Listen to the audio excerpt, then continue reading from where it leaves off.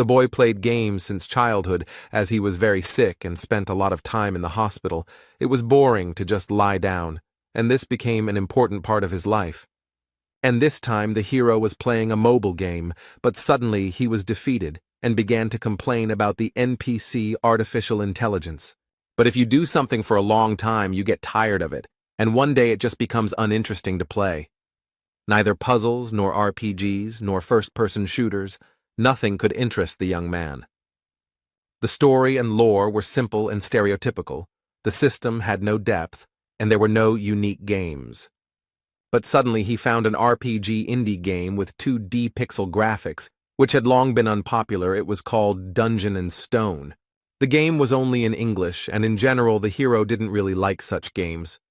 But it was free, so despite everything, the guy, out of boredom, decided to download and install it. There were many types and classes here, but the young man didn't have much hope for the game and didn't plan to spend much time in it, so he chose at random. He noticed that he hadn't played a vertical scrolling game in a long time and began to take his first steps in and get used to the mechanics. So, without even noticing it, the hero spent the whole day in the game and the room began to be illuminated by the setting sun. Only by looking at his watch did the guy realize how late it was. The game seemed incredibly interesting and exciting to him, despite its graphics. Dungeon & Stone had a few mechanics that could be called either interesting or shitty, the first being that you absolutely needed an NPC ally. And the second one implies that after death, the player has to start the whole passage from the beginning, and at first, everything seemed very funny, but with each death, the guy became more and more angry and could no longer contain his anger and began to scream loudly. But the doctor quickly calmed him down. The hero apologized for his behavior and, despite the negative emotions, continued to play because he was so stubborn that he decided to complete the game at any cost. Dungeon & Stone was so unpopular and a failure that there were no tutorials for it in either Korean or English, and so the young man decided that he would complete the game on his own. Time flew by quickly, and the hero continued to play and work in the civil service at the same time, despite the lack of time. He entered university, graduated, got a job, and was already working full-time. Life went on as usual. And all this time the hero continued to play Dungeon & Stone, but he could not complete it, and kept dying and starting over, dying and starting over. But then 9 long years passed, and finally the guy was close to the end he had been striving for so long. He reached the final boss room of the entire Dungeon & Stone game, and was incredibly happy about this event. He was so overwhelmed with emotion from this simple picture of a door on the screen that he couldn't hold back his voice, filled with joy and pride. He wasn't sure that anyone had made it here. The hero shed tears of joy because he had been working towards this for 9 years, but he gathered his courage and agreed with all the pop-up notifications when entering the room. Among them was a strange window with information that he might never return, and the guy decided that it was just because it was the final boss. While waiting for the loading, the young man thought that he would hardly pass the first time, and now he needed to collect as much information about the enemy as possible. He also assumed about his features, ultimate attacks, and so on. The hero also allowed himself to dream that thanks to all his experience and preparation, he would be able to defeat the main boss the first time. The download was complete and new notifications appeared, among which was one that made the hero surprised and even scared, and it said that the training was complete. But what made him go crazy was the Korean language in the notifications, because he thought that Dungeon & Stone only had English. And he spent almost 10 years racking his brains trying to get through tons of dialogue and descriptions in English, which made him very frustrated. Suddenly, a bright light began to shine from the monitors, which blinded the hero. He did not understand what the hell was going on here. Suddenly, this light burst out from the monitors and swirled around the guy like a beam, causing hellish pain throughout his body. A moment later, the hero's body disappeared without a trace, and the rays rushed back to where they came from, into the monitors. The guy lost consciousness, but through his oblivion, he heard a voice congratulating the young fighters and saying that they would soon become real warriors, and when he opened his eyes, a crowd of savages appeared before his eyes. The hero found himself in an unimaginable situation. The darkness was illuminated everywhere, not by the usual LEDs, but by real, smoking torches. There was a crowd of wild, pumped-up barbarians standing around, wearing a variety of very primitive clothes and covered in tattoos. And some strange and no longer young, judging by his gray hair, man reads out an equally strange speech, and now he called for choosing a suitable weapon for himself. The hero was completely confused. He did not understand what kind of weapon was being talked about. He did not understand where he knew the language that the leader apparently spoke, and why the young man was here at all. The guy quickly pulled himself together and decided to sort out the situation and gather information, and the first thing he noticed, remembering the recent terrible pain, was his body. And I couldn't help but be surprised again. Rough hands, powerful muscles, tattoos, all this was extremely strange. The guy couldn't believe all this, but he couldn't think forever, because the situation continued to develop, and the leader shouted out to those who would be called to come out. Despite the complete confusion and lack of understanding of what was happening, the young man began to observe the situation because a cry was heard calling a certain third son of Vanon, Karak, and the barbarian standing in front of the young man walked forward. Standing in front of the gray-haired man, he began to quickly look around, as if searching for something. It soon became clear that the young barbarian was choosing a weapon, for he picked up a double axe and raised it upward, to which the chieftain praised his choice.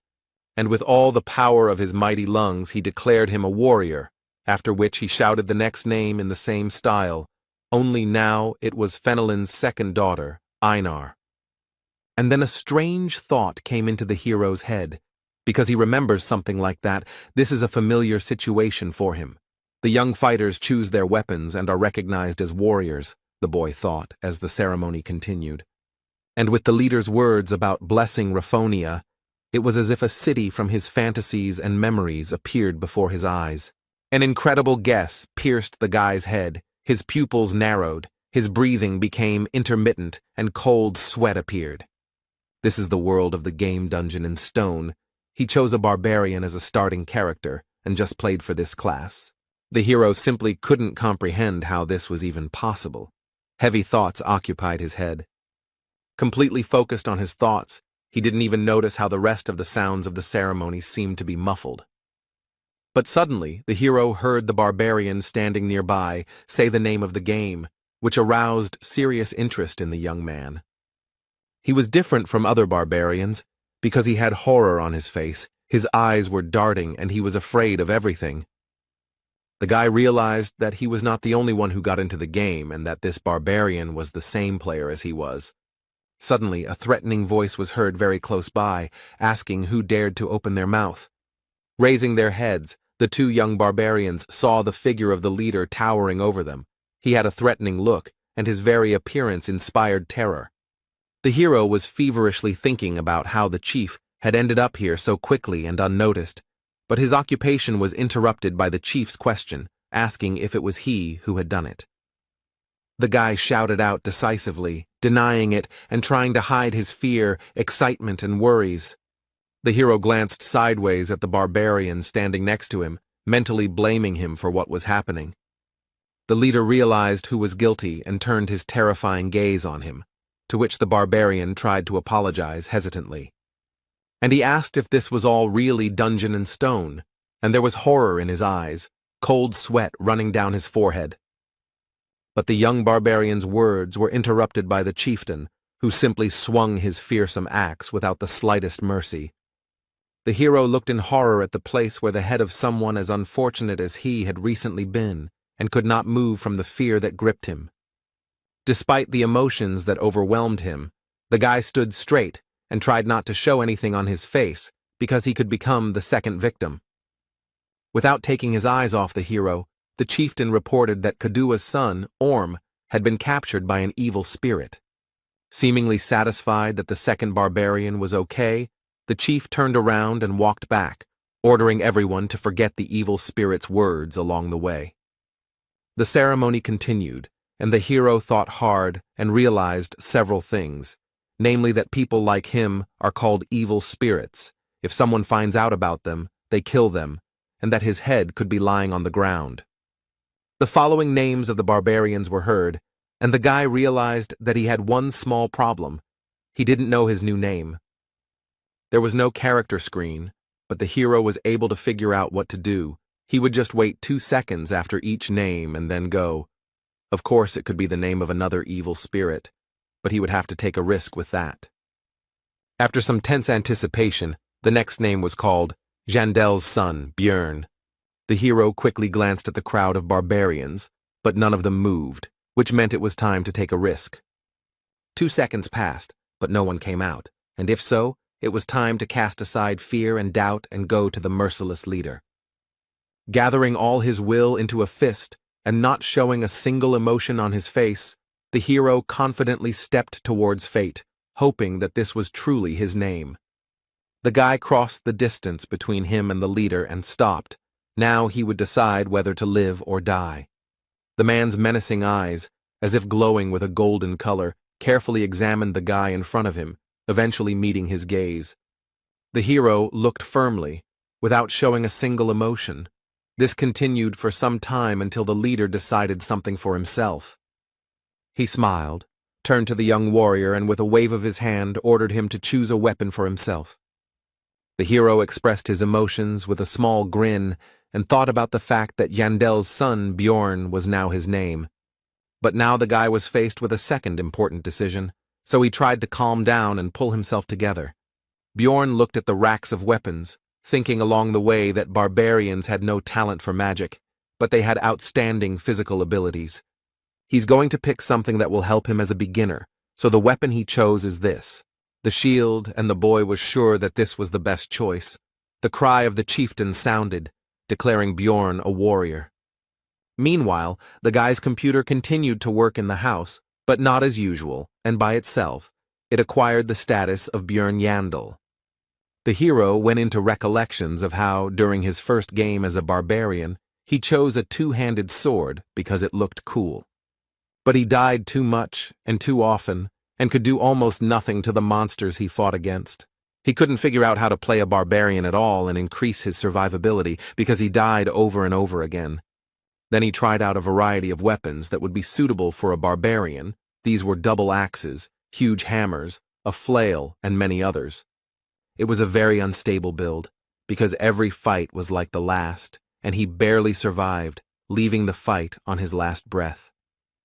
But one day, while browsing through the wares in a gun shop, he noticed a simple shield and an interesting idea came to his mind. And the barbarian should definitely be a damage dealer, because they are tenacious and strong, and although dwarves are better suited as tanks, his class also has everything needed for this role. The hero didn't like this fighting style because it required training, but he didn't want to waste time, so he decided to try it. And surprisingly, with such a strange build as a barbarian with a shield, the guy managed to fully implement this playstyle in a serious fight with one of the bosses, a basilisk, and defeat him. And although in reality the graphics and dry lines of what was happening on the screen were not at all impressive, in the player's head all this turned into an epic battle with a huge monster. The player realized that this was complete MBA, but in reality he summed up his thoughts and memories by saying that this was the most rational decision he could make now, and he would not regret it. Björn was brought out of his thoughts by the loud voice of the chieftain, who ordered the gates to be opened, which the adult barbarians immediately began to obey. Today, young fighters who are going through the coming-of-age ceremony are sent to the labyrinth, and among them is the hero himself.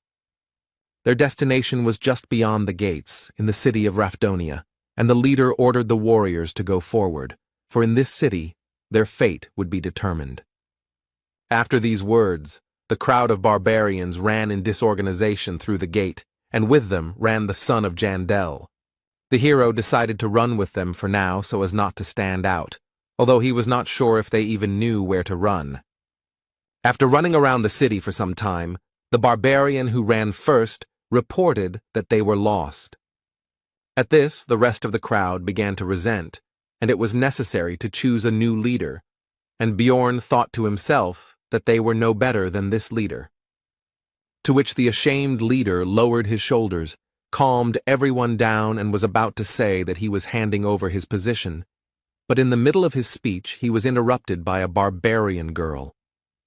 And she said that she would be the leader, to which the others supported her, and shouted the name of Einar, the second daughter of Fenelon, and also that she was wise.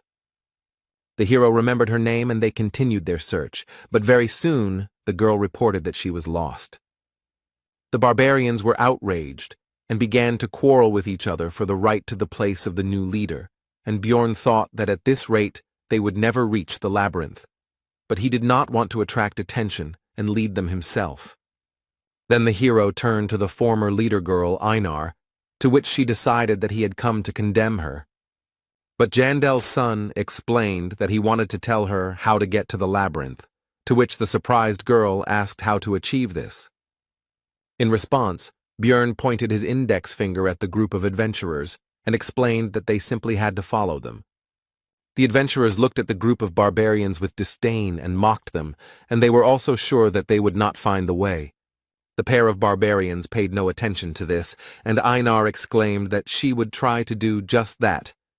The girl exclaimed that she had found the way to the labyrinth, to which the naive barbarians immediately believed and returned her role as leader, and also began to praise her wisdom, while the hero wondered if they were really that brainless. Soon, following Bjorn's advice, the group actually reached the entrance to the labyrinth, and a huge crowd of various intelligent beings had already gathered there. The hero was overcome with doubts about the advisability of sending him to the labyrinth, because in this chaos no one would notice his disappearance, and he himself had been an ordinary person all his life. He had never even fought with anyone in his entire life, and would he be able to defeat the monsters? Would he not find another way to pay Rafdonia's taxes? Taxes are one of the strange systems of Dungeon and Stone, the essence of which is that upon reaching 20 years of age, each resident must pay money to the state. But the peculiarity is that if you do not pay, you will be executed. There are several ways to earn money. The first is by fighting various monsters in the labyrinth. The second is to go to work in the most ordinary positions, for example in bars or somewhere else, but the hero will have certain problems with this. He is a barbarian, and in this world, barbarians are not preferred for employment and are generally viewed extremely negatively. Because of this limitation, at the beginning of the game the barbarian, unlike other classes, immediately receives a weapon. If not for this, Bjorn would not have to fight monsters. The entrance to the labyrinth is closing soon, and you need to think faster, because you can only get inside once a month, and if you don't go now, you'll have to survive here for another month, which, given the difficulties with earning money, will be difficult. Even if he survives this month, he will be in terrible condition, so he needs to leave right now, but his legs won't budge, because this is not a game, and his life is at stake. Suddenly the same Einar turned to Bjorn. The guy greeted her, but made a mistake in calling her the third daughter. She corrected him, saying that she was the second, and said that the others had already entered, and they needed to hurry. The last adventurers, except for a couple of barbarians, were already running through the portal, and the man next to him said that it would close in 5 minutes, while the guy noticed that the passage was getting smaller. Bjorn told Einar to go ahead, and he followed her, but she stopped to thank him for his help. The girl also wanted to ask what she needed to do to become as wise as he was, because she had never seen such wise barbarians and wanted to become the same.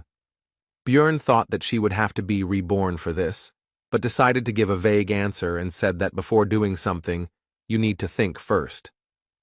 In response, Einar said that if she returned from the labyrinth, she would thank him, but the hero seized on this reservation and realized that, unlike in the game, barbarians are also people and can be afraid of death. Putting on a serious face, Bjorn asked the girl if she was afraid of death, to which he received a rhetorical question about whether this was abnormal. Einar immediately continued that she was afraid, but she was born a warrior and would die if she did not fight, and the hero realized that he was in the same situation and would have to fight to live. The girl decided to say goodbye with words about how they needed to survive and meet again, and the guy thought that this is why barbarians learn to overcome their fear, and they are incredible. He took his shield in his hands and began to gather his courage, and also mentally shouted that he was now also a barbarian. A warning sounded that there was 1 minute left before the labyrinth closed, and the hero immediately took off at an impressive speed. Bjorn is afraid, but he has no other choice. He has not only the body of a barbarian, but also the mind of a dungeon and stone player who has raised thousands of characters, and with this knowledge he will definitely survive, he thought, running into the labyrinth. Having run into the ever-shrinking passage, the hero found himself in a place completely devoid of light, and did not understand where he was at all. Standing in the darkness, Bjorn reflected that he was an expert in the world of dungeon and stone, and he came to this conclusion for a simple reason.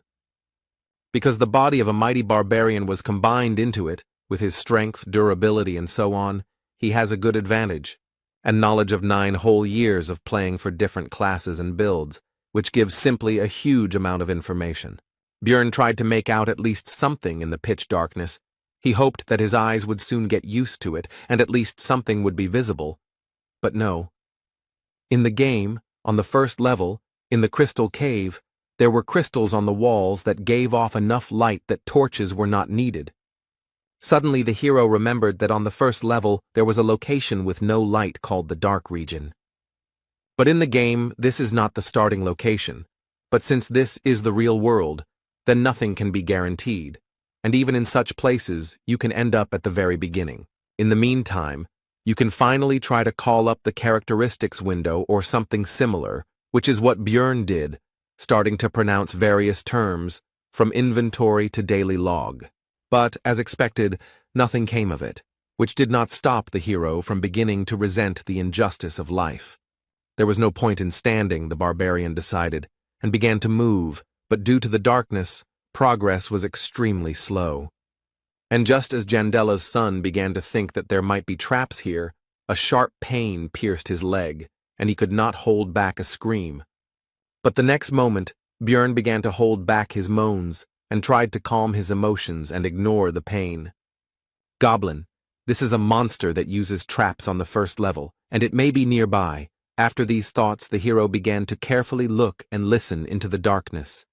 He could have gone somewhere, and the barbarian would have been lucky, but such thoughts are extremely dangerous, and if he is not sure of the situation, then he needs to assume the worst possible outcome. If his trap is here, then its owner is nearby, and if he hears my scream and sees that I am caught in the trap, he will wait until I weaken from blood loss. Since this is the situation, then you need to do what is necessary, Bjorn thought, and began to remove the trap from his leg. He also noticed that it was smeared with a paralyzing poison, and if he had been given normal boots and not sandals, then everything would have been easier. But in any case, it's useless to think about it now. You need to quickly get out of the trap and be ready for battle. Your leg is numb. Because of the paralyzing poison, it's not even scary. The hero began to aggressively shout at the goblin to come out, because he didn't want to leave the vile creature behind him. But everything was quiet. Suddenly the goblin really was gone. But even if he behaved like an idiot, he would be an idiot who survived, Bjorn thought, and said into the darkness to stand still, and he himself would leave. His mind was clouded by the loss of blood, but the barbarian continued walking, when suddenly he heard someone else's footsteps. Although the hero now knows that the goblin is here, he still can't see anything, and he decides to try running. After running a bit, Bjorn suddenly stopped and turned around. The goblin's steps also died down. He was pursuing, but keeping his distance. In the pitch darkness, the goblin's vile laughter was heard. He waits for the victim to bleed to death and rejoices at the imminent dinner, not even hiding his voice. Then Jandel's son decided to pretend that he was completely weak and fell on the cold floor of the labyrinth, waiting for the goblin. The goblin came a little closer and began to carefully examine his victim and, as he thought, soon food. But the goblin was careful and smart enough to check if the victim was alive by throwing a pebble at the head. The monster's intelligence surprised Bjorn quite a bit, and he even thought that he was definitely smarter than the barbarians, while the object of his thoughts continued to throw pebbles. The goblin began to approach the victim, when unexpectedly for the hunter, he himself became the prey. Bjorn tried to throw his fist straight at the green-skinned creature's face, but missed, which even amused the monster a little. But the next moment, the hero felt as if his body began to move on its own, which was completely unexpected. This body is very different from his past. Instincts are highly developed in it, and the hero could even feel how his opponent moves. These thoughts went in parallel with how the goblin received blow after blow. With a loud, wild growl, the barbarian beat the already lying monster, who could no longer resist. How could the puny green-skinned one compete with the mighty barbarian? And now the hour of the final blow had come. Bjorn was not going to spare the monster, because what was the point? Even if it had intelligence, it was not even close to human. Besides, it would not spare the barbarian himself. A short time after death, the monster's body began to evaporate just as it happened in the game. In place of the corpse, there was only a small red object. It was the currency used in the world of dungeon and stone. To be more specific, it was a 9th-class magic crystal. His price is just a piece of bread, and for this Bjorn Yandel went through such a dangerous situation. This is a place where labyrinths and monsters exist that, after death, leave items and disappear. And outside the city, there are other places familiar to the guy from the game, where life goes on as usual and other races coexist. This is definitely the game world that the hero knows about, but he can never consider this reality a game, and with these thoughts, the barbarian continued to move through the labyrinth. The barbarian has been crawling in complete darkness for a long time now, but the bleeding still refuses to stop. The rejection of the human method of movement begins to bear fruit, because this way the guy does not use his injured leg, and he moves faster than you might think. And the most important advantage is that it is now impossible to step into a trap, and Bjorn is ready to endure inconvenience for the sake of survival. Continuing to move, the hero thought that bleeding was very dangerous, and he couldn't stop because he needed to find someone who would help him with the wound. In such a dangerous situation, Bjorn remembered a guy like him, who was killed by the leader at the very beginning, and began to wonder if he died or woke up in his world. And he also realized that it is in such cases that faith helps. It seemed to the hero that he was coping, because light was already visible in the distance. After all, the entrance to the first floor should not be covered in darkness. The guy is sure that someone will help him there. Suddenly, Bjorn saw himself, but different. It seems that the loss of blood and the stressful situation itself are already causing hallucinations. The figment of the imagination began to tell that no one would save the miserable dying barbarian, because he was not a beautiful girl or an intelligent man, but a savage that no one needed. Jandel's son felt his personality splitting and then joining, and then becoming silent again, and he was definitely going crazy. Despite his condition and the constant mockery of his own mind, Bjorn continued to crawl, and soon it brought results. He finally got out of the pitch darkness into the light. Almost immediately, the young warrior noticed a group of adventurers, and one of its members noticed the dying man himself. He turned to what appeared to be the leader of the Otrada, Drouse, and pointed to a wounded barbarian slightly off to the side of their squad's path. The blonde walked up to Bjorn and leaned over him, thinking out loud that he looked like a newbie, to which the guy mentally resented the fact that he was looking at him here instead of helping. Drouse continued his thoughts and said that it was suspicious, because this newcomer had arrived here before them, and Jandel's son could no longer even speak from weakness. The blonde grinned and asked the squad's priestess, Ursina, if she could heal this man, to which the barbarian himself could only be surprised that their squad had such a useful girl. Bjorn had already managed to rejoice at his salvation when the woman destroyed his hopes with her cold refusal. Then he asked the adventurer, Patsran, who had noticed the barbarian, if he could give him his potion, to which he pointed out the value of the potion, and the blonde added that he would pay for it later. Besides, there were quite a few of them. Having received what he wanted, the leader began to uncork the bottle and explain that this was not divine power, so it would hurt a little. After the potion hit the wound, Björn's body was pierced by such intense pain that it felt like his body itself was melting. After some time, the pain went away, and the wound on his leg was gone, the weakness almost receded, and the hero began to rise from the floor. As soon as Björn recovered, Draus began to ask about how the newcomer got here before their group, and also whether there was a secret passage, to which the barbarian explained how everything happened. The blonde began to think out loud about the fact that once every few hundred years, due to spatial instability, there is a chance to end up in the dark region. Bjorn began to rise from the ground as the adventurers passed by, and Draus informed him that he should not worry about the price of the potion. As the barbarian watched the group move away, he reflected that time in the labyrinth was extremely valuable, and it was a miracle that they had spent so much time on it. Björn should have been glad that he had survived, but he hated feeling sorry for himself. Meanwhile, the group continued on their way, and its members talked about the unexpected meeting, in particular arguing about his luck or bad luck, because on the one hand he got into an unpleasant situation, and on the other, he met them. The archer noted that his luck was to meet Draus, and not him, Patsran, because he was sorry to even give his potion. To this, the adventurer replied that there were many such worthless ones, and did not the priestess agree with him?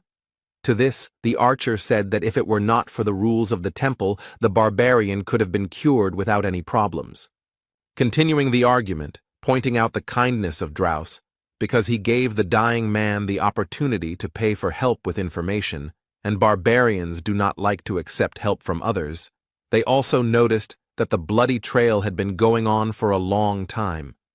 The priestess noted that it was convenient to have a guide, who was the blonde man, to which the archer noted that he had memorized the map of the entire first level, which was an extreme rarity. But when the group finally reached their destination, they noticed that they were the first to arrive, and Draus came closer. And he activated the portal that leads to the second level of the labyrinth, and the adventurers began to move to the next location. But the archer made everyone pay attention to the sandals of their recent acquaintance and the trap nearby. The magician illuminated the cave, and everyone saw that the bloody trail stretched all the way from here, which surprised everyone, because they had lost him. The magician asked Draus how long it was to walk from here to the place where they met the barbarian, to which he received the answer that it was about 15 kilometers if you didn't take a shortcut. Patsran, having learned that he had crawled for so long in pitch darkness, wondered whether he could repeat it. He also remembered that the barbarian had then pulled his magic crystal towards them, which he carried with him all the time, no matter what. He simply had nothing more to thank them with, and after these thoughts he informed the group that he took back all his unflattering words about this guy. He realized that people like this barbarian never give in, no matter what, and never escape from problems through death. After his recovery, Bjorn continued to encounter green-skinned goblins in fairly large numbers. The first time, the barbarian was in pitch darkness and was also nervous, but now these monsters pose practically no threat. The traps are set randomly and not even camouflaged in any way, making it almost impossible to get caught. Their attack directions and ambush sites are extremely predictable, and they cannot pose a serious threat. But a new problem has appeared, and it is extremely simple. It is hunger, because enough time has passed, and the energy has gone to recovery and physical activity. Suddenly I remembered that they were given provisions at the very beginning, but while crawling the bag got damaged and a fair amount of food was lost. There was only enough for 2 days left from the 7-day ration, which meant he would have to economize, Björn thought, eating the bread, which seemed quite tasty to him. Only the first problem, the need for food, was more or less solved, as I wanted to drink, but this will be more difficult. Dungeon and Stone only had a hunger system, which worked in the labyrinth, and it had no information about water. But this is not a game, but the real world, and since they were not given water to take with them, it means that there must be natural springs somewhere, and the hero went in search of them. After some time, Björn heard the sound of water and went there, where he met a lonely adventurer resting. It was the first time he had met anyone outside of that blonde guy's group, but in the labyrinth there was an unspoken rule not to interact with others unless absolutely necessary.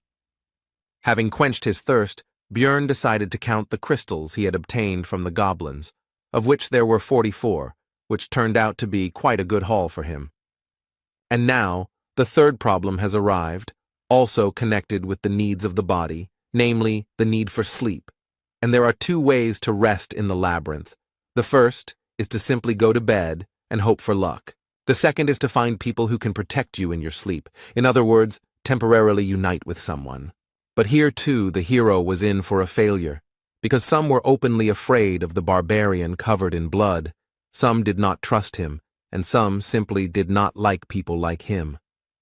This whole situation was extremely irritating to Björn, but he couldn't do anything about it, and he just wanted to sleep. But suddenly, some lonely adventurer approached him with an offer to become night companions, which at first angered Björn, but he explained that he had nothing reprehensible in mind.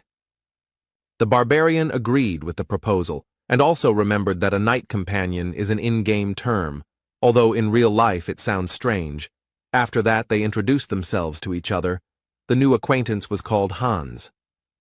The adventurer said that it was pointless to look for another comrade, and that they would spend that night just the two of them, which made Björn tense up because of the ambiguity of the phrase and the manner of speech of his new acquaintance. They played rock, paper, scissors to see who would be on duty first, and the barbarian lost, which didn't surprise him, since his luck had clearly deserted him lately. Hans handed Björn a mechanical watch and told him how to know when to wake him up. He clearly didn't have the best opinion of his friend's intelligence. Looking at the obviously expensive device, the hero thought that in the future he would certainly have a chance to use the prejudice about the stupidity of barbarians to his advantage. Looking at the sleeping Hans, the warrior wondered if all adventurers behaved so carelessly, and whether he would lend him his sleeping bag. And so when the right time came, Björn woke up his temporary comrade so that he could take up his post. Hans replied that it was now the barbarian's turn to sleep, and then he realized that he wouldn't be able to sleep because he didn't trust his friend at all. The hero decided to just pretend to be asleep, simulating a loud snore, but in reality he listened attentively to the actions of his temporary comrade. But during the entire dream, Hans did nothing, despite all of Björn's expectations and suspicions. Looking at the carefree sleeping man, the barbarian doubted whether it was all justified, or whether he was just winding himself up in vain. So, while thinking, the hero began to feel sleepy, because recently he had had very intense adventures, an injury, and the very fact of getting into this world. Björn was brought out of his sleep by a sharp cry of his name. It was Hans. After all, 2 hours had already passed, and now it was his turn to be on duty again, and he did not argue with his night companion since nothing had happened, and sent him to sleep. And although intuition told me not to trust this man, the facts said otherwise, because he was the first to turn to him when the barbarian was in a difficult situation. He didn't scold him for his mistake, so he could sleep. But suddenly Björn woke up and saw Hans hanging over him with his huge hammer, who was surprised at his light sleep and said that he should sleep a little longer. The next moment, the adventurer's weapon rushed straight at the barbarian's head with impressive speed. But not enough, because Björn had good enough speed and reaction to dodge and jump away from the opponent. Hans clearly did not expect such agility from the barbarian, and now he was confused and did not know what to do next. Björn was furious about the attempted murder, and Hans began to try to justify himself, which only made the big guy even more angry because he thought his people were so stupid. Quickly closing in on the enemy, the barbarian delivered a blow similar to an uppercut, but with his metal shield right at the man's chin. Hans' jaw was strong enough to continue his excuses. He tried to stop Björn, saying that he had an explanation. The hero didn't even listen to him. He was thinking that, unlike the goblin, he didn't die from the first blow, which meant that he needed to hit again. The barbarian immediately put his thoughts into action, delivering a direct attack with his shield right into Hans's face, likely knocking out a couple of his teeth. He flew away from the force of the blow, but before he could recover, the terrifying figure of Björn appeared in front of him, the mere sight of which made him lose all will to fight. Hans began to beg for mercy, but the hero was not concerned with these screams. He was interested in the reasons for this vile attack in his sleep. The man began to explain that he needed magic crystals, and the hero could not believe that they tried to kill him for this. Seeing the distrust in Björn's eyes, Hans continued that he also wanted to take the shield, since the barbarian's equipment was considered to be of very high quality and was quite expensive. The hero decided that this man was hiding something else, and decided to loosen his tongue by kicking him in the head. Putting his foot on Hans's body, Björn threatened that this was the last chance to tell the truth, but he decided that this was not all, because in the world of Dungeon and Stone, killing an adventurer is a serious crime. Then the would-be assassin confessed that he also needed his heart, the barbarian's heart. They sell for a good price, and he heard that it was an ingredient for some new spell. Then Björn realized that for this man he was like a goblin, just a very difficult but also valuable prey. The barbarian also learned that Hans had not attacked the first time only because he also wanted to sleep, and the former knight companion asked that since he had told everything, would they forgive him. At first there was a few seconds of silence, and then Björn explained that he would probably meet more people like him later, and he was not going to forgive anyone. These were the last words that this man heard. 2 days had passed since entering the game. Despite his first kill, the hero tried to find some positives. Among them was that he received new equipment. These were shoulder pads, a backpack, a hammer, and leather boots. In his backpack he now carried a flask of water, a compass, that same watch, bandages, and potions, and he got all of this by killing a man, which did not improve his mood, but he himself was to blame.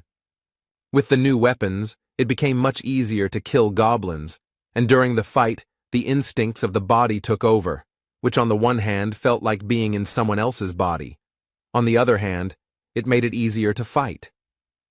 It's already the second day of the labyrinth's life, so the goblins began to appear in pairs, but the hero also became stronger thanks to equipment and some experience. Also, the young warrior's progress became much faster than before, which could not but please. But there was one serious problem among this news, because he had not slept for a long time, and this threatened significant problems, and remembering the previous experience of searching for a comrade, the hero decided to sleep alone. But as soon as Björn began to fall asleep, these green-skinned people appeared, which irritated him greatly, as a result of which they lost their lives. Then the barbarian tried to kill all the goblins in the area, hoping that they would not appear again, and fell asleep. He was awakened by a sharp pain in his chest, and opening his eyes he saw a monster in front of him who plunged a dagger straight into his body. But the green-skinned man did not rejoice for long, because he received a fist in the face and died instantly. His friend, seeing the fate of his comrade, hastened to flee, and the barbarian did not even have the strength to pursue the fugitive. Reflecting on the fact that due to overwork, he did not notice the danger at all, the hero decided to use a healing potion, which brought even more suffering than the injury itself. It's been 14 hours since the meeting with Hans. At this time, the adventurers begin to look for companions for the night, which Björn decided to do, but now he decided to look for a fellow barbarian, because only he can be trusted. This time, other groups of adventurers also invited him to join their company, and at first, the hero, due to exhaustion, did not understand why. He refused everyone and explained that he was looking for a relative, and he also understood the reason for such hospitality, simply and trivially. With new equipment, he looks not like a tramp without one sandal, but like a completely reliable comrade. One of the people I met explained that it would be difficult to find a barbarian on the first level of the labyrinth, because all of them, 3 to 4 months after the ceremony, go to the second or higher levels, and it is difficult to meet young ones. Then the hero decided that since he couldn't find his relatives, he would look for representatives of other races. For example, elves who kept their promises, or dwarves who were as lively as he was, but not people. They wouldn't attack other adventurers, blinded by the thirst for profit, Björn thought, and after an hour of searching, he was lucky enough to find the elf sitting right on the floor of the cave, with a bow and quiver lying nearby.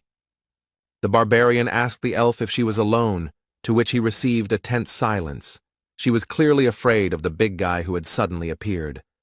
Björn also noticed that the girl was wounded in the stomach, and it did not look like the damage was caused by goblins, so he asked if a human did it. The elf suddenly fell to her knees and asked for mercy, which greatly stunned the hero. Her eyes began to water, and she continued to beg for him to let her go, and also said that she had a little brother at home. Björn just stood there the whole time, thinking that in the game all the elves were very cold and very different from this representative. In order to calm the elf down, the hero tried to smile kindly, which clearly didn't work out, and on the contrary, he scared her even more, and even added that he didn't plan to kill her, as if an even worse fate awaited her. The next moment, the girl burst into tears and began to say that she knew that the warrior opposite her was a barbarian, but he did not have to kill her. At this sight, the hero could only marvel at the bad reputation his fellow humans had, and he could only guess how they had earned it. Bjorn decided to throw the elf some bandages and some herbs that he didn't know, but the pointy-eared one recognized them. They were the healing leaves of Liko. When the girl asked why he was giving it to her, he replied that there did not necessarily have to be a reason for helping, although in fact he wanted to make as positive an impression as possible. When the elf finished bandaging the wounds, the couple decided to introduce themselves to each other. The possible friend's name was Erwin. Sitting down opposite, Björn asked the reason for her fear of him, to which she simply replied that it was because she was an elf, and he was a barbarian. And she explained in detail that their races had fought with each other about 10 years ago, which made the hero surprised and made him think about how much time had passed since the situation that was presented in the game. But then Erwin said that enough time had passed, and now there was peace between them, and she did not hate his people, and also did not want to fight with them. In response, Björn said that he also held no grudge, which made the elf happy, and then asked her if she would like to be his companion for the night. Erwin was wary of the barbarian, but remembering that people like him value their military honor, she asked him to swear by it that he would not harm her, and seeing the displeasure on the big guy's face, she assured him that she would swear by her tribe. Bjorn agreed with this, but decided to first deal with the fact that the girl constantly calls him Mr., which makes him feel old, and once again reminded him of his name. When this question was decided, the barbarian and the elf began to pronounce mutual oaths, and the full name of the pointy-eared one turned out to be Erwin Fornaci de Tercia. Björn decided that he would sleep first, and gave the girl the watch that he had gotten during his last attempt to spend the night. Lying in the sleeping bag that used to belong to Hans, the hero thought that he would never have thought that it would be so difficult to get the opportunity to sleep, and also that he needed to pretend to sleep a little. But he didn't succeed, and soon Erwin woke him up, because 2 hours had already passed, and he decided that it was the power of the pillow and the backpack as a pillow. And he decided to let the elf use these things for sleeping, because this way she would also certainly not be able to pretend and would fall asleep, and she, it seems, was no less tired than he was. This made Erwin extremely happy. She could not even imagine that such a barbarian as Björn would take care of her. As soon as the elf laid her head on the backpack, she immediately fell asleep, and the hero began to guard the sleep of his night companion. Bored, Björn sank into his thoughts. Memories of his past life began to penetrate his head, and as a result of his reflections, he came to the conclusion that even if he could return, there was nothing to do there anyway. The barbarian and the elf swapped places a few more times, and soon it would be time to go their own way. But looking at the sleeping Erwin, the hero thought that he could unite with her in a group, but would have to share the crystals. Suddenly, his thoughts were interrupted by a pair of adventurers who came out from around the corner of the cave, preventing him from seeing them in advance. As they approached, Bjorn immediately took a fighting stance, and one of the unexpected guests asked about his relationship with the elf.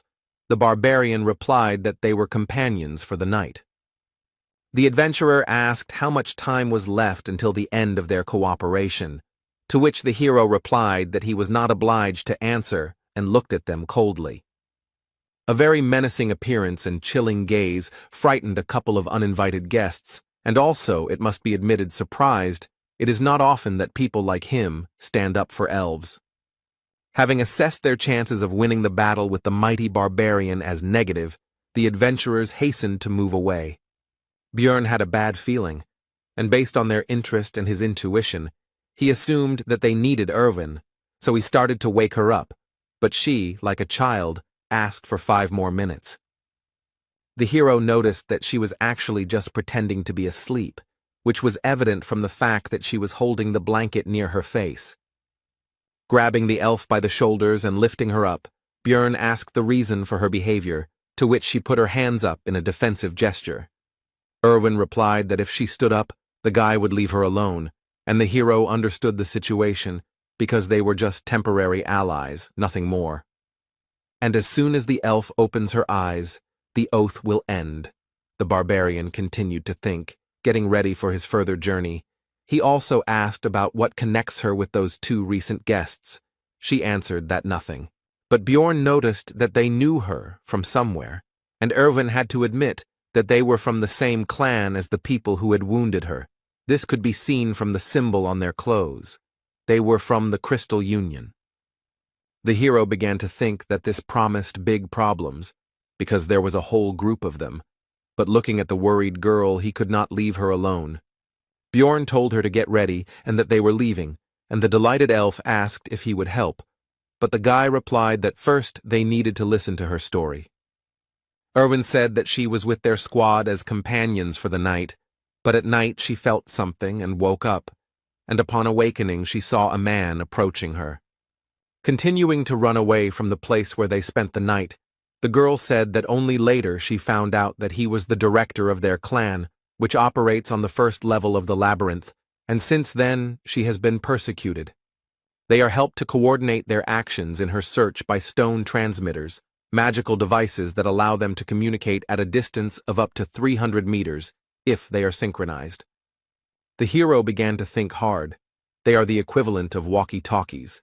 They are a bunch of people. There is nowhere to run. If he abandons Erwin, she will die. Björn asks why they continue to pursue her if she has done nothing significant, perhaps to silence her, to which the girl hesitantly replies that there is a compelling reason.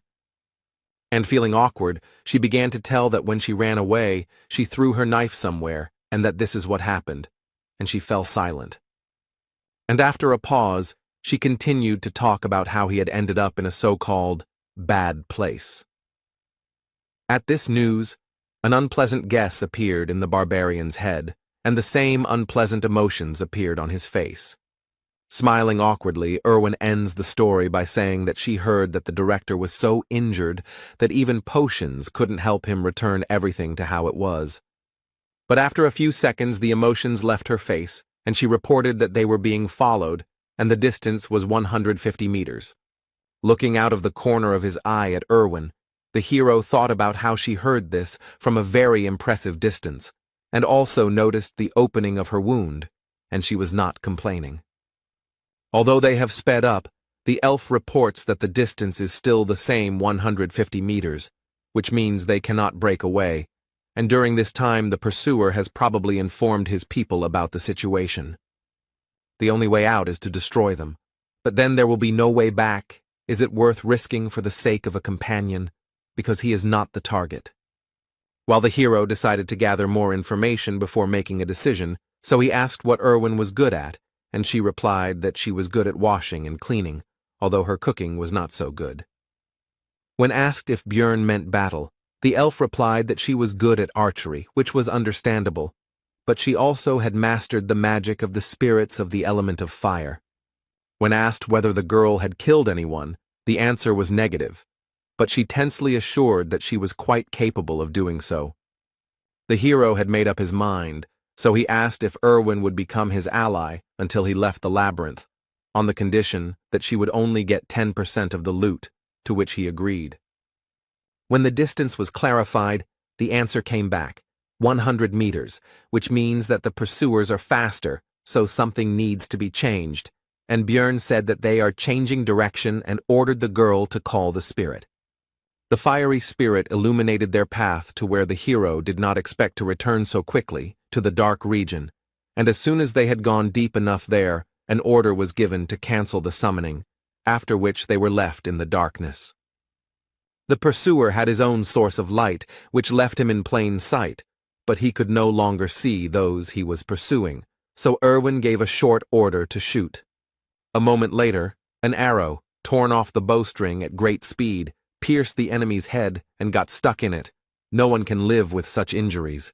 The barbarian tried to cheer up the elf after the first kill. Coming closer, Björn picked up the stone transmitter, after which he began to listen to the negotiations of the opponents, from which he learned that in connection with the loss of the man they had killed, everyone was ordered to gather in the Goblin district. The barbarian had hoped for a decent haul, but received only a bag of crystals, 2 knives, and 1 potion from his belt.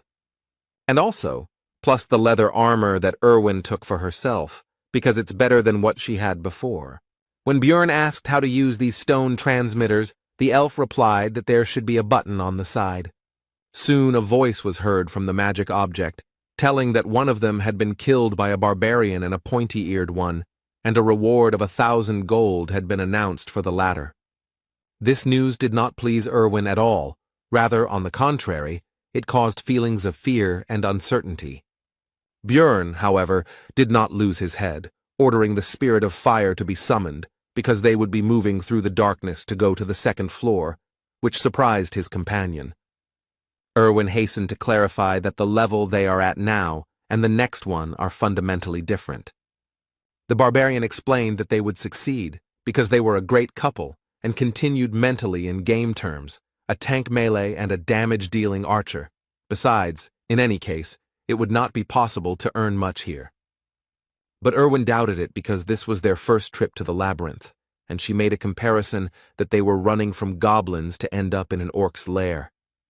But the conversations coming from the stone transmitter about what the clan fighters would do to the elf if she was captured made the girl decide that it would be better to go to the 2nd floor than to stay here. While moving through the dark region, or alternatively known as the Goblin Lair, the pair talked about how to get to the 2nd level, and Björn told them that on the way north, they would definitely come someday. After all, based on his knowledge, the dungeon is designed in such a way that by continuing to walk into the darkness, you will reach the portal in any case. Soon a goblin trap appeared on the couple's path, which Erwin immediately noticed thanks to her excellent eyesight. Based on the fact that they encountered the trap quite late, Björn decided that he was unlucky to encounter it at the very beginning, and while the hero was lamenting his failure, his companion said that she would disarm the trap. The barbarian called out to her and told her not to use the fire spirit for this purpose, to which the elf agreed with an uncertain look, inwardly surprised at how he knew about her plan. As soon as the girl came closer, those who had set the trap jumped out of ambush. The monsters decided that she would be an easy target. But they were wrong, and a moment later an arrow pierced the head of one of the greenskins, causing him instant death. The 2nd goblin tried to strike with his claws, paying almost no attention to the death of his kinsman. But the attack was unsuccessful. The elf turned out to be too fast and agile, and before the monster had time to understand what was happening, his, as he thought, victim was already behind him, with a drawn bowstring. A moment later, Erwin was already relaxing, and the bodies of the goblins evaporated around her, leaving behind their prey. The elf asked the barbarian if she had done well, to which she received well-deserved praise, which made her seem to glow with joy. Erwin handed over 2 magic crystals to Björn, after which she said with shining eyes that at this rate she too could earn something. From the stone transmitter came information about the update of data regarding the elf. Now the reward had increased to 2,000, and alive or dead, and the barbarian tried to console his companion. Suddenly, Erwin noticed a new danger in the darkness ahead, ghouls, which surprised the hero, because according to his information, such monsters should live in the south, not the north. The meeting made the guy think about the strange experience system in Dungeon and Stone, which consisted in the fact that EXP is given only when a representative of a new species is defeated, and there is no reward for a repeat kill. After closing the distance, the ghouls turned their ugly heads towards the living, and in their eyes one could see only hunger and no glimmer of reason. These monsters are faster and stronger than goblins, but they are still only rank 9 monsters, so they don't pose much of a threat. Plus, he's not fighting alone now, which makes the battle even easier when you have a comrade covering you. The pair walked north until their 3rd day ended, and soon they came across a long trail of blood and a piece of bread. At first, Björn had an unpleasant guess that he did not want to believe, but soon it was confirmed, because they found the very same trap, next to which lay one sandal. And very close by there was an already open portal. Remembering what the hero went through when he could have simply crawled back a dozen meters, he was overwhelmed with emotions. Soon, all other feelings were driven out by the barbarian's rage, and Bjorn gave vent to it by hitting the floor, which frightened his companion. The girl took the guy's anger personally, so she asked what she did wrong, and moisture began to gather in the corners of her eyes. But the hero calmed her down, saying that it was not because of her. Erwin then put all the factors together in her head, including the bloody trail, the pieces of bread, the sandal, and her companion's reaction. And she said in a mournful voice that he had been through so much, which made the barbarian wonder if she had really guessed what had happened. But it soon became clear that Erwin had come to the wrong conclusions. She thought that the hero had lost a precious comrade here, and uttered a phrase about the certainty that he had gone to paradise. Having gathered their courage, the pair of the elf archer and the barbarian tank went through the portal straight to the 2nd level, which is called the Goblin Forest. The next moment they were transported to a new area, but no one could have expected that they would appear not on solid ground, but above it. Upon landing, the hero noticed that he felt as if he had been chewed and spat out by a giant frog. Erwin also said that she was surprised herself, because she had never heard of such a thing before and her friends had not told her about it. While scouting the area, Björn came to the conclusion that the lighting from the stars was so-so, but there was no point in waiting for dawn because they were in the labyrinth, and also decided that in case of a threat, they could return to the 1st floor. Erwin asked if this was really the 2nd floor, since she had never heard of this forest, to which the hero explained that from the 1st level you can go through different portals and end up in other locations. And he continued, besides the Goblin Forest, there is also the Beast's Lair, the lands of the dead, and the dark rocky mountains, and when his companion asked about their next steps, the barbarian asked if she knew how to get back. When told that they would simply be thrown out when the labyrinth closed, Björn confirmed, but added that the 1st level would close in 168 hours, and the 2nd in 240. And most likely the Crystal Union will not go to this floor, so they will wait until the 1st one is about to close, and will be transferred there through their portal, and then they will be spat out into the outside world. But the hero decided not to sit around doing nothing all this time, and the couple set off to explore the surrounding area. Erwin, walking through the forest, felt nostalgic, and also reported that this place felt just like the abode of fairies, one of the species of which she is in the world of dungeon and stone. While scouting the surroundings, the elf noticed traps everywhere, although the barbarian was unable to notice their presence. So the girl decided to show their location and threw a stone straight into the trap, causing it to go off. Unlike the previous floor, here they were camouflaged. After that, Erwin started begging for praise, but Björn decided not to overdo it and simply said that she was throwing stones well. However, seeing the girl's displeasure, he still added that there was no need to rejoice over such trifles, and that he already considered her to be a fairly experienced adventurer, and she was pleased with this. After walking around a bit more, the girl expressed concern that there were enough traps, but there were no people who set them, and the hero remembered that their presence in this location was more of a feature of the zone. In the game, this place was also called the Goblin Forest, and in addition to the traps, there should also be many times more goblins here, and among them there should now be mutants, archers, and warriors, and the deeper, the more and more dangerous. Björn ordered to first deal with the traps in the area and then explore further, so that in case of danger, it would be possible to run to the portal without fear of getting a leg injury. After that, the couple simply searched for traps and disarmed them to secure their escape route. But they had to stop abruptly, because Erwin noticed traces of a group of goblins nearby, which she did not hesitate to tell Björn about, and also soon clarified that there were more than 10 of them, and they were about 50 meters away. The hero decided that the threat should be eliminated, so he ordered to get as close to them as possible and attack while they were unknown. The girl walked quietly and silently, and the barbarian decided that this was some kind of fairy trait. But be that as it may, a group of monsters was soon discovered. The pair decided to start the fight with Erwin's shot, so soon the sound of a bowstring being pulled was heard, and they prepared for battle. The arrow shot forward, and a moment later, the barbarian shot too, not even sure whether his companion had hit due to the distance. The boy and the goblins ran towards each other. Erwin, as an archer, stayed behind and did not rush forward. Both sides were confident of their victory. The second floor is different from the first. There are 3 times more enemies, and you can also encounter new species, and most likely the hero should have felt fear. But the barbarian did not feel it. On the contrary, the warrior's heart, which he received in his new life, trembled in anticipation of the battle. With a loud battle cry, the hero burst into the crowd of greenskins and began to scatter them in different directions. But there were too many enemies, and one of them almost cut off the barbarian's head with his dagger, but he was fast enough to dodge.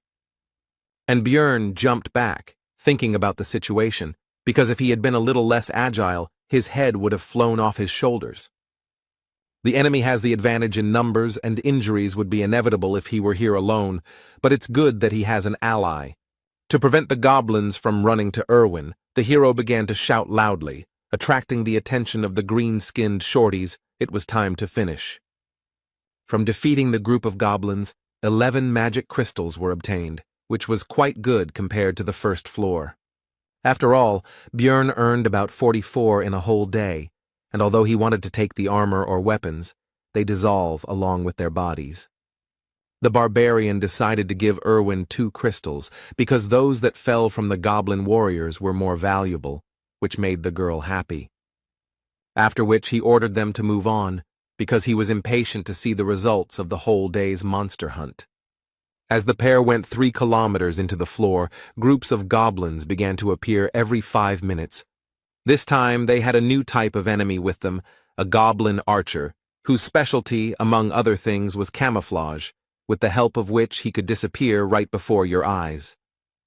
The barbarian and the greenskins rushed towards each other, because even though the shooter would make things more difficult, he would not lose. While the battle was going on, the archer took an advantageous position in the bushes and began to aim at the hero, and now the right moment for the shot arrived.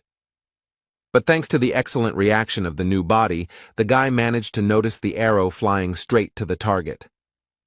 At the last moment, Björn was able to dodge the dangerous projectile without receiving any injuries, after which he began to search for the shooter's location. The goblin realized his mistake too late and could no longer hide, so he was killed with one powerful blow of the hammer. After 15 hours of continuous fighting, both were very tired, so they finally decided to rest. This time Björn was the first to take up duty, because despite the fact that they were very well prepared, the elf could not boast of the barbarian's endurance. It seems that it has already become a tradition to reflect on duty, and this time the hero did not break it. They hunted for 15 hours and earned more than they could have dreamed of on the first floor. But the further they went, the more often they encountered other adventurers, who not only often had numerical superiority, but also included different races. Adventurers are much more dangerous than goblins, especially now that the guy has someone to worry about. Björn said out loud his thoughts that the biggest problem was that he was very beautiful, which embarrassed, in fact, only the girl who was falling asleep. In the following days, the couple actively hunted goblins to earn crystals and gain experience. Together they rested from physical activities and protected each other's sleep from monsters and other possible dangers. So the 6th day of their stay in the labyrinth passed, and the 7th came, The couple decided to get out of here because there were only 2.5 hours left before the first floor closed. They were both very tired these days, but it affected Irwin especially strongly. She already dreamed of going to bed immediately after returning.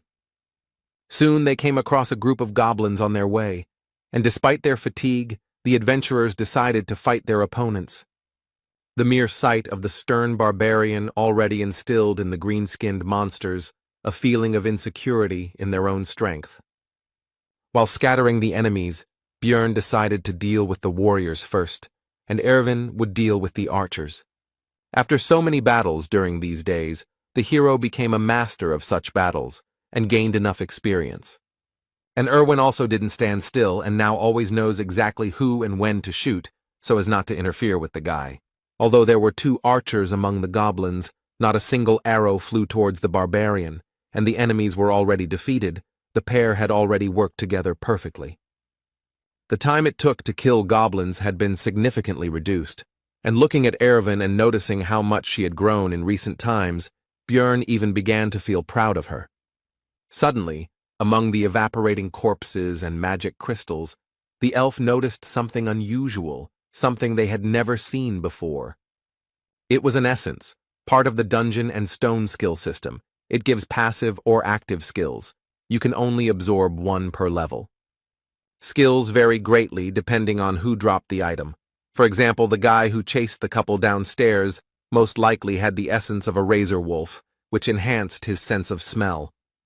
When asked if the elf wanted to take the essence for herself, she answered positively, since he didn't need it anyway. But then, suddenly, a group of aggressively minded adventurers emerged from behind the trees onto the recent battlefield and began to accuse the couple of something. Erwin tried to justify herself, but Björn took her by the shoulders and told her to stop, because he had already guessed why they were here and what they wanted. After which, he simply threw the girl's light body into the essence that rose into the air, because that was exactly what these people had come for. A bright light flashed and blinded the adventurers, who realized what had happened and were extremely outraged that the valuable prey had slipped out of their hands. Bjorn Yandel decided to try to intimidate the adventurers by making a brutal face and saying that he was ready to fight right now. After some time, the couple was already running through the forest towards the portal to the first floor. The guy ordered his companion not to slow down until the portal itself. The 4 adventurers still did not risk encountering them, but Erwin asked if they would pursue them, to which she received the answer that they were hanging around near the portal, which meant they were going to leave this place. And also, there are only 4 of them. They have the same tactics as their couple, to which Erwin praised the guy's intelligence. Soon the girl reported that there was a group of goblins ahead, and they were running straight towards them. Björn realized that he would not be able to simply get around them. This was suspicious, because goblins usually don't behave like this, and they didn't want to run into them now, when the pair's goal was the portal, so the barbarian ordered to change direction. But before the girl could answer, a projectile flew towards her, and Björn pulled her out of the way by the collar. Rubbing her injured neck, Erwin noted that she herself would have dodged the goblin's arrow, to which the hero responded that it was a crossbow bolt, which meant it was those adventurers. Most likely, it was they who lured the greenskins, and they themselves are sitting in ambush on the other side, wanting to exhaust them. Bjorn decided that there was no other way out. They would have to fight, but they had an advantage, the power of the essence. The goblin archer's essence, based on game knowledge, should increase stats and give 1 passive and 1 active skill. The first is arrow poisoning, and the second is camouflage. When Erwin remarked that she didn't know how to use them, Björn pointed out that she was already using them, and it seemed to be done simply by the power of thought. The hero handed over the backpack and sleeping bag to his companion and said that he would deal with the goblins himself, and her task was to find the enemy crossbowmen. When asked about the danger of separation, the guy replied that they didn't have time. She needed to keep her head down and shoot her target after the signal.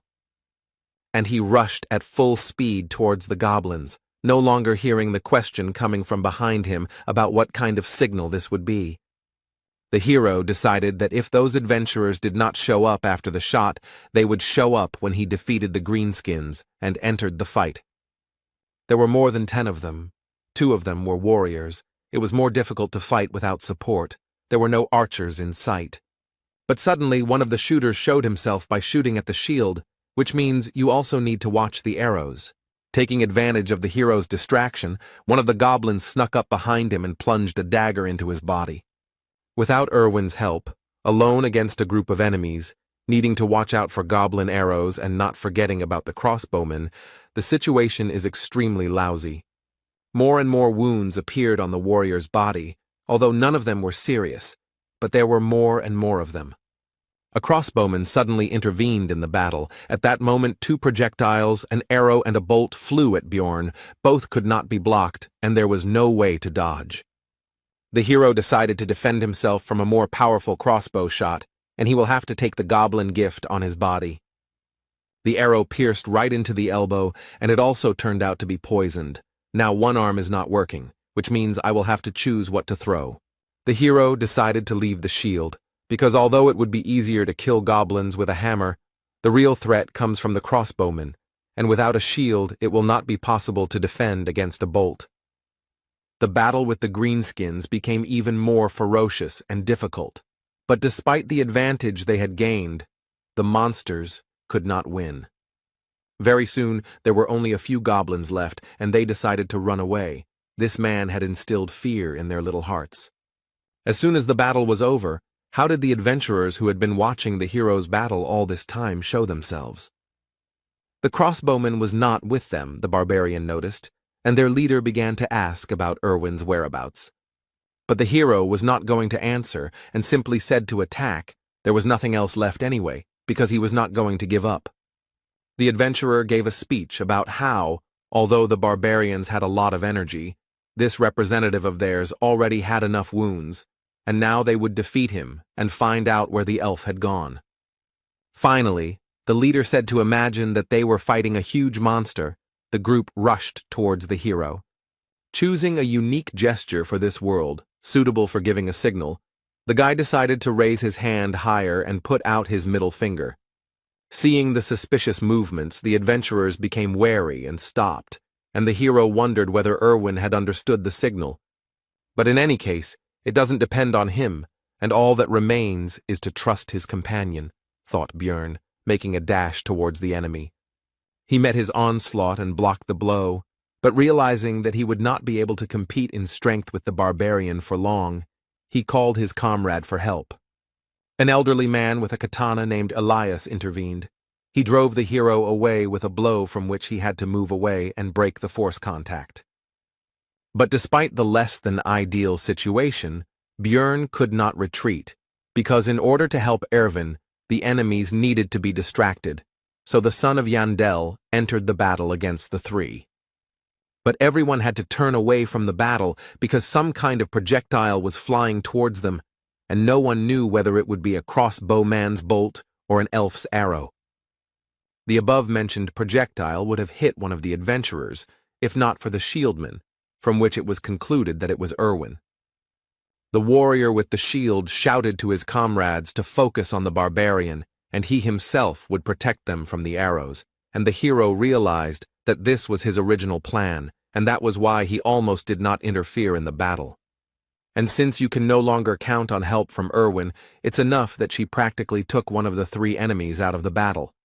You need to win yourself. But despite the barbarian's strength, the battle was not in his favor. His opponents were noticeably stronger, more skilled, and more cunning than some goblins. The hero decided that in order to win, he would have to sacrifice something, and perhaps by exposing his non-working hand to the blow, he would be able to incapacitate the red-haired leader of the squad. He succeeded. Elias's blow failed to penetrate deeply into the barbarian's muscles, but the guy's target received a powerful blow to the face from the shield. Taking advantage of the moment of vulnerability after the blow, the older man attempted to cut the hero in half with a downward swing of his katana, but Bjorn was able to dodge. Elias was extremely surprised that such a mass of muscles could move so quickly, although he seemed like a clumsy brute, and froze in surprise.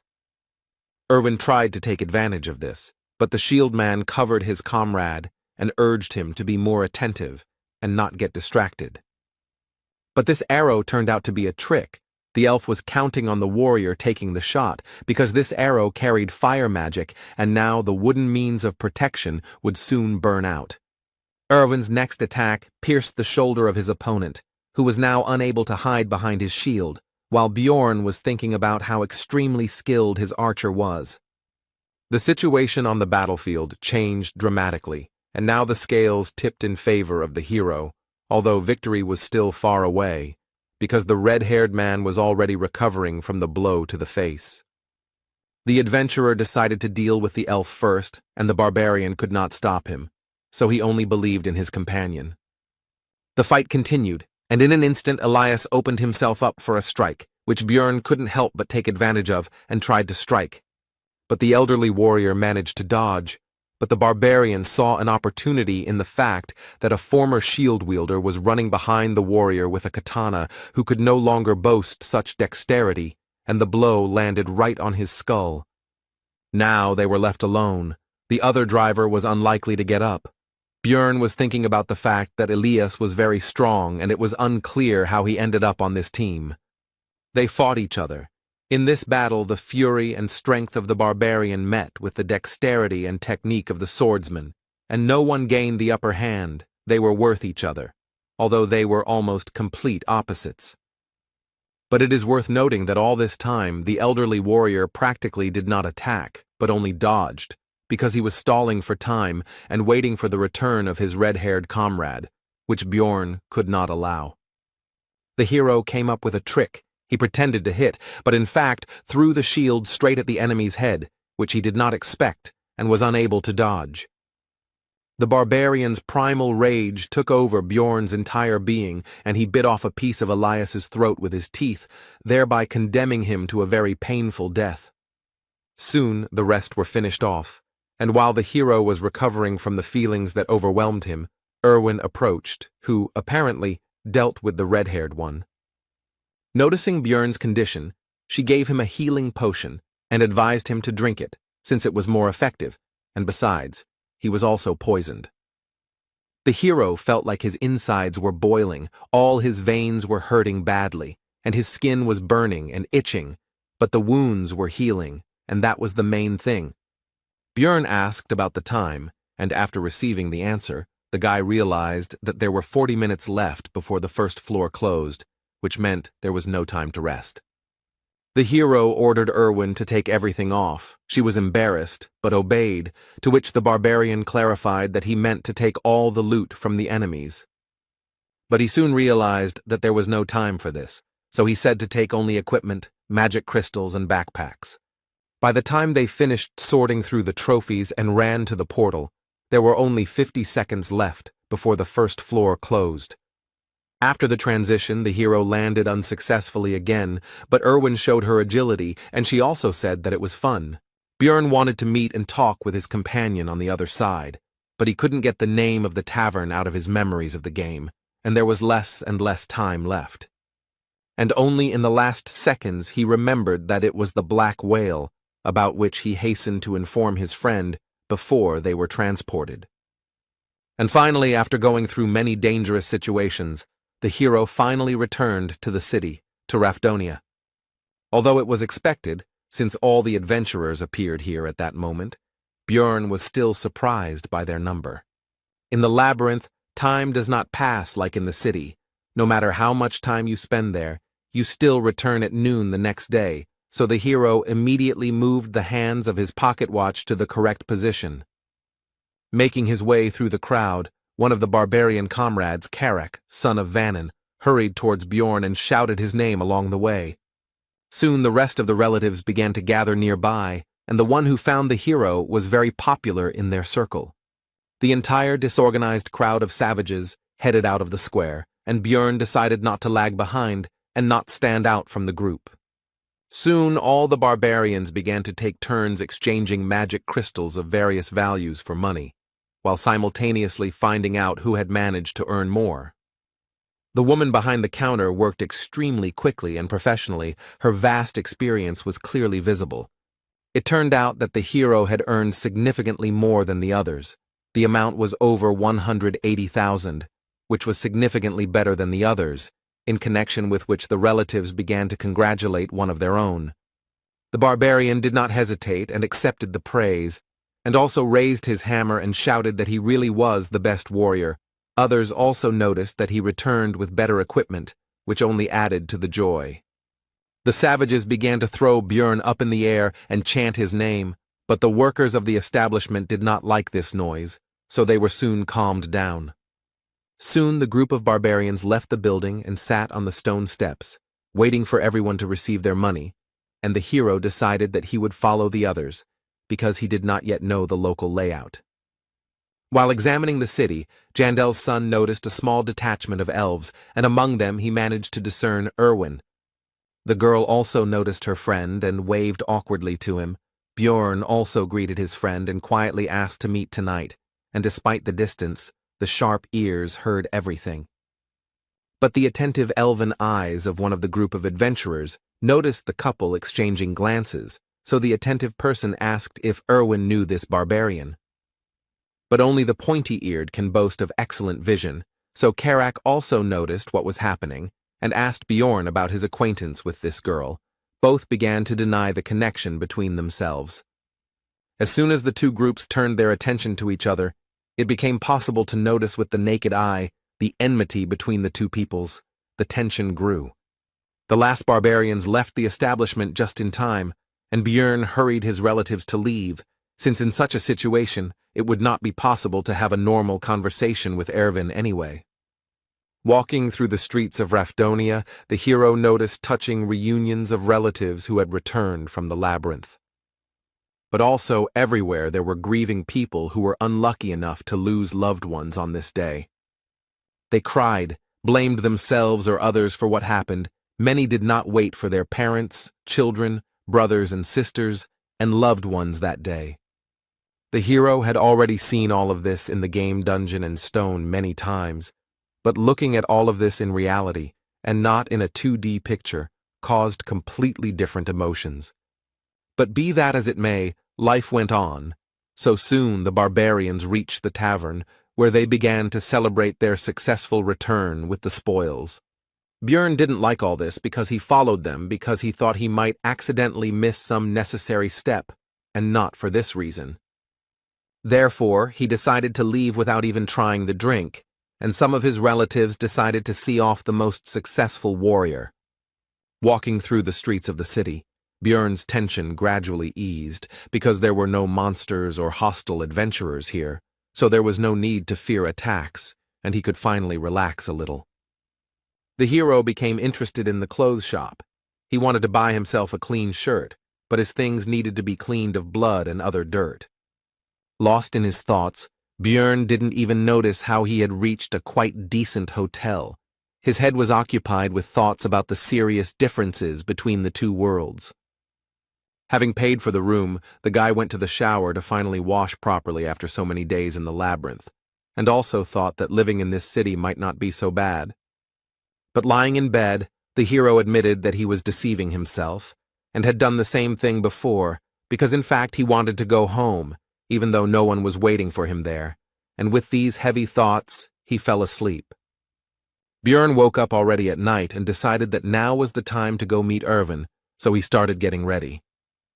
Having asked a local resident about the Black Whale Tavern, the hero received the answer that this place had had a different name for 10 years already. Finally, Björn became convinced that the game world was lagging behind this in time, and having learned about the current name of the tavern, he went there. Nowadays it was called Python's Paths, and the hero noticed that he could read the local language because he understood what was written on the sign, which meant that he should visit the library soon, but now he needed to go inside. The tavern had a good atmosphere, there were many customers, and finding Erwin here would certainly not be an easy task. But the hero was lucky. The girl was the first to notice and call the guy, but there was another elf sitting next to her. He had seen her during the day.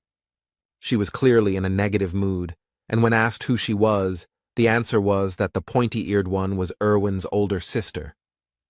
When the guy asked if she had a name, He answered Tessia, which was part of his girlfriend's full name, from which it was concluded that she simply did not want to introduce herself normally. The hero asked why she was here, to which the girl flared up and said that it was because the barbarian invited such a young elf to such a tavern. And she continued that the meeting was scheduled for last night, but the guy never showed up. He's just an insensitive barbarian. The hero was surprised why it was last night, and Tessia thought that he was just making a fool of himself. Björn decided to make sure, so he asked Erwin how many hours had passed since leaving the labyrinth and received the answer 30 hours.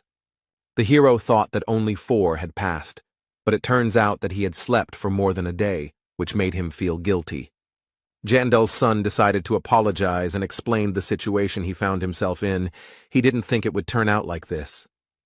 Erwin's elder sister was shocked. She couldn't even keep her face. It seemed like she had never seen barbarians apologize. After this, Tessia asked about the reason for the meeting, but the hero did not want to talk in front of her, so he said that she could find out everything from her sister after the meeting. Further dialogue did not take place. Sparks seemed to fly between the two of them, and Erwin was torn, trying to calm her friend and relative. During the argument, Tessia suddenly slammed down a heavy bag and said that these 350,000 magic stones were payment for the essence. Björn began to explain that he would like to continue hunting in the labyrinth with Erwin, and she could earn the necessary amount with him, and they would divide the spoils in half. At first the girl was happy about this, but a moment later she became gloomy and refused, and the hero could not understand the reason because they made a good team. Tessia explained that now Erwin would be on the same team with her, and before that he was alone due to the tradition that the first entrance to the labyrinth should be solo. The hero realized that now his girlfriend had people who would take care of her and decided to take the money, but noticed that based on the agreement he had made with his girlfriend about dividing the spoils 1 to 9, there was still 280,000 missing. To this Tessia responded with a bag she had prepared in advance, and Björn realized that she was simply trying to trick him, but he kept it all to himself and asked her to leave, because he still wanted to talk about something with his friend. But she didn't want to leave her little sister here, and was about to start objecting when Erwin herself intervened. She really appreciates her sister's concern and is glad that she came here with her, but she needs to thank Björn and say goodbye to him. Tessia agreed, but only on the condition that the barbarian swear that he would not sleep with Erwin, which embarrassed her sister. Björn calmly swore an oath on his military honor, because he didn't give a damn about it anyway, just like he didn't give a damn about the oath itself in principle. Tessia was satisfied with this and was already heading for the exit, but halfway there she turned around and thanked the hero for saving Erwin's life. Left alone, the friend said that she had never contradicted her sister before and asked if she would be angry about this. The hero calmed Erwin down because Tessia didn't look angry when she left and even thanked him with a smile. The girl tried to apologize for having already decided to be on a team with her sister, but Björn stopped her, and also thought that he himself would not have refused if a high-level elf had invited him. After that, Erwin handed the hero a bag with the red-haired man's and the crossbowman's magic crystals, and she had already taken her share. She also left the rest of the equipment in her house, and tomorrow they should sort it out and decide what to do with it. Erwin said that she wanted to somehow thank Björn for saving her, and he realized that this was precisely why Tessia had demanded an oath, but nothing had come to his mind yet, and the guy suggested ordering something. The girl's eyes lit up, and she said that she had deliberately not drunk anything yesterday so that she could share her first return drink with the hero. It is a special drinking tradition that involves having something to drink upon returning from the labyrinth, and for young elves it is quite important. Erwin was a little worried that this wouldn't be Bjorn's first return drink, but the hero said that this would actually be his first as well. The girl was very surprised by this, to which the hero replied that he had already said that he was only 20, and she thought it was a joke. Soon the table was covered with all sorts of dishes, because Björn had slept all day and was terribly hungry. The couple spent their time culturally drinking the first return drink, and it didn't take long before the table was almost down. Björn decided it was time to take a break, and announced that he had come up with a way for Erwin to repay him for saving him. The elf decided that she already guessed what the guy would ask for, so she suggested going to his room. But what awaited her was not at all what she thought.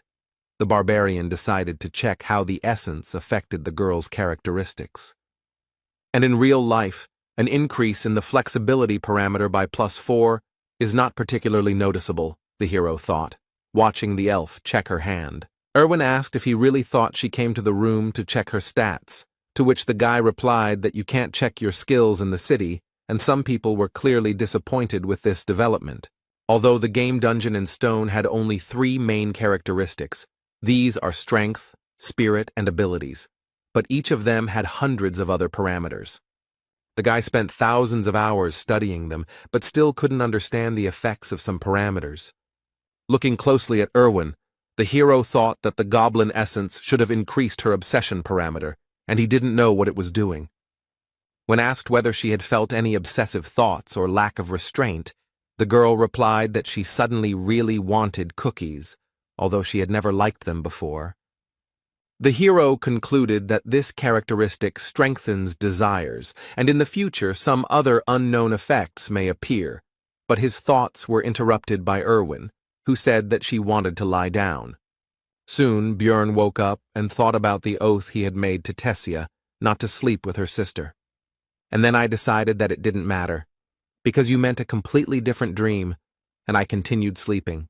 The next morning, the pair decided to sort out the equipment of the dead adventurers. Erwin asked if the barbarian was going to sell everything, to which he agreed, but specified that he would leave a couple of things. The elf then asked if she could keep the leather suit and belt, to which she was granted, but it would be deducted from her share.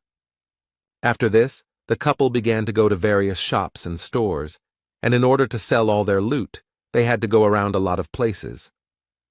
The total came to 1,450,000 stones, but taking into account the equipment, 50,000 is Erwin's share, which does not change the impressiveness of the remaining amount. This would be a great start, Björn thought, since even in the game he hadn't managed to get that much on his first outing. When the girl heard that it was time for them to say goodbye, she was upset, because she wanted to spend more time with the guy, and to console her a little, the barbarian suggested that they go to the central square together, since they were on the same path. Upon arrival, the couple noticed that a crowd of onlookers had gathered in the square, and a guillotine had been erected in the center. When the girl asked what was going on, the guy replied that it looked like the execution was beginning, while looking at the condemned man. There were other unfortunates nearby, whose only guilt was non-payment of taxes. People have no other choice, because the rest of the world was destroyed by the witch's curse, and only here, thanks to the labyrinth, there are resources. But they are limited, and in such a cruel way one has to control the number of hungry mouths, the hero thought, watching the locals dip bread in blood and eat it. When the girl asked about the reason for their actions, the guy explained that there is a belief that the blood of the executed brings financial luck, and then asked about the amount of crystals for the first year's tax. To which I received the answer that the amount is 700,000 for non-humans, but in the second year it is already 800,000, and a commission appears upon exchange, which is slightly different from the game, but close. Taxes are growing every year, which means he can't stop training, otherwise his blood will end up on someone else's bread. You need to save up as much money as possible so you don't have to worry about it, so you need to get to at least the 6th floor in order to avoid execution and survive. After saying goodbye to Erwin, the hero went to the library, where he continued to collect surprised glances from other visitors, since barbarians are rare guests in such a place. Walking through the reading rooms, the hero suddenly noticed a familiar girl. It was Einar, the second or third daughter of someone there, he didn't remember, who seemed to have fallen asleep right on the book. Björn decided to wake up the blonde, because he was curious what she was doing there. She woke up easily. The girl was glad to see her son Jandel, which she announced very loudly to all the visitors of the library. When asked to be quieter, she justified herself by saying that she did not expect to see a fellow barbarian in this place. The hero asked about the reason for her stay here, to which the girl replied that she decided to follow his advice to think before doing something, so she decided to gain new knowledge here. She also said that while in the labyrinth, she realized that it was not only monsters that posed a danger, so Einar decided to study, but she faced a problem, which was her poor reading skills, and now she is going to the Temple of the Barbarians to fix it. As she was about to leave, the girl remembered her promise to repay for the advice, so she said that she should be looked for in the Angry Bull Tavern. The library was simply huge, and the hero couldn't even imagine how to find the books he needed here. Björn decided to approach the female librarian, but noticed that she had fallen asleep at her workplace, so he tried to wake her up with a soft cough. She immediately opened her eyes and began to find out what was required of her, to which she heard about the need to help in the search for books. But before the hero could explain the details, the librarian cast some kind of spell and cast some kind of effect on the barbarian. And yawning, she explained that he would find the book he needed if he simply wandered around. Taking them with him was forbidden. He had to read them in the library. Before Björn could find out exactly how it worked, the girl closed her eyes and fell asleep again. He quickly understood how magic works. Just looking around a little, it turned out that magic simply highlights the desired book, which was very convenient. Now it became clear to the hero why only one person looks after such a large library. Magic makes life much easier. The first book Björn picked up was called The Fallen World, and it told the story of how the lands had been cursed for thousands of years, and only Rafdonia survived, thanks to the ruling family who opened the way to a dimension called the Labyrinth. The second, Basic Notes on Alchemy 4, covered ways to turn magic crystals into food, water, steel, and other resources. The book Holy War 3 described the reasons for the enmity between the barbarians and the elves, but he was already impatient to touch the fourth, the most useful for him. Bearing the name Evil Spirits of the Abyss, which was the name given to those who came from another dimension to take over someone else's body. The reasons are not described here, but it is clear that the ruling family and the church have done a lot to get rid of this phenomenon. For him, as an evil spirit, the information from the book was very useful. As long as he didn't give himself away in any way, he would be fine. The fifth book on the death of the king told of the death of the first ruler, who was called the Immortal, Ravigian III, and he died 150 years ago, and it is from this event that the events of the game begin. Next, records of dimensional instability, which suggested that he himself was to blame for ending up in the dark region, as interference in teleportation could cause passage through a closing portal, which is what he did. Those events could have been entirely his fault, but even thinking about it was disgusting to the hero, and so, while reading books, night approached. Lying in bed, Björn thought about the fact that 3 days had already passed since returning from the labyrinth, and there were still 27 days left until its next opening. Tomorrow he would look for companions, and with his thoughts, he fell asleep. In the morning, the hero was awakened by a knock on the door and Erwin's voice calling him to wake up. The guy had no choice but to obey and go open the door. Before Björn could say hello, a powerful gust of wind hit him in the face, causing him to lose his train of thought. Erwin began to happily tell that she managed to make a contract with a new spirit. This time it was the wind element, although she spent 10 spirit stones. Showing a creature that looked like a small tornado, she continued to say that she was very lucky because the elements of fire and air go well together. The hero remembered that spirit stones are a rather expensive item, which allows you to make a contract with a spirit, a 10% chance. After finishing his thoughts, Björn asked to call the creature back, as a strong wind was currently causing a disturbance in his room. As an apology, Erwin decided to confirm her words about her good cleaning skills, and the barbarian admitted that she really did it very quickly and efficiently. After this, the hero asked the girl about the reason for the visit, because she has more important things to do, for example, preparing for the trip to the labyrinth. Erwin explained that she wanted him to be the first to know about her successes. Based on these words, Björn decided that he was her first friend, or something like that. The barbarian said that he would live here for a long time, so if the girl had problems, she could come, and he himself thought that they could very well remain friends, despite the fact that they would be on different teams. Erwin, sitting on the bed, beamed at these words, and the hero thought that having many connections is always useful. Having said goodbye to the girl, the hero went to the Angry Bull Tavern, where the barbarians were staying. One of the relatives told them all sorts of things as they walked through the establishment, in particular that they lived 10 people in a room of 5, but paid only 300 crystals.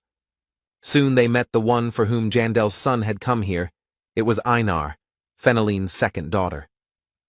When asked why he needed her, the hero explained that he wanted to fight her for training. In response to this request, Einar explained that there was no point in spending her debt on this. She could just go to the site, and she was not against training in her free time. Björn didn't want to put this matter off for later, so he suggested that the girl fight right now. It didn't take Einar long to defeat the guy. It was just a crushing defeat. She was very good, which meant he would not waste his time in vain, so the hero was not going to limit himself to one duel and demanded another. The fights continued one after another. Einar emerged victorious from each one, but Bjorn was not upset. Because she was very strong, the main thing was that he learned. The moon had already risen in the sky and both fighters were tired, so they decided to finish training. Looking at the girl, the hero found her very strong, smarter than the other barbarians, and she was also unlikely to betray him. Björn decided to find out if Einar had a team, to which he received the answer that she was going to go alone, because she did not have the money to assemble a group. Having learned the information he was interested in, the hero decided that the best choice would be to invite the girl to join him. And he began to explain the conditions under which he would take 80% of the spoils for himself, but would pay for the creation of the team himself. But in the middle of the speech, Einar interrupted Björn and said that, not a word more. She looked determined. The hero tried to explain the benefits, to convince. But this was unnecessary. The girl meant by her words that she agreed without any words, since she wouldn't understand anything anyway, and simply trusted him. This brought a smile to Björn's face. He was glad that he finally had a reliable teammate. The next day they went to the Temple of the Barbarians, where the hero had recently begun his journey. There they were met by the same man who had conducted their ceremony back then. Björn had no desire to return here, but there was no choice. The man recognized them and asked the hero if he was following in Einar's footsteps in wanting to learn to read and write, to which he received a negative answer. When asked why he was here then, Björn replied that he wanted to obtain a certain spiritual seal, or more precisely, the seal of the immortal. The non-human races have different features. For example, elves can make contracts with spirits to borrow their power. Dwarves can also gain the blessing of armor, which increases the effectiveness of their equipment. Beastmen have the ability to form contracts with ancient beasts, called spirit beasts, and the barbarian race has the ability to apply a spiritual seal in the form of a tattoo on the skin of the back. The man began to question the source of information from which Björn learned about this method of amplification. But the hero had thought this point through. He had checked in advance whether this information was available in the library, so he replied that he had read it in a book. The man laughed at this and patted the boy on the back, and also said that he was proud of him and Einar. The chief noted that he had no reason to refuse, but the cost of this service was 800,000 stones. To the rhetorical question of whether the newcomer could handle such a sum, the hero answered in the affirmative, which surprised both his companion and the man opposite him. The chief became serious and asked where the young warrior got so much money. It was very suspicious. But the hero thought this through too and began to talk about how he was lucky to meet a wounded elf in the labyrinth. He used her as a slave and took away the magic crystals he obtained, and also gave her essence. And upon returning from the labyrinth, the guy forced her sister to pay for the provided item.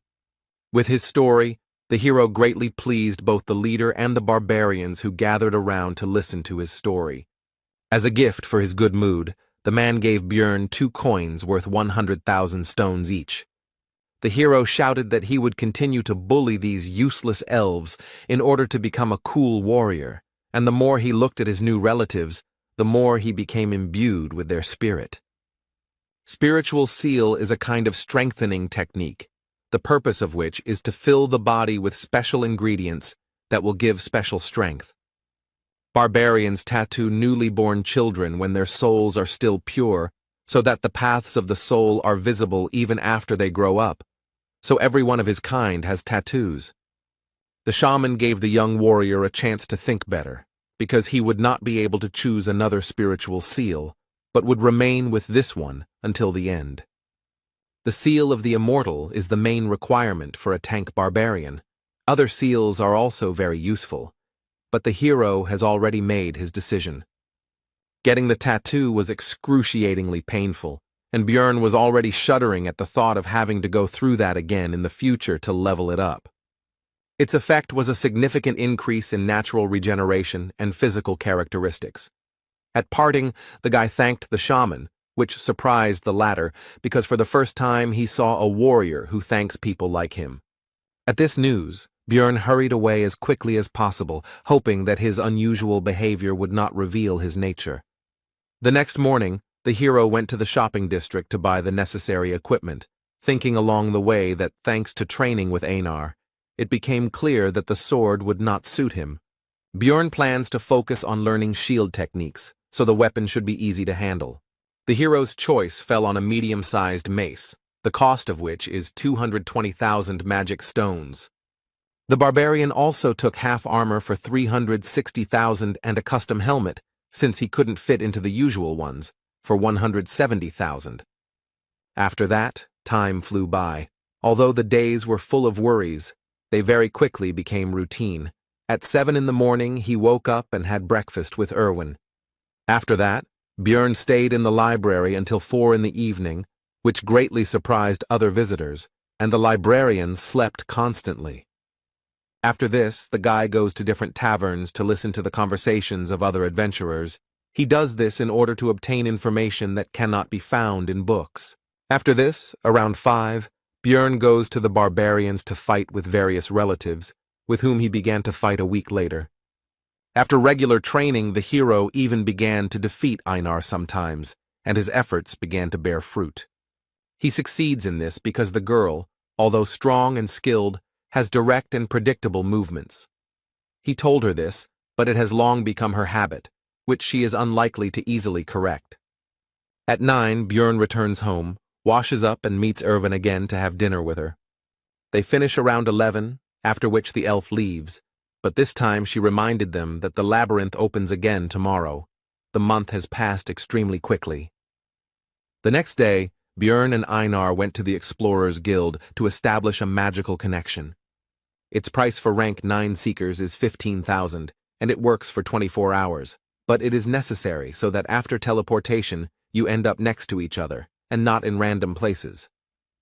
The hero decided to order an expensive dinner, a whole feast for 800 stones before entering the labyrinth, which made his partner happy. Having finished with the last things to do, the couple headed towards the square, where the rest of the researchers were already waiting for the portal to open. Suddenly, a group of barbarians burst in here. They were newcomers who had just come from the coming-of-age ceremony. Their appearance brought a pleasant nostalgia to Einar, even though only a month had passed since she had been in their place, and Björn thought about how they managed to find their way every time in an unfamiliar city. Soon, it was possible to enter the portal, but the hero stopped his companion and said that he wanted to check one of his guesses. The portal became smaller and smaller. Einar began to worry, but Björn was still waiting for the right moment. And so, when the security guard at the entrance shouted that it would soon close, the guy rushed forward and shouted for the girl to do the same. The next moment, the hero's guess was confirmed. They found themselves in the dark region, as he thought. To his companion's concern about what was happening, Björn explained where they were and said that this time he had torches, and the last reservation surprised the girl a little. Right in front of them was a passage to the second floor, and thoughts flashed through the hero's head that every gamer should know how to use bugs to their advantage. Without delay, the portal was opened, and the first person to do so also received some experience as a reward. This time the location was different, the dark ground, the The remains of stone structures and heartbreaking screams indicated that this was the land of the dead. But unfamiliar feelings distracted Björn from examining the area. He felt as if something was moving through his veins and filling his body. The barbarian shared this with his companion, to which she replied that according to the description, it looked like an increase in the level of the soul, that is, an increase in the level of the character, as it was in the game. He now has more energy to use skills and can also have 2 essences. Einar congratulated the hero on this, but noticed something strange because he did not kill the monsters, and the hero told about the reward for opening the portal first. In this world, experience can only be gained the first time you kill a certain type or subtype of monster, so the further you go, the harder it is to level up.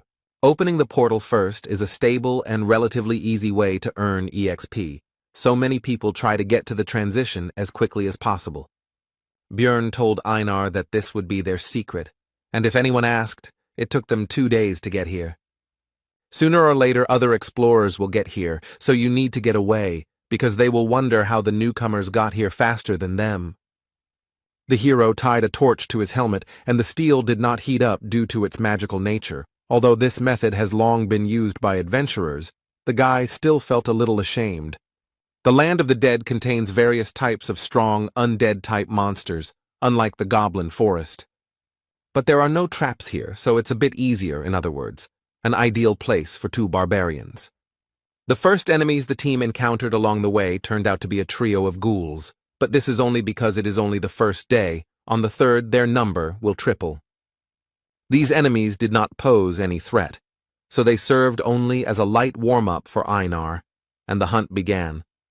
After some time, a terrible scream was heard nearby, and the companion, although a barbarian, was also a lefty, so she pressed herself against the guy in fear and asked what it was. Bjorn explained that these were banshees, and they should not attack these monsters, because their physical attacks would not damage the ghost's body, and the curse could easily be obtained. The next monsters that appeared on the barbarian's path were skeletons, on which Einar could just vent her fear. Björn tried to advise the girl that monsters had a vulnerable core between their ribs, but it soon became clear that she didn't need that. She could just smash the bones with brute force.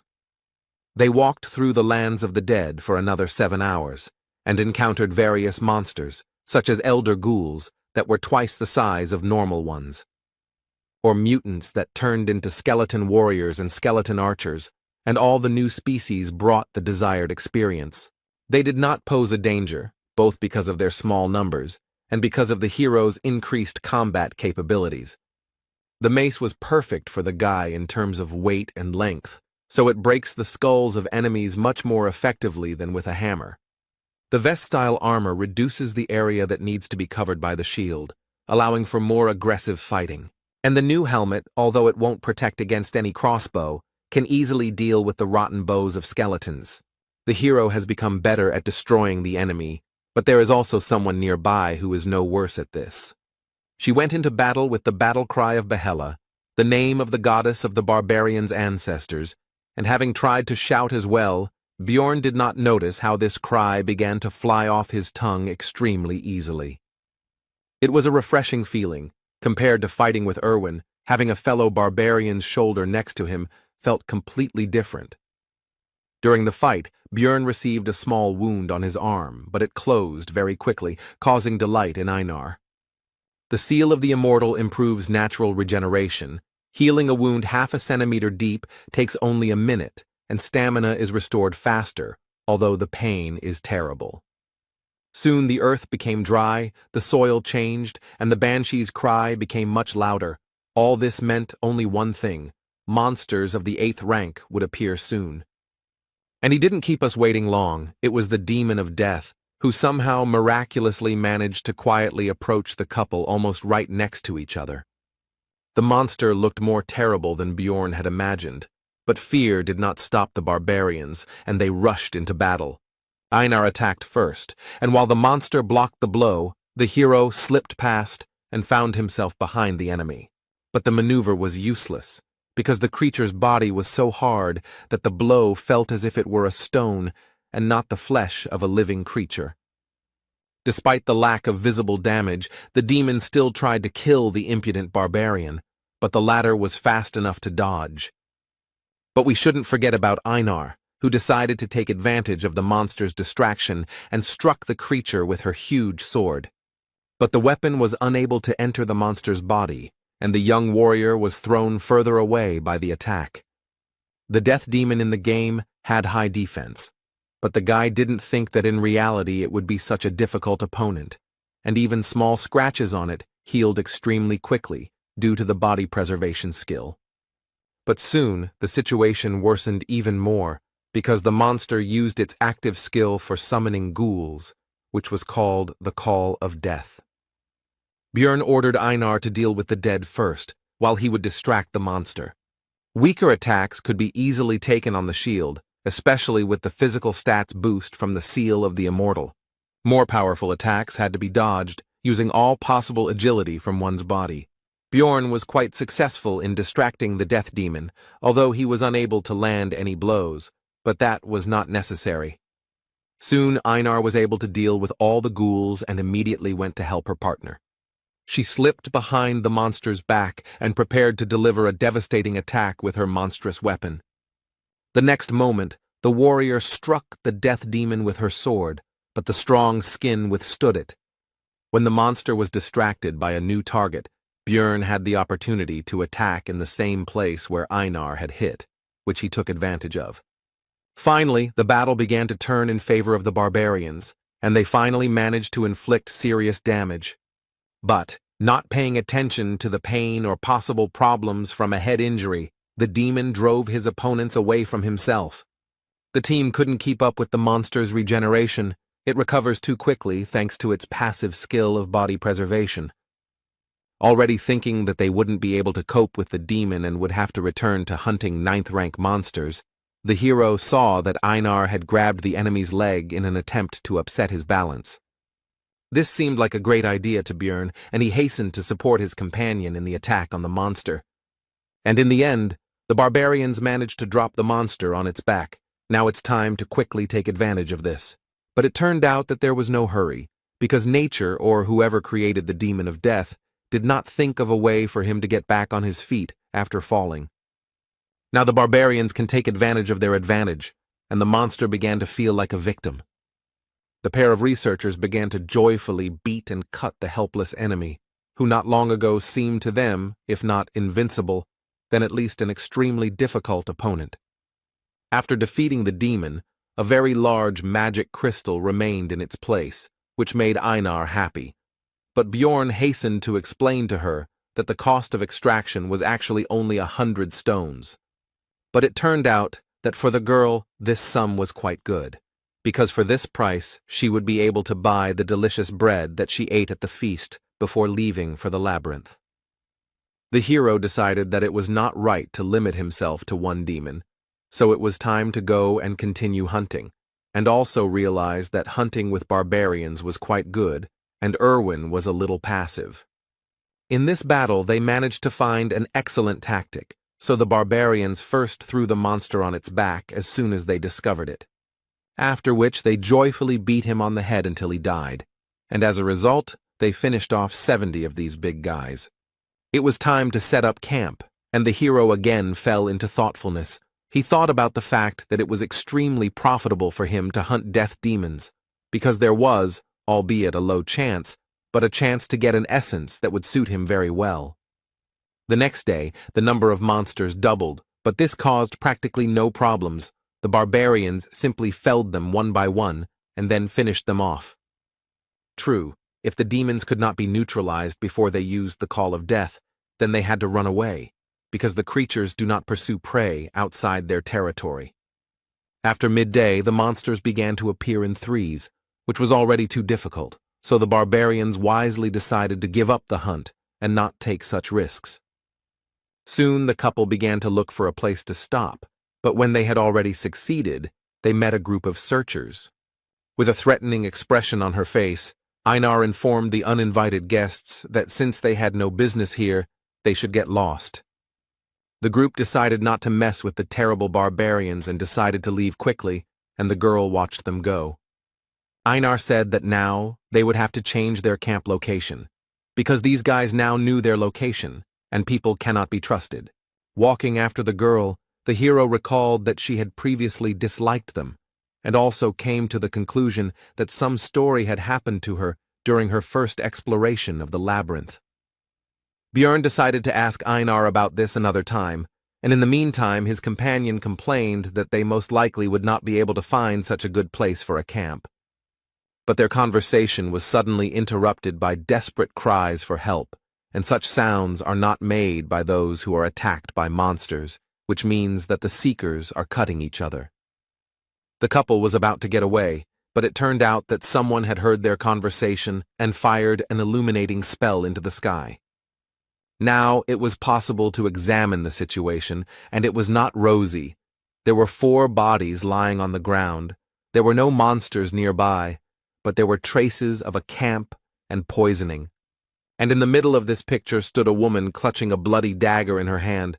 Most likely, she was a marauder. Marauders are people who hunt other explorers instead of collecting magic crystals from monsters.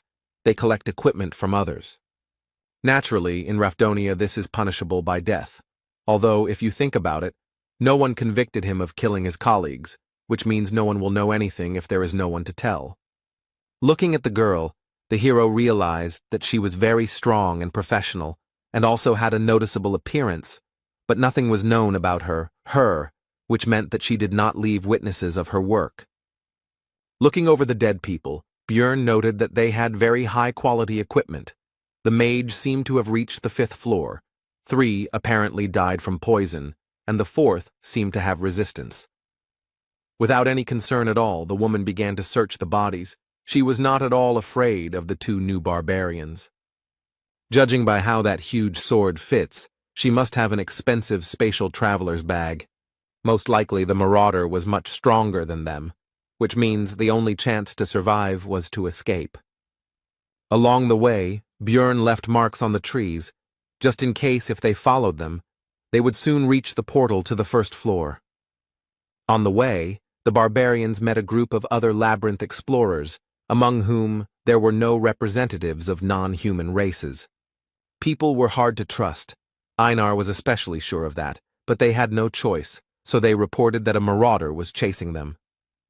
At first, the researchers didn't believe it, but Bjorn used the warrior's oath again.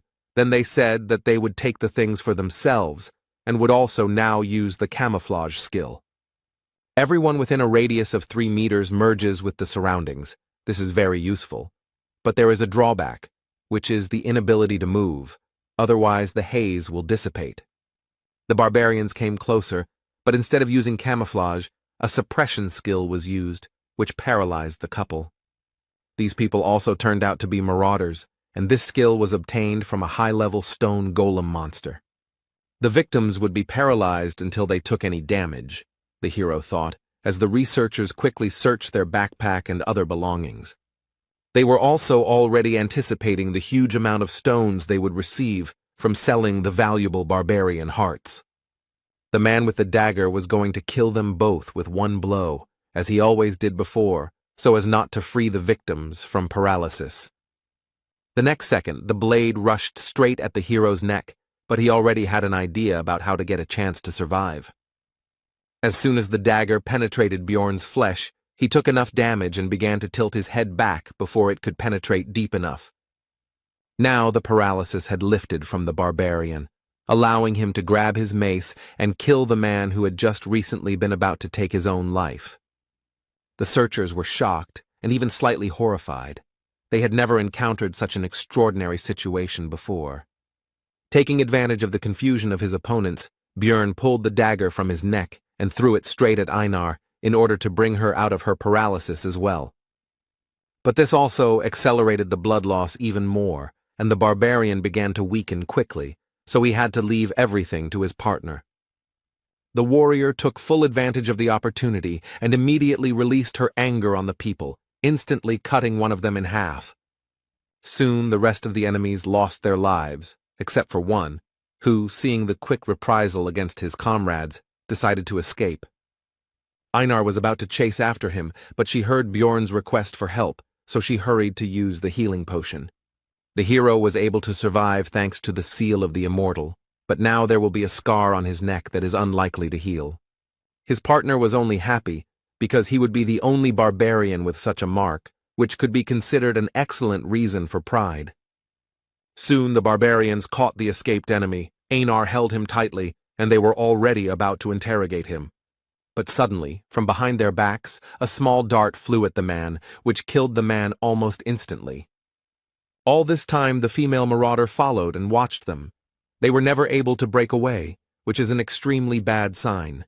If they couldn't escape, then the only way out was to fight, so the barbarians rushed towards their new enemy.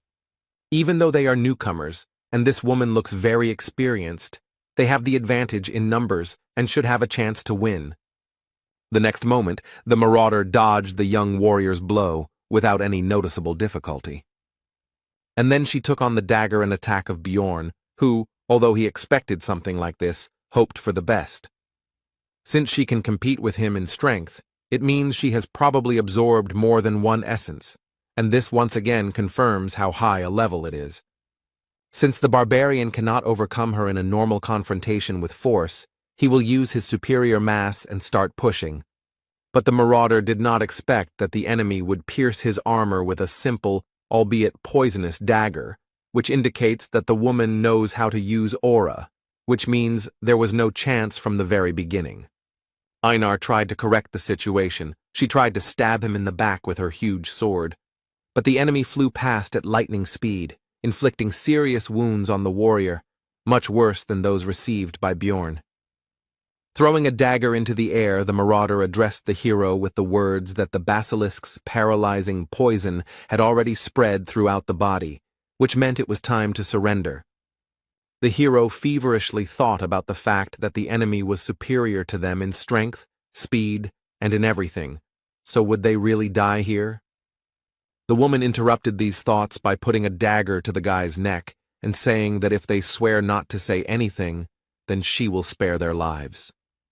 The marauder continued by saying that she had intended to suggest this from the very beginning. She didn't want to kill the barbarians, because she was indebted to them. Now it became clear to the hero why she simply watched their fight. She wouldn't have had to kill them personally if those researchers had succeeded. The wounded Einar extended her hand and said that they couldn't trust this woman, because she would definitely deceive them. When asked about the consequences of refusal, the marauder replied that in this case they would die, so there was no choice. The hero once again took advantage of the oath of military honor, and now it was Einar's turn to have her say. But the girl did not want to do this. It seemed that her dislike for people was extremely strong, as was the pride of wine, and even in such a situation she could not agree with this.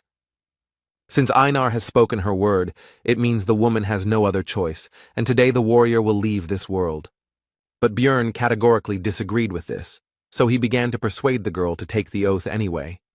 He desperately reminded her that Einar had said earlier that she would follow all his orders. She just needed to trust him. The warrior did not want to swear by her military honor, but still gave in to her partner's persuasion. The marauder was satisfied with this and was about to leave, but the hero finally asked what floor she had reached, to which he received the answer that she had reached the 8th, which meant that there was no hope of victory. Soon the pair of barbarians returned to the first floor, and the guy noticed that Einar took it all much worse than he thought. It seemed that for his kind to beg for mercy, with the honor of warriors, was extremely shameful. Bjorn tried to console the warrior with the words that they survived, and that was the main thing. And in the future they would still have a chance to defeat that woman in the future. Einar responded to this by saying that she would endure the shame and the desire to kill herself in order to become as strong a warrior as the hero. Seeing his partner's attitude towards this situation, the hero understood that he would hardly ever understand her feelings, and the reason for this is simple. He is not a real barbarian. They began to rest, and Bjorn again plunged into thought. After these events he was morally destroyed, although Einar was even worse. The guy felt about the same as he did on his first trip to the labyrinth when he hoped for help from that blonde guy's group. When the priestess refused to heal him, and the swordsman threw the potion as if his life was worth nothing, as if he were a wounded dog, although he was happy to survive, he cannot forget that feeling. Björn believed he was making the best choices in the situations he faced, focusing on survival, and he didn't understand what he could have done wrong. As soon as the hero got into this world, a man was beheaded before his eyes, and then unpleasant things continued to happen, and the barbarian decided that something needed to be changed. He had a new plan. Björn woke up Einar and asked her if she would agree to try to become stronger if it involved great risk. The warrior agreed, because if they didn't achieve this, they would most likely die anyway. This life will always be filled with chaos, no matter which path you choose, so it is better to attack first, Bjorn thought, and told his companion that they would go into the rift. The team headed to an area that was also shrouded in darkness, but there were 4 types of monsters there. In addition to the goblins and ghouls they had already encountered, there were gnomes and razor-maned wolves. Soon, an ancient monument appeared before them, and when Einar asked what it was, Björn told them about the memorial to the man who first found the labyrinth, dedicated to Deflon Grandel Gabrielius. The hero said that he was going to open the rift and asked to keep it a secret. His partner agreed, but asked to tell what it was. Roughly speaking, it is a labyrinth within a labyrinth. In the game it was called an instanced dungeon, which was cleared by a selected number of characters. To open the rift on the first floor, you need to place the magic crystals of 4 types of monsters on the memorial, and with the stone of the death demon, 1 specific instance for 5 people will be opened. The difficulty depends on the number of participants, and the hero was interested in who else would be included in their temporary cleanup group.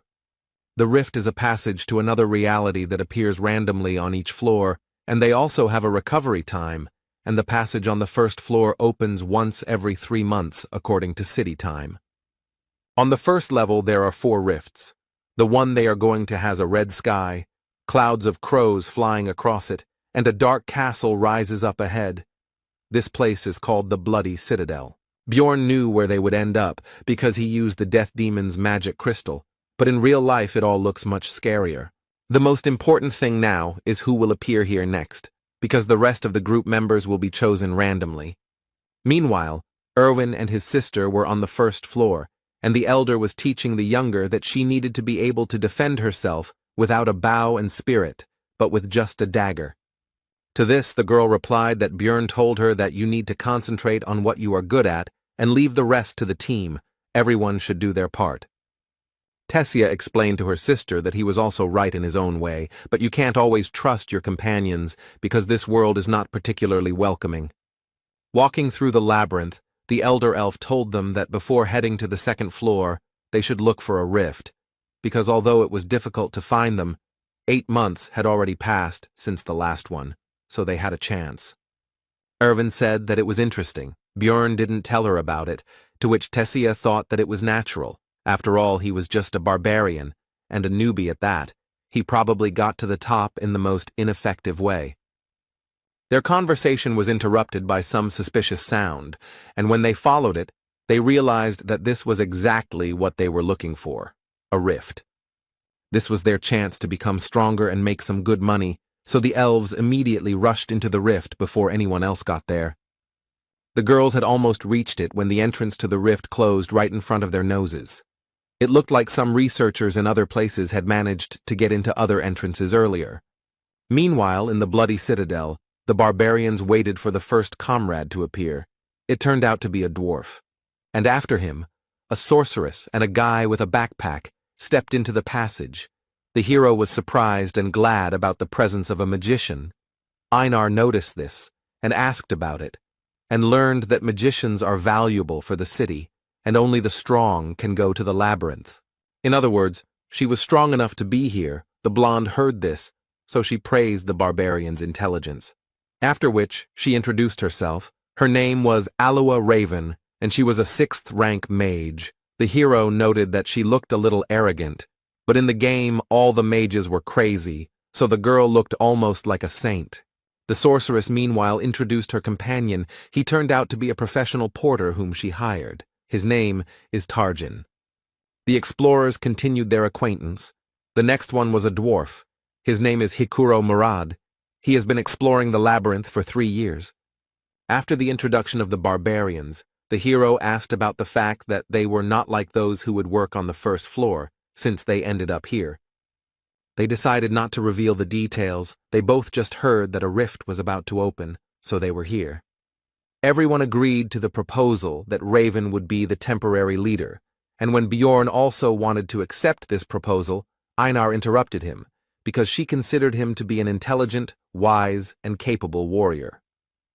All this praise went on and on, causing the hero to feel ashamed and awkward. After hearing all this, Hikuro Murad laughed and said that it was difficult to find a wife who would respect you so much, and he was even jealous, which embarrassed the warrior. Their conversation was interrupted by the sorceress, urging everyone to move forward. It seemed she was not interested in this dialogue, so she changed the subject.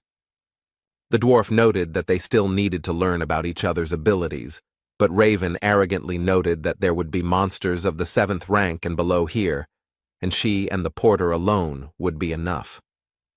The sorceress continued by saying that she would also take the spoils from the keeper, which caused a conflict with Hikuro Murad, who was dissatisfied with the distribution of the spoils.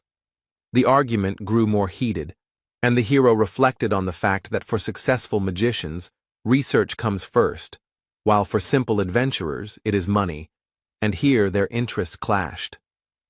Alua Raven tried to compromise. She said that she would give them all the magic crystals from this rift. Bjorn noticed that the argument was causing tension in the sorceress.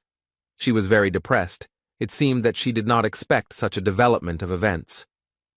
Raven agreed that she would give up some of the items, but the essence would be hers. The dwarf agreed to this, and also said that they would roll dice to decide who would get the rift stone.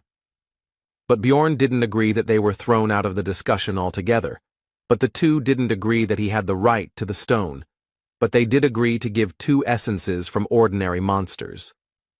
This was the maximum that could be bargained for. There would be no suitable essences for their level here anyway, and Murad and Alua had already resolved their differences and calmed down.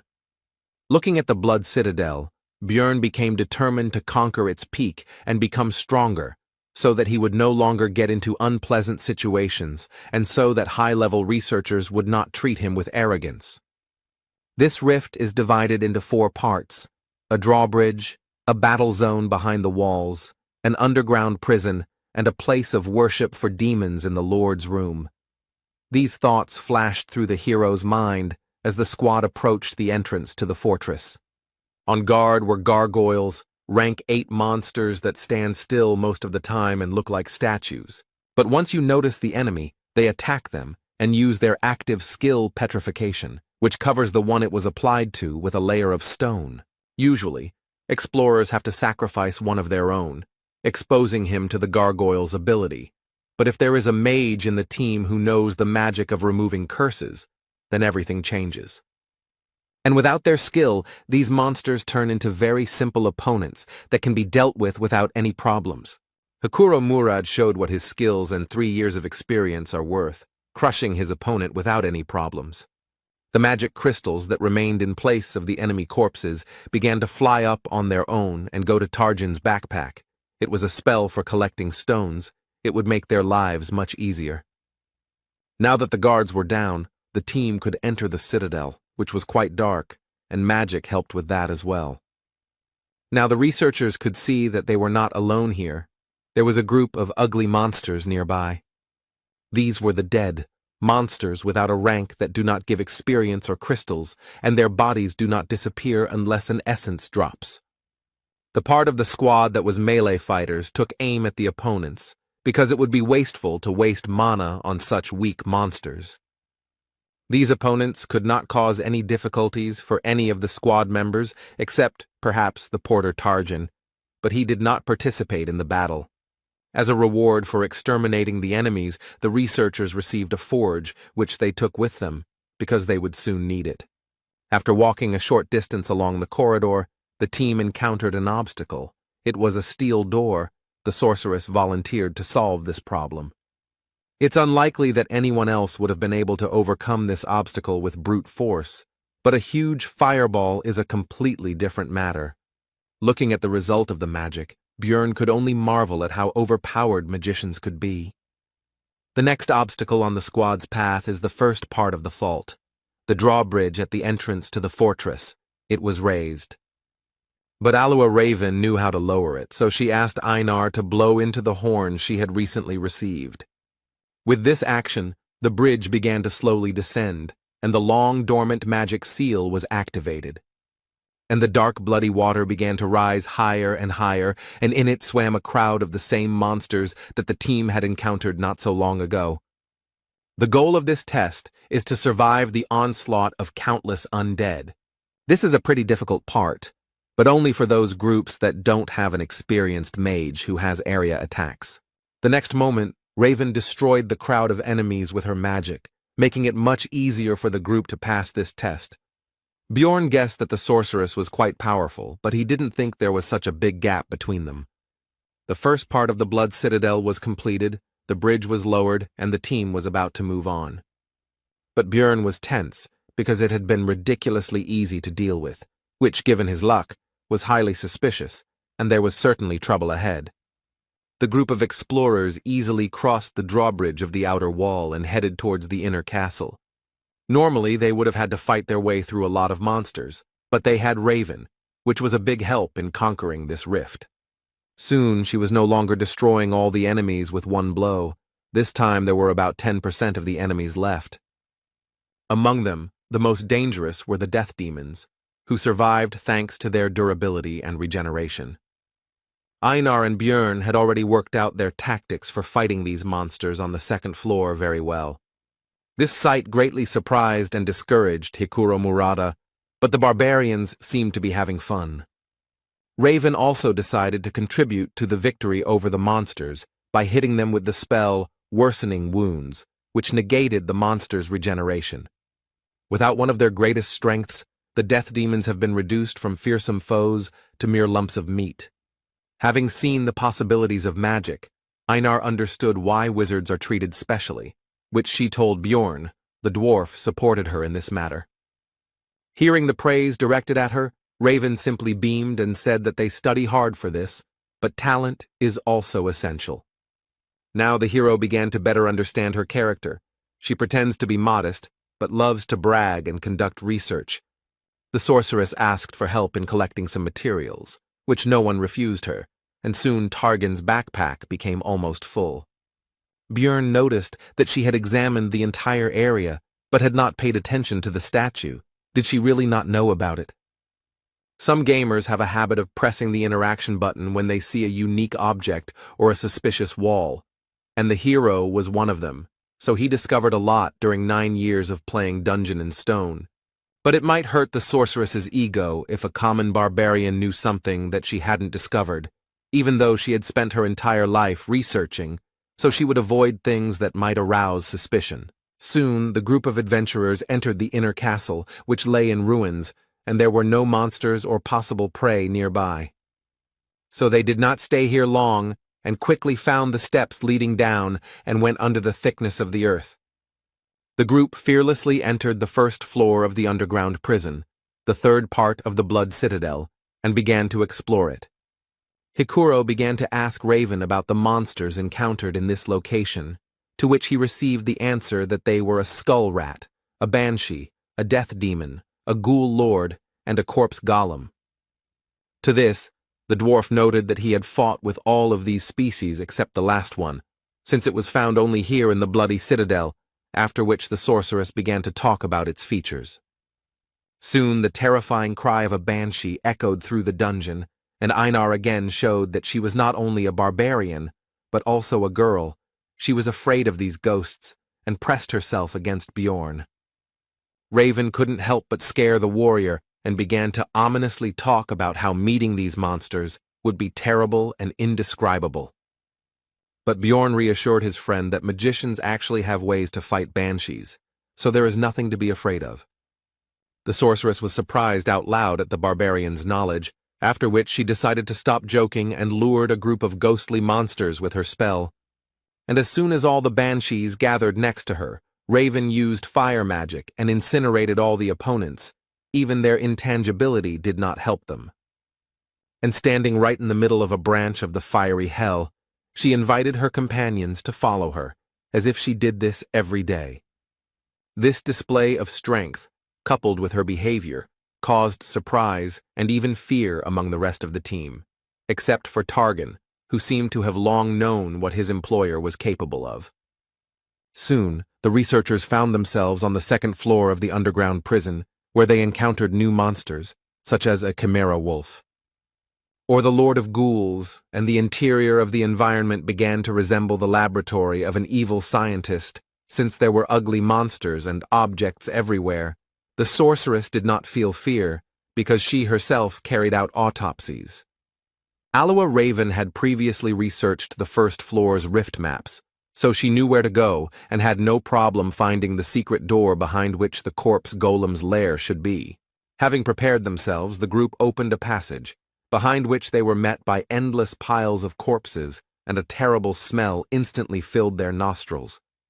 In the past, the hero would have definitely lost consciousness from all this, but the effect on the barbarian's strong body is not so strong. The first to succumb to the nauseating smell of rotting bodies was the porter Tarjin, and he parted with his breakfast. Next was Raven. She was used to looking at something like this during autopsies, but it didn't change the disgusting smell. Björn, Einar, and Hikuro were more resilient, so the squad moved on, with the melee fighters in front and the rest behind them. Soon, they reached the largest pile of corpses, and suddenly began to hear strange voices that became louder and louder with each passing second, and soon it became clear that these were the bodies talking to them. It turned out that this pile was the monster that the group came here for. The first boss, the corpse golem, awakened. The terrifying appearance coupled with the human-like voices caused fear in Hikuro, and he froze in place, as did Raven and Targan.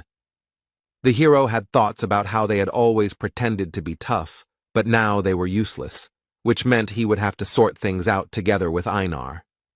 Dungeon and Stone is a niche game, but it has details that could appeal to anyone.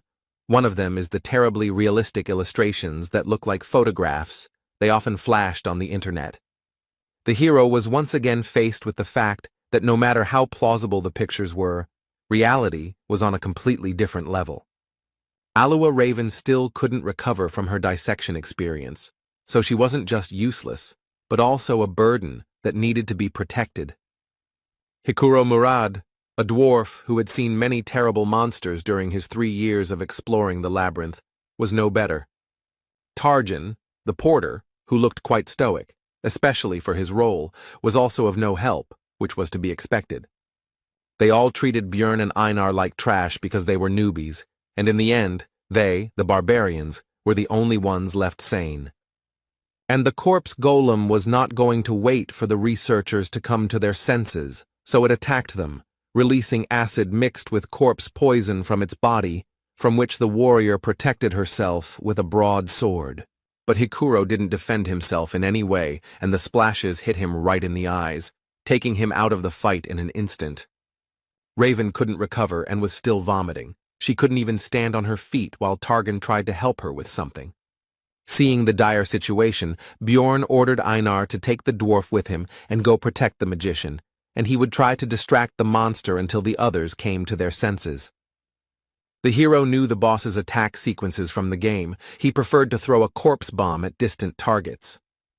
But up close, he used his vile semblance of hands to catch opponents in order to absorb them, making them a part of himself. The vile corpses that made up his body stretched out their arms in an attempt to grab the living one, shouting out various phrases along the way, which instilled fear in the hearts of the researchers. Björn couldn't get too close, otherwise the golem would hit the mage with long-range attacks, so he had to stay at a medium distance all the time, balancing on the edge.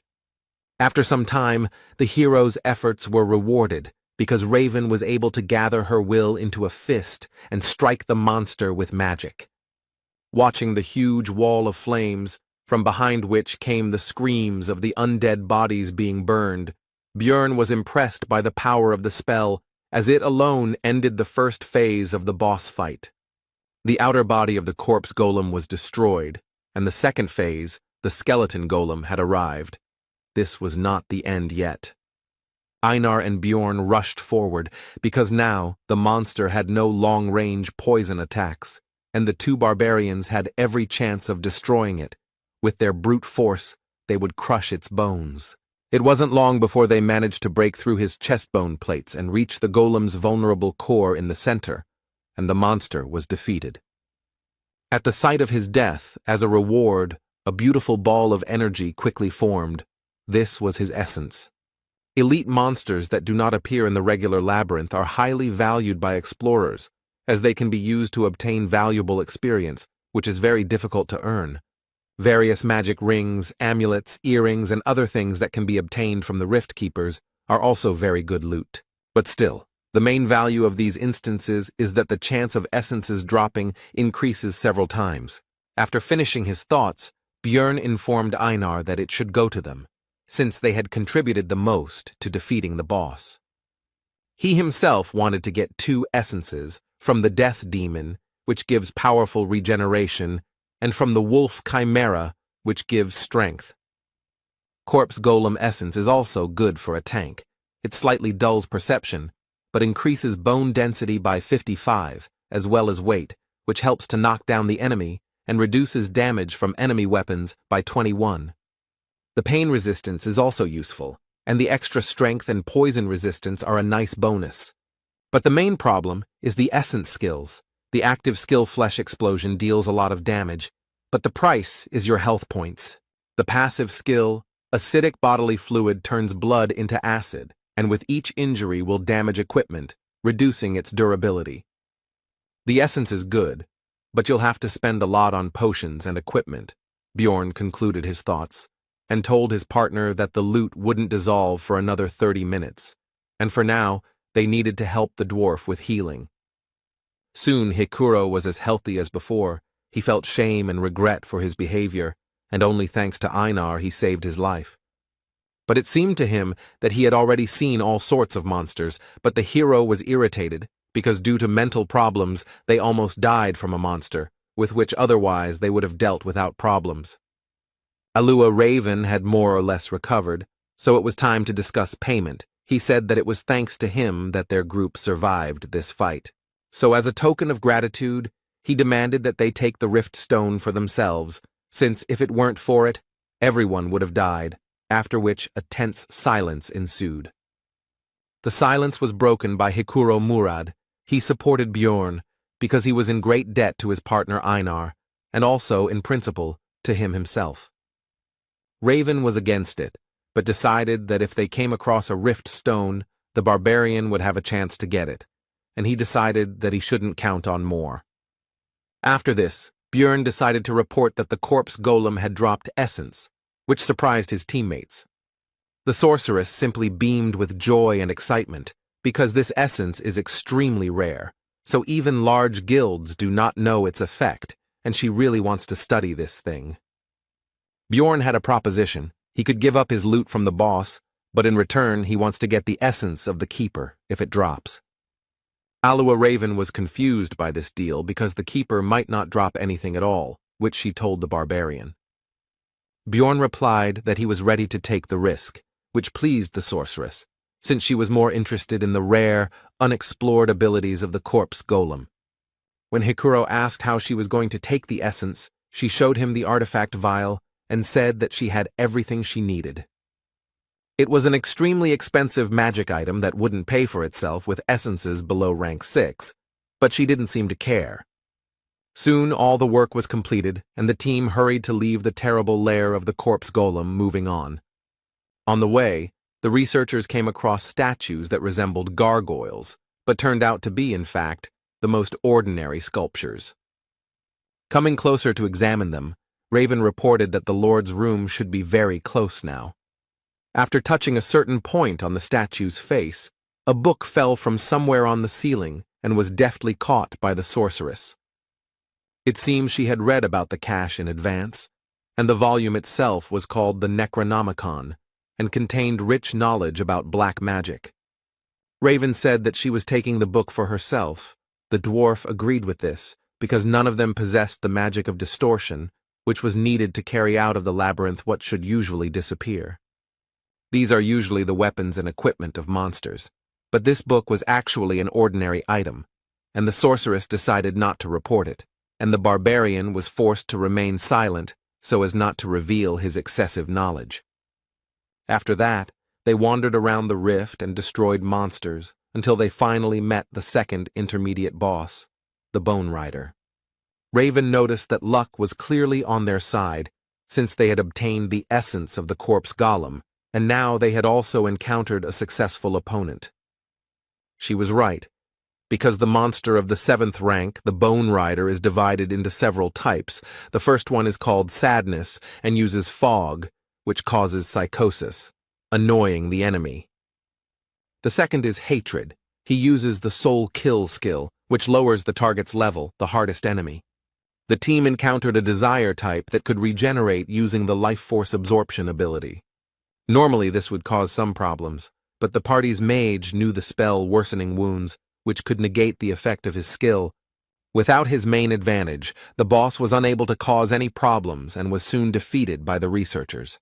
And they were lucky again. The second elite enemy dropped Essence, which happens very rarely. By agreement, this was the spoils of the barbarians, and Björn decided to give it to Einar, since it did not suit him very well. Since the life absorption skill is only fully revealed with swords, and he is not going to change weapons, it is better to try to get another essence with the help of the enhanced warrior. And during the adventures, the hero realized that Einar could be trusted, and the girl herself, meanwhile, beamed with joy and hurried to devour the prey. The only thing the hero forgot to do was to tell about the side effect of the Bone Rider's essence. At first, Einar did not understand what had happened, and why all her companions began to seem larger to her, but Björn explained that it was she who had become smaller. Raven explained in more detail that this is a standard effect for the essence of the Bone Rider. The density of the bones increases, but they shorten, and the hero already knew all this from the game. Einar was very upset about this, because her relatives already looked down on her because she was a woman, and now no one would see her as a warrior at all. The sorceress tried to console her by saying that she had become more beautiful. Her facial features were softer, and now her appearance would impress even aristocrats. But this only upset Raven even more, because she no longer looked like a warrior at all. Bjorn told her that everyone already knew about her excellent fighting abilities, and he himself thought that if it weren't for the tattoos, she would look like a very ordinary girl, while the dwarf joked that if he took this essence, then everyone would stop noticing him. Soon a death demon appeared in the corridor, and Bjorn told Einar to stop being sad and try out her new powers. The girl didn't seem to be particularly excited about what had happened and didn't expect much, but she still had a duty, even though she didn't look like a warrior. After which, without burning with enthusiasm, she approached the monster and swung her sword, as a result of which she divided the monster into 2 unequal halves. Björn immediately pointed out her new power, and the girl looked in disbelief at the demon's dissolving body and quickly came to her senses. The hero encouraged the girl by saying that she was now not a simple warrior, but a great warrior, and Einar finally regained her good mood. Soon the team came to the door behind which the Rift Guardian should be. Their adventure was coming to an end. The hero thought that they had been lucky throughout their journey, since Einar had absorbed a good essence, and they had also received a large share for the corpse golem. But there was one thing. Has there ever been a time in his life when everything went easy and simple? What could be the worst-case scenario in this situation? After all, it was always like this for the hero. It just seemed that everything was fine, but then he would receive a new blow from fate, as happened, for example, with his personal life. And his arrival in this world, maybe someone would call it luck, but not him. For the guy, it was the same trouble, only even worse. He was brought out of his thoughts by Hikuro, who was about to open the doors, and Björn finally noticed one peculiarity. The handle was red, so he tried to stop his comrade. But the danger was discovered too late. The door itself opened all the way. The master of the bloody citadel woke up from a deep sleep. And it was not the Death Rider that was usually found here, but a vampire, a monster that only appears after the 6th floor, who greeted them with the words that he had not seen living beings for a long time, and also an advanced mutated version, with intelligence and a named monster, the Vampire Duke Cambermere. In general, monsters are divided into 4 categories. The first is mutants, which do not change race or characteristics, but receive a new class, such as goblin swordsmen or goblin archers. Advanced monsters, the rank significantly higher than the average for the floor. These include, for example, the Death Demon, a rare category like the Corpse Golem which can only be found in rifts, or the Mimics, which are very difficult to find on normal levels. And the last ones, those with an individual character and name, are advanced mutants, named monsters, which is exactly what their group met. The researchers sensibly assessed their chances now, so they immediately decided to run, and the hero shouted not to be distracted by conversations when Hikuro tried to ask about what happened. While running, the hero thought about the essence of the monster.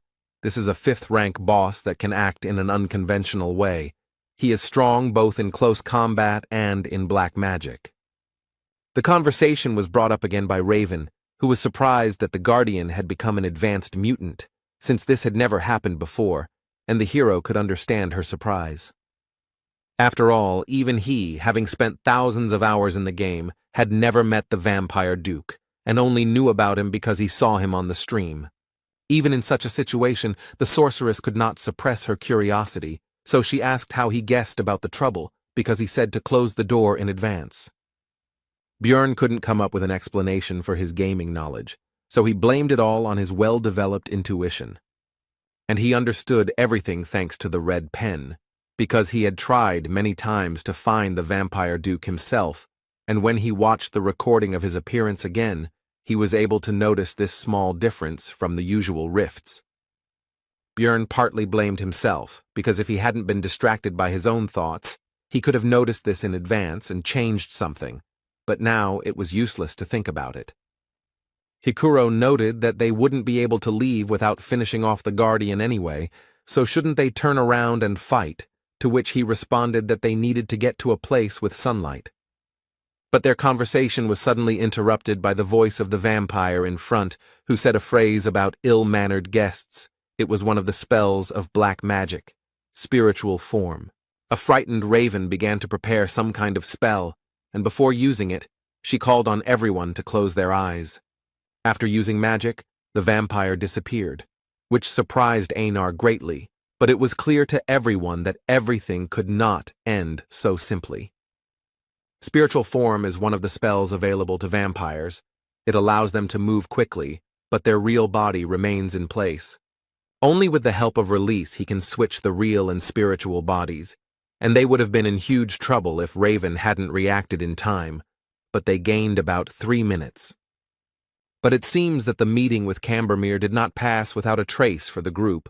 He somehow managed to cause internal bleeding to the sorceress, which surprised the hero because vampires do not have such an ability. This means that the boss has the essence of another monster, which the hero does not know about, because in the video, the player did not have time to not only win, but even do anything, so he could not show his techniques. Bjorn interrupted his thoughts and urged everyone to continue running towards the exit, to which the dwarf noted that only Raven knew where to go, as she was studying the map of the Blood Citadel. The hero shouted that he also knew, which surprised Hikuro, and the latter asked how he knew this, since this was the barbarian's first trip to this rift. Björn replied that he had simply memorized the route, thinking to himself that he did not want to seem like a suspicious barbarian, but right now survival came first. On the way to the exit, the hero thought that technically he had told the truth, but he had only received this knowledge after visiting this dungeon hundreds of times in the game. Soon the exit was already visible ahead, but the Vampire Duke was also already close and, if such words are appropriate to apply to the undead, was practically breathing down their necks. But the researchers still managed to run out into the street, and the boss's spiritual body still caught up with them a little, but quickly dissipated. The weakness of this spell is sunlight. Like vampires, their group was very lucky that the sun had not yet set, and it was also very good that the fake luminary inside the rift has the same properties as the real one. Now that they were temporarily safe, Hikuro noticed that Björn had indeed remembered the entire route the first time, and asked if he had really completed the ceremony just a month ago, causing the barbarian to tense up. The situation was defused by Einar, who began to praise the hero, saying that he was a great warrior who was capable of more, which amused the dwarf, and he said that in the future he would truly become one.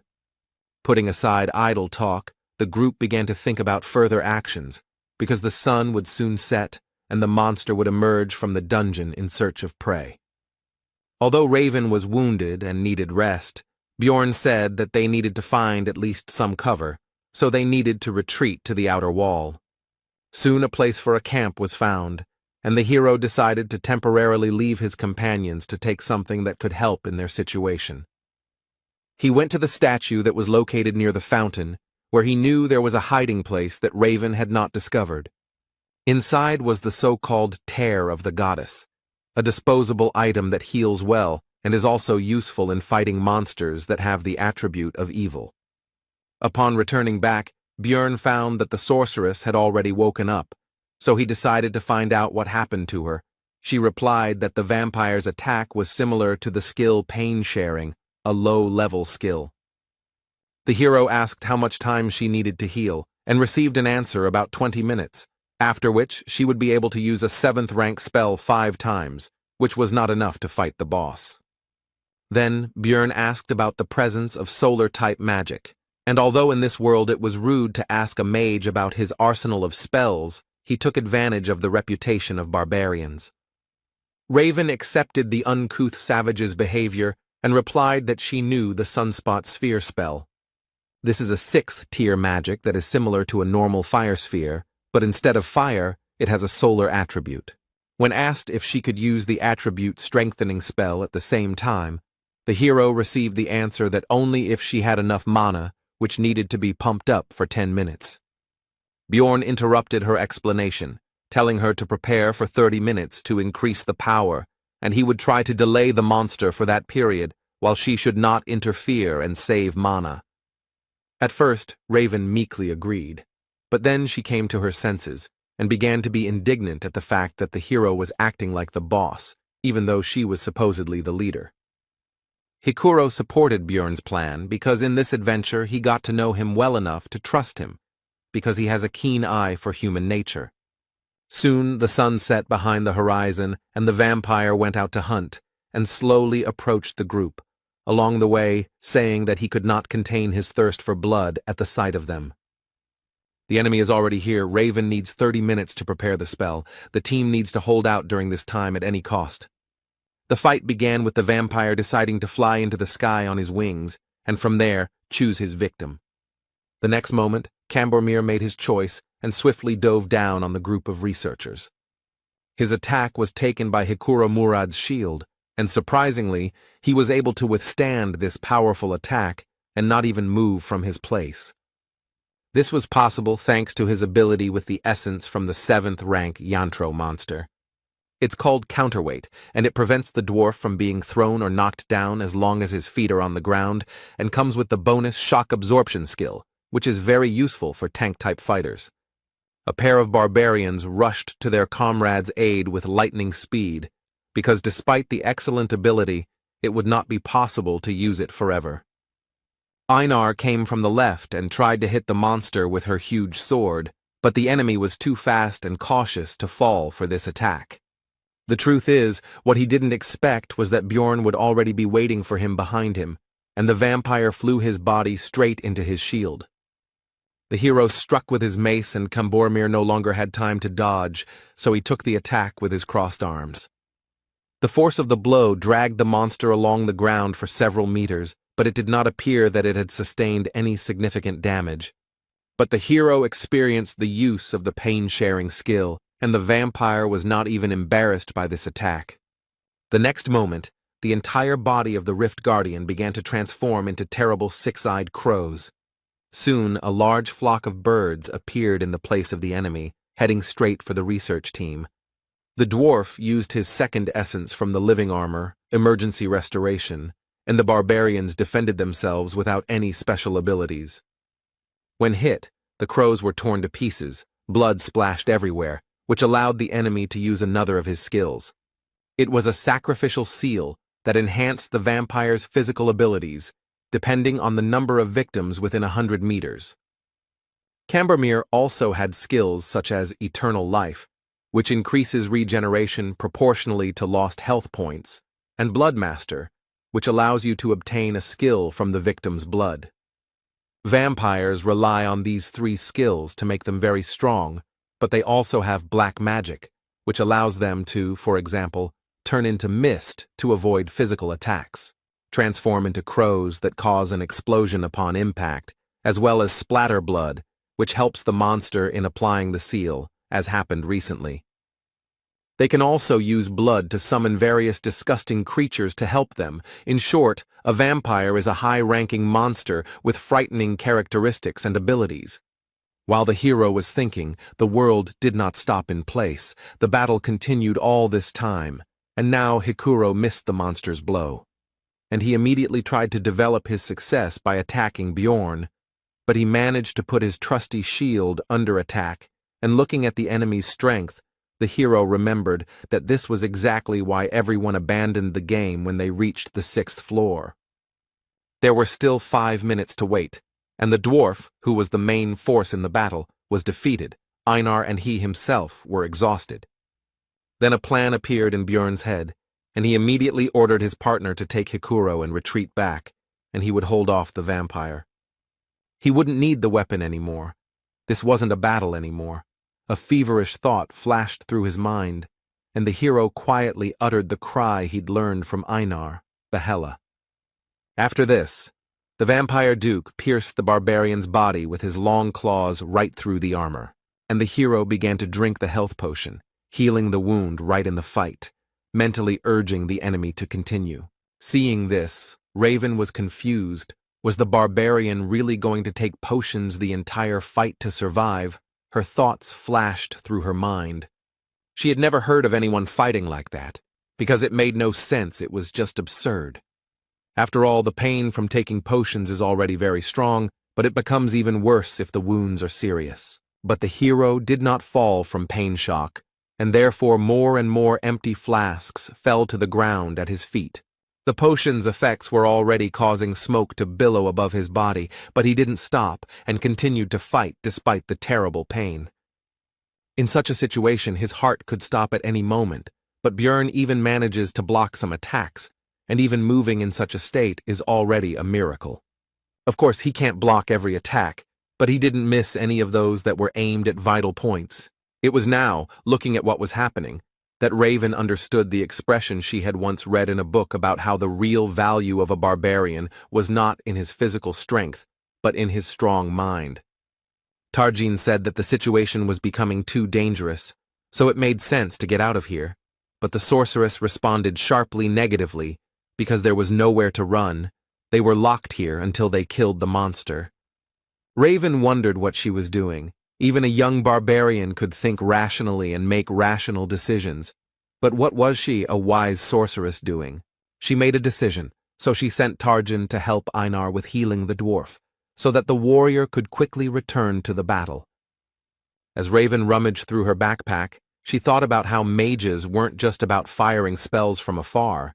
They were also supposed to analyze the situation based on their knowledge and choose the best path for the team. She found what she was looking for, that very test tube, and made the best decision in this situation, in her opinion, because she wants to live. Raven conjured a number of magic circles that increased accuracy, helped with range projection, and performed automatic targeting. And when everything was completed, she threw a vessel with essence at Bjorn with magical telekinesis. This should help in defeating the Keeper. The test tube shattered on the barbarian's armor, and he instantly absorbed the loot from the corpse golem, which instantly increased many of his stats. When fighting the vampire, the hero's head became empty and his vision became clouded. He had to choose what to sacrifice and what to save. He forcibly threw away his weak heart and fought with all his might. He had to ignore such insignificant things as his arms and legs and protect only his vital points. But suddenly something changed. The picture of the battle changed. The vampire duke's claws couldn't cut through the bones. Could it be that he was fed essence? The hero thought. It was painful for Björn to think about how he would have to change his training and development plan because of this, but if we look at the current situation, it is a very fortunate development. After all, the doll that was beaten one-sidedly can now move, and even such a small thing increased the guy's chances of survival by an order of magnitude. The thought flashed through the barbarian's mind that he couldn't just keep taking damage, and suddenly someone seemed to hear it, and a restoration potion hit him in the back, increasing his regeneration. It was Raven, who had already come to her senses and seemed determined to use up her potion reserves in this life-or-death battle.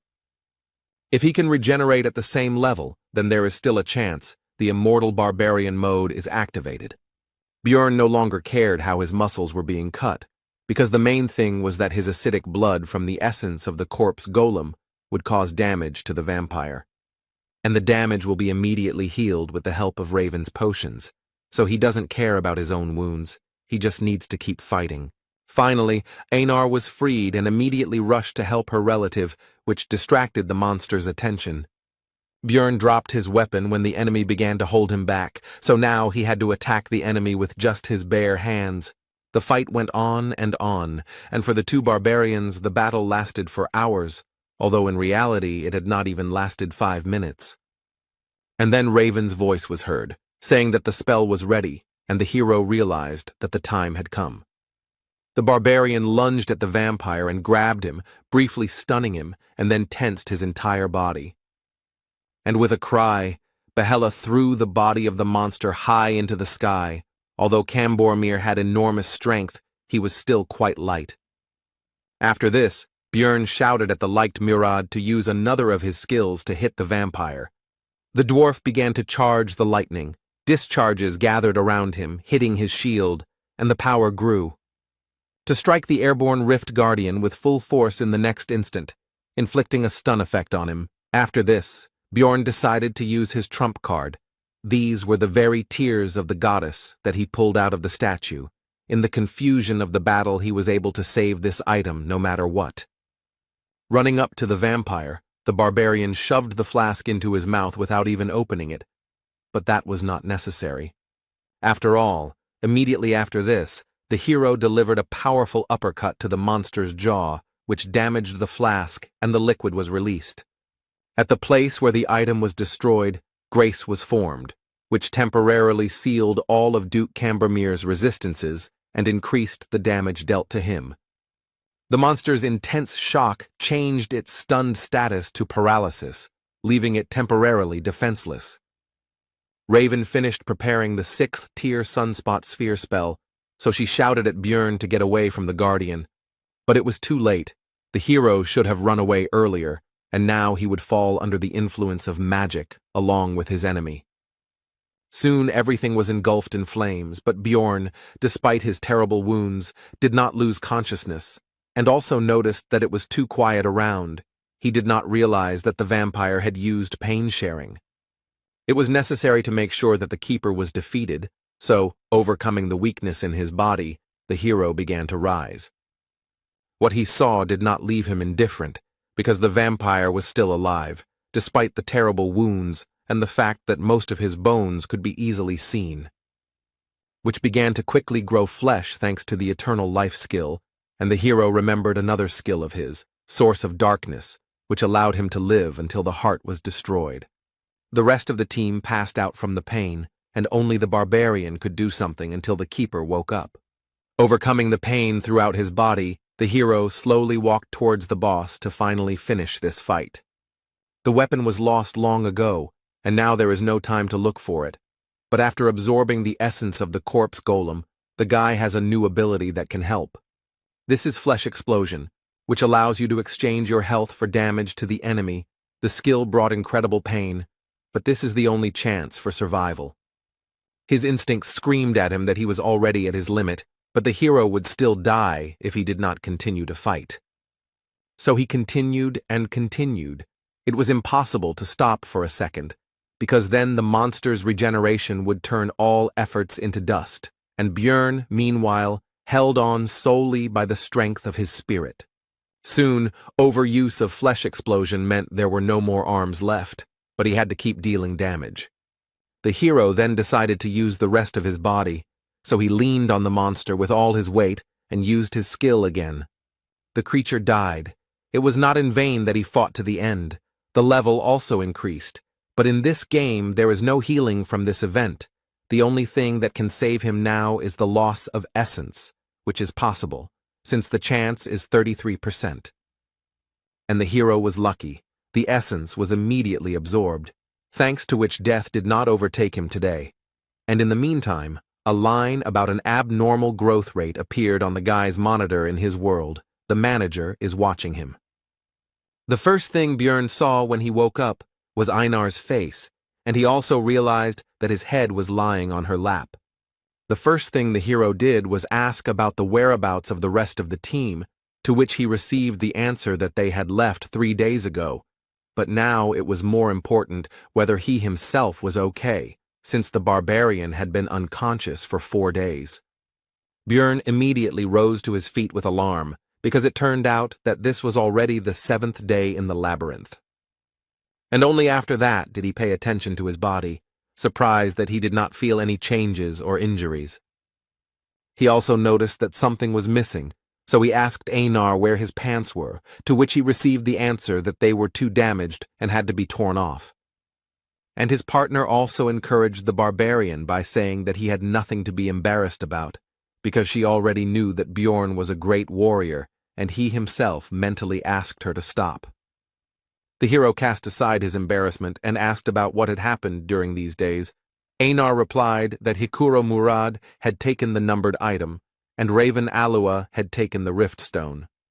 Björn thought about the fact that since he survived, it meant he absorbed the essence of the enemy, and this meant that they had all 3 items of the keeper, and the warrior was indignant that they had actually agreed on something else.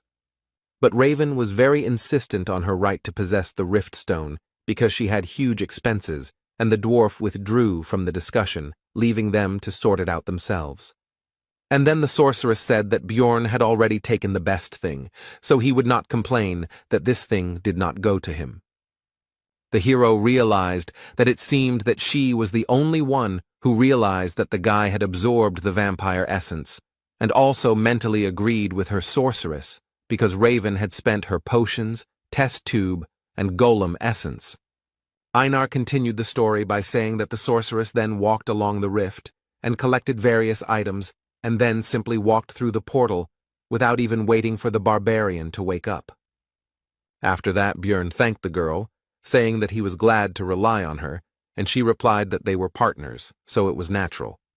The hero decided that even if Raven had gutted the place, some items should still have remained, but before starting the search, he decided to dress up, so he asked the warrior if she had any extra clothes. Soon all the business was completed and the barbarians returned to the city. There were a lot of problems this time, and the guy hoped that at least the profit would balance it out. This time, a little more than 230,000 stones were earned, but the hero did not complain, because he was able to absorb 2 essences. But suddenly, the girl behind the counter said that this was somehow too much for a 9th-rank researcher, and that it was in his backpack. The barbarian asked why he should answer, and suddenly a detachment of guards appeared behind him.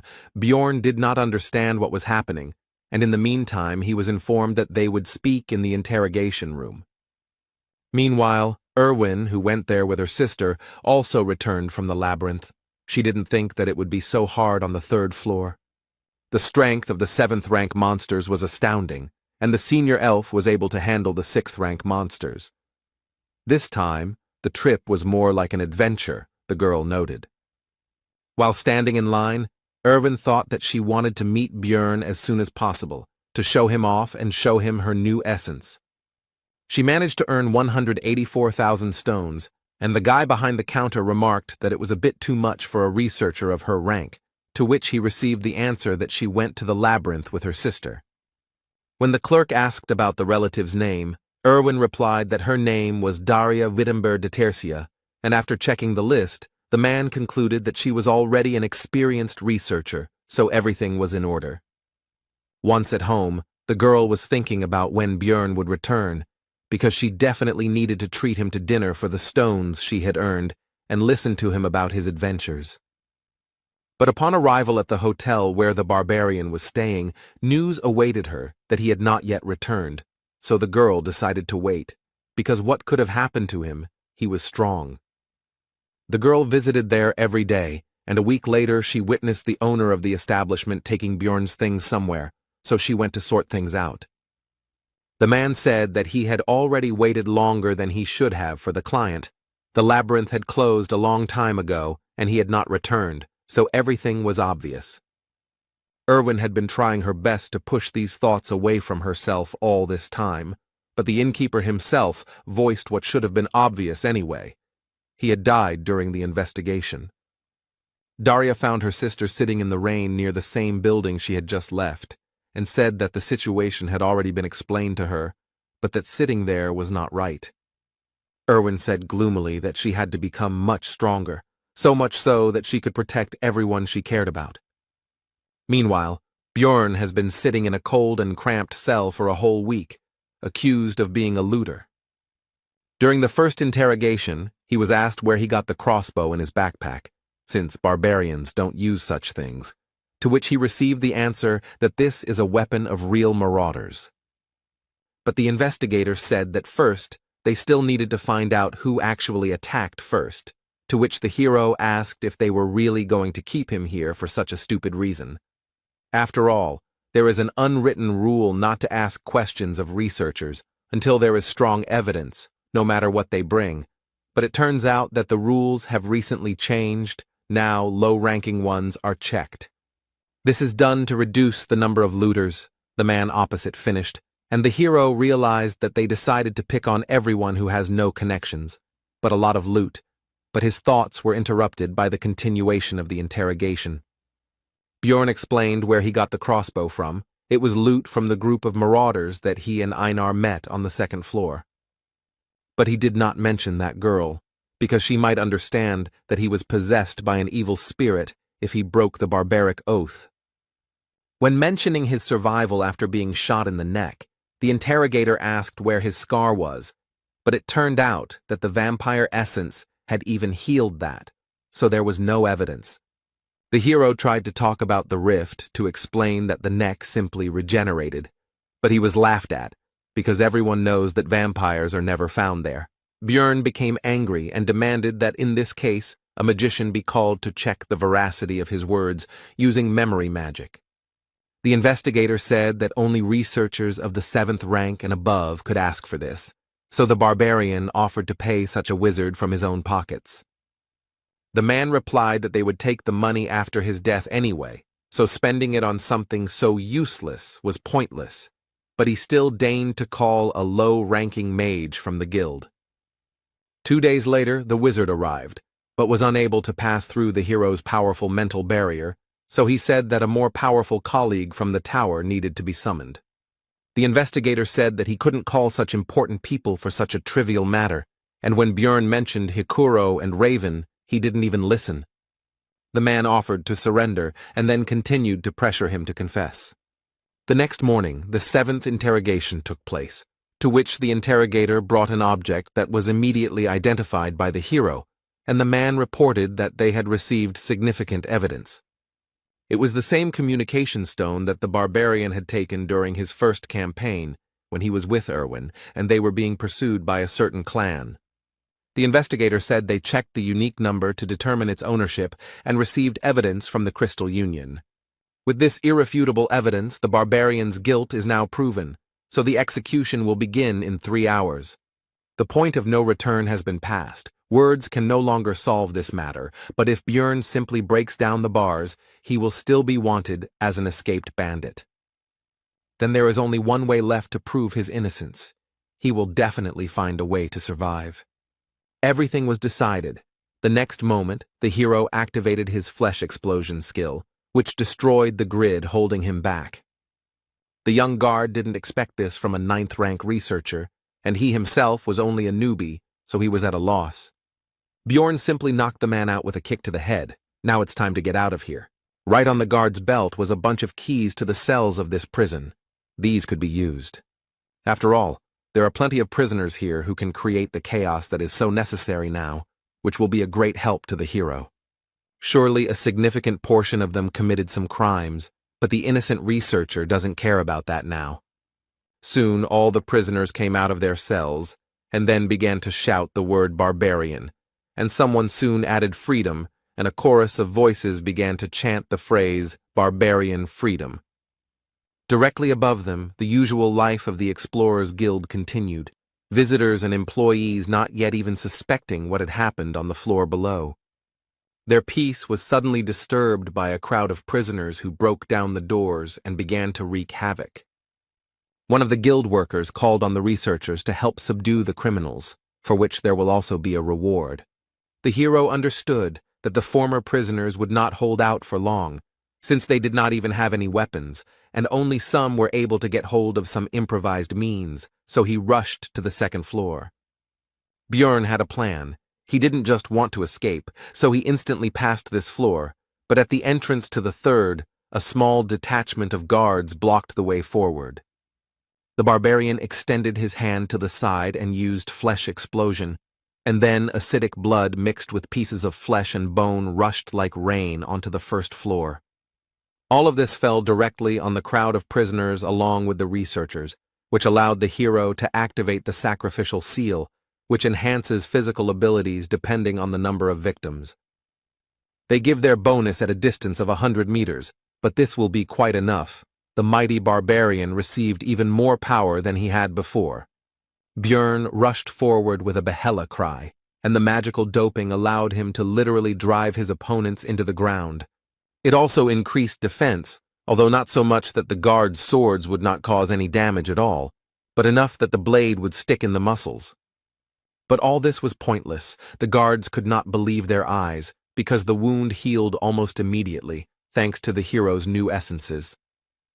Bjorn feels the power that overwhelms him. The effect of this doping is simply mind-blowing. These guys can't do anything against him. The guards were at a loss. How could a 9th-rank barbarian be so strong, since only low-ranking researchers were locked up in the branch? There is a prison for high-ranking people, but today they were just unlucky enough to meet a hero. They were clearly not ready for something like this. Soon the way was clear, and Bjorn could now calmly enter the branch manager's office on the 3rd floor. As soon as the hero opened the door, he noticed an ambush, but there was no way to avoid it. However, it was not necessary. The man's sword reached the barbarian's flesh, but he did not rejoice for long, and the reason for this was not even the enemy's rapid regeneration. Much faster than he could see the enemy's recovery speed, he was hit by the effect of the corpse golem's acidic blood, which instantly took the swordsman out of the fight. Suddenly the barbarian noticed that there were not only the two of them in the room, but also some girl in a rich dress. The man, overcoming the pain, shouted not to touch her, because she was the daughter of the head of the district, which made Bjorn think that he had hit the jackpot. The barbarian interrupted the swordsman's threats with a blow to the head. Now, due to new information, the plan has changed.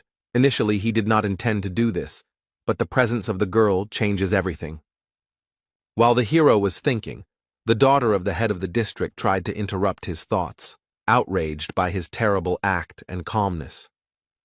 She accused him of knowing about her presence from the very beginning and setting everything up. Bjorn became irritated by this and shut her mouth. The guards burst in, but did not dare to do anything, because the barbarian had the head of the district's daughter in his hands. Then, the hero demanded that they bring him the investigator who was handling his case, the leader of the Crystal Union, and the magician from the Magic Tower. But that wasn't all. Bjorn went out onto the balcony with the hostage and took a deep breath, because it was time for the next point of the plan. The barbarian shouted his battle cry, attracting the attention of the onlookers so he could deliver another blow to his enemies. There were enough people nearby, and the hero began to loudly talk about how he was a 9th-rank researcher, whom the guild tried to frame and kill, and also swore that he was innocent.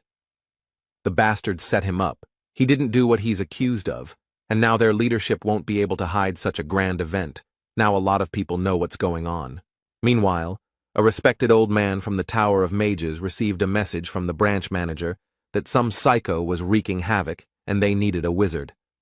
And the elder decided to send Raven Alua there, and also clarified that the one who arranged this freed the prisoners and took the daughter of the head of the district hostage. The sorceress agreed to go there because she still needed to find someone, and she was also curious to take a look at this crazy man. Upon arrival at the Explorers Guild, Raven fulfilled both of her wishes, although she was not particularly happy about it, and the barbarian simply clarified whether she was the mage they had sent.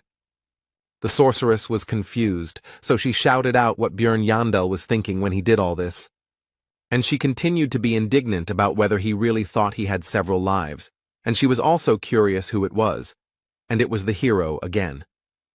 But Bjorn interrupted her, asking her to use the memory check magic faster. The sorceress agreed. Only if in the future the barbarian fulfilled one of her requests, he accepted the conditions. But the spell didn't work. Then Raven asked if he had any equipment against psychological spells. The hero answered negatively, and the hostage meanwhile tried to understand what was happening.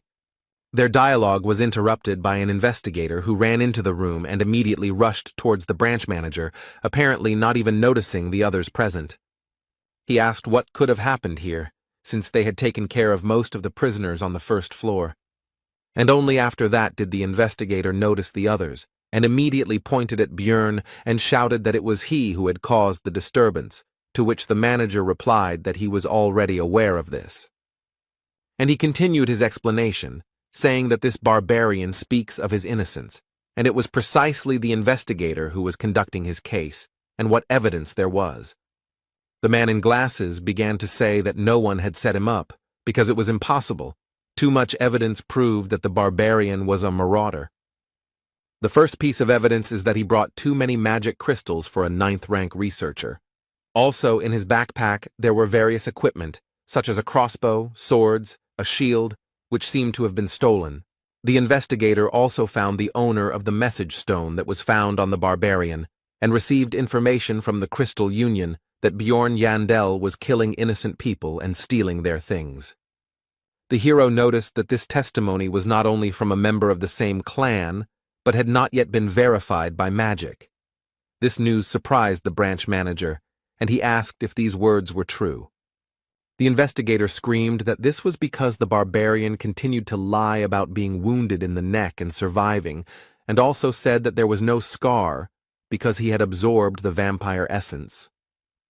The interrogator continued by saying that this was complete nonsense, and that Bjorn had lied because he knew that memory magic would not work on him, and how, under such circumstances, could he bring the precious magician from the magic tower there? The man was confident that his arguments were irrefutable and was already anticipating the end of the annoying savage. But Raven indifferently reported that the information about absorbing the vampire essence in the first-floor rift was true. This news surprised the head of the branch and the investigator, and the latter, stuttering, asked what she meant. The sorceress explained that she had been there and seen everything with her own eyes, and ironically asked what to do now, since he would not be able to verify the truth of her words with magic. The interrogator did not take this information seriously and told Raven that even if she knew the barbarian, she did not have to protect him with lies. But the blonde sorceress interrupted the man and threateningly asked if he really doubted her words. And, without changing her tone or facial expression, she continued to talk about whether investigating the cases of low-ranking researchers with his pitiful powers had forced the investigator to look down on magicians as well. The interrogator, after Raven finished speaking, immediately fell to the floor and began to make excuses and ask for forgiveness. This was because the wizards of the magic tower were close in status to the aristocrats. There were many different schools of magic, but they united into a group to protect their rights. A simple guild worker dug his own grave. Björn finished his thought, and the branch manager suggested that they stop this argument already. After all, even for her, a sorceress, this might have seemed absurd if she had not been aware of the situation. Raven made an indifferent face and said that there really had never been vampires on the first floor before, to which the man began to thank her for her understanding. As a loud no came out of her mouth, this was not something that the manager of the branch of the Explorers Guild should say, placing special emphasis on the last word. And she continued her explanations by saying that even now, many years after the discovery of the labyrinth, there are still mysteries that have no answers. One can never predict what might happen there. So how can a man be confident in the impossibility of anything, and at the same time head a branch of the Explorers Guild, again emphasizing the last word?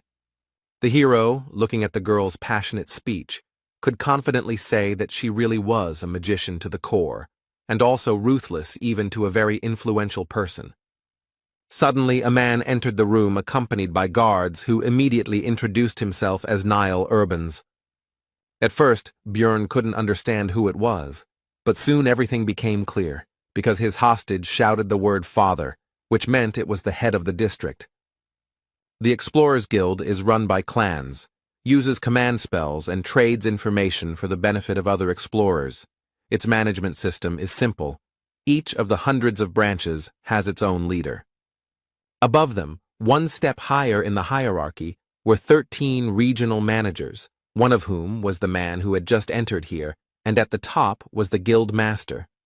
The guards behind Niall Urbans pushed a man forward, and the high-ranking guest himself said that this was the one Bjorn had requested. The barbarian's face took on a gloomy expression, and he asked this man if he was the Crystal Union member, Hartz Jr., who had made false accusations against him. Without even listening to his excuses, Raven immediately used memory-reading magic and reported that the man had lied. Now he definitely won't be able to get out of this situation, since the sorceress from the Tower of Mages confirmed his slander.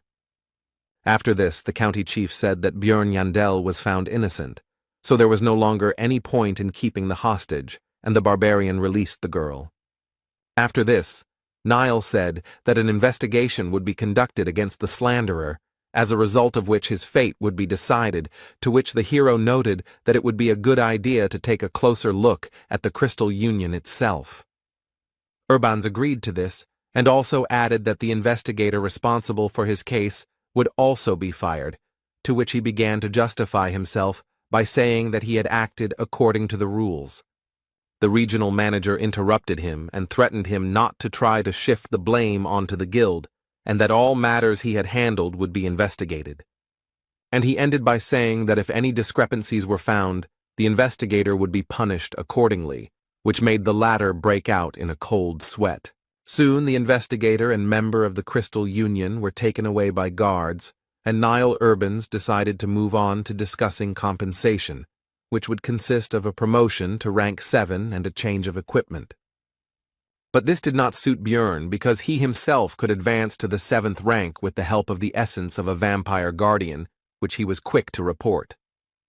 Niall tried to say that the barbarian only had 2 months of experience, to which the hero said to bring him a researcher of that rank, and then it would become clear who was stronger. Björn was immediately engulfed in barbaric rage, and with a cry of Yahello demanded an opponent, to which Urbans tried to calm the hero down and explained that this had simply never happened before. Unexpectedly, Raven decided to support the hero. They met eyes, and the girl smiled at him, after which she began her speech. The sorceress stated that she was sure that there was no researcher here who could resist a 5th-rank vampire and return alive by absorbing his essence, so Niall was forced to agree. Then Björn demanded money as compensation, or to be more precise, 5 million stones, which may be a bit much, but he, as a stupid barbarian, can afford to start bargaining with this figure. But unexpectedly, for both him and the branch manager, Niall Urbans, although with displeasure, agreed to these conditions. Björn thought that it might be related to the presence of Raven here, who just now demanded another 1,000,000 stones as a reward for her services. Could this really be the influence of the Tower of Mages? Soon all the issues were resolved, and the barbarian and the sorceress went to the latter's laboratory, which was in disarray. The girl offered the guy some water to drink, although it was from a test tube, but that's simply because there are no mugs here, and if he doesn't want it, then she can offer basil concentrate. The hero did not risk drinking this liquid because, most likely, this flask had previously contained strange liquids and monster organs. Putting the vessel aside, Björn asked why he had been invited here to the magic tower. Raven reminded that the barbarian had promised to fulfill one of her requests. The hero had only agreed because he was in a hurry, and there was nothing wrong with making friends with a mage. Björn agreed with this. The main thing was that it was within his power. The sorceress was happy with his words, and said what she wanted.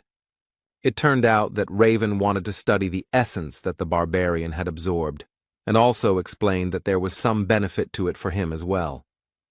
Listening to the sorceress's story about how this would help him discover some unknown features, the hero noticed how the expression in her eyes changed. One could see a desire for knowledge in them. The corpse golem she wanted to study was indeed rare, but it was nothing compared to the vampire essence, since it had never appeared before, or there was no one to tell about it. And then the hero guessed something, so he asked if her words when signing the agreement were true, and were precisely because of this. We are talking about the moment when Raven studied the agreement between the Explorers Guild and Bjorn, which contained a clause about the secrecy of everything that happened. The sorceress then demanded that a clause be added about not revealing that the barbarian had absorbed the essence of a fifth-rank vampire, and he was grateful for her attentiveness. The hero was right, and the girl said that in any case, now let him come once a week and help for about 3 hours for 6 months. Bjorn said that he agreed to 3 months and to share the results of Raven's research with him, to which she said that he survived thanks to her, and therefore he should be grateful. Looking at her, the hero thought that in principle this is true, but this is a separate topic, because in order for the cooperation not to end in a short time, the guy must show the girl what kind of person he really is. Bjorn stood up and told Raven that she was the one who should pay the money, which confused the sorceress. Thinking that anyone who doesn't stand up for their position is just an idiot, the barbarian loomed over the girl and said that she actually fed him the essence of a corpse golem. Raven tried to push the hero away from her and asked how that could be a problem since she gave him his powers for free. Björn said that she fed the essence for her own survival, to which the girl replied that she saved him as well. The hero responded indifferently that he didn't care. Raven had to pay 10 million, because that was exactly the amount needed to remove the essence in the temple. The sorceress asked in bewilderment why he was getting rid of such a precious thing, and exclaimed that he was a crazy barbarian. Björn explained that it was not the essence he wanted, meaning it had caused him serious damage, to which the girl responded that she had heard about the value of this thing to researchers.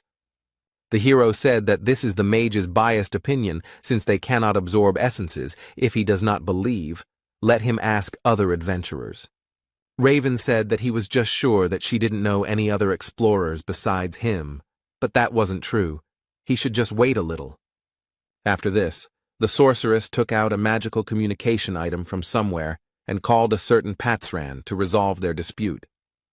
The girl asked him how he would feel if someone fed him an essence he didn't want, to which he said the answer was obvious. To begin with, Patsran would be very angry, because despite the possible value and uniqueness, the essence, which was not in the plans, would only interfere. It's hard for mages to understand, but researchers can't just absorb everything and hope to move up the floors that way. And when asked about possible compensation, Patsran replied that he would demand 15 million, because the more essences a person has, the more expensive the removal, and if they cannot pay him, he may kill.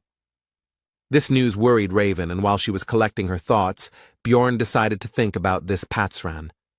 This researcher is obviously of a very high rank and experienced nature, since he understands the importance of skill combinations and has connections in the magic tower. If you were to ask the same question to some 9th-rank rookie who was barely surviving, then the answer would be completely different.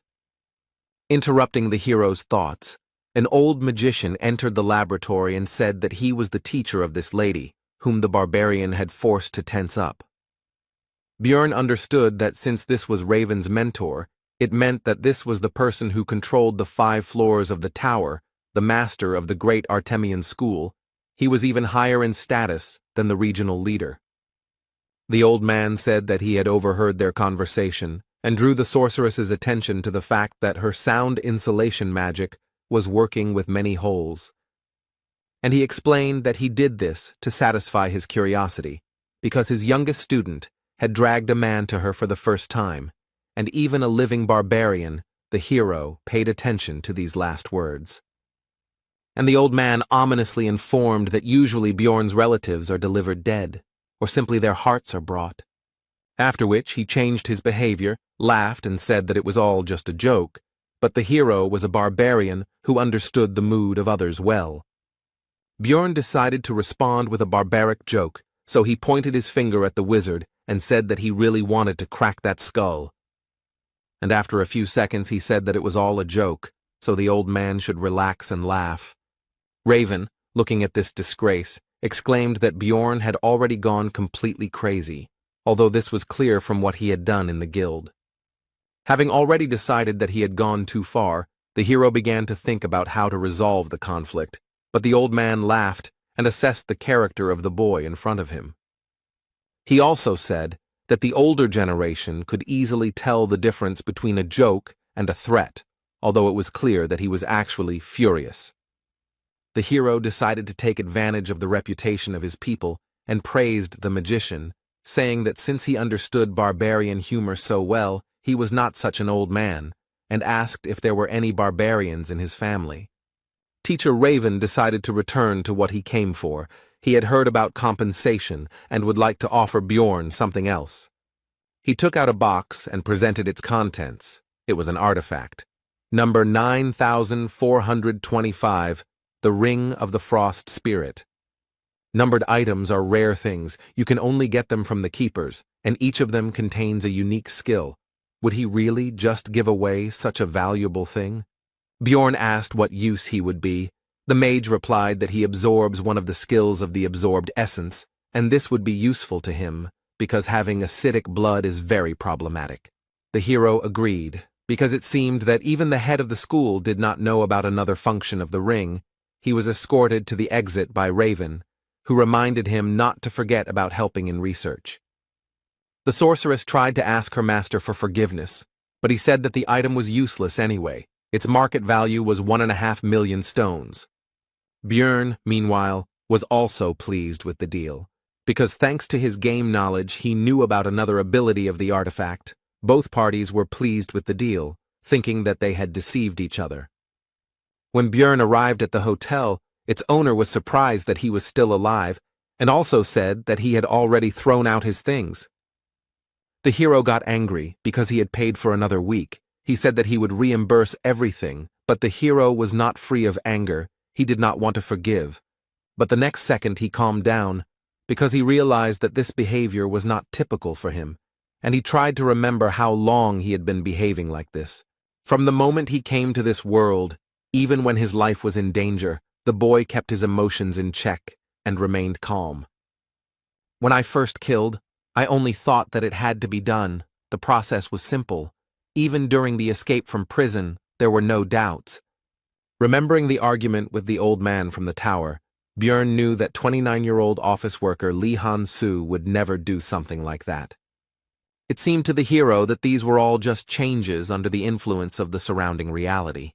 But the discomfort continued to grow, and now he is sure that after each battle the body's instincts break out. His mind becomes simple, rough, and aggressive, as a barbarian should be. It seems as if his consciousness is merging with this body. But for survival it would be even better. Bjorn summed up his thoughts, after which he demanded 30,000 stones from the innkeeper as compensation. The man was outraged by such a price, so he could not keep his emotions under control, and shouted that his trinkets were not worth half of it. The barbarian immediately drew attention to this, and pointed out that, according to this man, the things had been thrown away, and the owner of the hotel had no choice but to pay the required amount. Soon Bjorn changed his place of residence. Now the room was more expensive, twice as expensive as the previous one. It had its own bath, good windows, etc., and it was also closer to the square with the portal. The next day, the hero went to Einar, who greeted him with joy, because she was worried about her partner when he disappeared for such a long time. Meanwhile, the rest of the tribe shared the news that the whole city was talking about the so-called barbarian of freedom. Björn realized that this was all about him, so he asked cautiously for details, in particular about the name of this hero. To which he received the answer that no one knew about it, which meant that the guild was somehow able to maintain his anonymity. But the rest of the barbarians were not interested in this. They were simply happy and proud that such a man appeared in their tribe. He fought alone against 100, refuted false accusations. The relatives admired these actions, and the hero did not think that this would become such big news, and also hoped that it would not lead to serious consequences. Afterwards, Björn and Einar went to Karmelby, a middle-class area with many craft shops and merchants. Here, the team sold the loot and equipment of the hero himself, which turned into scrap metal, resulting in 800,000 stones, of which 300 went to the warrior. Einar suddenly became surprised by something and drew Björn's attention to how people had put clouds on a stick and were eating them. Of course, it was just cotton candy. The hero decided that it would be a good idea to treat the girl to both sweets and just lunch, while the warrior could not believe what humanity had come up with. But soon Einar's mood worsened. She thanked her partner for treating her as before, because the other barbarians now avoided her and did not see her as a warrior. And lately, some guys have started to hit on her, trying to get her attention, which had never happened to her before. Einar finished pouring out her experiences by asking Björn for forgiveness and saying that she would not be able to go to the labyrinth with him. As a result, the girl left the group, and although her problems were very important to her, they were not the main reason. The main reason is that the elder of the sacred land, a famous sword master, noticed Einar's talent. Therefore, the warrior decided to study the art of the sword under his command in order to become much stronger than she was now. When asked if the sword master could go to the labyrinth with them, the girl replied that there would be special training, so they couldn't leave the sacred lands for 6 months. The hero understood what kind of training this was, so he decided that Einar really shouldn't miss such a chance, and she herself said that she couldn't ask him to wait for her. And she doesn't necessarily ask to take her back when the time comes, but she will try and come back so strong that she will no longer pull Björn back. He couldn't hold her back, because during the second exploration, she was defeated by the marauder, and she also had to use the oath. In the rift, Einar could only watch as others took the initiative while she remained at best in the background. It all hit her hard, so she agreed to the training.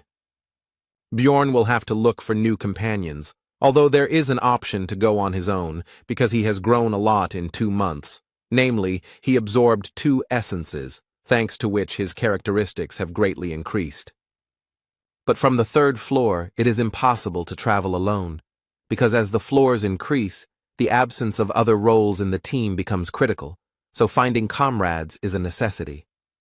The hero needs companions of a similar level to climb higher and hunt higher-level monsters, and his first target for recruitment was Raven.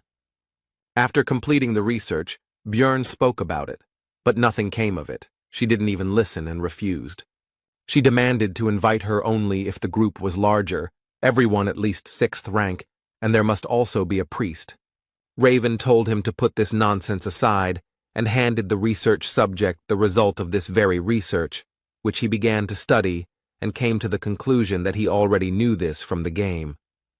The growth of characteristics, among which the most prominent were regeneration, magic resistance, and soul power, as well as all of his active and passive skills, he studied and tested, except for Bloodmaster.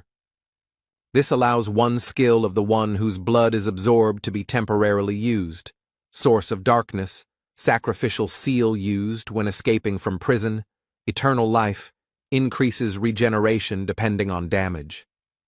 Before Björn left, Raven decided to inquire about what that thing was that the hero had shoved into the vampire's mouth during the battle in the rift. The guy decided not to say anything and said that the situation was quite chaotic then. She probably messed something up. The sorceress began to say that she saw everything with her own eyes, but the barbarian interrupted her, saying that he was hungry, after which he quickly ran away. Raven was unhappy with this. She realized that Bjorn was hiding something, so the girl intended to find out everything on her own. To this end, the blonde headed to the huge library of the Magic Tower with confidence to find answers in the books, which she did. She read that it was similar to a goddess tear, a consumable relic of unknown origin that, when destroyed, bestowed a powerful holy blessing on the surrounding area. 150 years ago, during a dimensional collapse, Cardinal Andron used 3 such objects to save the Holy Pope, and it was never mentioned publicly again. Suspicions grew stronger, because how could a barbarian who had recently undergone the ceremony know about the location of the relic, as well as its effect? Upon arriving in his room, the hero began to think about another artifact, the Golden Mask, which drops after defeating the boss of the Bloody Citadel when many conditions are met. It changes the wearer's face for 30 days, the number of uses is 5, the item dropped for him in the game, but there was no point in changing the appearance of a 2D character, so he sold it. But this is reality, which means that in the event of a clash with the forces of law or with someone extremely influential, this may come in handy in the future. Meanwhile, Daria Wittenberg de Tercia, Erwin's sister, sat in the tavern, calmly eating and resting. But she was drawn to the conversation of the other visitors, as they talked about the Crystal Union and its disbandment in just one night. This clan created a huge information network with the help of communication stones and offered various services to newcomers on the first floor. It grew very well. At first, everything went well.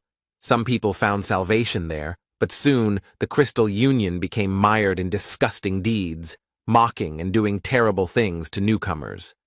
Take, for example, what almost happened to Erwin. The elf did not want to admit, but if it were not for the barbarian, something terrible could have happened. Daria finished her meal and was about to leave, but decided to listen to the curious information when she heard that they fell apart because of some barbarian of freedom, because it seemed ironic to her. The researchers talked about the recent incident in the Explorers Guild, and one of them said that the rule about increased search for marauders among newcomers will be revised due to the growing problem. They continued their conversation, and when it came to the fact that it was a 9th-rank barbarian, Daria decided that it couldn't be a simple coincidence. If this barbarian of freedom is that same Bjorn, then the situation with his disappearance becomes completely explainable, the elf thought, heading home. But should she in that case tell her sister about her suspicions, who still can't get over the shock? The next day, Bjorn Yandel went to the Explorers Guild to find out about the gathering teams, active above the 3rd floor. Having received the ID card and the hero's badge, the employee could not contain his surprise and exclaimed about some 5 stars. When asked what it meant, the man tried to change the subject, but Bjorn already guessed that it was some kind of internal guild code, and as a result of recent events, he received the status of a VIP client or something like that. Among the list of proposals, the hero noticed a familiar name. It was Hikuro Murad, so he immediately decided to meet him. They greeted each other and sat down at the table, but the dwarf suggested not to talk about anything for now, because another person should arrive soon. It would be a magician. He didn't keep them waiting long. He immediately introduced himself. His name was Lior Wabdvalki, and when Hikuro asked if he was the one they were waiting for, the wizard replied that it would be good luck to meet another sorcerer here and now. Murad didn't seem to be very good at understanding clever words, so Bjorn explained that the magician meant that everything was correct. They introduced themselves again. Hikuro added that he was 6th rank, and Dvalki said that he was an 8th-rank wizard of the ruling family of Rafdonia. The barbarian had to explain again that he simply did not work for the guild. The hero decided to ask directly why a mage of such a low rank would go to the labyrinth, since it was dangerous for such people, and it was more profitable and stable for them in the city, to which he replied that he wanted to glorify the family of Baron Martuan. Hikuro Murad was surprised that he turned out to be a nobleman, to which he received the answer that his mother's sister's husband was the 3rd brother of the Baron's wife, to which Bjorn thought that he was not connected to them at all. Lior Wabdvalki himself continued by asking them not to be nervous, because he was not going to act arrogantly, which made the barbarian think that he looked like a fraud with these stories. From the subsequent conversation, it became clear that the magician knows how to use daily and administrative magic, knows a couple of spells like curses, and is well versed in cold magic, a wizard without experience. There are nuances, but the very presence of a mage in the team will become bait for good fighters, so Hikuro and Bjorn decided to accept Dvalki.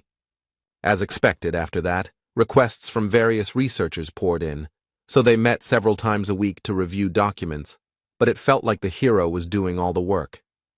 Be that as it may, but soon the composition of the future team was approved, the group was assembled, and soon there will be their first trip to the labyrinth.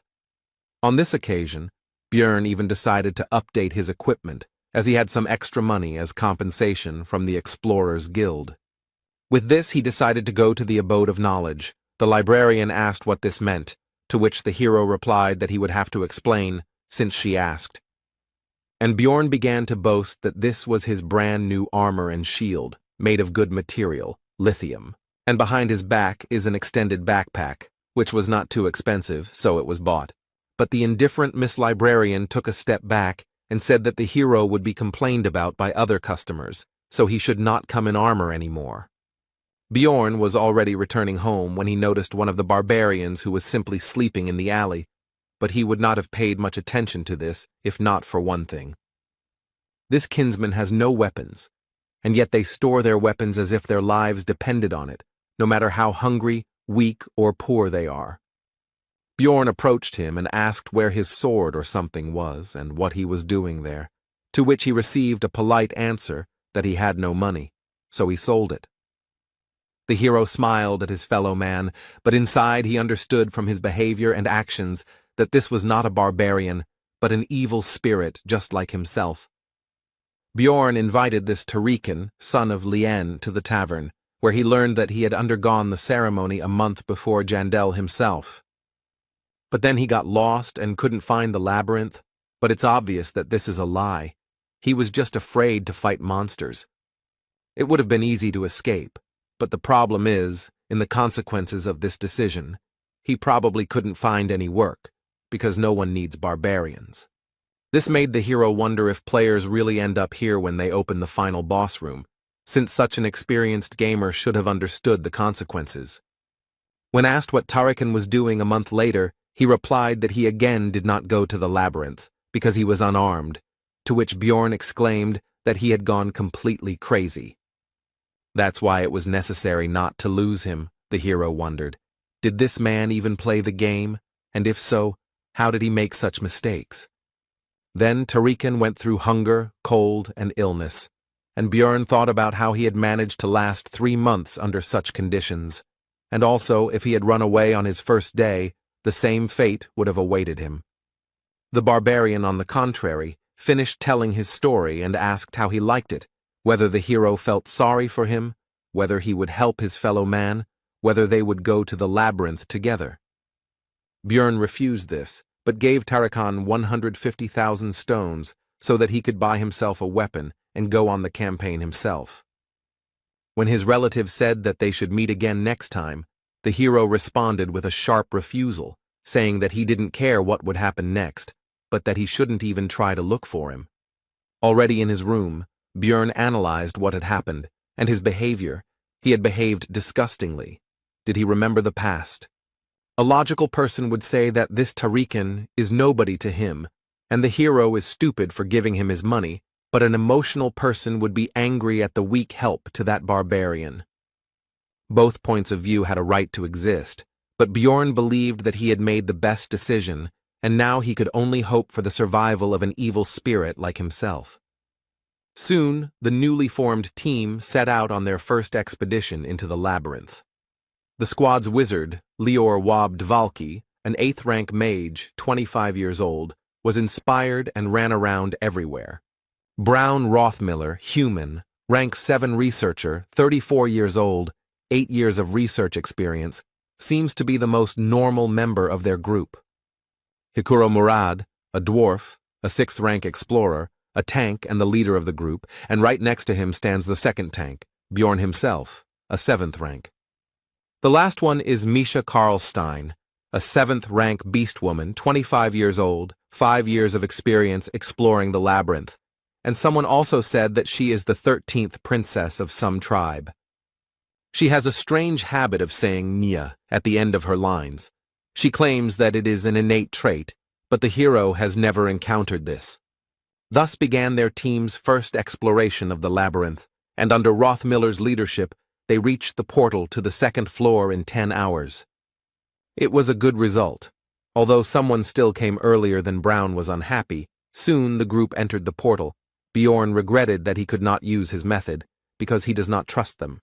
This time the team got to the location of the beast's lair, in which, as can be understood from the name, beast-type monsters were found, and there was always a terrible smell here.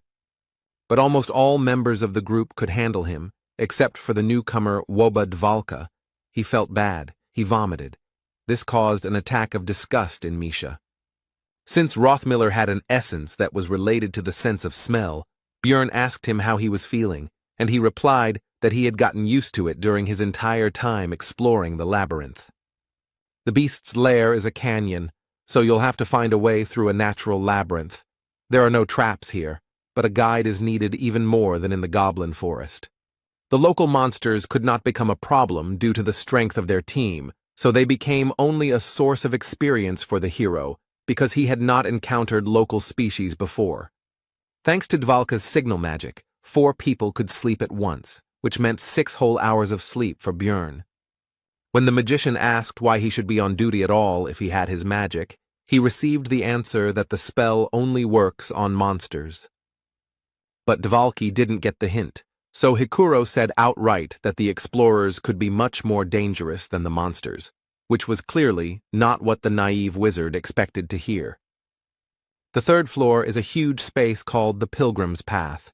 On the 2nd floor, everyone ends up in different locations depending on the portal they choose, but on the next floor, they end up in the same place again. On the way, the squad started talking about each other's experiences. It turned out that it took Misha a year to get to the 3rd floor, while Bjorn had only been here for 3 months. The girl and the dwarf also had a playful spat about how she was more experienced than Hikuro, but was still at rank 7 while he was at rank 6. Their quarrel was interrupted by Brown Rothmiller. The hero thought that it was because of his habit of working alone that he reacted so sharply to noise behind him.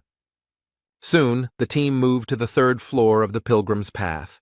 They came out on a location called the Hill of Steel Rocks, and almost immediately, Bjorn, as the squad's tank, had to block the attack of a massive monster, although usually no monsters live right next to the portal. The enemy was not alone. Hikuro began to hold back the 2nd one. They were strong, and if it were not for the hero's lithium shield, it would have been bad. The dwarf had worse equipment, but he compensated for this with skills. He restored the damage with emergency recovery, and he also had the essence of the same monster, so he used its counterweight skill, which gave resistance to knockback. Thanks to all this, even a small dwarf could resist a huge monster called an iantro, which was not so easily restrained even by the barbarian Bjorn. This power struggle did not last long. The team's mage, Lior Wobdvalki, used an 8th rank spell, Corrosion, on Murad's opponent. The effect manifested itself almost instantly. The monster's tusks began to melt. Hikuro instantly saw an opportunity to attack, which he took advantage of. He delivered a crushing blow from above straight down to the iantro's head, finishing him off.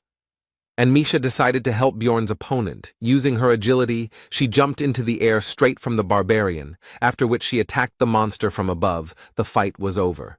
It was suspicious to meet monsters right next to the portal, so the hero asked Brown to check the area for people nearby. Then Rothmiller used his heat search skill. No one was found, but he informed Bjorn that their scent was still strong. They were a maximum of 2 minutes away from here. Then the barbarian assumed that these people were watching the fight, and then left. When Hikuro asked if this was a staged attack, Rothmiller replied that they were not specifically interested in their group, as luring monsters to the portal was a common tactic among marauders. Misha Karlstein suggested catching them and beating the crap out of them. Besides, they could give a good reward for them, as well as for the equipment of the scoundrels. The group continued their discussion, also considering the murder option, and listening to all this, Dvalki began to understand that this was not a fairy tale or an interesting adventure, but a harsh reality. The team continued on their way, talking about what had happened along the way. In particular, the conversation turned to the fact that there were not many opportunities to encounter marauders, which surprised Björn. The hero immediately asked about this, and it turned out that, for example, Misha met with them 8 times in 5 years, while the barbarian met them 5 times in 3 months. To this, the rest of the group could only say that Björn seemed to have no luck at all, and the dwarf said that 150 years ago, the situation was very bad, but lately the number of marauders has been less. Soon the squad decided to set up camp. It was not a very convenient place, but it was on the border of the location, where there were fewer monsters, which was more important. At the halt, Hikuro decided to inquire about Dvalka's condition, because he looked so-so, and at some point he stopped talking much, although before he never closed his mouth. Then the wizard replied that his fantasies of adventure had been destroyed. Perhaps he would be called naive, but the fact that researchers kill their colleagues in pursuit of money cannot be called a fairy tale. Dvalki continued by saying that in that case, he would sooner or later have to kill a person, so he had been preparing himself for this all the way. Then Björn asked about his success in this matter. The magician replied that he was ready, but was not sure that he would really be able to do it. When the time came, the hero noticed that the magician was full of confusion and fear, had determination without self-confidence.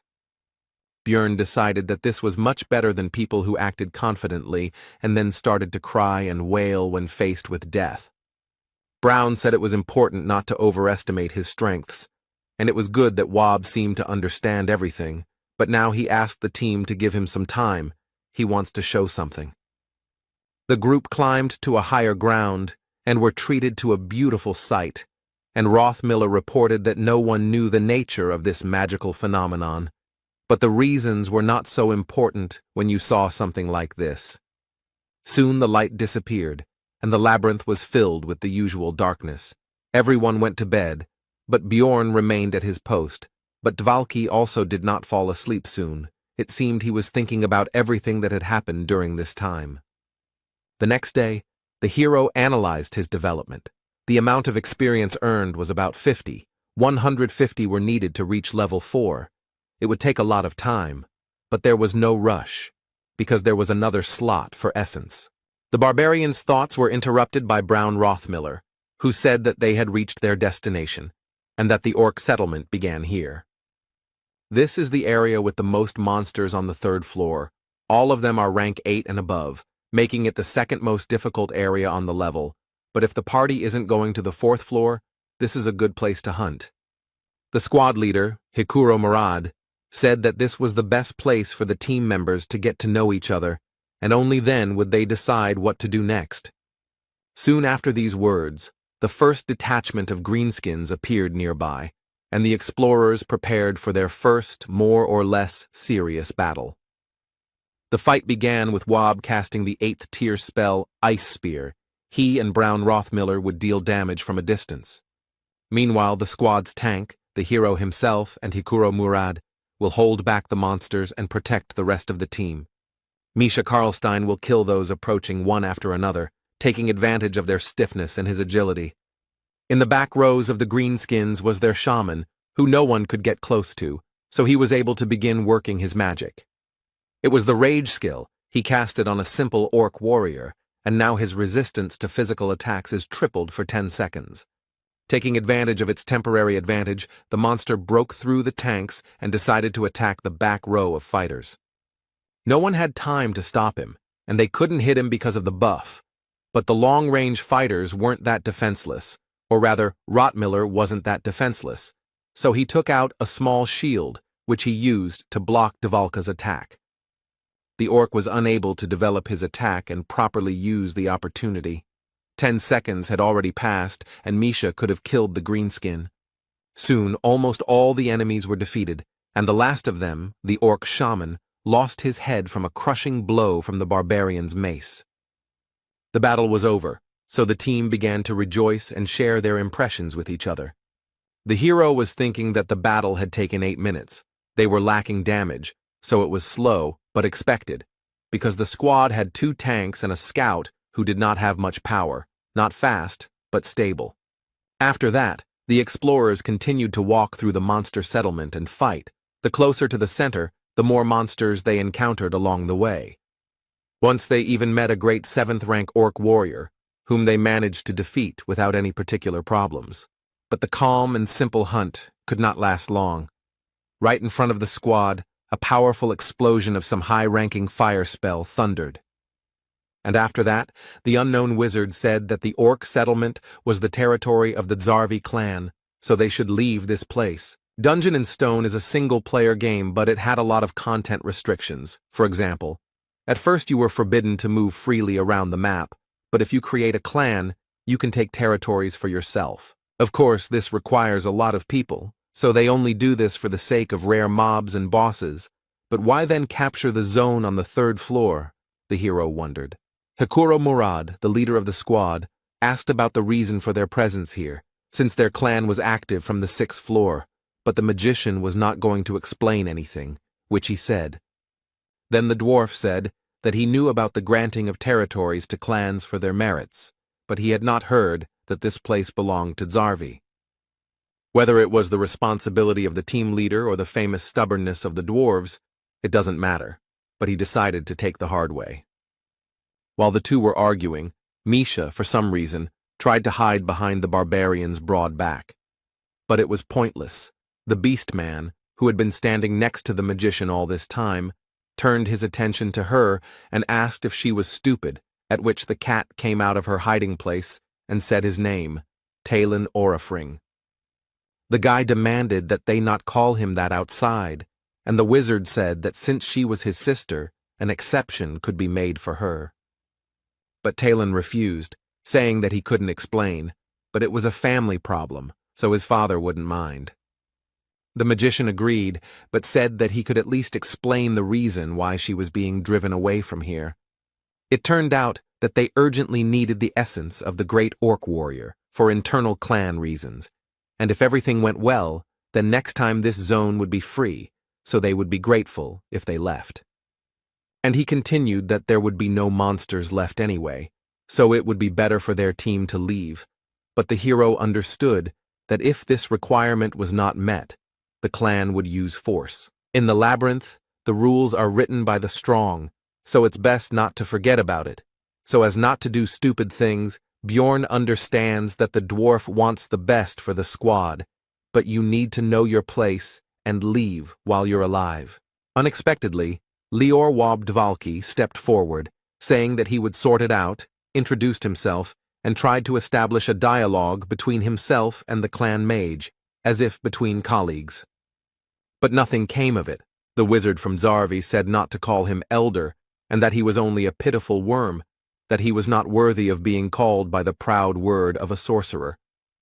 He urged Dvalki to find some shame in himself and not dare call himself a magician when all he could do was perform pathetic street tricks. Lior had completely failed. It was sad to hear such cruel words. But the hero believed that nothing could be done. He had to leave. But Hikuro Murad, as the leader, decided to stand up for his own, and Björn believed that now was not the time or the situation for arguments. The dwarf finally lost his temper and began to charge his discharge skill, and the hero was already doubting his sanity because he was going to fight the clan of the 6th floor. Additional fighters from the Zarvi clan approached the magician. They all just looked at Hikuro and were not going to leave, because what could such a low-ranking researcher do to them? The dwarf lunged towards them with a cry of rage, while the wizard seemed to be only waiting impatiently for this, since in this way he would be able to kill this squad with impunity, citing self-defense. But the hero couldn't let that happen, so he made a lightning-fast dash and knocked the commander of his squad into the ground. He pinned Hikuro's head to the ground, not allowing him to move, and told him to stop. The dwarf himself seemed to also begin to understand what had almost happened just now. The Zarvi clan members just watched the performance with predatory eyes, and their wizard said that they had a good team, and Murad should definitely thank the barbarian later. The squad moved away from the scene, and then Hikuro began to apologize for his actions, saying that he had lost control. Rottmiller began to scold the dwarf, and the hero thought that it was right, because it was better to accuse him now so that he would remember everything. But the next moment, Brown forgave him and even praised him for defending his comrade. Misha Karlstein also began to ask for forgiveness. She said that if it were not for her participation, it would have been much easier to cope with the situation, and Dvalki began to deny her guilt. Hikuro noticed how awkward but sincere this consolation was, and the atmosphere between the squad members somehow changed, and the hero began to feel some kind of shame from this situation, as always in such cases. Misha began to talk about how she doesn't like to talk about her family because she is the only one who couldn't make a contract with the spirit beast. Beastmen are able to make contracts with the spirits of ancient animals. This agreement itself can have different forms. Some of the beasts themselves aid in battle when summoned, others cause obsession, increasing the contractor's physical attributes, and some bestow blessings and abilities. Of course, not everyone can sign a contract, but the problem is that Misha is the direct heir of the Karlstein family. She cannot summon a spirit, and this disgraces her family. Meanwhile, the girl continued her story by saying that as a child, she had good relationships with her brothers and sisters. But when she became an adult and was not chosen by the spiritual beast, then everyone began to ignore her, and also called her a half-breed. They say that she has dirty blood. Misha's mother died immediately after giving birth, so there was no one to tell the truth to. The girl could not tolerate such an attitude, so she left home and learned to fight, and that's how she became a researcher. The dwarf and the beast woman had a touching scene, with the former feeling sorry for her, and the latter saying that he reacted to the recent event in this way because he considered them true partners. The hero felt worse from the sweetness of this moment. He mentally asked to stop this conversation, but this was not destined to happen. Hikuro decided to tell his story too. Murad dreamed of becoming a blacksmith, but he lacked talent and was unable to complete his preparatory training for 10 years. That's one of the reasons why he became an explorer after he was 30. He needed money for taxes, so he had to run away. Lior Wabdvalki was completely moved by all this. He shouted out that he considered himself the most untalented and also decided to talk about his failures, about how he was able to become a magician thanks to his family status. But he didn't have the talent to enter the magic tower. If he was a real magician, then that person from the clan would have shown at least a little respect. Hikuro began to console the boy, telling him that the old man was just a bad guy, and that Wab was a great sorcerer. Rottmiller, who was standing next to Björn, said that he had been in many teams, but had never encountered something like this, to which the barbarian mentally agreed that it was strange. But the next moment, Brown also became a part of all this, and the hero thought that at least someone from this squad understood him, but it turned out not to be so. He said that when Murad and Misha talked about the experience, he was very upset because of envy, because they were not born human, so they do not know what he had to go through. They were surprised by this, and they asked the question, don't human researchers have advantages because they can become magicians, priests, elementalists, and open the aura? The hero mentally noted that this was only available to the talented, but he remained silent, while Hikuro laughed and noted that it turned out that they had a team of losers, and if so, they would cover for each other's shortcomings. There was harmony between the squad members. Everyone encouraged others. Dvalki promised to do everything possible to be useful. Misha encouraged everyone to try, and Murad expressed hope for long-term cooperation. They all laid out their problems and supported each other, and now all eyes turned to the hero. Now it was his turn. This made Björn tense up. They were all looking at him so strangely, waiting for something. Would they throw him out if he didn't say anything? And what should he say at all? These thoughts were rushing around in his head. In the end, the barbarian could not think of anything better than to shout loudly that he was left without a mother, after which there was silence. His comrades looked at him strangely. The hero was still tense and decided that this, apparently, was not enough. Then Björn started screaming again. but this time about how his mother died when he was born, and his father went into the labyrinth and never came back when he was little, and now he is an adult, but he cannot see them, even if he wants to. The hero fell silent and began to wait for the other's reaction to the speech. Also, technically, it was all true. Einar told him about it. Rottmiller noted that it was hard for him at such an age, and Misha decided to apologize because she complained about the difficulties in her family, and for him, everything was even worse. Dvalki decided that the hero was just pretending that everything was fine, and Hikuro offered to replace his parents if he wanted. Björn shouted that everything was okay, but inside he was screaming for them to leave him alone. The shame inside him was beyond all bounds. Somehow the hero became the most pathetic member of the group, but he didn't care, and it wasn't like he actually had a mother. In fact, he is a barbarian who uses his knowledge from the game as an advantage over other researchers, and has already reached rank 7 in a measly 3 months.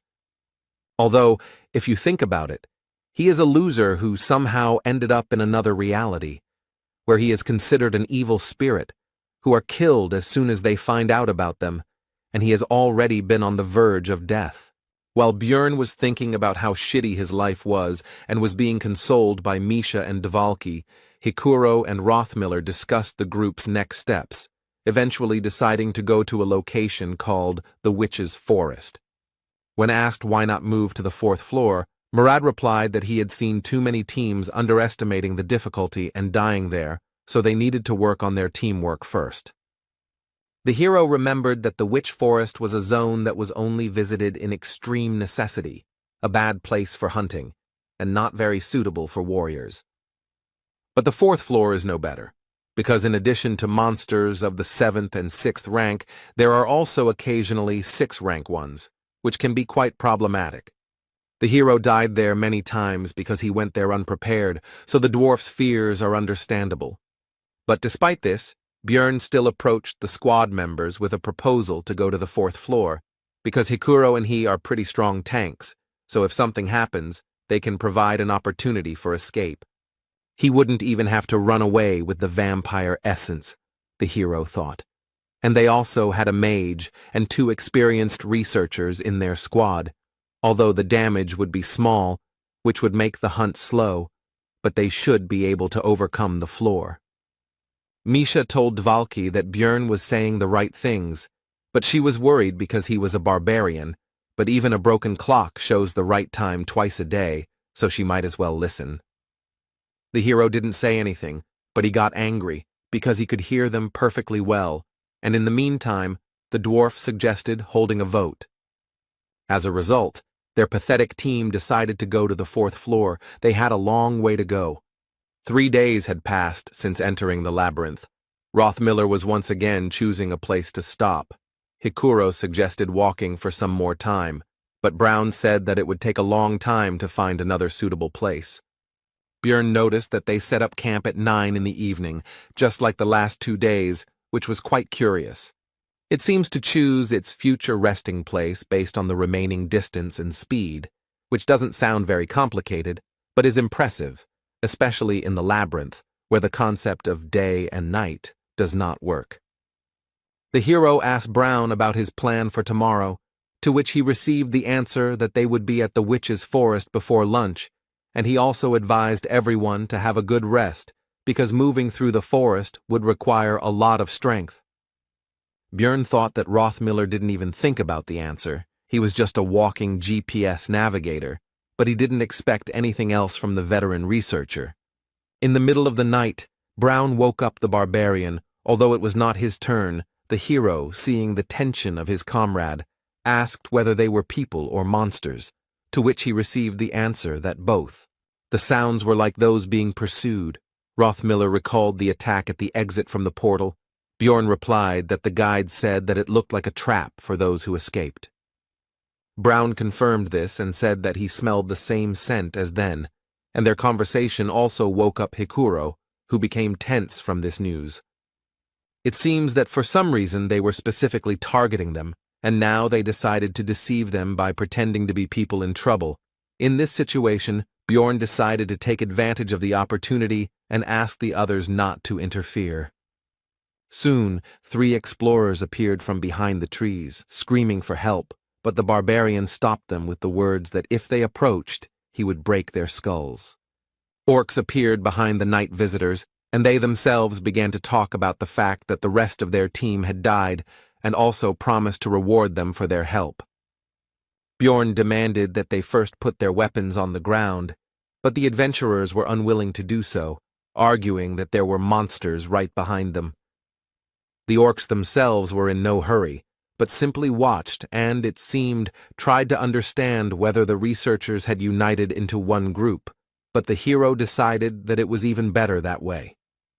The next moment, the barbarian threateningly announced that the choice was theirs: either throw down their weapons or get out of here straight into the clutches of the monsters. The researchers nevertheless decided to agree, and threw down their weapons. Then Bjorn asked Rothmiller to collect it all. After this, the orcs turned around and hurried back into the forest. It seems they are retreating because they do not want to attack a large group, cunning monsters. The woman began to thank for the help and also introduced herself. Her name is Eliza. Also, her clothes were damaged, especially the bottom. The dwarf, due to his short stature, had a better view, and he was distracted by the girl's appearance, which irritated the barbarian. The others also decided to introduce themselves. One is called Irida Tyson, and the other is called Hans Argoth. The hero asked the latter again, because he remembered the first marauder he had met, who was also the first person he had killed, which was an interesting coincidence. Argoth replied that it was a fairly common name, and also asked if he knew the other Hans. Bjorn answered in the affirmative, and mentally added that he was already a corpse, so the acquaintance was very conditional. Eliza, meanwhile, even shed a tear, and also said that their meeting was probably the protection of the goddess Ritlus, which surprised Rothmiller, and he asked if she was a priestess. The girl replied that it was true, that she served the deity of light who protected explorers and relationships, the star that rose at dusk and guided them. The hero did not believe her speech, because he already knew that they were actually marauders, but one of the guests asked Eliza to heal his wounds. And the girl used a divine spell, which surprised the barbarian, because this meant that she really was a priestess. The comrades behind were also surprised, and began to whisper to each other and express doubts that these explorers were actually marauders.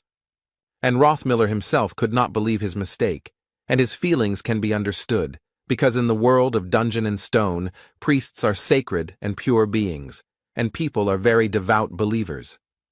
The priestess beamed and asked with a smile whether this was sufficient proof of their reliability, and whether they could take the weapons. But Bjorn answered negatively, and thought that all this only works for people, and he is a barbarian, a different race, and also a different religion. The hero demanded a reward from their team for saving them, because even though they were using a holy attribute, he didn't care, but the priestess asked about the amount of the reward.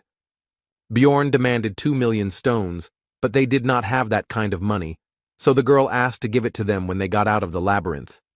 But the hero said that he only trusts those who belong to his tribe, and if they do not have the required amount, then let them give in things. Armor will be just right. Soon the night guests' gear was neatly stacked nearby. This was part of Bjorn's plan to first take as many items from them as possible. The researchers had already relaxed, but the hero, thinking that in any game you need to kill the healer first, had already raised his mace over the priestess's head. The girl's head was broken, blood splattered everywhere, and both the teammates and comrades of the dead woman were shocked by what they saw. The barbarian, however, responded with a grin and an apology, and explained that his hand had twitched, and it also seemed to him that they might be marauders, and he could not help himself. Irida and Hans began to panic. They said that they would die now, and all because of this crazy savage, but they were looking somewhere down. Soon one of them was enveloped in some kind of dark purple haze, and he began to die quickly. Hikuro asked Dvalka if this was his magic, to which he received a negative answer. Suddenly the seemingly dead priestess, whose body lay behind Bjorn, stood up and in an inhuman voice remarked that this was strange. Her face was covered in blood from the wound, Her eyes were red and her head was turned at an unnatural angle. She asked the barbarian how he knew she was an enemy. The hero only wondered whether his life could be normal and why everything couldn't go peacefully. Eliza's resurrection from the dead clearly left no one indifferent, and Rottmiller and Misha froze as if they had seen a corpse golem. Bjorn, saying that he would sort everything out, rushed forward and hit the priestess on the head with his mace again, and he also realized that since she had come back to life, there could only be one answer to the question of how this was possible.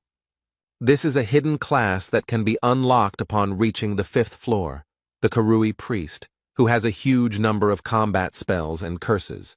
It also allows them to use dark and light magic at the same time, allowing them to disguise themselves as ordinary clerics. Of course, there are also weaknesses, for example, the fact that Karui is an evil god, and if such a priest is found out, his head will be cut off immediately. Also, for full use, it is necessary to regularly sacrifice living creatures.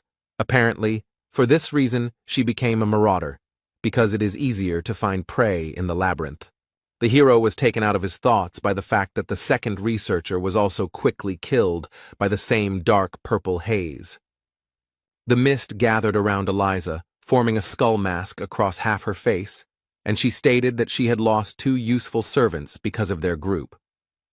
The hero, it seems, decided to unbalance her, so he said that she had a bad upbringing, since she blames them for what happened, because it was she who killed Hans and Tyson, and now he will avenge them for their comrades. This speech discouraged not only the priestess, but also the barbarian's companions, while he himself was anticipating the amount he would receive for equipping the dead. Suddenly, corpses began to rise from the ground. Now everything was not so simple, because this is the skill of the priest, Karui Call of Death. Usually he calls the dead, but with the bodies of subordinates, you can get stronger undead. The new enemies were held back by 2 tanks of the squad, namely Björn and Hikuro, using their standard tactics. Misha, as usual, attacked the enemies, using the cover of her comrades. She delivered attacks with daggers with the poison attribute. And Wabdvalki began to throw his ice spears at his opponents from afar, just as their group had done before. They now understood each other without words. Teamwork was now at a good level, but there was one problem with all this. The undead have quite a high resistance to ice and poison, so the attackers couldn't deal normal damage. Then Rottmiller decided to use an incendiary mixture. It took some time to find it in his backpack, but soon the bottle went straight to the enemy. The living corpse was engulfed in flames, which was their weakness, and he even screamed piercingly despite his dead state. But with the statement that it was all useless, Eliza took advantage of the team's distraction and used the dead man's flame spell. It immediately began to absorb the fire in the surrounding area, which negated almost all of their group's successes. The only attack that could work against the undead was rendered useless, and they had no way to use the holy element. Then the hero came up with another plan of action and shouted to his comrades to deal with the priestess, and he and Hikuro would hold off the reanimated corpses.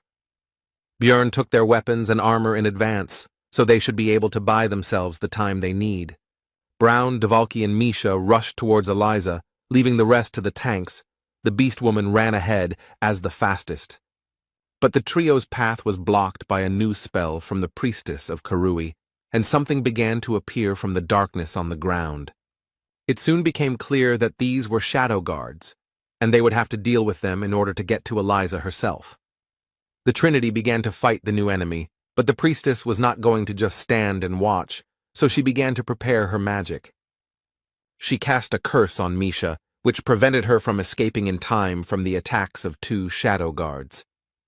But suddenly Hikuro intervened in the battle and covered the girl, instantly destroying one of the opponents.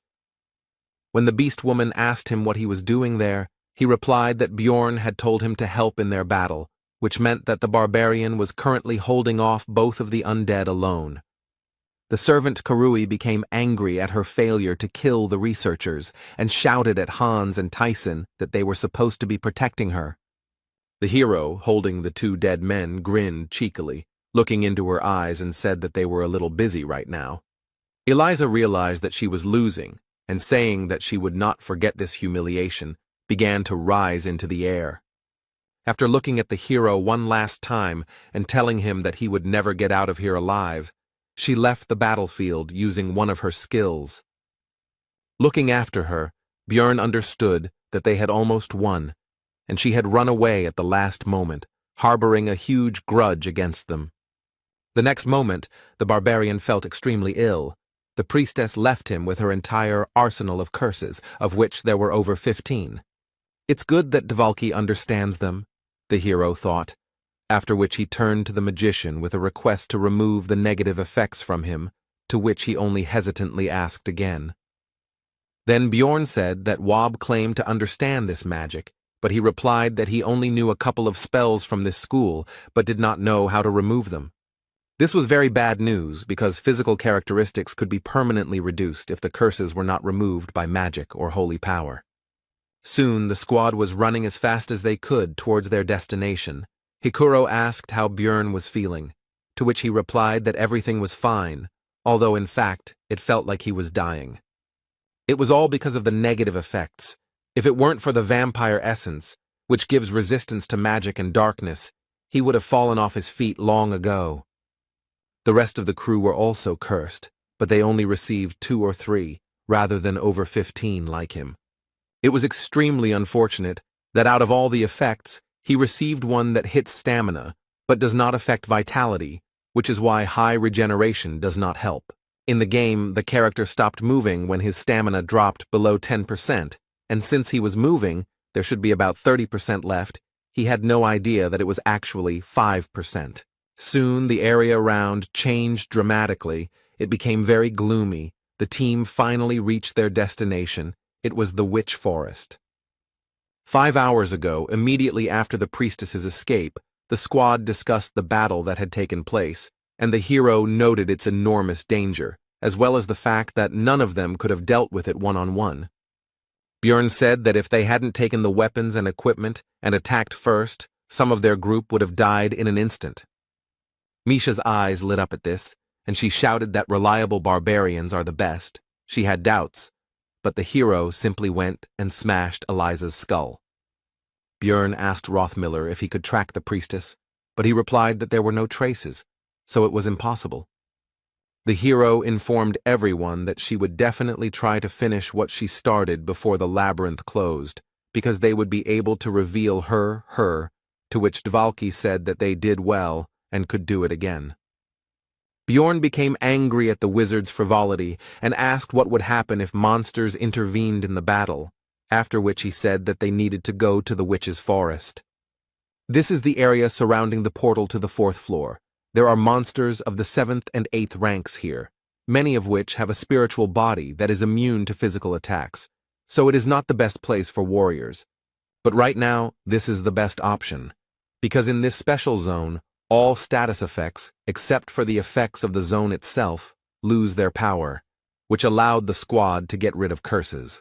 Rothmiller noted that it was strange that the barbarian understood the local geographic features, and that this was his first time climbing to the 3rd floor, to which the hero replied that he had studied in the library.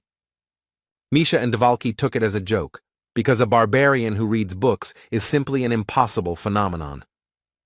Be that as it may, Karui's curses disappeared, but now the effect of the zone appeared, which consisted of auditory hallucinations.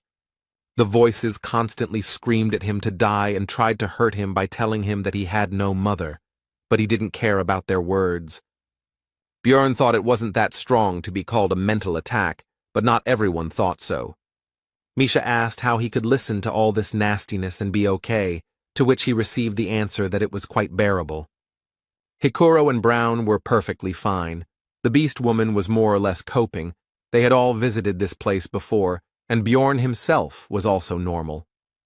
But Lior Wob Dvalki, who entered the labyrinth for the first time, felt unwell and began to vomit. This happened because, in addition to auditory hallucinations, ordinary hallucinations began to take effect, as well as disorientation. Now the hero looked at the world as if through a crooked mirror. Bjorn asked the wizard if he would be able to use his magic in such a state, to which he received an affirmative answer. Hikuro Murad decided to set up camp to rest a bit, since the hero had barely slept the night before. And then there was this race. The dwarf said he would watch for a bit, but the barbarian was no longer listening. He threw his things to the sides and simply fell right onto the bare ground. The hero lay with his eyes closed, and also thought that with such adventures he would definitely not be able to bear it one day. His thoughts were interrupted by Hikuro, who leaned over the barbarian and said that he had seen Eliza before when he came to the guild to recruit a team. In the Bloody Citadel, where they went with Bjorn, the dwarf received a numbered item called the Guardian's Bracers, thanks to which his rank was raised. Perhaps she heard about it somewhere. This artifact has the number 3112. It is usually found in rifts above the 4th level. It is one of the 3000, so it is quite strong. The hero was again in a bad mood because of his luck, because he had worked so hard to get the essence, and the guy who had barely lifted a finger then took the numbered item for 50 million. Bjorn asked his comrade why he didn't recognize her right away, to which he received the answer that she was dressed completely differently, and her clothes were so dirty and torn to pieces in places. But it was crystal clear that these were just excuses, and in fact, he was busy staring at something completely different from her face. Bjorn realized that when their team was meeting and discussing their plans in the bar, she could overhear everything and set up an ambush. Hikuro said that treasures always bring trouble, but the barbarian told him not to shift responsibility. It was he who was not careful, to which the dwarf quickly left.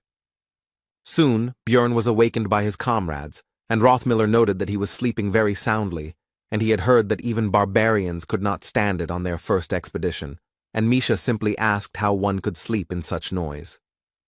It turned out that the hero was disturbed by the presence of a group of enemies nearby. These were fairies who were flying nearby. These are rank 9 monsters whose only skill is releasing poisonous pollen mixed with stimulants, one of the few types of non-combat mobs in the game. Bjorn said that there were quite a few of them, and that certain guy should be nearby, so was it worth fighting, to which Hikuro noted that Dvalki had gotten better, so they could handle it. The fight began with Murad sending his lightning at the fairies, after which the monsters simply fell to the ground. But that was not the end, for a monster of the 7th rank appeared, a half-troll that only appears in the witch's forest and has a habit of chasing large groups of fairies. The monster brought its club down directly on Hikuro, who covered himself from the attack with his shield, although it was not so easy for him. He stepped back a little, and the hero remembered that the dwarf simply did not have the same resistance to pain as he did. This is one of the main reasons why the location is not suitable for warriors, because they have to take damage, but here the pain is greatly increased due to the effect of increasing pain sensations. Most monsters are immune to physical attacks, and also use mental magic. The hero finished his analysis while Hikuro led the fight. Soon Dvalki finished preparing his spells. First he used Improved Freeze, which strengthened the following ice magic, and the half-troll was defeated. The strengthened ice spear pierced through him. Rothmiller urged everyone to get ready quickly, because the witch's forest is not the best place to relax, so they need to quickly move to the 4th floor. But the plans changed abruptly, because some group of researchers was coming out to them. Hallucinations and disorientation prevented them from being seen, but they were getting closer, so this would not last long. Among them was Eliza, who immediately pointed her finger at Bjorn and his comrades and said that they were the ones who killed her dear companions. The researchers prepared for battle, and one of them sent the priestess back, while the hero mentally complained about this woman and the problems she caused. Bjorn knew that this battle could not be won, so they needed to run, but before that they could use one item, which he shouted to the dwarf. He immediately used his guardian bracers, which pushed back the enemies and temporarily provided protection from any negative effects.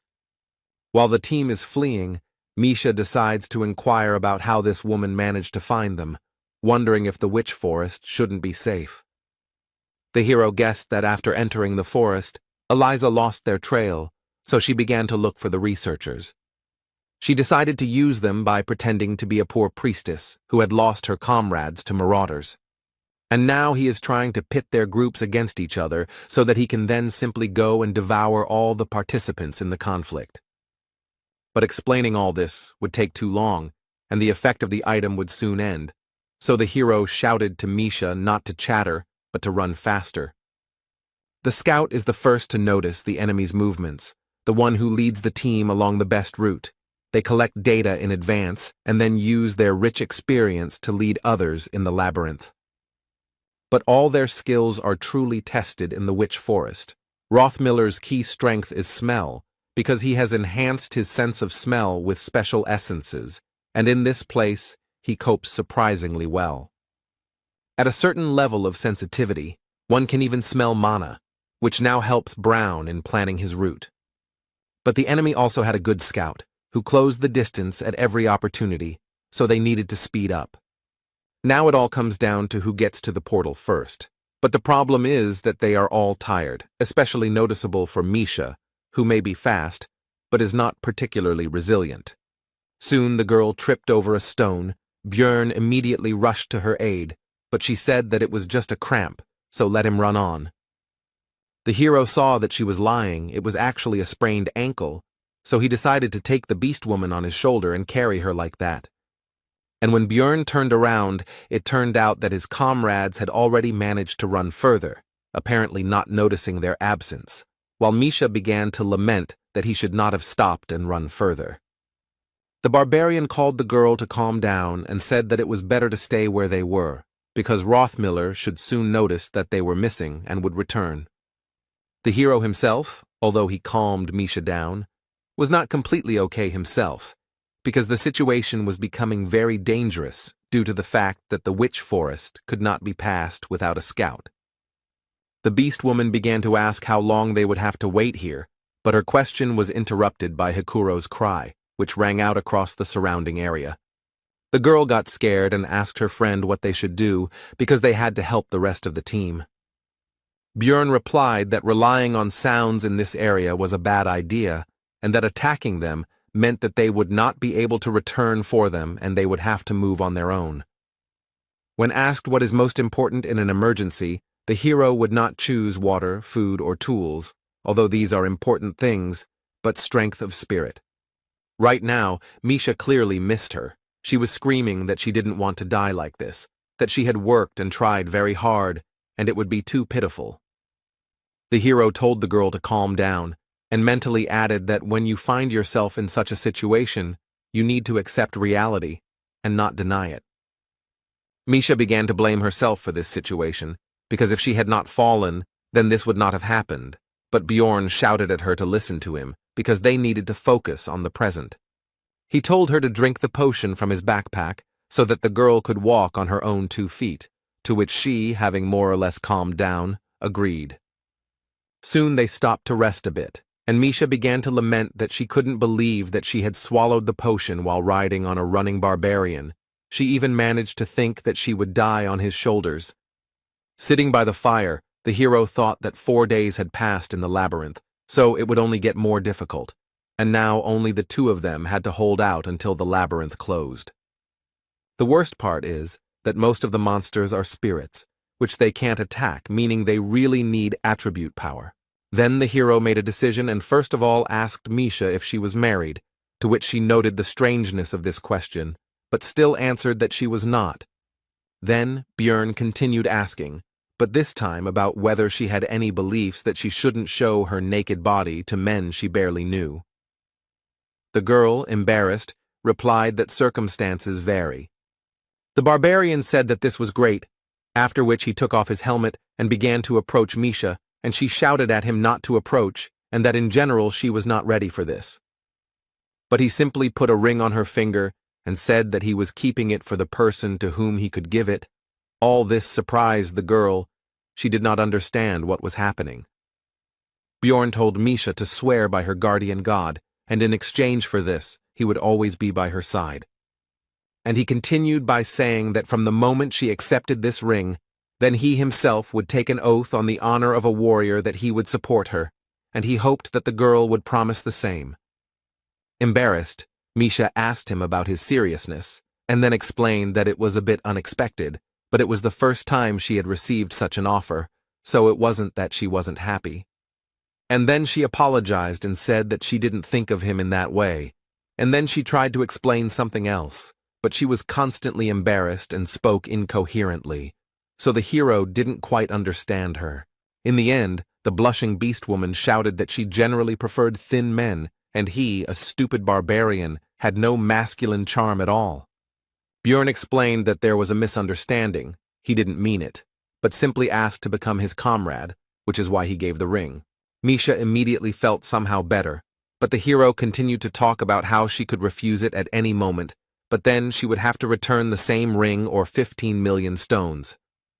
The girl began to complain about the price, because it was too much money for a simple decoration, so she began to inquire about the reason. Bjorn said that this ring could fulfill her cherished wish, and mentally thought that if he had not played Dungeon and Stone, he would never have done this. But now he is going to awaken Misha. Number 9425, the Frost Spirit Ring, a numbered item that the hero received from the master of the Artemian school. At first glance, it can be considered almost useless, but after destruction, it had a special effect. He did almost no damage, but after all the years of playing, the guy couldn't help but learn this secret, and he figured it all out. If it is worn by a beastman who has not yet made a contract with a spirit beast, a special event will occur, and the ring will be destroyed, fulfilling special conditions. This would remove the seal of Skadi, the spiritual beast of ice, and right now all this was happening. Now the spirit offered Misha a contract, which she could not refuse. Soon the contract was concluded, and the girl could not believe that it all happened so simply, and she also asked Bjorn where he got this ring. But if something like this exists, then why did her father never tell her about it after all these years? The beast woman asked sadly. The hero replied that he most likely did not know about this effect, because the magicians had been trying to understand it for a long time, and had only recently unraveled the secret. Then the girl asked how he knew this and repeated the previous question. Bjorn said that before all this talk, Misha should get dressed, after which he pointed towards her clothes, and also said that there was some useful equipment from the marauders there. The girl noticed that he was also wearing new clothes and asked why she was naked. The barbarian replied that he undressed her himself, because during the ritual all equipment is destroyed. Then Misha indignantly asked why it was necessary to ask about her husband. Bjorn said that if he had been, it would have made him very angry. The girl was angry that he thought about such things, but he did not think to warn her. He replied that he was in a hurry. But despite all the negativity, Misha quickly calmed down from the words that she should say something, and she sheepishly thanked the barbarian. The hero asked if that was all, and the girl, after thinking, decided to share with Bjorn something personal from her past. Misha said that she once tried to commit suicide, but her father found and saved her. The barbarian said that in that case she should be grateful to him, but she was not sure about this, and continued the story. When the girl woke up, he said that if she wanted to die so much, let her do it in the labyrinth and not disgrace their family.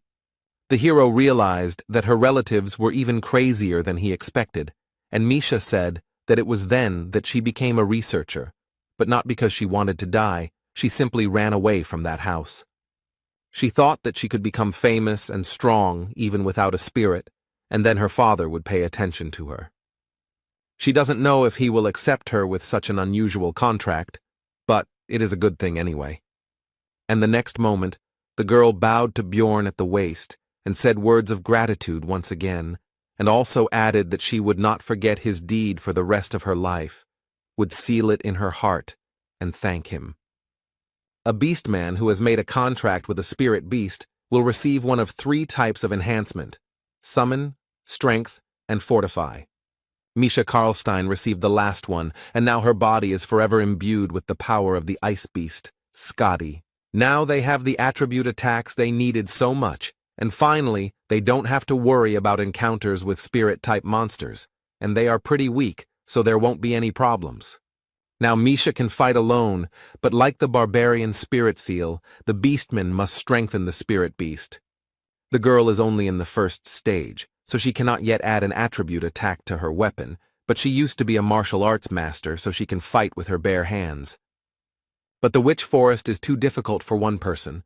The monsters were weak, but there were many of them, so the partners had to run away. The hardest stage of survival is just beginning. 11 hours passed. All this time Misha and Bjorn avoided large groups of enemies, attacking only small ones. Thus, many were defeated. Despite the difficult situation, the researchers did not stop collecting magic stones, and the hero was simply happy that they did not encounter any 7th-rank monsters or Eliza. But now another problem appeared. The Ring of Frost spirit was destroyed, and now the corpse golem's passive skill became active again. The acidic blood began to corrode the equipment. Even the lithium breastplate and shield lost their shine. Although they were made of 2nd-level materials, it would cost a lot of money to repair. Also, during all this time, the partners failed to find a single attribute essence, so Bjorn could not inflict any damage on the ghostly monsters. Misha was forced to cope with this alone. Now she had less and less strength left. According to the hero's estimates, their chance of returning to the city alive was about 30%. The Witch Forest's debuffs get worse over time. Now that 12 hours have passed, they've gotten stronger. You can tell by the feel of it. Bjorn decided to tie a rope to himself and Misha so that if something happened, they wouldn't lose each other. He also asked the girl about her knowledge of the increasing negative effects of the zone. She already knew everything. In addition, they are now also affected by the witch's eye status, which is why it is considered that one should not linger in this place. After all, if you stay in one place for a long time, a rank 7 monster, Canevaro, will appear, and the time it takes for it to appear is reduced with each level of the effect. It had been more than 60 hours since the team split, or more than 50 since entering the forest. The witch's eye had reached level 5, and the other debuffs had also increased. During this time, the road was not found, and Misha and Bjorn cannot stop to rest, because at this level of effect, Canevaro appears in 10 minutes. It would take about 15 to kill one, so if they didn't keep moving, it would first turn into an endless battle, and then defeat would follow. The only thing that could be done in such a situation was to stretch a rope between them, because that way they could find each other if someone fell behind or fell. This morning, Misha's condition finally worsened. It wasn't because of illness or wounds, it was exhaustion. The barbarian had to slow down, but the rope continued to tighten. The girl could no longer maintain even a very slow pace. The hero believed that perhaps most of the damage was related to the hallucinations she was seeing. Bjorn told Misha to climb on top of him so she could close her eyes and rest a bit, maybe even fall asleep. The girl tried to object, but the barbarian simply picked her up and placed her on his shoulder. Usually she would have resisted, but now she had no strength left at all. Another 17 hours passed. All this time Bjorn carried Misha. Except for moments of battle, the effects of the zone intensified again, including the witch's eye. The hero felt that he himself was also already at the limit, and if they failed to find a certain thing before it was too late, then everything could end badly. But suddenly Bjorn's thoughts were interrupted by a familiar voice. It was his ex. She was not at all like the illusion of the forest. The guy had a feeling that he would feel warmth if he touched her, and she, seeing his gaze, asked about what he had already managed to imagine. Bjorn noticed that she behaved exactly the same way in life, which meant that his memories were probably used as a basis. The ex skillfully manipulated the hero's weaknesses, made him get excited even in such a situation, and then told him to leave the beast woman and choose her. The guy already succumbed to her words. But Misha intervened in the situation. She delivered a powerful uppercut with the power of the attribute to the enemy and sent him flying. The hero, while his partner was fighting, slowly came to his senses and began to assess the situation sensibly, realizing that it was still some kind of illusion. Misha, meanwhile, continued the fight, apparently winning without any particular problems, even using only hand-to-hand combat. It was clear who would soon win, and so it happened. The girl approached Bjorn, all beaming, and reported that the Dryad had been defeated. Then the hero understood everything. It was a very rare monster of the 8th rank that appears in this forest and uses the charm skill. Now it became clear to Björn why the illusion was so realistic, because it was not a zone effect, but a skill, so he thanked Misha. Without her, he would definitely have problems. But the conversation had to be interrupted as a group of researchers appeared ahead. This was the first meeting with someone after their team split up. The witch forest is huge, and no one uses it as a hunting area, so it is very difficult to meet others here. They spent 8 days on the 3rd floor. The main part of the squads have already moved on. They seemed friendly. Misha was already happy and asked Bjorn if they were saved, but he told her to calm down and mentally added that they could not be trusted. The archer woman said that there was no need to be afraid of them because they were not bad people. They themselves had children of the same age in the city. But these words never calmed the hero down. On the contrary, they made him wary, because this was even more dangerous, since it meant that they needed to feed even more mouths. This was a motive for making money at any cost. Misha asked what the problem was, since this was the help they needed so much, but Björn told her to just keep quiet. He had gotten into trouble many times and would usually ask for help if he promised a reward for getting him out of the forest. Then it would be a good deal. The first thing the hero did was to figure out who these people were. First, he introduced himself, then they started doing the same, but one of them turned out to be Hans, which immediately took away one point of trust from them. Bjorn analyzed the explorers.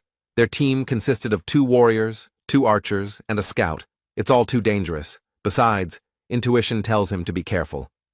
Of course, he may be worrying for nothing, but these people look suspicious, so the barbarian decided to refuse help and began to slowly retreat.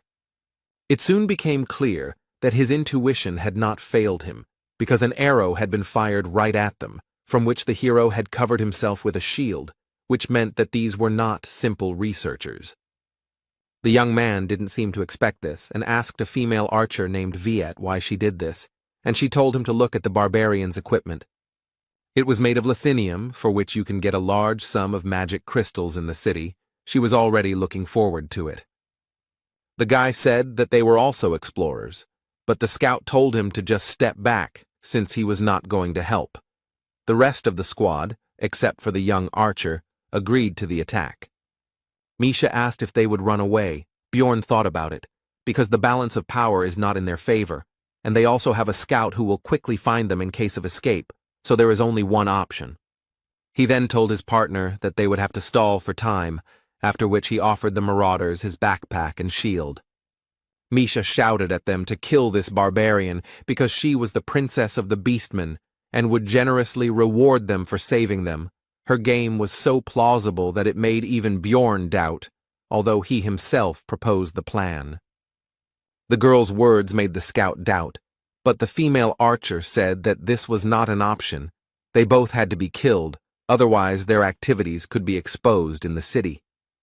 The warriors of the squad noticed that the princess might have something valuable, so they rushed forward with the words that the spoils would go to whoever found it first. The barbarian began to prepare for the collision because he couldn't delay any longer, but he also understood that it was no longer necessary because enough time had passed. And he was right, because what he was waiting for happened. A 7th-rank monster, Cannavaro, appeared right in front of them. After this, the hero told Misha to grab onto him and ran forward, thinking along the way that it was impossible to escape from the monster because he would pursue the victim until death.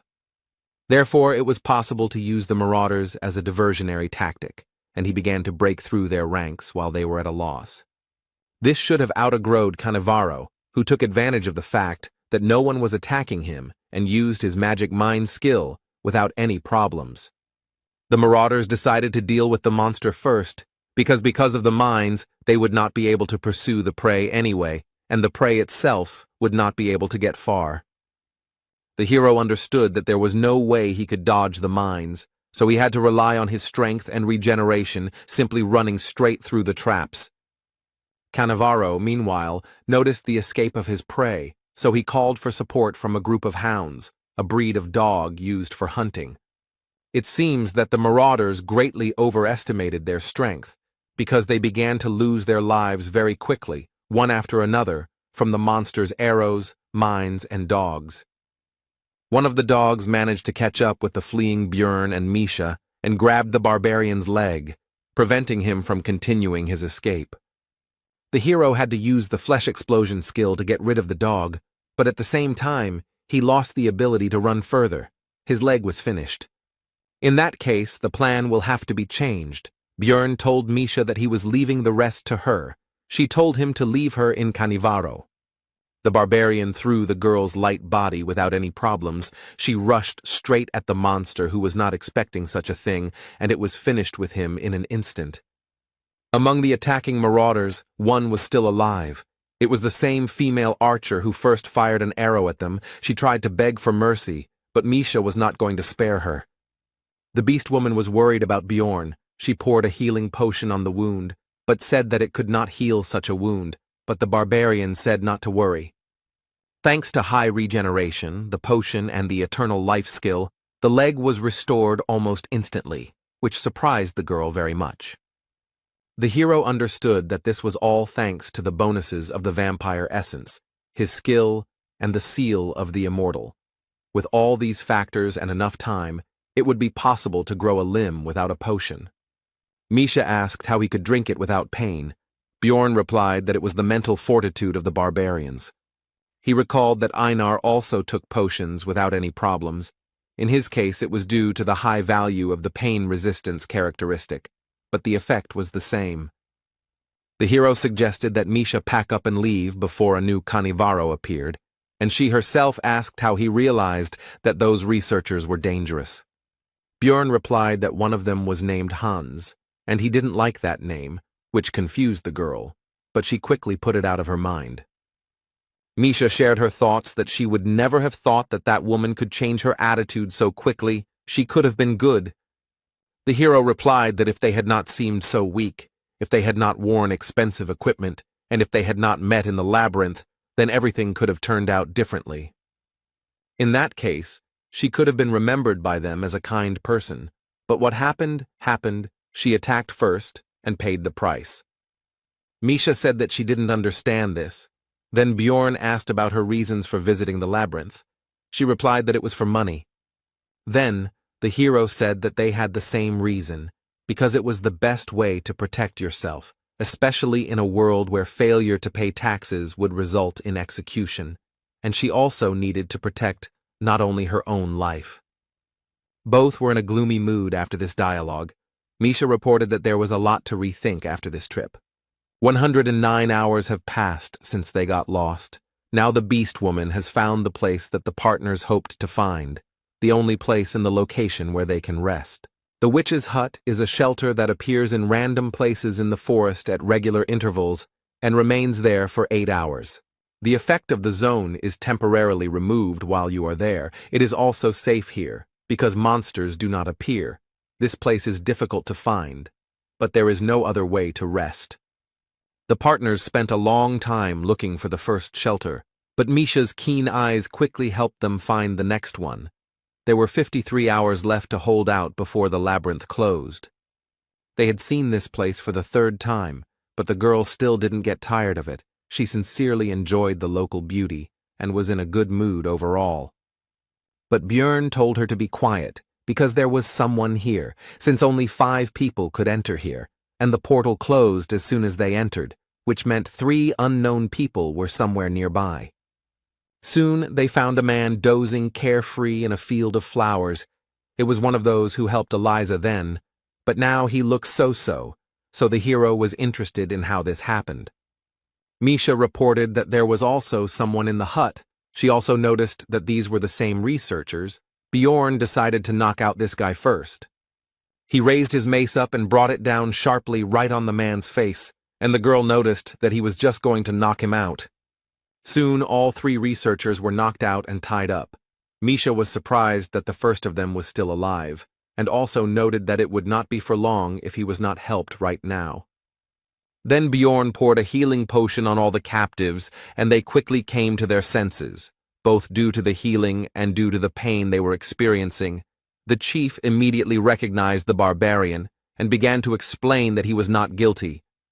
He began by saying that when their group caught up with the hero's team, there were only 3 of them, after which a quick fight took place. They didn't want to chase them through the entire forest again, so the first thing they did was shoot a guy who looked like a scout, but he immediately clarified that the wound wasn't serious, just a scratch on his shoulder.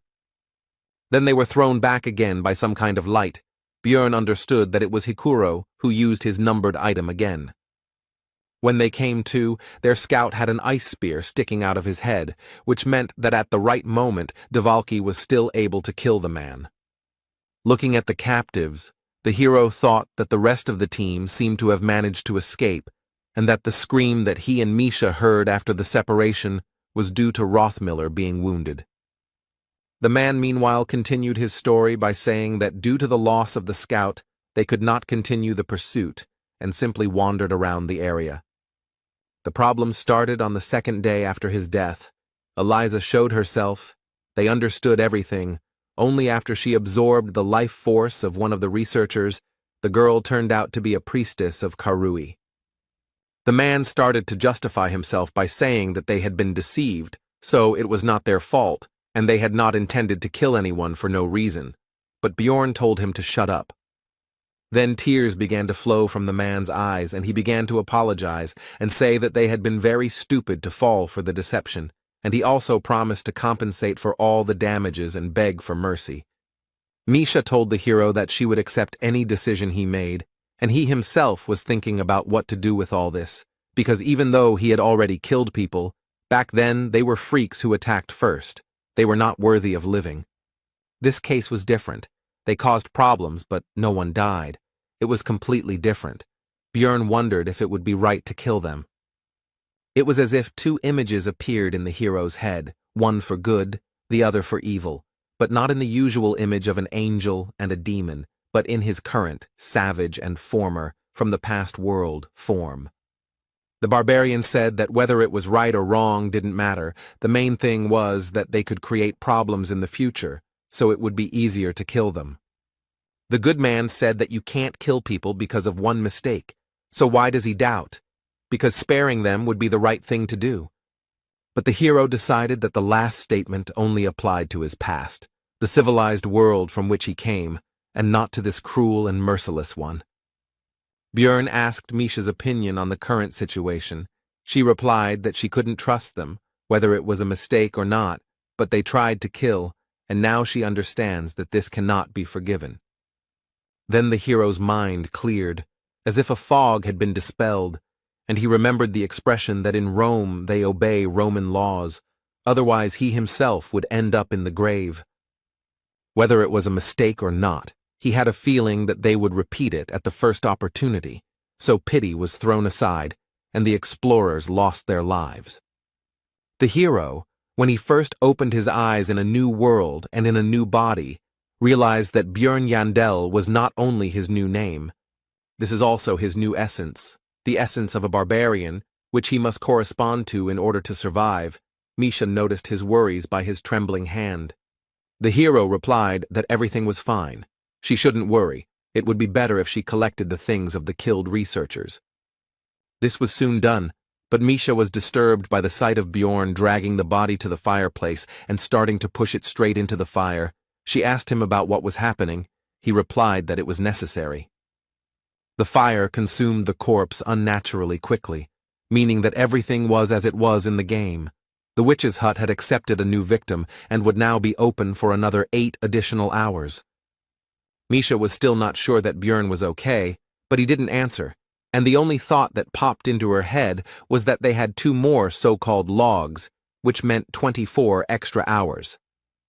The hero pulled off his helmet and asked his companion if she was going to rest, but she simply remained silent. She was clearly uncomfortable with what was happening. Since she did not answer, the barbarian said that he slept on the bed first, after which he fell face down on the pillow and thought that sleeping on the bed was very good.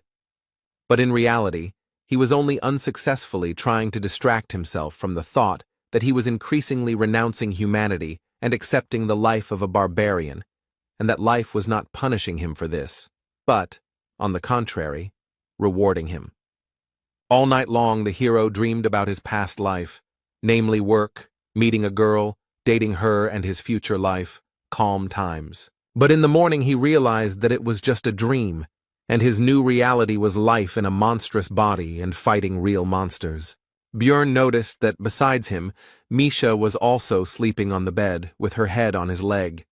He wondered when she had gotten in there, and it was also time to wake up, so he began to wake her up.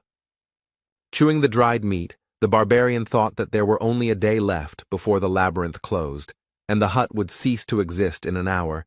They had to hold out for just a little while longer, and soon they would return to Rafdonia. Misha said that this research was very complicated, so upon returning, she would immediately take a bath, after which she asked about her companion's plans, and he replied that he did not know.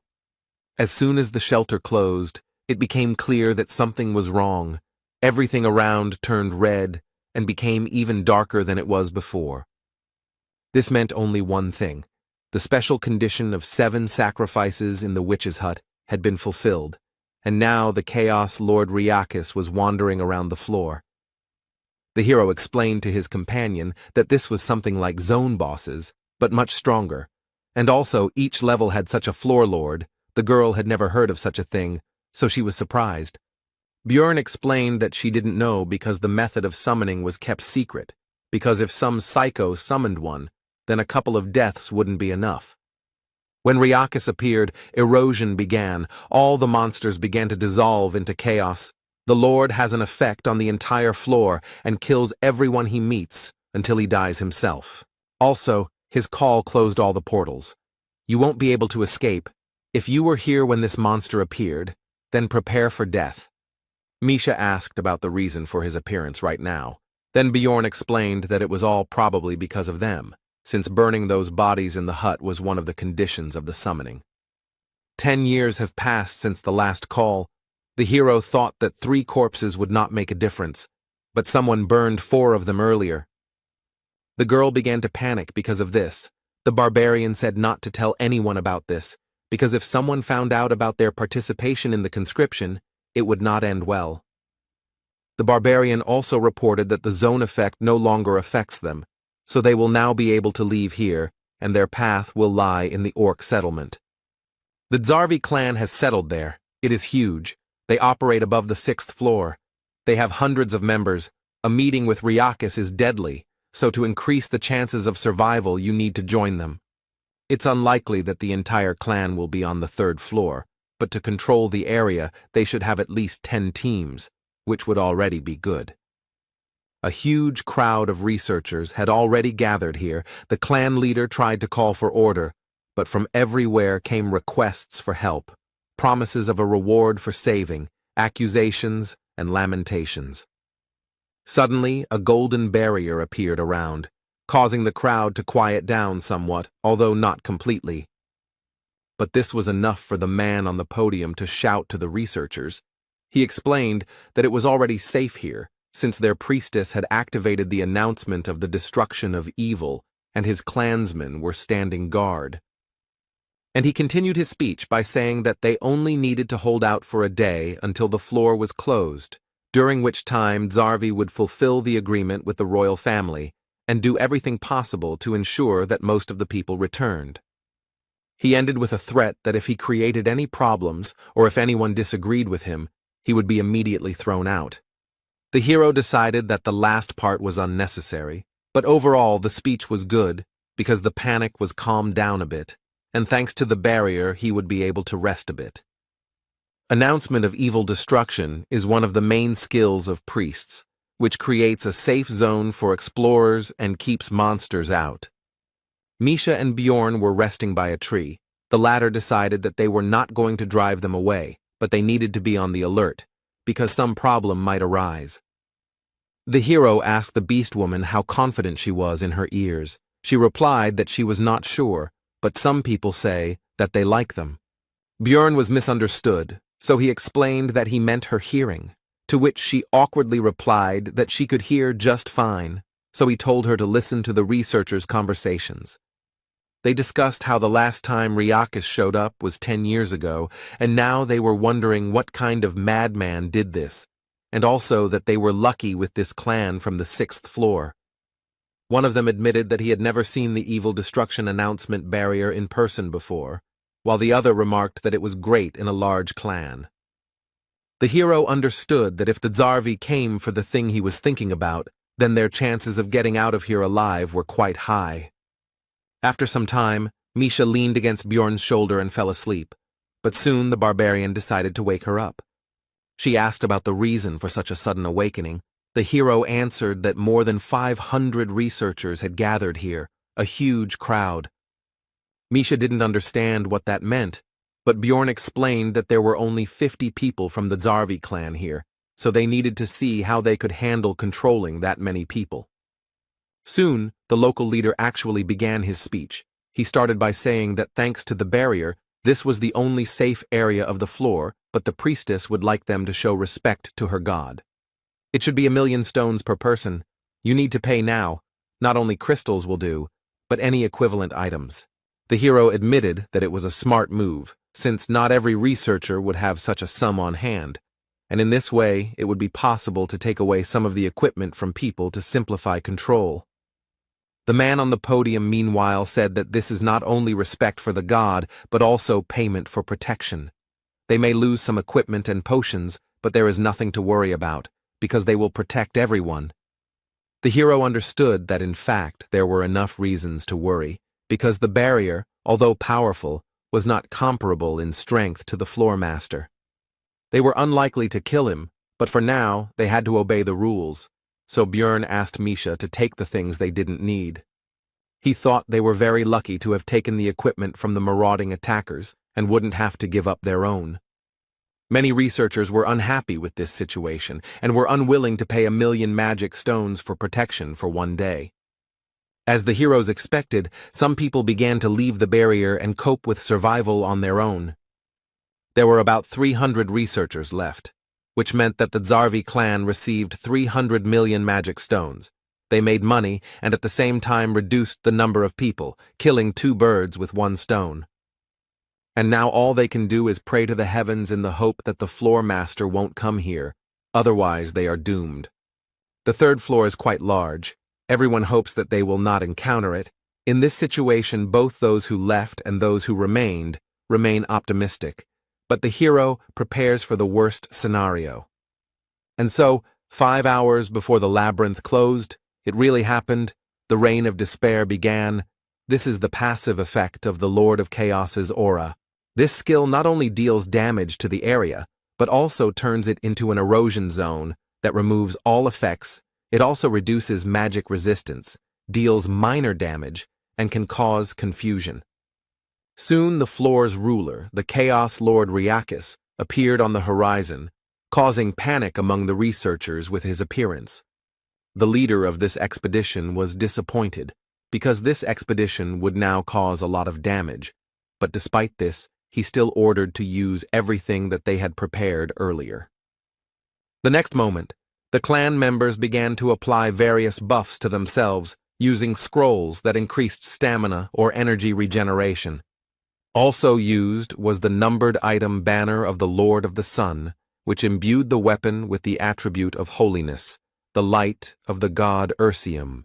The hero was stunned by the number of different consumables that were used at that moment, because not even a minute had passed before things worth tens of millions of magic stones had been used and disappeared. Bjorn realized that they were going to destroy the Floor Lord, and for the first time he was glad that he wasn't the only one preparing for the worst. There are many experienced researchers gathered here who have walked on the edge of a knife more than once to become who they are now, and it is not only a matter of luck, which means that they really should have a chance. The majority of people were amazed by the size and power emitted by the monster. They did not believe in their survival. Watching the battle of the Zarvi clan, the hero began to understand how game raids differ from those that happen in the real world. For example, the fact that tanks and melee attackers always try to avoid direct combat, they can barely deflect even the lightest blows from the monster. Also, warriors have to return to the front line of the battlefield immediately after treatment, even if their body is in terrible condition. But perhaps the most important difference was the multiple deaths of the explorers, who could no longer return to the battle. The current situation is that the melee war was instantly crushed, and the three ranged ones were hit by Ryakis's breath. Such losses immediately lowered the morale of the rest of the people. They don't understand what they're talking about because the clan is doing everything possible to fight the war, holding back the floor lord, and the mages are suppressing him. Suddenly, spheres appeared around the boss, and the expedition leader immediately forbade attacking him, because first he needed to focus on new targets. Bjorn was glad that the clan knew about his features and the second phase, but the other researchers did not understand why they did not attack Ryakis, did not understand their actions. About an hour passed. 11 people died. 20% of Zarvi's force. It's not scary. The worst can still be avoided. It's still possible to hold out until the labyrinth closes. However, the real problem is that ordinary researchers start to panic, and this will not lead to anything good, even though they have reasons for it. After all, every time Ryakis became enraged, someone who had paid for protection died, and the hero believed that it was their own fault, since they came so close to the battle and did not monitor the situation at all. Misha told Bjorn that things looked really bad and asked if they weren't going to do something, but he said what he thought. One man in the crowd said that they could no longer just watch. They needed to intervene in the battle to increase their chances of survival and protect themselves from the monster. At first, they countered that the clan had taken their equipment, but very quickly the crowd's eyes turned to the pile of armor and weapons they had paid Zarvi with. Realizing where all this could lead, Bjorn immediately told Misha that they were getting out of here right now. Now that the entire clan was busy fighting the boss, only 2 guards were guarding the equipment. They decided to negotiate through dialogue. But the panicking crowd did not listen. They attacked even the high-ranking and experienced researchers, but the numerical advantage was on their side. Soon the clan fighters were defeated. The hero knew that things would only get worse, since ordinary fighters had no idea how to properly fight Ryakis, so he urged Misha to run faster. Soon spirits of chaos appeared on their way, but there was no time to fight them. They needed to run away, so they turned in the other direction. But it was all useless, because soon they were swallowed up by complete darkness, which meant that the floor master had swallowed all the spheres and used his ultimate skill. Evil Cleft is a reactant skill that appears after absorbing 10 spheres. The radius of action is 5 kilometers. The term is 45 minutes. If you do not have time to escape, then death awaits you. There are also many chairs, the peculiarity of which is that it attracts all those who fall under the effect to the center of the zone. Soon, Misha and Bjorn found themselves there along with other researchers. There were about 200 of them left. Of the Zarvi, who were originally 50, only 20 remained. With 11 dying in the few hours of battle and the rest in the last minutes, it was obvious what happened when the pair escaped. Now the clan fighters were aggressive towards the other researchers. They bared their blades in their direction and refused to let them get closer to them, because it was because of them that many people died. They also said that they should be grateful that they were not finished off immediately, and that there would be no protection now. The ordinary researchers were at a loss, and then one of them said that they needed to get out of here as quickly as possible, otherwise everyone would die. He had read about this in ancient texts. He also said that they needed to get out of the 5-kilometer zone. There would be monsters in their way, but if they acted together, then they would have a chance of salvation. Bjorn understood that the main problem was that if you move away from the center, the clones of Ryakis and the spirits of chaos will attack like crazy. More than half of the researchers left, but the hero and the girl were not going to bet on such low odds. They would bet on what looked more reliable, on the clan. So they headed there, but Talon blocked the way. Bjorn started the conversation in a friendly manner and asked if they had received the essence of the orc hero. He first answered that they had, but then came to his senses and asked how he knew this. Meanwhile, the vice-captain of the Zarvi clan, Iraz Magrain, was later informed that 23 people had survived, including 3 priests, 6 mages, 12 ranged attackers, and 2 warriors. He was especially saddened by the fact that only 2 fighters survived, many of whom died when the commotion occurred, and many were unable to get support from the others. They tried to buy time, but Ryakis still absorbed the spheres, and now the lack of melee warriors will be fatal. Only 2 of them will be able to clear the way for everyone else, especially this spear swordsman. The vice-captain was constantly asked to give orders, asked about something, reported new problems. Everything was very bad. Iraz Migraine could not come up with a plan of action, but suddenly a cry from the entrance to their temporary camp distracted him from his heavy thoughts. The vice-captain asked who it was, to which the fighter replied that it was a barbarian from Karlstein's sister's team, and that he had somehow learned the information that they needed the essence of an orc hero. And he said that he could clear a path with her help. Then Migraine used his skill survival instinct, which can highlight targets that can increase this very chance of survival, and Bjorn glowed brightly. Iraza application saved from many situations, and now it said that this barbarian was a chance for salvation, so he came closer and first of all asked the name of the guest. After that, he introduced himself and asked how he knew about the essence of the orc hero. Bjorn replied that it was an assumption, but why else would such a respected clan occupy a zone on the 3rd floor and take so many expensive consumables with them? These items are clearly not for ordinary orcs, which means their target was higher, a rank 5 monster, an orc hero, a hidden boss that can be summoned at the altar in the orc settlement, and 777 magic crystals of these same orcs. And such a large number of supplies was due to the possibility of calling the orc lord instead of him, and since these things are still there, it means that he did not come. Then Iraz asked the reason why he should bet on the hero. He then replied that he was a barbarian with the seal of the immortal, who had absorbed the essence of a vampire guardian from the rift and a corpse golem that gave pain resistance. The vice-captain interrupted him, asking him not to go into details, since he already understood that he could drink potions and fight at the same time. Migraine said that was pretty good for a 3rd-floor explorer, even excellent compared to his remaining warriors, so he was betting on the hero.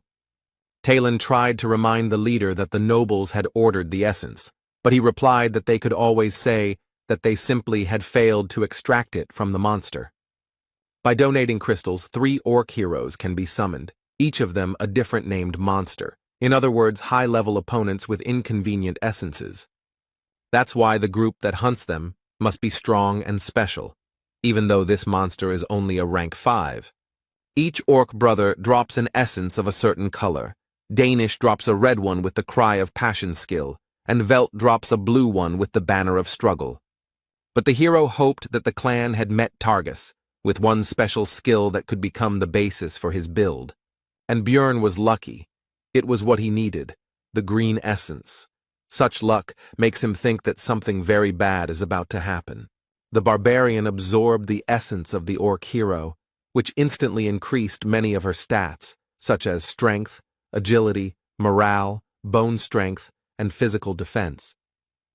The hero felt his body filling with power, and although his pose seemed funny from the outside, no one laughed at the situation. The vice-captain only reminded him to take off his equipment before using the new skill. On Migraine's orders, potions and scrolls were quickly brought. Bjorn understood that the former clan would indicate the appropriate support. After this, the hero used all the consumables he had brought, which temporarily significantly increased many of his characteristics. It was not necessary yet that all the clan's mages, as well as their priest, also began to impose their blessings and magical enhancements, among which was something that increased his aggro level, that is, attracted monsters specifically to him. After that, it was time to use his Bloodmaster skill, which allowed him to temporarily use someone else's skill by absorbing the owner's blood. The best target was Talon Orifring of the Karlstein family. Judging by the redness of the eyes, it was the unholy one, which reduced the maximum amount of essences by 1, but increased the effectiveness of active skills by 1.5 times. After that, the hero finally used the skill he received from the orc hero's essence. It was gigantification, which increased his body size, his aggro level, and his physical characteristics. All his clothes were torn. The people around him had different reactions. but the blushing Misha covered her eyes with her fingers and then peeped through them. Erasmus decided that the hero needed to cover himself with something, so he ordered several cloaks to be brought, and soon the preparations for the exit were complete. There were 30 minutes left before death, so the giant barbarian, with a cry of Yahello, rushed forward at maximum speed. Behind him ran 23 members of the clan, Misha and 40 researchers who decided to stay here. They were allowed to join in exchange for all the equipment. Migraine also suggested using the sacrificial seal on them, which increased their characteristics depending on the number of victims within 100 meters. Now, with all these buffs and skill, the power and instinct of destruction overflowed the hero's body, and it was good that they did not need to be restrained. The road was blocked by small clones of Ryakis, although they were only that size for him now, but their height was almost 2 meters, but now Bjorn could handle them without any problems. These creatures carry damage to the person who destroys them, and even a barbarian with overinflated pain resistance still felt the numbness, which is why it is very important to have a tank in the evil rift.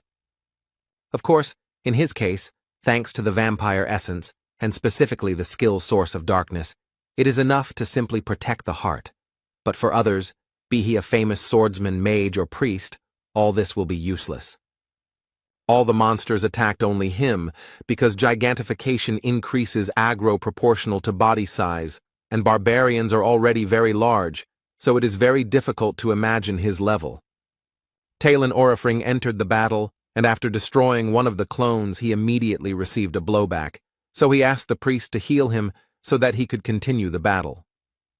The hero shouted at him to stop getting wounded for no reason and get out of here, because he should be the only warrior on the front line. This is because he has the Orc Hero's Path passive skill, which increases all defense when health drops below 50%, with the maximum effect being achieved at 20. And to use this skill to its full potential, no one should approach the front line. He will deal with everything himself. The giant barbarian was breaking through the path for the rest of the explorers, and he was doing it as quickly as possible. The others were also hurrying after him, because soon this place would collapse. The vice-captain decided to send Tylon to the back of the crowd, because you never know when monsters will appear from behind. He himself was worried that just one single attack had caused him unbearable pain, so he had to retreat like an idiot, and he didn't understand how the hero could stand it. The Beastman wondered who this was, because at first he seemed like a simple third-floor explorer hanging around his sister. He seemed like a simple barbarian warrior. No matter how much resistance he has, even though he is a tank, how can he not hesitate at all? In the crowd of researchers, conversations began to break out about how it was true what they said about the barbarians, that in bravery there was no equal among them, and also that with such a person in the clan, they would be like behind a stone wall. They were surprised that he was still unknown, and no one knew his name. They were afraid to think about what they would do without him. Mac Klana noted that if there was a barbarian hero among them, the famous Balkan, then Bjorn would most likely be like him, while Tylon thought that everyone would soon be talking about him. Soon the exit from this location appeared ahead, so everyone gathered their remaining strength and hurried to leave it as quickly as possible. Immediately after leaving there, Bjorn's soul power was depleted and the gigantification skill was immediately cancelled, and he began to return to his usual size. A few seconds later, when not everyone had yet managed to leave the zone, an explosion was heard that destroyed the entire orc settlement and those who remained inside. They were very lucky that gigantification ended immediately after their exit. It's a real miracle that they managed to escape. But Erasmus said that it was too early to relax, because after escaping from instant death in the evil cleft, one of the survivors would be chosen as prey. The chance that it would be Misha or Bjorn is 1 in 15. And again, the hero's failure showed itself in the video. The partner was chosen as a victim and could no longer move. The so-called prey is a person who is affected by the paralysis effect and becomes the sole target of Ryakis. In other words, he will pursue her until her death. Erasmus offered to help protect her, but on the condition that the hero would want to join their clan. Bjorn replied that he couldn't work with the others yet, to which the vice-captain expressed his regret and said that he hoped to meet him alive in the city, to which he replied that if he got out, he wouldn't mind. Iraz replied that he had a gut feeling that he would succeed, and as a parting shot, he ordered his subordinates to give her buffs that would speed up her movement speed and improve the restoration of her soul power. Björn said words of gratitude, to which the vice-captain replied that it was not necessary, because if they died, Riakis would run after them, and they would serve as a diversionary tactic, so he also had an advantage in this. There were 15 minutes left before the floor closed. The Chaos Lord had awakened, and the hero hoped to hold out for that time, so he quickly ran away from here. The roar behind them was getting louder and louder. Misha understood that they would soon die like this, and it was also clear that they were chasing her, not Bjorn, so she asked him to stop. And she explained that he had done enough for her, and he didn't have to die for her, because they weren't that close. Without him, she would have died much earlier. He had even already fulfilled her wish. She could die without regrets. But the hero refused, because she really doesn't want to die at all, and doesn't necessarily have to tell him all this nonsense, and he also understands that the girl is afraid of being abandoned. The beast woman shouted that the barbarian didn't understand anything, and she didn't want to be a problem for others. Then Björn said that this feeling was not more important than her life, so if she wanted to survive, she just had to ask him, and then she would have a chance. These were simple words, like the barbarians themselves, but the girl still understood them, because even from the forest he had constantly tried to help her save her life. In his eyes, the beast woman was definitely pathetic and whiny, and simply giving up and saying such stupid things was not what the man who was trying so hard for her wanted to hear. Misha said that if Bjorn saved her, she would be there for the rest of her life to help, to which the barbarian noted that she had already said that before in the forest. Then the girl replied that in that case she would give him all the money from this study, and the hero replied that this already sounded better. This exchange of words raised both their spirits. But their high spirits didn't last long, because the buffs from the Zarvi clan ended. A rain of despair began to fall, which meant the presence of Riakis nearby, and more spirits of chaos were getting in the way.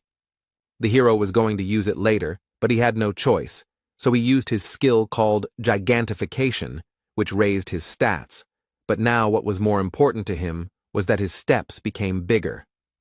With the remaining soul power, the skill would last for another 2 minutes, and there were 200 seconds left before the labyrinth closed.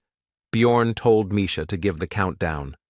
The further path was blocked by the spirits of chaos, so the hero had to engage in battle with them, but he did not experience any problems thanks to his increased characteristics. There were only 90 seconds left before the labyrinth closed, but things became more complicated because they were now within the radius of its deadly breath. On the plus side, some of the chaos spirits also died from Riakis' actions as he cleared the way for them to escape, but there was no point in thinking about it, because he was already at a sufficient distance that he could simply take and lower his paw directly onto the giant barbarian. Fortunately, he managed to jump away.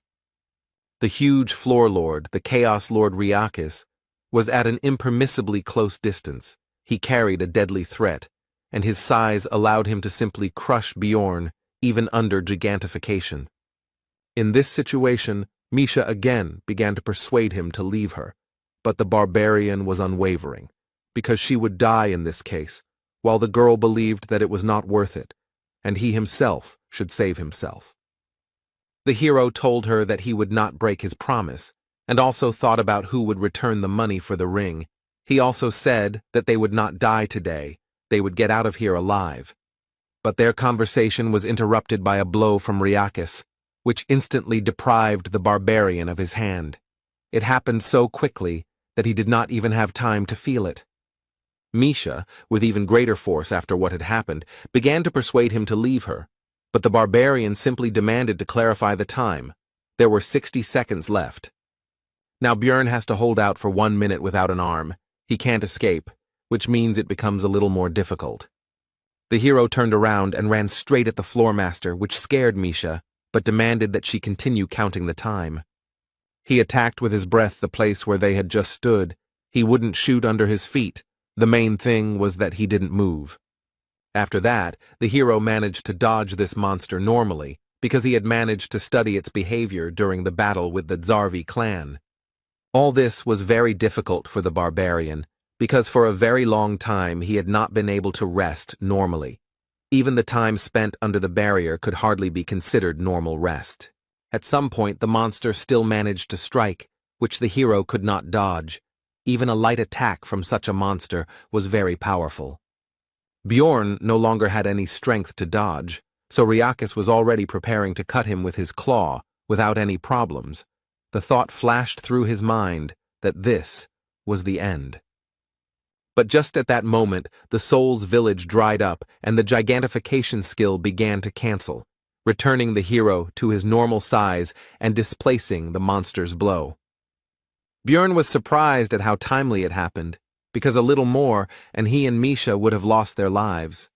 In a desperate struggle, the wounded hero, with his last strength, jumped onto the monster's claw and grabbed it, with 10 seconds left before the labyrinth closed and salvation. To somehow compensate for the absence of his hand and to hold on here more securely, he sank his teeth right into the monster. Riakis began waving his paw back and forth to shake off the pathetic bugs, but Bjorn couldn't hold on very tightly. Soon the actions of the huge monster had an effect, and the hero and Misha went flying. There were 4 seconds left before the labyrinth closed.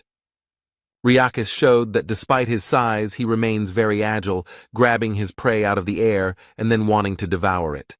The hero smiled, because he understood that the enemy would not have time to do anything, because right now, his mental countdown was approaching 0. Meanwhile, the residents of Rafdonia were waiting for the researchers in the square. They were wondering how much money their families would bring this time. The children were simply waiting for their parents. Soon the portals were opened, but the townspeople were faced with a picture they did not expect. Many people were injured and were now simply lying on the ground. Misha came to her senses. She immediately heard the words of those around her about the need to quickly call the guild and so on. But she only paid attention to how they talked about the seriously injured barbarian. The girl immediately pushed her way through the crowd and saw Bjorn, who was lying on the ground and showed no signs of life. Her heart sank into her heels. She was already expecting the worst, but when she put her ear to his body, the beast woman heard his heartbeat, which immediately caused tears of joy to flow from her eyes. Soon, talk about what happened on the 3rd floor began to spread through various taverns and other places. The victims of the tragedy numbered in the hundreds. And the survivor said that they got out thanks to one barbarian who got to this floor in 3 months of research. His name is Bjorn Yandel. He was given the nickname Little Balkan. It didn't take long before this news reached someone high up. He didn't remember such a rapid growth during his entire career, and besides, the hero's essences go beyond the scope of simple researchers. There have been similar cases in history. They were intelligent, born under the star of a special destiny. They were forever remembered by everyone as heroes.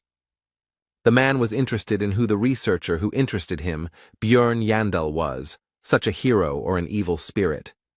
2 days passed. The hero finally woke up, and the first thing he decided to do was gather the whole team and discuss everything that had happened. Everyone was happy to see each other alive. Rothmiller began to apologize, because if he hadn't been wounded, they wouldn't have had to abandon Misha and Bjorn in the forest. But the barbarian interrupted him, because first they should place an order. The hero inquired about the events that had happened after their separation, and Hikuro then told him that with the help of his emergency recovery skill, he was able to use the Guardian's bracers without recharging. When they ran far enough and healed Rothmiller, they tried to find the missing team members, but nothing worked, and then they ran into the priestess of Karui again. This news excited Misha, so she demanded to continue the story. It turned out that the group had to run to the 4th floor, taking advantage of the entry restriction. This level is called the Sky Tower. The color of the portal that leads there changes periodically, and those who enter before it changes begin to climb 100 floors together, and there are also safe zones there. Hikuro reported that just sitting there for 10 days was unbearable. And also, in the very first test, they got the essence that Rothmiller absorbed. The hero was outraged by the difference in their positions at that moment. The monster whose skills Brown mastered was a rank 7 mimic. It gives the skill Treasure Warehouse, which gives a personal spatial warehouse. The key point here is that when you first open this space, there are various things to find inside. This time, it was 2 million stones, 3 top-quality potions, and numbered items. Hikuro decided to sell the last ones, since there was nothing useful there, and the hero was irritated by their luck, because at that time he was suffering in the witch's forest and fighting for his life, but decided not to take it out on his comrade. He decided to justify the bent cutlery by saying that he couldn't control his strength because of the new essence. Misha said that she hadn't noticed this in him, but Murad changed the topic to the adventures of the girl and the barbarian. After this, the hero told about all their misadventures and the struggle for survival, while leaving out some details that he decided not to report. This impressed the others. Rothmiller decided to congratulate Misha on signing a contract with the beast because she was very worried about this, and also asked about what merit Bjorn had in this. Then the girl said that she would not have survived without him. The dwarf was surprised to receive a new essence, and also that the protection fee was only 2 million, so as an apology, since they were somewhat responsible for this, they would provide 1 million. Dvalki regretted that he was not there himself, because this was the greatest and most amazing story of those he had heard, and Hikuro supported him in this, and also added that he was worthy of the title of Little Balkan. The hero was surprised by this, to which Murad explained that this was his second name, which was a comparison with Balkan, a barbarian hero of the previous era. Bjorn was not happy with the fame that had fallen on him, which had come too quickly, because this was not a game, but reality. Now his name would become famous, and he would receive too much unnecessary attention. Misha interrupted the ongoing conversations and suggested moving on to the most important thing. It was necessary to discuss the distribution of the spoils from the labyrinth, as well as the reward for the message about the priestess of Karui. In the end, Bjorn and the girl received 7.65 million stones, but the barbarian took everything for himself, because his partner promised to give him her share. After that, several days passed. The hero had a lot of things to do. He picked up the equipment that was sent for repair, replenished consumables, and even dropped by the auction house, and all this time Misha went with him. The barbarian did not understand why she was constantly hanging around him. She must have her own things to do. He thought that it might be about the money he took. Maybe she regretted it. The hero also decided to invest money in Misha's growth, because now she is his main comrade. His thoughts were interrupted by the fact that the girl was going to go to her family, while she looked like she did not want to talk. Bjorn decided that this was her family business, and he couldn't interfere. He encouraged his partner, and she told him goodbye to eat right, eat vegetables, and so on. She began to take care of the guy after what happened. On the way home, the hero thought that he himself, with his characteristics, can move further along the floors. But before that, he needs to strengthen Misha, update her equipment, get essence, improve the contract. On the way, Bjorn accidentally came across an execution process. At first, he was going to move on, but he heard onlookers discussing that this time an evil spirit was on the chopping block. After that, he could not pass by. The man sentenced to death turned out to be an acquaintance of the hero named Tarikon, the son of Lian. It turned out that he had not bought the weapon with the money he had received earlier. The poor fellow was terrified. His eyes caught sight of Bjorn's figure in the crowd, and he tried to shout his name, but it was impossible because of the gag. Then the barbarian turned away, unable to look. A moment later, the execution took place. The hero understood that he could well have been in his place. He decided to think about it at home, but some guy called out to him and started asking where he came from, and suggested Europe, Asia, and America. He continued speaking, and the barbarian thought that this could very well happen, but he did not expect it to happen so soon.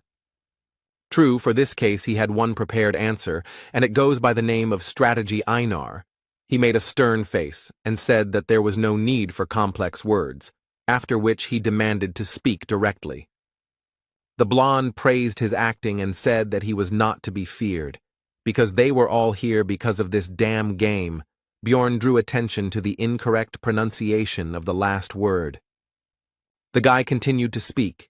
He admired the hero's successes, after which he said that they have their own alliance, but the barbarian interrupted him and asked if he was an evil spirit. He answered in the affirmative, after which Bjorn shouted loudly into the sky and said that the leader of the tribe taught to immediately kill people like him upon discovery. After this, the hero simply rushed at the blonde with his fists, because that is exactly how a real barbarian should react. Soon Bjorn was sitting in the garrison. The guard first decided to thank him, because his younger brother would not have gotten out of the labyrinth alive without Jandel. The hero accepted his gratitude, after which he asked how much longer he should sit there, because he was hungry and unhappy that he had not managed to finish off that evil spirit.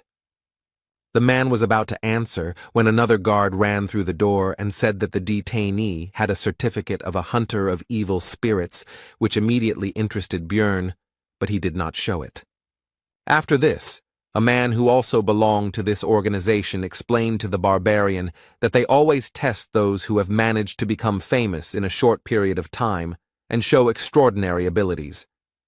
Bjorn put on a show of being a simple-minded savage who was angry at these suspicions, after which he was released. Now he went home in a lousy mood. He didn't even think that these guys knew such details about evil spirits. That blonde guy was pretty good at using words from his world. But fortunately, the hero noticed the catch when the hunter messed up his pronunciation and said Vigra. If they had reached such a level, then it was no wonder that Tarikan had ended up on the chopping block. Now Bjorn considered this world even more dangerous and out of reach. Upon arriving in his room, the barbarian found an unknown envelope on the floor, given recent events. This could be somehow related. Inside was a pill and a letter, which said that it was sent, presumably, to the player, warned that this cannot be said about the hunters. They also have their own community. It guarantees complete anonymity, and to get there you need to take a pill. It is signed by ghost hunters, and at the end there was an insult to the king of Rafdonia. Meanwhile, in the secret Ministry of Public Order, which reports directly to the ruling family, a subordinate bowed before his superior and began to briefly recount what had happened. After which he said that it would be better to see everything with his own eyes and turned on the magic device, which showed Bjorn's meeting with that blonde man. At the end of the screening, the chief said that in such cases, evil spirits prefer to flee, and he attacked without a doubt, so by all indications, Jandel is found innocent. Standing by the open window, the man was surprised that Bjorn had become famous in just 3 months. He thought that fate might have prophesied a hero's path for him, and that was good, because the city had always lacked talent. The barbarian decided that yesterday's letter was not a fake, but in any case he had to show potential observers that he did not understand anything and wanted to get to the bottom of the truth, so he went to the magic tower. He went to the only competent mage he knew, Raven Alua, who said that this is what all researchers get when they become famous enough. She also felt sorry that it had not come to her, because she would have immediately checked the letters, which had now disappeared. She would have been curious to read what the evil spirits were writing in these letters. Raven also told about the pill. It was made by an extremely talented magician who must have mind control magic, other dimensions, and deep knowledge of alchemy. By swallowing it, you can enter a special world of spirits. Only the mind gets there. The body remains in place. This happens at midnight on the 15th day of each month. There, they most likely exchange information. And those who tried to get in there later died in a pool of bloody vomit. Bjorn asked about the possible toxicity of the pill, but Raven said that the magicians had studied it a long time ago, and there was nothing like that in it. Then the hero asked the reason for the death of these people. Then the sorceress answered that evil spirits, it seems, can distinguish between their own and others, and then separate the souls of the intruders from their bodies. Raven also added that in that place, everyone has the appearance of their soul, so they cannot recognize their appearance. And it is also impossible to establish that the pill was swallowed by someone, otherwise everyone would have already been caught. The sorceress began today's research into the hero's essence, and he himself was thinking about how he could remain anonymous in this world and obtain information, perhaps even about the method of return, maybe take a risk. After this, Björn weighed all the risks and possible benefits before deciding to swallow the pill, because if it was so dangerous, the community would not have created it. However, he wasn't going to accept it right now, because anonymity was anonymity, but the sender of the invitation probably had a way to find out who had joined. For example, it may be that he is the only one who received such a letter in a certain period of time. Then he will be immediately found out as soon as he joins, so it is better to wait 3 to 6 months. 15 days after the labyrinth was closed, in one of the laboratories on the upper floors of the magic tower, a mage asked a certain Queen of Souls if a newcomer had joined, and she answered negatively. He had to send the delayed letters further. The wizard was disappointed that it was again not the one he was looking for, although he took the shield at the coming-of-age ceremony, but it was not the player. Björn didn't notice how time flew by. He was promoted to a 6th-rank researcher. Every day he was busy with various things, and the magic stones flowed away like water, but it was necessary, so he didn't regret it. A new mace was purchased for 400,000. It was gigantic in size and mass, and a spell of immunity to acids was cast on the armor and shield for 510,000. Also, the hero couldn't show off naked with every gigantification, so pants with automatic restoration, size change, and the same immunity to acids were bought. It cost 900,000. For Misha, twin lich blades were bought for 550,000, as well as the blood of a wild beast, for pumping up spiritual beasts for internal use for 2 million, as Björn wanted, invested in its strengthening. The beast woman had upgraded her contract level and could now imbue her weapons with a human attribute, which was noticeable from the haystacks used as dummies. Another 1 million went into the 2nd stage of the immortal seal for Björn. It only took 10 minutes, which compared to the 12 hours of pain of the 1st stage seemed like a fairy tale to him. But the indicators of endurance and resistance to magic increased significantly. The spirit also increased, and the special ability improved. At the end of the procedure, the shaman offered to tell fortunes. The barbarian did not refuse. The man then said that he was destined to experience countless good and bad events that usually happen once in a lifetime, and that he was destined to share the fate of those who are called heroes. Björn decided that even if this was true, nothing would change. He had to do what he had to do, and in order to withstand any adversity, he would prepare for everything he could. Also, all this time the hero was visited by Misha. She took care of him, invited him to share food with her, and also tried to accompany him everywhere. It didn't take long before the barbarian returned to the shaman for the 3rd stage of the seal. It was time to choose a certain feature. It could be the spirit of flame, the spirit of iron, and the spirit of the wild nature. Björn chose the latter. It cost 2 million stones. In addition to the stats, it increased his threat level and gave him the skill Wild Splash, which also increased his threat level, in exchange for giving a bonus to Constitution. To attract the attention of a crowd of monsters, and at the same time increase the body's endurance, this is what, plus gigantification, this is best suited for a tank. The hero did not think that he would achieve such success in 3 months. The shaman said that last time he did not tell everything about Björn's fate. He also needs to always and everywhere beware of those who are filled with resentment. There will be many of them. If you dispel their grievances, then you will receive luck, and vice versa. The hero overcame the 3rd stage of the seal and was about to leave when Einar appeared from the bushes, calling him to her shelter, because she should not be seen. The warrior said that she heard from the elder about his new nickname, Little Balkan, and now she is burning with curiosity, so she asks to tell him how he got it. Björn told his story, and Einar was pleased that the hero had joined the team, because she was worried, but now she wouldn't be, because he was not alone and Hikuro seemed reliable to her. Jandel was concerned about the girl's condition, as she had become very thin, So he asked if the elder was starving her, but she explained that she was undergoing muscle compression. Suddenly, a loud voice rang out around the area, asking if Einar had run away again, so it was time for the warrior to leave before her mentor became even more angry.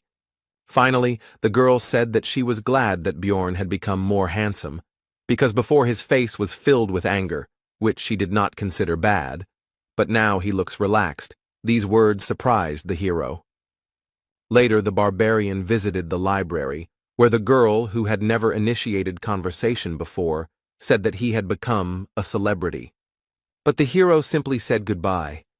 Earlier, he would have tried to get closer to her to get benefit from the magician, but now it makes no sense, because he has become stronger, and there is already a magician in the team. This is rationalization. After all, his priority now is survival. He is not in a position to delve into other people's souls. His moral principle rejects idle curiosity. This is why the hero always treats the people around him with caution and weighs every action they take. That is why he always focuses on their possible value to himself and thinks about using them for his own benefit. That's why Bjorn killed people when they posed a threat, was ready for betrayal at any moment, and thought about how to get the most out of any situation. But at some point this thinking cracked. He kept his cool and acted for himself alone, until that situation on the 3rd floor happened, and the barbarian risked himself for her. He changed, and Einar noticed it. The hero began to catch himself more often wanting to do something useless. His body changed. Something else changed. He doesn't know how to solve this, so he will be like a barbarian and will not restrain his desires. Bjorn demanded that the librarian say what she wanted to say. She asked how he knew about her intentions. He replied that he could see it in her eyes. The next day, the barbarian went to the Promise of Flowing Water Cafe. He somehow squeezed through the front door. The other visitors did not expect to see a savage in such a place, so they decided that the owner was in debt. Soon he was called by the client for whom the hero had come here. It was Shavina Amur, a 7th-class officer of the Administrative Department of Revision, and also a friend of the librarian. The girl asked him what he should get, to which he replied that he would like to have beer with meat, since he was not a fan of sweets. Obviously, there was no such establishment. It was just a little revenge for the invitation here. After that, he asked to get down to business. Shavina was surprised that he didn't know anything, because the librarian, whose full name was Ragna Litaniel Peproch, was supposed to tell her. The woman explained that the mission was to patrol the sewers. Usually they have a trusted squad that is engaged in catching tax evaders and other criminals, but they died on the 3rd floor. The hero had suspicions that these were again hunters of evil spirits, so he asked about the reason for his invitation, because there were more suitable researchers for this. To which Shavina admitted that it was simply a matter of his high popularity, and she was also curious to meet little Balkan in person. After which she said that she would order cookies to go and asked permission to tell her colleagues that he had given them to her, to which the barbarian hesitantly agreed. Amur said that the reward was only 200,000 magic stones, but if they worked together, Bjorn would show himself to be a qualified person in the eyes of other guilds and departments, and people would consider him reliable. Shavina thought that the hero was already up to his ears in tasks, with his fame, but in fact his title in this matter turned out to be useless.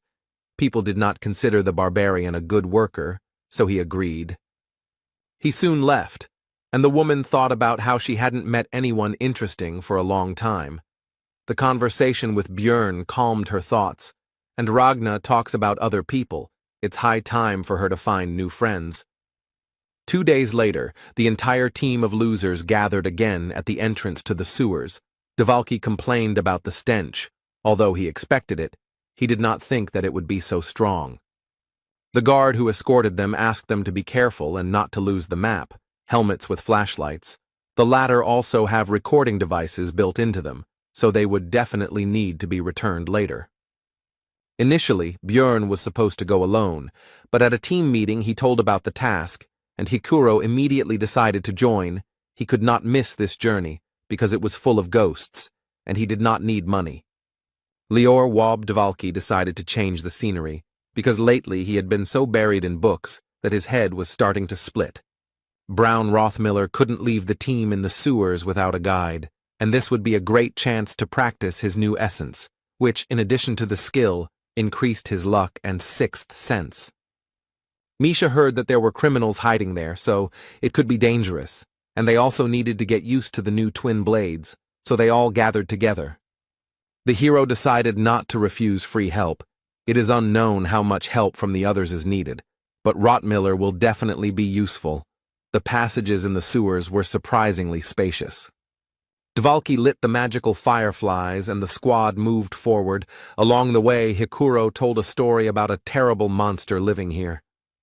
Misha asked the magician if its existence was possible, to which he replied that all the waste from the magic tower was dumped there, and a huge number of experiments were carried out there.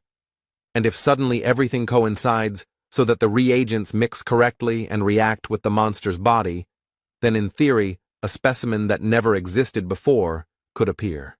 Björn thought it was impossible, because first there had to be a monster's body in the sewers, and they usually dissolve, so someone had to bring it here, and besides, it had been quiet here for 2 years already.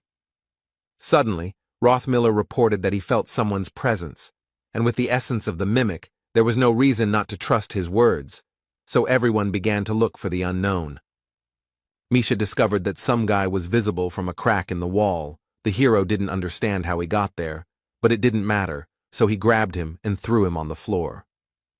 He realized that things were bad, so he launched a desperate attack with his dagger on the group of researchers. It was useless. Bjorn just grabbed his hand and squeezed. His strength was already enough to break the bones of ordinary people with just one effort, but he praised the man for his efforts, because you need to try everything to survive. After this, the barbarian began to interrogate the man, who began to beg for mercy, since he would not hurt a fly, and he also said that he was a simple homeless person. But Rothmiller said that the brand on his forehead was placed on those who had committed terrible sins, so escaping from the tax office was not all that he had distinguished himself with, and it reminded the dwarf of his youth when such people went to the forge where he worked. The people from the department said that they would add 5,000 if the criminal was brought in alive, but they also said that it wouldn't be scary to kill him. The main thing was to get it on tape. The squad was deciding the fate of the criminal. Hikuro exclaimed that he had expected something like this from the administration, and Misha did not want to drag him because he would be executed anyway. The man himself was shaking with horror. Then he exclaimed that he would tell them everything he knew, just let him go. Björn at first decided that he did not have any interesting information, but he said that they would get much more for some bitch. The criminal said that a few days ago, a woman had driven him out of his hiding place, apparently using evil black magic, because she was accompanied by a pack of corpses, and they did not look like the undead of the labyrinth. The hero was surprised by this news, because all this is very reminiscent of the priestess of Karui, Eliza Behench, who created problems for them on the 3rd floor. Björn decided that if it was her, she couldn't just be allowed to walk around here because she had a huge grudge against their team, and the others agreed with him. The criminal was tied with a rope and sent ahead to show the way to their hiding place. They also asked why he was hiding in such an absurd place. He replied that he was simply looking for shelter and stumbled upon them. Soon the group discovered a way down. From that moment it was decided to behave quietly. The man said that there was no other way out. The team moved forward and the criminal said that if this is really the woman they think, then they should let him go. Soon a pile of corpses appeared on their path. The man stopped in fear and did not want to go further, but Bjorn hurried him and he had no choice but to obey. But it turned out that the bodies were not lying there for nothing. This place was full of magical traps, so the hero immediately shouted for everyone to retreat back. The criminal went first. He could no longer escape, and all the power of magic rushed towards him. It reduced his maximum health, and when it reached 0, it killed him. Eliza felt the activation of her spell called Call of the Evil God. The priestess decided that it was the people from the temple who were chasing her, and she still had not found the way to the underground city. And then a voice came into her head, demanding that she make a sacrifice to him, and then the woman understood what she needed to do to get help from her god. Bjorn pulled their guide closer, and he himself was partially trapped, which reduced his maximum health by 29%. It turned out that the criminal was dead, and Bjorn was glad that he had sent him ahead, because he could have ended up in his place. Hikuro noticed that the deceased had a nameplate. His name was Hans Mark, which gave the hero a bad feeling, because all meetings with the owners of this name did not bring him anything good. Soon the team reached the criminal's hideout. It turned out to be quite cozy, which they did not expect, but Eliza was not there. Dvalki found a faint trace of mana. After examining it more closely, the wizard came to the conclusion that something was hidden under the floor. Then the hero took off his armor and decided to break through the stone underneath with his massive mace. The squad's mage immediately said that with magic, everything would not work out so simply. But the barbarian didn't think so he used gigantification, because if you can't break through with brute force, it only means that not enough effort was put in. The squad watched with tension as the big guy began to punch the floor, and he finished his previous thought by saying that, by the way, this doesn't work on ghosts. But soon his efforts finally bore fruit. Hikuro asked Dvalka that it shouldn't have worked, but he himself was no longer sure of it. Rottmiller reported that thanks to his improved sense of smell, he can smell this woman, and there seem to be no other threats, so they can go down without unnecessary fears. The sixth sense is also silent.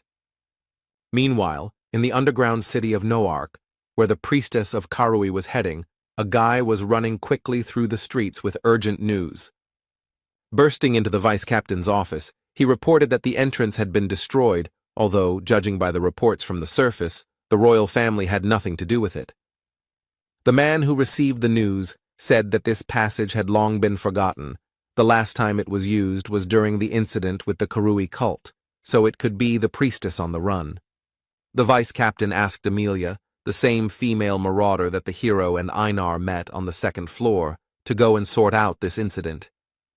Meanwhile, the team moved along the passages and was surprised that such an incomprehensible labyrinth was discovered under the sewer. Misha was curious, so she first asked Hikuro, but he didn't know. Then she turned to Dvalki, but he didn't know anything about it either. Rottmiller stopped the group and reported that the smell of the priestess was getting stronger here. It was no longer just a trace. She was somewhere nearby. Eliza herself was wandering through the corridors of this place at this time when the voice of her god suddenly laughed. He did this only when something bad happens, and this could mean that people from the temple were already close.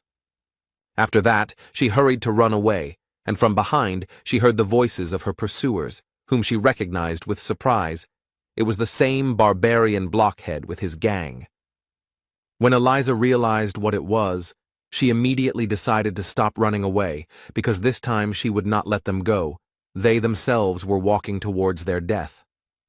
After this, the priestess began to summon various creatures to help her with the spells Gate to the Kingdom of Demons and Shadow Guardians. Previously, Misha had some difficulties when fighting these opponents, but now she has become stronger thanks to the contract with the spirit beast and new equipment. Björn also became stronger. He rushed into the thick of enemies with the active skill Savage Splash, which increased his threat level, which lured enemies to himself, and also increased his physical characteristics. The others also entered the battle. They had won last time, but now everything was even worse, and Eliza decided to use the curses that had worked so well last time. But Dvalki used the 7th rank spell, Radiance, which removed all the effects with the evil attribute. It was the hero who asked him to learn a spell against this magic, and he went and learned a mass cleansing magic. Bjorn broke through to the priestess and tried to strike her, but she used the spiritual form spell, the same one that had caused her to fly away last time, and it also gave resistance to physical attacks. But Dvalki was ready for this too. He used materialization, which brought Eliza out of her ghostly state, and then used accuracy increase on the barbarian. Now the priestess was vulnerable again, and the hero grabbed her and slammed her into the ground with his enormous strength. But he did not stop there, although after this blow she was no longer capable of resistance. The others watched the beating of the servant of Karui in confusion, and could not say a word. But Dvalki nevertheless reminded the barbarian that they needed her alive if they wanted to receive the reward. Bjorn listened to his words and stopped. The priestess was tied up, and the hero began to carry her. The beating and paralysis magic allowed him not to fear any surprises. The hero, already in a good mood, praised the team and suggested getting out of here, but turned around and saw that the rest were lying unconscious on the ground. Before he could even react, he was poisoned by the basilisk's paralyzing venom, the effectiveness of which was halved due to his body type. Bjorn recognized the woman who came out of the shadows. He knew it was too easy, and it never happens like that with him. The marauder was surprised that the barbarian could still move. She praised him, because he had become noticeably stronger since the last time. After that, she looked at the hero's unconscious companions and assumed that he was not running away because of them, although he could, and Bjorn himself decided that she had come here to tie up loose ends. Then the woman let him go only because he was a greenhorn, but now he has become a celebrity with a nickname, and since he himself descended into this cesspool, it would be a sin not to take advantage of the opportunity, so thought Jandel. Bjorn shouted that he was keeping his promise, so there was no need to pursue him, but the marauder ignored his words. She asked how he knew about the passage here and why he invaded. But the hero did not understand anything, which he said. Then the woman clarified the details, and he replied that if she was talking about that magic thing, then he simply pierced it with a mace. The marauder was somewhat taken aback by this news, but continued the interrogation. She decided to find out the reason for his stay here, to which she received an answer about the priestess of Karui. Then Bjorn cheerfully suggested that they part ways peacefully. Since she had already found out everything, there was no need to give her an antidote. He could handle it himself. But she interrupted his flow of words. Amelia said that since the hero now knew about this place, she could not just let him go. Then he offered to take another oath, but the woman replied that this time everything was different. After that, Bjorn took off all his armor. The marauder asked what was going on, to which the barbarian asked if she knew 2 ways to piss off an opponent. She answered negatively. Then the hero replied that the first was not to finish the sentence, and the second remained unknown, because instead of continuing the sentence, he threw his mace forward. Amelia was perplexed by this development of events, but this did not stop her from dodging the improvised projectile. But after the mace, the hero's shield also flew, which surprised the woman. Bjorn himself called this action Captain America's throw. Amelia was flexible and agile enough to dodge this as well, and the thrower himself rushed forward after the projectiles, hoping to deliver a crushing kick. But as Bjorn expected, the opponent was too experienced and agile. Neither the blows nor the attempts to grab her achieved their goal, but that was not all. The hero decided to act unexpectedly. He used gigantification, thanks to which he was able to reach the woman who did not expect this. After that, he was still able to strike the enemy directly on the head, but it did not seem to bring the expected damage. She snatched the dagger and enveloped it in an aura, which was very dangerous. Such an attack would easily cut off his arm, so Bjorn had no choice but to use flesh explosion, which also splashed the enemy with acidic blood. The woman's view was now not as good, but she still continued to advance, but this time she was no longer able to dodge the kick. The hero was delighted and surprised by the success. He had already decided that he had a chance to win this fight. When the opponent's voice came from behind, it was the self-replication skill. He instantly understood. Amelia said that she heard about Bjorn absorbing the vampire essence, so he should survive this too, and then used the Asura strike skill. The battle ended there, but the hero survived thanks to the source of darkness and was restored by eternal life and a healing potion. The woman said that she was surprised by the savagery of his regeneration, and after all, his head was torn off. Bjorn jumped up from his seat and asked why she didn't kill him, to which the woman folded her arms across her chest and said that he was the one who attacked first, and most people prefer to solve problems by talking. The hero replied that he was fighting for his life because she couldn't let him go with the knowledge of this place, but Amelia clarified. She said that she couldn't let him go just like that, emphasizing the last two words. Then Björn asked what would happen next, discreetly trying to reach for the mace, but his recent opponent noticed this and said that she was not going to kill him, so he needed to calm down. The barbarian started to justify himself because he didn't intend to attack and all that, but he was interrupted. Amelia continued for him. He just decided to prepare in case she changed her mind. Björn noticed that the woman herself had not recovered from the wound, did not take the potion, which indicated a special essence that interferes with the treatment. She meanwhile handed the hero a drug that erases memory. The barbarian asked why she didn't give it to him last time, to which he received the answer that it was a rare remedy, after which he asked her motives because if she killed them, she would get a lot of money for the equipment. Then Amelia asked who the hero thought she was, but he decided to remain silent because he considered her crazy. Then the woman hushed up the topic and shoved the drug into his mouth, also saying that she had not heard of any side effects. The woman also decided to find out about the second way to piss off her opponent, which he had not told her about before the fight began. The barbarian began to respond, but a drug called Lethe's Blessing began to work, and he fell asleep. After a certain period of time, Björn woke up, but was surprised that his memory was still there. Even though the last hour should have been erased, he didn't know.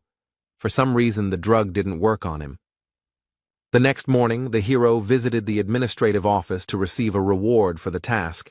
Shavina said that there was no need to compensate for the damage for the broken devices, because this case was truly special. The hero agreed with this and plunged into memories of yesterday. When he woke up in the sewers, the equipment was with him, but the flashlight and recording device were broken. The rest of the squad didn't remember anything. Their last memory was going down to Hans's shelter, so the drug worked correctly on them. While his comrades discussed the loss of their memories and the fact that Eliza was dead even though they had no memory of the battle, Björn himself wondered why his memory was untouched. Rothmiller had a hypothesis about what happened. He came to the conclusion that they caught up with the priestess and won the fight, but she tried to do something with their consciousness, so she had to be finished off. But the damage was done. Devalki agreed with this, because it sounded plausible, and the servant of the evil god should have similar spells in her arsenal, while Hikuro was simply glad that they somehow managed to cope. And at the exit from the sewer they were met by Shavina and Ragna, who went to look for them. Since they were too late, Björn doubted their competence, to which Amor said that Litaniel was very strong.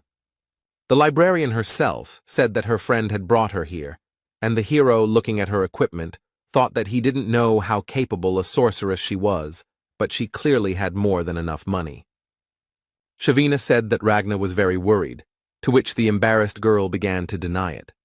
Misha asked who these girls were, and when she found out that one of them was a librarian who worked in the place where Björn often went, she immediately expressed her indignation. Then a paladin with a huge two-handed sword on his back approached them.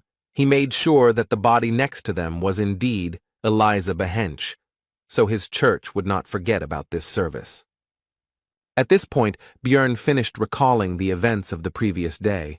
While he was talking to Shavina, he heard the young female employees of the administrative department whispering about him, Little Balkan. One of them told her friends that something becomes really big when he uses the skill. The hero heard this and the rest, and was unhappy that they looked at him like an animal in a zoo.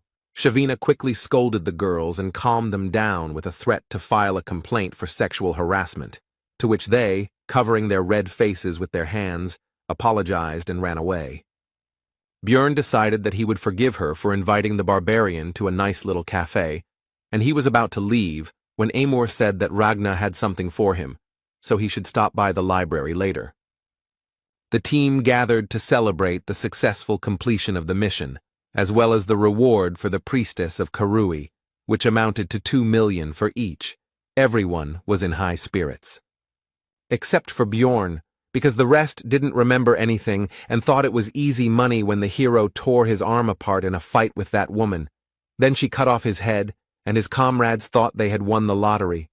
Misha interrupted the barbarian's thoughts. She wanted to whisper something into his ear. She started to say that her dad wanted to meet him, but suddenly a loud voice rang out, and she was not heard.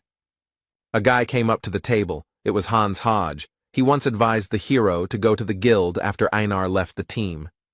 Maybe it was because all the Hanses Björn had met so far were assholes. But this man didn't give him any good feelings, so the barbarian chased him away. Not even a minute had passed when the Moslans burst into the tavern door. They belong to the organization of knights of noble origin of the same name. They are very powerful. The hero had already decided that it was all because of the meeting with Hans, and that they were bringing him bad luck. But it turned out that this time the problems had not overtaken him, but Dvalki, who was taken into custody for insulting the dignity of the nobility. 3 hours later, outside Moslin's office, the team waited at the gate for the investigation to be completed, everyone in a mood that was the exact opposite of what they had recently experienced in the tavern. Hikuro had already asked the others whether Dvalki would survive, but when the wizard finally came out to them, everyone rushed to him to find out the details of the incident. Half an hour later, in the tavern, the magician said that he would have to leave the team, after which he decided to explain the details, starting with the fact that his older brother is Baron Martuan, but Wab himself is not quite a nobleman. He is the son of the previous baron and a servant, and since the wizard turned out to be a disgrace to the family, immediately after birth he was adopted by the third brother of Baroness Tirva, although only on paper. In reality, he was raised by his mother. Hikuro didn't understand what this had to do with their team, to which Dvalki replied that his father had died a year ago, and his second brother had taken the vacant place. And after the death of the former baron, his eldest son died, like everyone else in the indirect line of succession, and now his brother sent Moslans to him as a warning so that he would not stick his neck out and live in the shadows. He believes that he was angered by the fact that he had become part of the team as a good researcher, especially considering the presence of a celebrity in the squad. Bjorn clarified that Dvalki was leaving them out of fear of his brother. The wizard answered in the affirmative, but also added that in exchange for dropping the charges of insulting the nobility, he was forbidden to enter the labyrinth. The team members agreed to continue the discussion tomorrow. Rottmiller went one way, and Hikuro and Wab decided to talk some more. The hero decided to go to the library, because he had business with Ragna. Misha wanted to go with him, since she had nothing to do anyway. But Björn drove her away and also said that since she had a lot of free time, then let her train, he was in a bad mood because of the change of plans. Soon the hero arrived at the library, after which he said that he and Ragna had not introduced themselves, after which he began to, in fact, introduce himself, to which the girl replied that she obviously knew his name anyway. She said that she was closing the place soon, but Bjorn said that he didn't come here for books, and offered her to join the team as a magician. She refused without thinking. The hero with an innocent face said that since the librarian was such a worthless sorceress that she couldn't even enter the labyrinth, then nothing could be done. But Ragna didn't rise to the provocation, so Bjorn had no choice but to retreat. It was time to take an interest in what, as Shavina said, there was something for him here. The girl launched into an explanation that it was not from her, but from Emor, because she had raised her status, and Peprok had a debt to her, so she asked her to do this. The hero was not sure of the need for these excuses. Bjorn asked what it would be, to which he received the answer that it was books, after which a spell was cast on him that allowed him to find volumes of high secrecy, and it was allowed only to nobles and the chosen ones. The hero asked if this was possible. Ragna replied that if he didn't blab about it, then no one would know. She had only used this spell a couple of times anyway. No one cared about what was happening here. The top secret books were definitely different from the regular ones. Their contents were incredibly useful, so the barbarian wanted to read all the works he could get his hands on. Bjorn almost missed his chance to start reading because he arrived at closing time, but Ragna let him stay after closing while she put everything back in place. With the help of the girl, the hero managed to read a lot of useful literature. He started with the organizational chart of Rafdonia, which contained information about various organizations, even about hunters of evil spirits. The next book was about the latter. It was called The World of Evil Spirits. It was written by an agent who described a journey into the spirit world from which he barely returned alive. Björn appreciated the security system. Next was the complete book of Rifts 2, which described 4 of them due to volume restrictions. It contained details that the hero had been extracting from the game for 9 whole years. For the locals, it was a real treasure. The barbarian decided to find out the name of the author, who turned out to be Oral Gevis, causing shock to Björn, because this is the creator of Dungeon and Stone. This meant either that the player wrote the book or the real developer. If it is the second option, then everything becomes much more complicated, because it would mean that the reason why the hero ended up in this place was not an accident, but someone's intention, which is much worse. If that was the case, then the developer must not be a mere human, but some sort of divine being. But be that as it may, Björn was glad to know it, even though the world had once again reminded him of his ignorance. If he could track down that name, he might one day find his way back, since opening the gate to the abyss might not send him home, but asking everyone he met about it was a dubious idea, so he had to be careful. The barbarian was so immersed in his reading that he didn't even notice how morning had come. He asked Ragna why she was silent, because he would have left immediately if she had asked. She replied that she had decided to rest after work. Björn didn't believe her explanation. She told him not to imagine anything unnecessary. The hero looked at her face for a while and decided that she was actually a kind person, even though she seemed indifferent to everything. A few hours later, the barbarian was already in the magic tower. He came to Raven, who was unhappy that he came so early. Björn immediately started talking about joining the team, but the sorceress immediately slammed the door. Then he shouted that there was one more thing, after which he gave a piece of Oral's book and asked to find out the time of its writing. Raven invited the hero into the room and demanded that he first tell her where he learned about the tears of the goddess, with which he killed the vampire. The barbarian replied that he had no idea, but he found this relic in a statue. He broke it simply because he was bored, which shocked the sorceress a little. Raven noticed the oddity, because how did the hero know how to use it then? Then Björn replied that he thought that since it had the sign of the goddess on it, then it should help against the godless vampire, and swore on the honor of a warrior. The girl was upset by this, because she had already hoped that she would be able to get a copy of the complete Book of Rifts, but the hero decided not to say that there was one in the library, because it was a secret. Then Björn asked about his request, to which Raven replied that she would take care of it, but he would help her research supervisors with the research, since they were bothering her, and he would receive the results of the paper analysis next week. A little later, at a meeting of the Outcast team, Misha immediately attacked the hero with questions about where he spent the whole night. He replied that he was stuck in the library, which only made the beast girl tense up more. The barbarian explained that he had only read books, after which he remembered that his partner had wanted to tell him something yesterday, but then events had taken a turn and he had remembered it only now. But she was interrupted again, this time by the rest of the team. Their meeting began.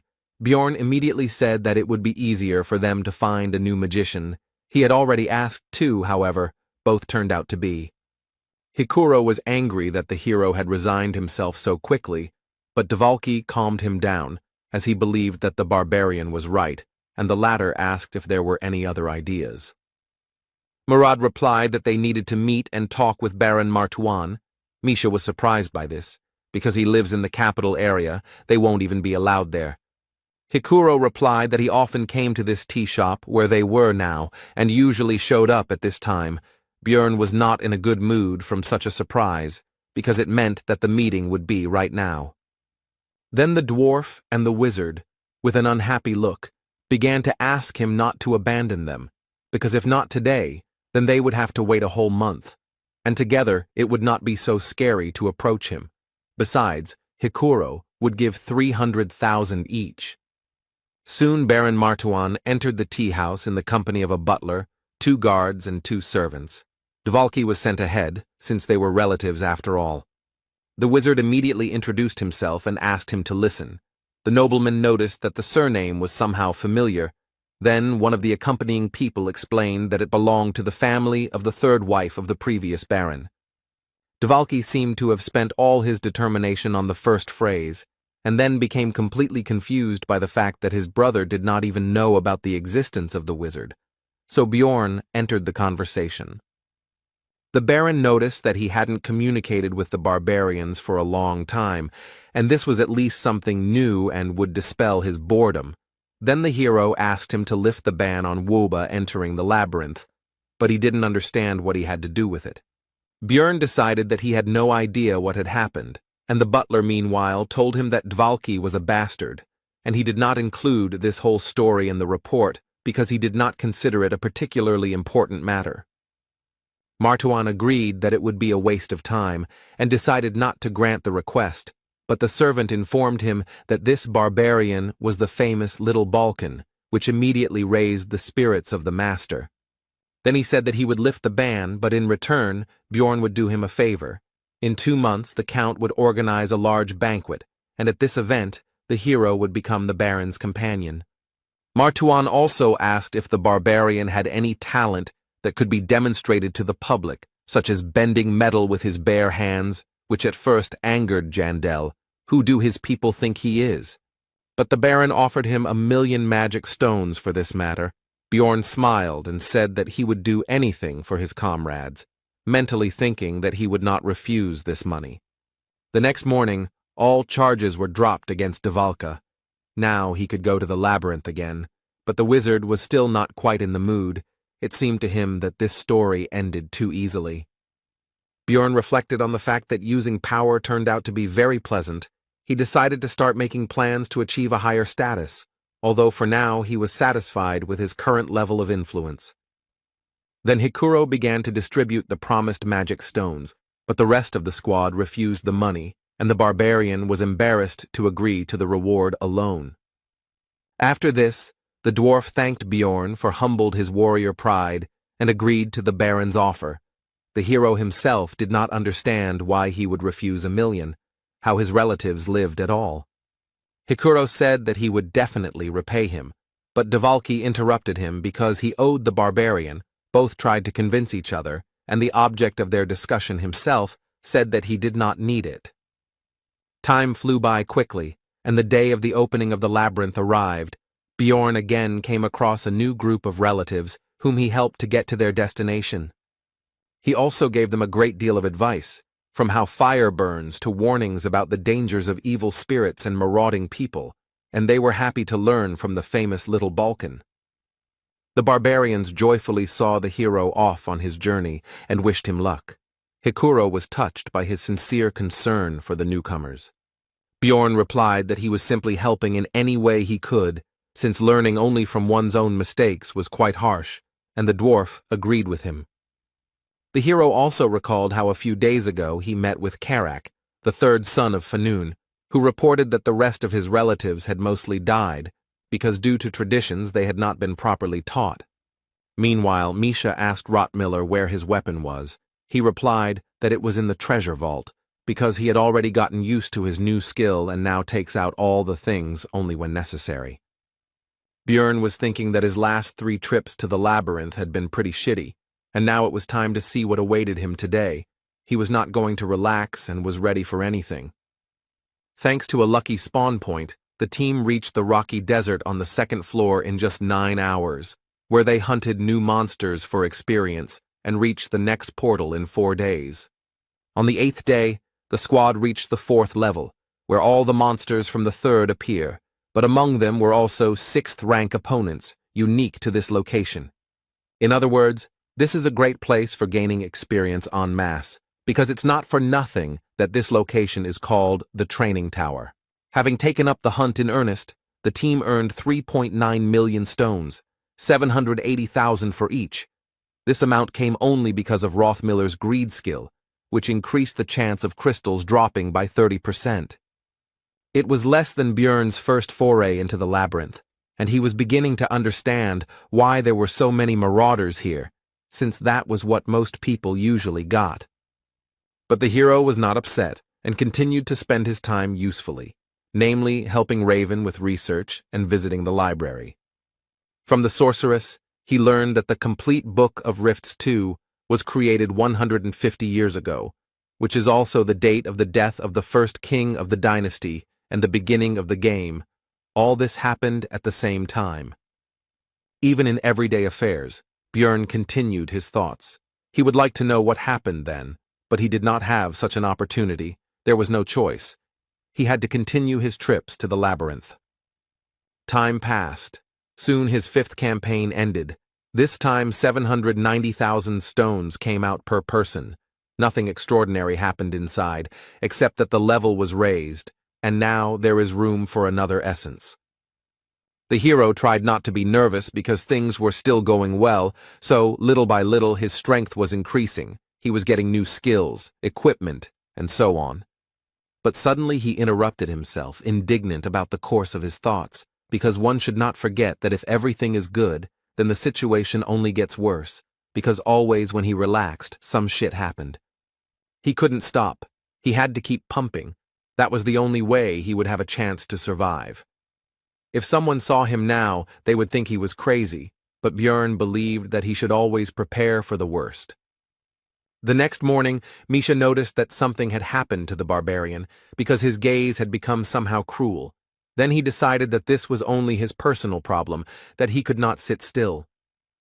The hero thought that he needed to improve, but his thoughts were interrupted by the girl's offer to touch her ears, which surprised Björn greatly.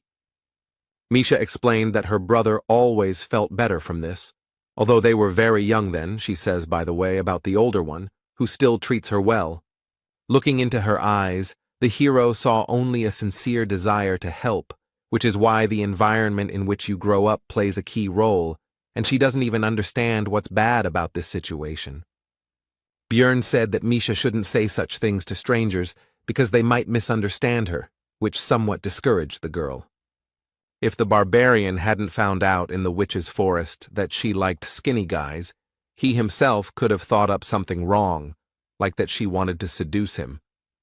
Misha replied that Björn was not a stranger to her, to which he told her not to argue with this. She agreed and offered to taste meat in exchange for the previous method of calming her down, which the hero considered an excellent offer.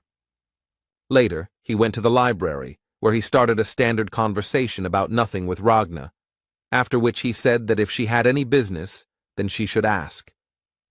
The girl was surprised at how he guessed her intentions every time.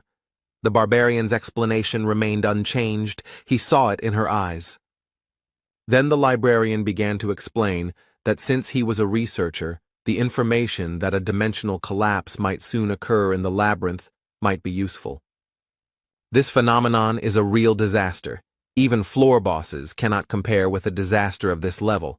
When the hero played Dungeon and Stone, he encountered this event somewhere once in 100 playthroughs. Ragna thought that Björn did not believe her, but he asked where the information was obtained from. She replied that she received it from a mage named Shernal Fergang from the Tarutane school.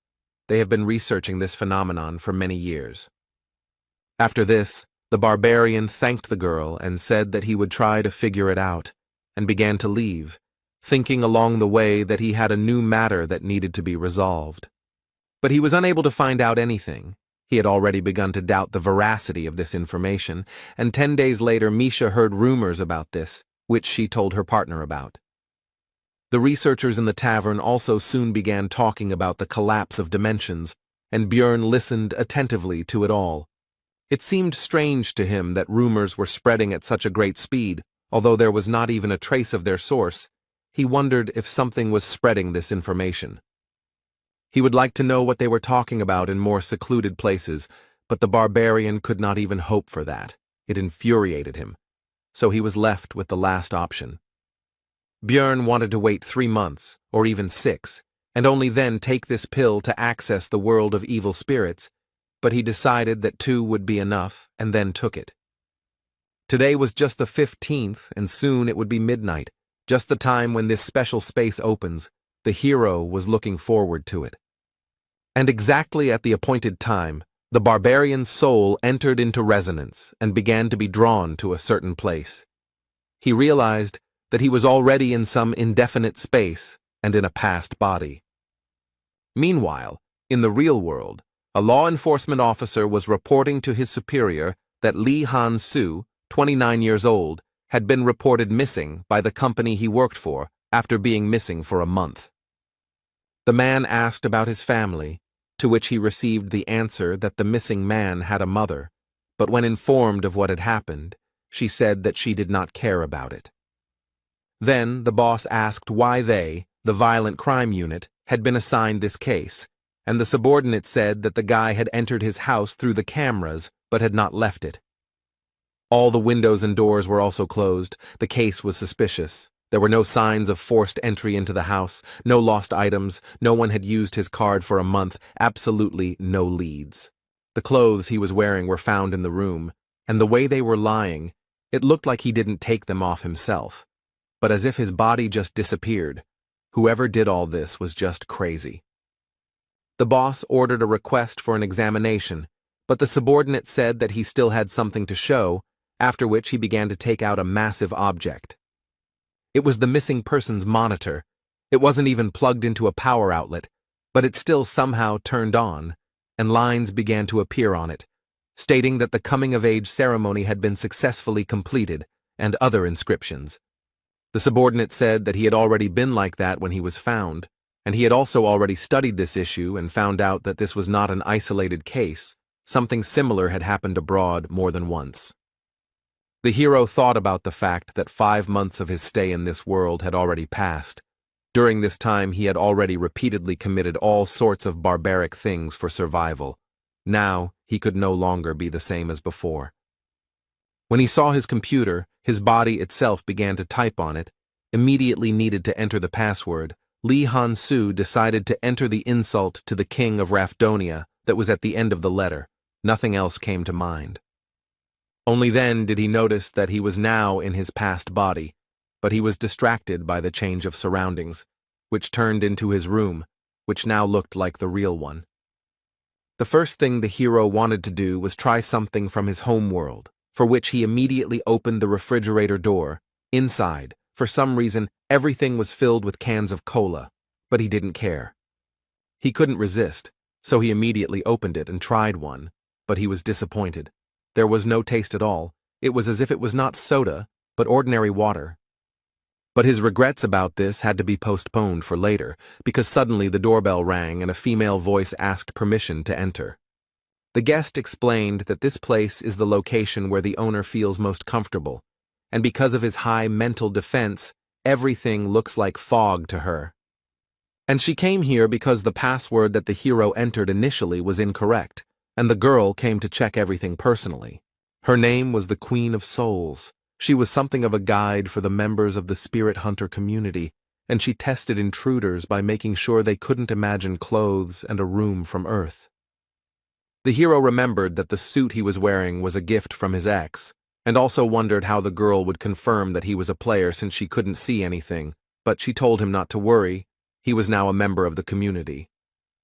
He decided that there were other ways to check since he was acknowledged, and the Queen of Souls continued by saying that now they would no longer use the method of killing by separating the soul from the body, as they do with NPCs.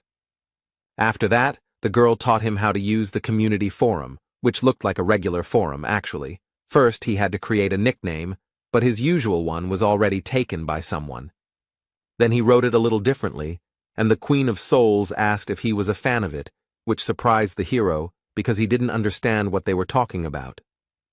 Immediately after that, the girl began to dissolve into thin air, and as a parting word, she said that if he needed help, he should just make a request. All of this made Lee Han-soo feel like he had been trained. It wasn't difficult to figure out the community. There were different rooms with different names. He decided to enter the one called for newbies, and immediately found himself in a new space. The leader asked where he was from. The hero replied that he was from Korea. The man continued the conversation by saying that everything here was not decorated yet, since they had few points, after which he asked to make the nickname visible. The hero did not understand how to do this. Then the leader noticed that he was in the community for the first time, and explained that he just needed to think about it. Here you can also imagine objects with the power of thought. After that, Lee Han-soo managed to make his nickname visible. It turned out to be Elf Nunna. This immediately surprised the other players, who began to discuss it, which discouraged the guy. What they are talking about is his previous nickname was Elf Nuna, and he wrote a stats summary 3 years after the game, but it only had 100 views. So did he somehow become popular without knowing it? Although all this is not important now, first you need to understand the situation. It would be reckless to attract attention without understanding the situation. So he pointed out that his nickname has 2 letters N. He is just a fan. This immediately upset the rest of the people. The room leader also tried to calm everyone down. They were already hoping that they met the real Elf Nunna, so their reaction was immediate. Almost all of them just left. Only a few people remained. The hero also thought about leaving here. He considered their actions somewhat cruel, but what could he do? One of the remaining players approached Lee Han-soo and asked how long he had been there. He decided to lie that it had been a year, because he would probably find the situation strange if he knew the truth. But the hero miscalculated. Because he answered that it was quite late, most people receive an invitation when it becomes obvious that they are evil spirits, and because of their fame, this happens rarely. Then the guy, whose nickname was Pink Guy, praised Elf Nunna for his acting talent, and also said that he should find out about what was happening in the real world, because something like 70 days should have passed there. It turned out that time flowed differently here than on Earth. The ratio was about 5 to 1, meaning that in reality only a month had passed there, which caused strange feelings in Lee Han-soo. From a conversation with Pink Guy, the hero learned a lot of new things. When asked about returning back, he answered that there are many theories, but there is no specific answer, and also that the community was created about 20 years ago. These players have been here for a long time. It's surprising that they beat the game 5 years ago. Lee Han-soo agreed with this, but he himself felt defeated. His veteran pride was shaken. After all these people had reached the Abyss Gate before him. Even though they looked stupid from the outside, it meant that they were amazing players. But then his thoughts were interrupted by a question about what difficulty the hero had completed the game on, which surprised him, to which he explained that this was not the original version, but a remake. He still didn't understand. Then Pink Eye said that he meant the pirated version, in which all the drop chances and other parameters could be edited. He completed it in 50-fold mode. Then Lee Han-soo realized how these people could complete Dungeon and Stone. They received maximum experience, their maximum level was increased, and much more. He himself said that he was also in the 50s. Meanwhile, in the real world, a woman reported to the old man that they had erased all traces and nothing would appear on the news either, so he asked what had happened to that man. The subordinate replied that he was ordinary in everything. The old man continued that this was so, but besides the game, he was slightly evil, but besides that, he managed to defeat the legacy of Auril Gevis. The woman said that 5 years ago the world was perfect, but was sent to the trash because no one could cross it. The old man continued by saying that this man still managed to do it, so it was not a mistake. The man was curious about how far Lee Han-soo, a man who had gone through what everyone thought was impossible, could go. Meanwhile, the hero finished the conversation with Pink Guy. It turned out to be useful in many ways, because in addition to useful information, the guy got a conversation about all sorts of crap, which relieved a lot of stress from him. The monitor didn't show the usual time. It was counting down the minutes until closing. At first it was 12 o'clock, now it was 7 o'clock. Lee Han-soo wondered how the closing of this space would happen. After that, the hero went to the market, which was used to buy and sell goods and information for ghost points, the rate of which was 100,000 points for 2 million stones, and began to look through the orders. After sorting by value, Lee Han-soo identified several high-reward ads and began earning new currency. It was very effective. Soon his balance exceeded 130,000 VP, because there was no information that he did not know about this game.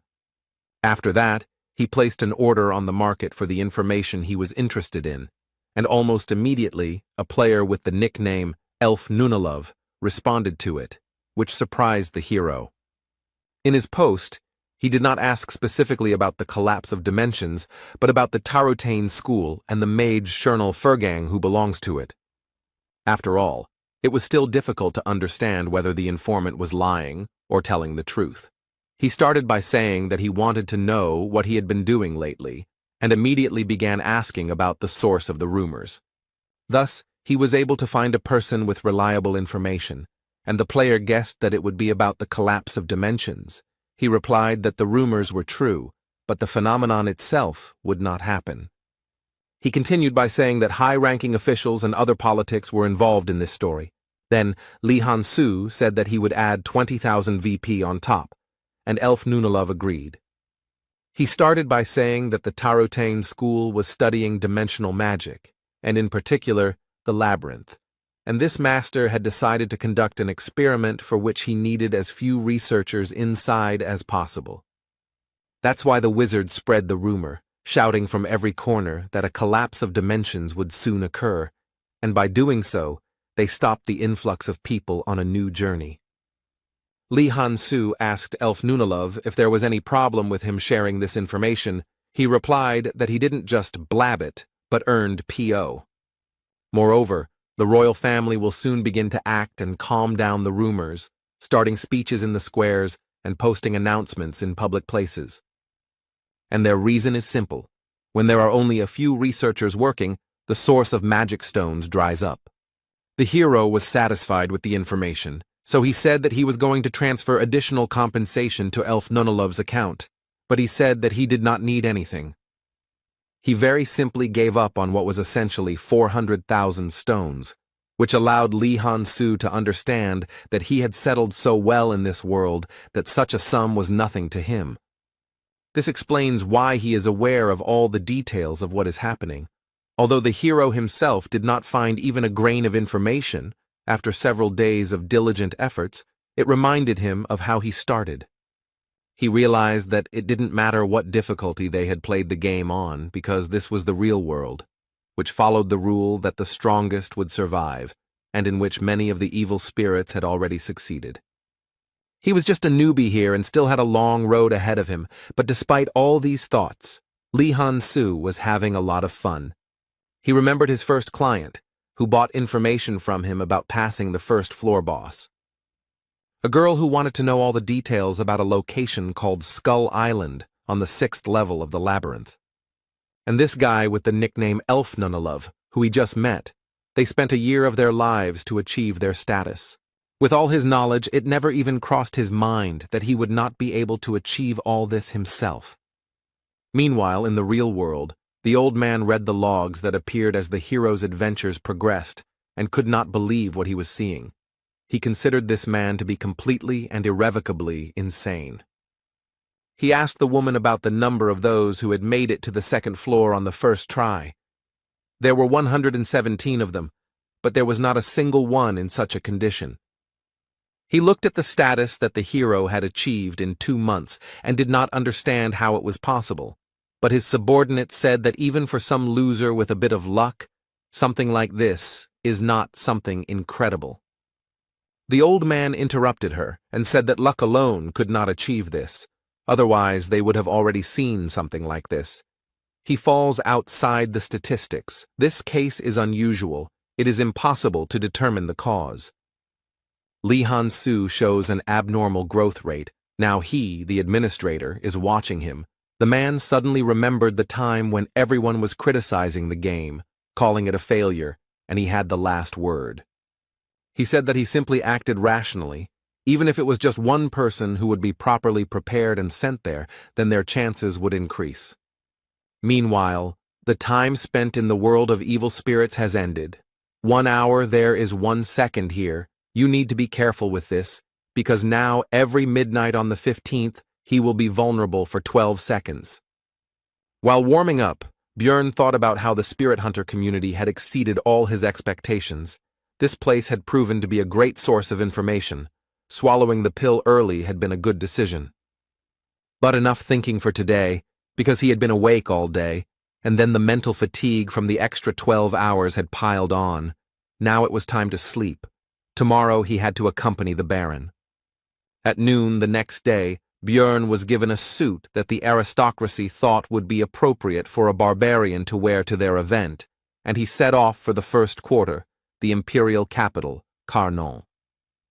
He led a column of mounted knights and carriages, and along the way he thought about how he needed to quickly sort this out, and then stop by the heavenly auction house. His legs were already aching because the journey was long. The Baron's butler approached the hero with a remark that he was obliged not to turn his head, but to look straight ahead and keep his back straight, since he was honored to lead the cortege of the respected Lord Martuan. Björn thought it was his own mistake. What else did he expect when he let the barbarian go ahead? So he was not going to listen to this man's lectures. The Count's house, where the banquet would be, was about 6 kilometers away. It was still summer now, hot. But soon this distance was overcome. The hero met the Baron, who was beaming with joy, because for the first time so much attention from the guests was focused on him, and he had only just arrived. After this conversation, Martuan went about his business. Bjorn was left alone among the nobles. One boy asked his parent to buy him the same barbarian. The latter felt uncomfortable, like an animal in a zoo. He was about to leave when one of the knights approached him and praised his endurance, since he had walked the entire way in that outfit without stopping, after which he suggested that they step aside for a conversation. The barbarian agreed. They walked away and sat down on a bench. The hero asked the guy why he didn't chat with his own people. He explained that he himself had been a researcher in the past, so the others treated him so-so. After that, they introduced themselves to each other. The knight's name is Karls Erimor. He seemed like a good guy to Bjorn from the very beginning. This was because he did not show the arrogance typical of the other nobles. Their conversation was interrupted by the butler. He again had complaints about the hero. This time he did not want to see him idle. The new acquaintance said that he was relaxing with him at his own request. Then the man leaned towards the barbarian and began to whisper that it was time to end the rest, because the rest of the people would see the big guy sitting there. The latter did not understand what the problem with this situation was. Then he shouted into the hero's ear that the nobles would consider him an ordinary weakling, so he needed to rise up, no matter who he was, but today he should be considered a warrior with iron blood. Björn remembered the reward for attending this banquet, so he became determined and stood up abruptly. If this butler wanted to see a real savage in action, then he would show him. He is a warrior with iron blood, a barbarian who has rejected civilization, a child of the wild who has rejected civilization, which he proved with a mighty cry in honor of the ancestor goddess Yahello, which attracted the attention of the guests. The butler got angry at this prank and asked the hero about the reasons for his sudden action, to which he replied with a bright smile that he simply suddenly wanted to shout. After this, Björn, as befits a true savage, began to grab various dishes from the tables, mostly meat, and, in the literal sense, devour them. Of course, there was no talk of any manners or etiquette. This fueled the interest of the nobles who were watching the barbarian. They began to discuss what they saw, his wild lack of restraint, how he gnawed even bones, and also the fact that he could not even control himself. All this attention and their reaction was exactly what the butler wanted. He was sincerely happy about the situation, when suddenly the hero's strong hand was on his shoulder. Chewing the bone with his teeth, the barbarian threateningly addressed the man, saying that he was burning with the desire to break his shiny skull. The butler immediately broke out in a cold sweat, and stuttering asked if he was going too far with his jokes. With a loud crunch, the bone in Björn's teeth was bitten through, and he said that these words were not a joke. This was his sincere desire. The butler had already managed to forget all the obscenities that the barbarian had committed in the Explorers' Guild, but now he remembered it and was horrified. After that, he hurried to get away from there. This whole situation made Karls Erimor laugh. He didn't even think that this man could have such an expression on his face. The knight asked if Bjorn's teeth were in order. I received the answer that he was quite strong, and the hero was in a good mood because this banquet was finally beginning to come to life. For a while he enjoyed what was happening, like a true barbarian, But soon, curious nobles began to approach him. For example, two girls who asked to touch his hand. He did not refuse them. The ladies were pleased with what had happened, and as they walked away, they discussed their impressions. And now a married couple of elderly noblemen approached the hero. They asked Björn to shout some more, to which he activated his barbarian opera mode and melodically chanted the name of his people's ancestor goddess, Yahello. This reminded the old couple of their youthful days, and soon new nobles rushed to the hero with their requests. Now Jandel felt like those mascots in animal costumes at various events. Bjorn did not refuse them. Meanwhile, the knights began to discuss his behavior. One called him not Little Balkan, but a little clown. The second said that he had lost the honor of a warrior. The third simply insulted him.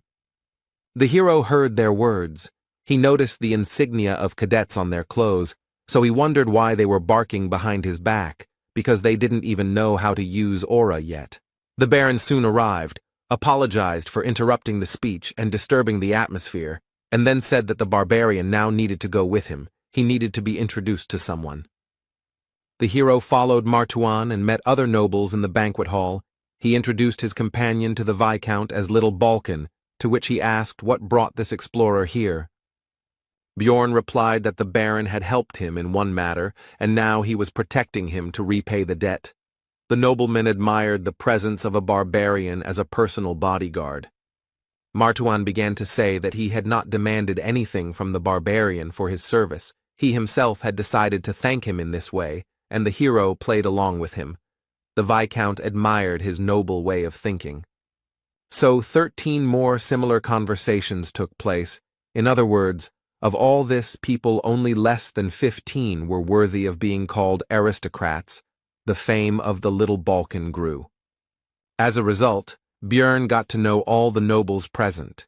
In the game for this, he would have to raise his fame level considerably, after which he began to communicate with people and put on performances. Soon, the paladin who met the hero's team at the exit from the sewers came to the Baron to express his respects. He did not expect to see Jandel here, while Martuan was surprised by their acquaintance. It turned out that this man was not a simple minister of the church, but a whole captain of the 3rd Division of Paladins of the Order of Letless, the god of research, and also the goddess of the stars. His name is Pal Krovitz.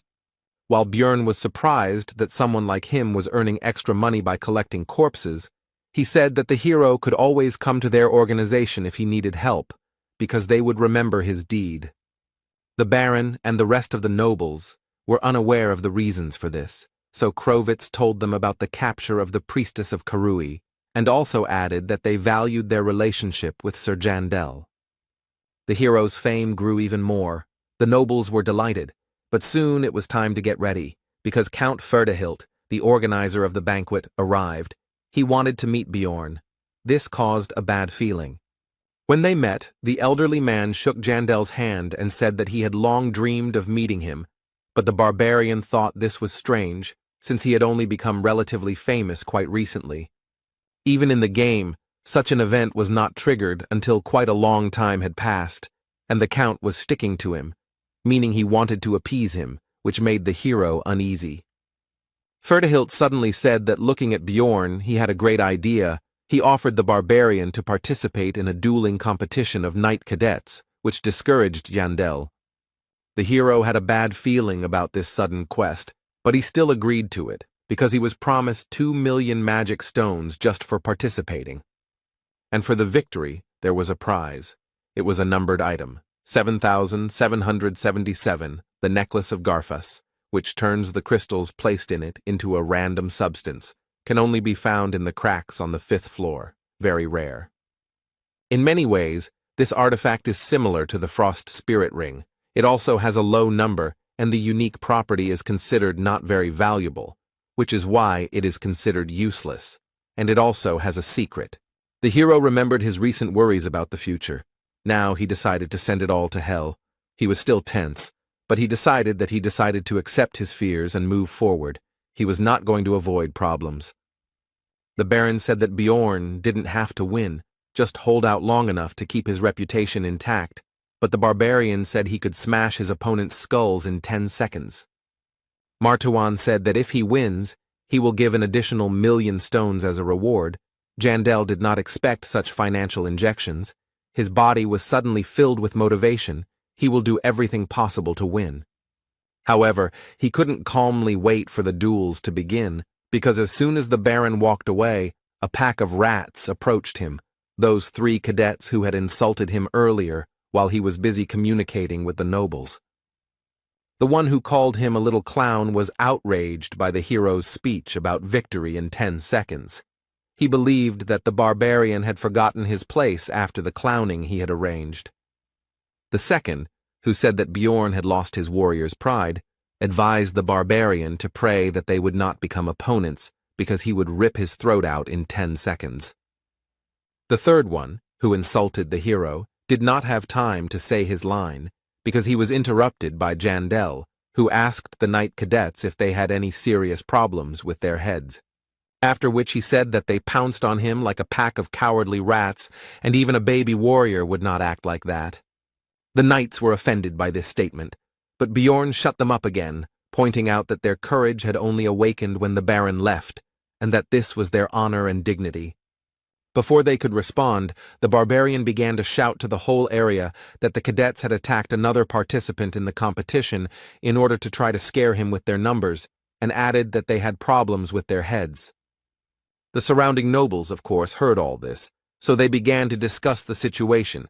Some began to say that knights should not behave like this. They were ashamed of it. Therefore, the 3 cadets hurried away, and the hero said goodbye to them with the words that the next time they met, he would solve all their problems with their heads. He hoped that they would understand his hints. Soon the tournament itself began. The participants came out and fought each other, and when it was Bjorn Jandel's turn, he realized that his hopes were justified. One of those knights was his opponent.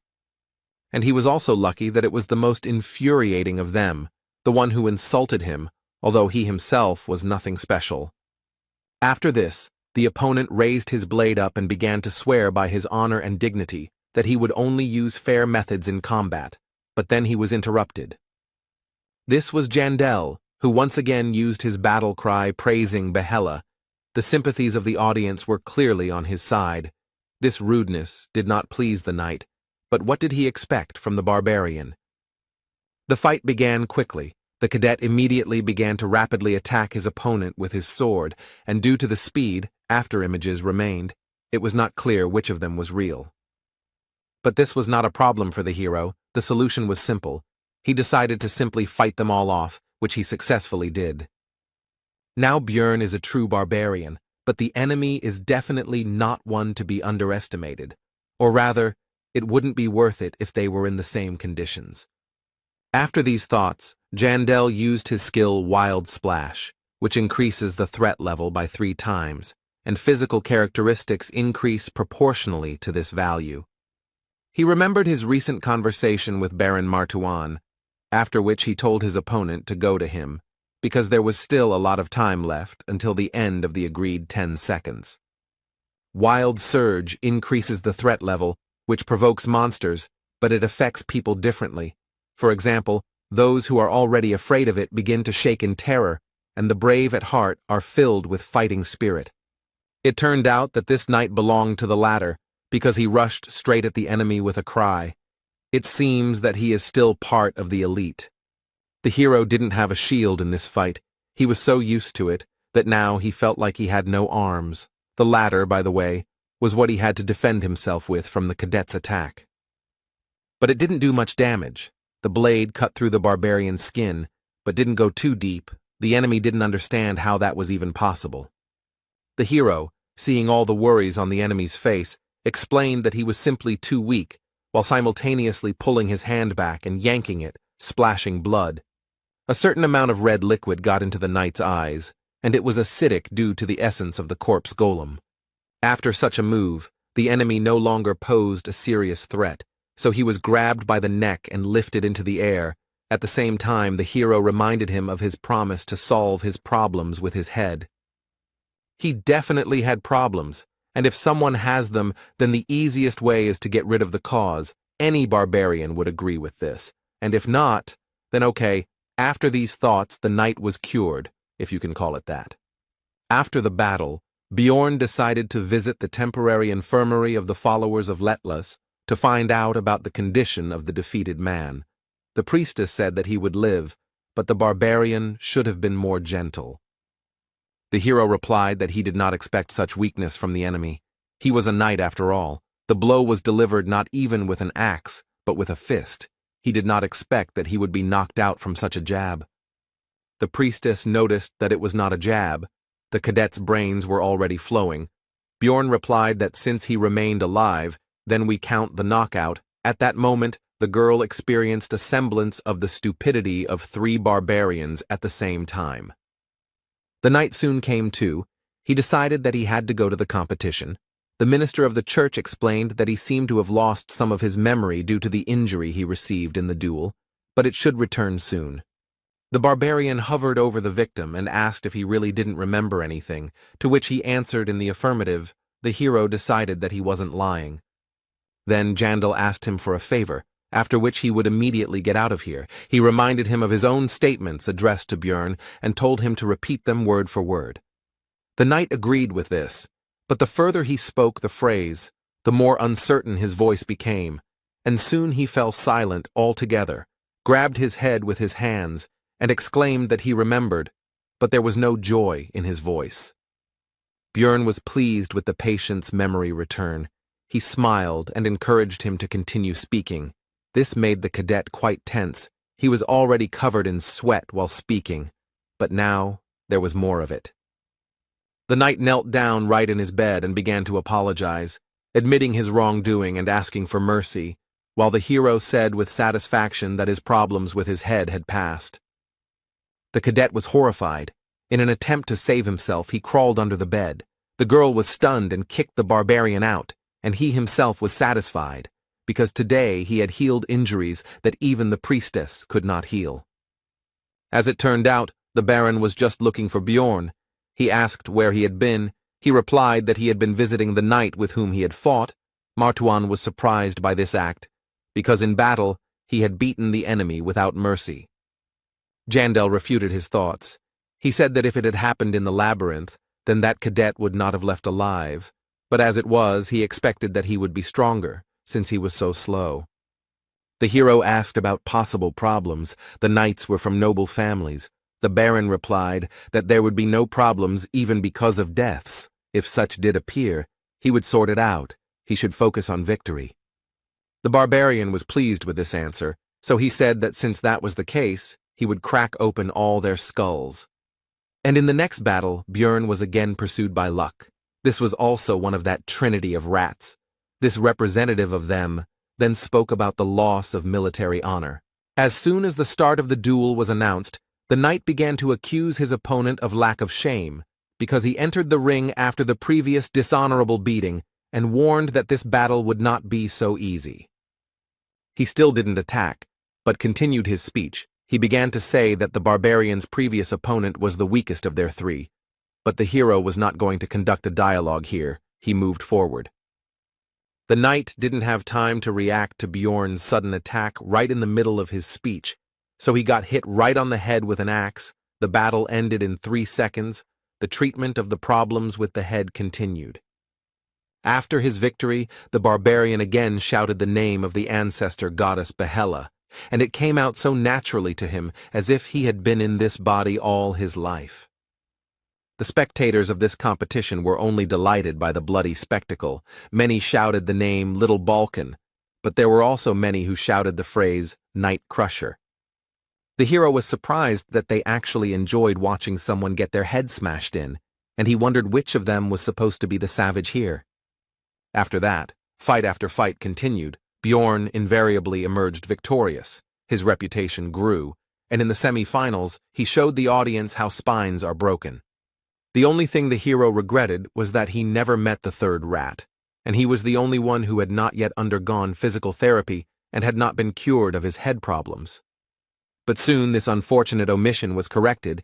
It is also worth noting that the second one also survived after the opening of the skull. All of them expressed a desire to join the faith, apparently thus saving themselves from Bjorn. During the break, the Baron approached the hero. He praised Jandel because he was truly amazing, after which he asked where he knew the latest technique from. He could not answer because he saw it in cartoons. So Bjorn got out of it by saying that he needed to rest before the next fight. The Baron bowed out, and the barbarian realized that this would be his last opponent. It turned out to be a cadet who had sworn allegiance to Count Ferdehilt. The hero had previously observed his battles. He had the essences of an orc warrior, a giant golem, and a cyclops. This was a typical combo to increase strength. Before the fight, Jandel took off all his equipment. The enemy could not help but notice. He asked about it. The barbarian answered that it was somehow uncomfortable for him. Then the opponent decided that it was difficult for him to constantly fight with such a load. He was already worried that it would be too easy and was glad that this fight was taken seriously.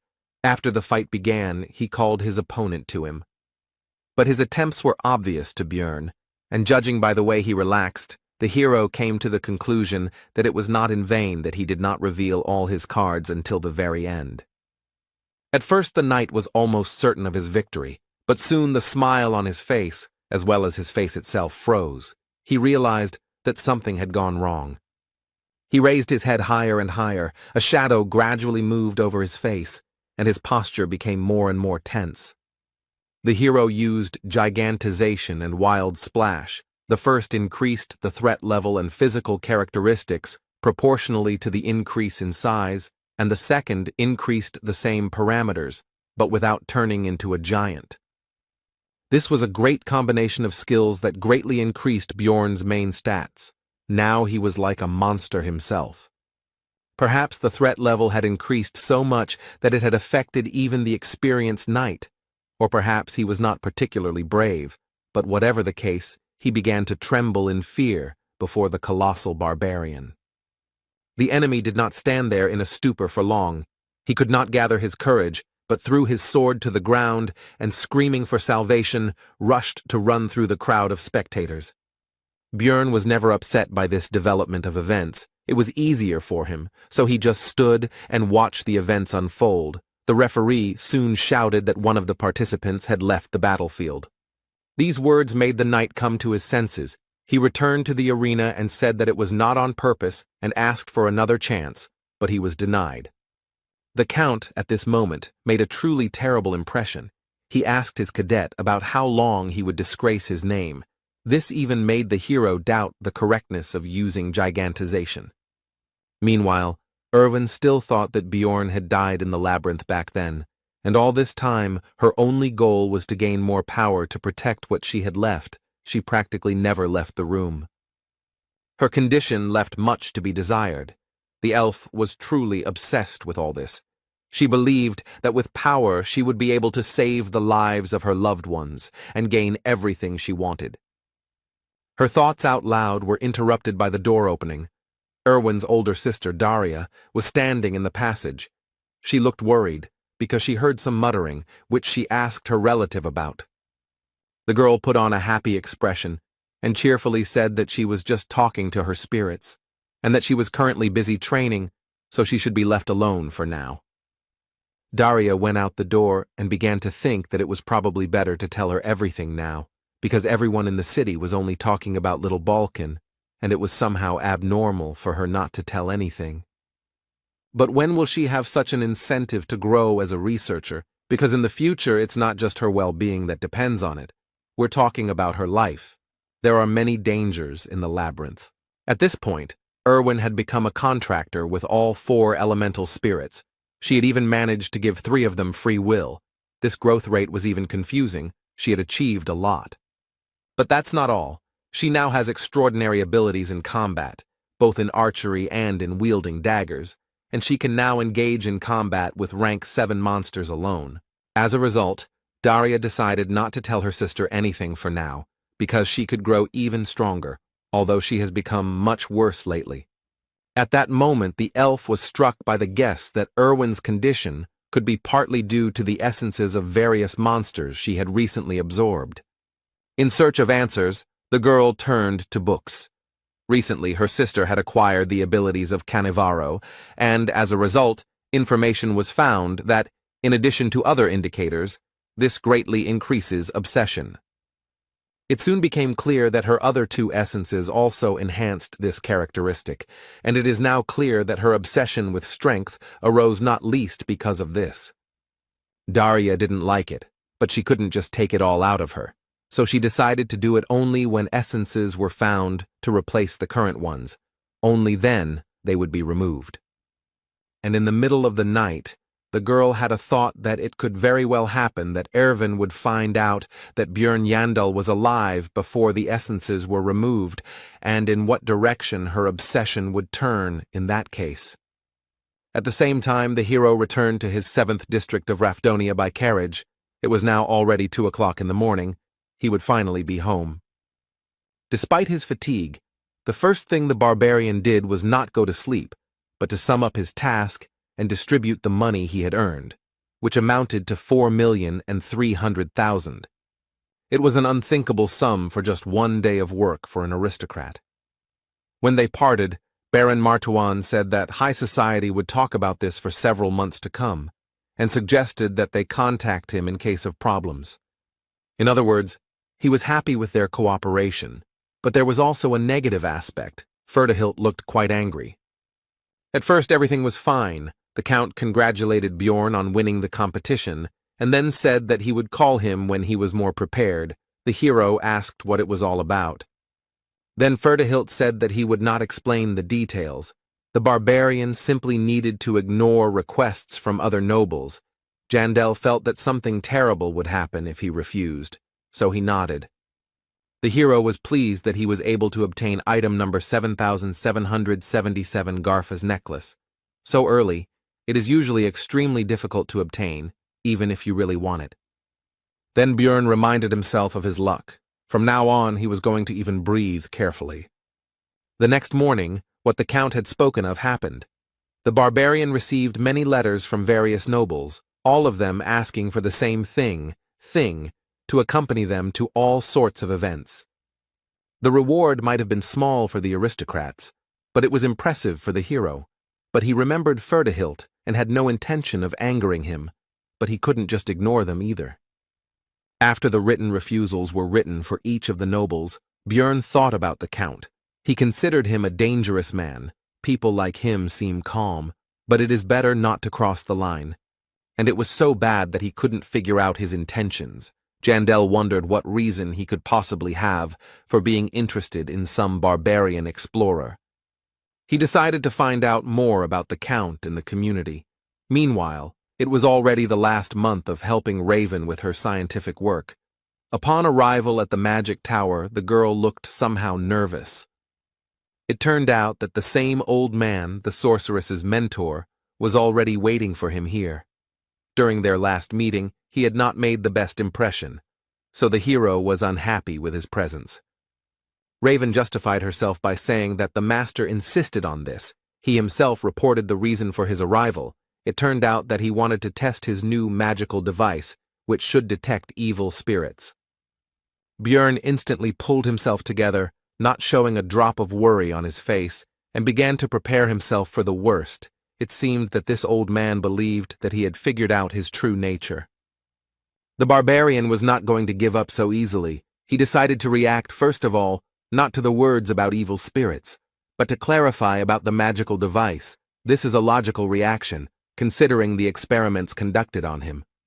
The wizard was outraged that the hero did not believe in the safety of his invention, did not trust the master of the Altemian school, but there was no need to worry. Everything would be checked by his student.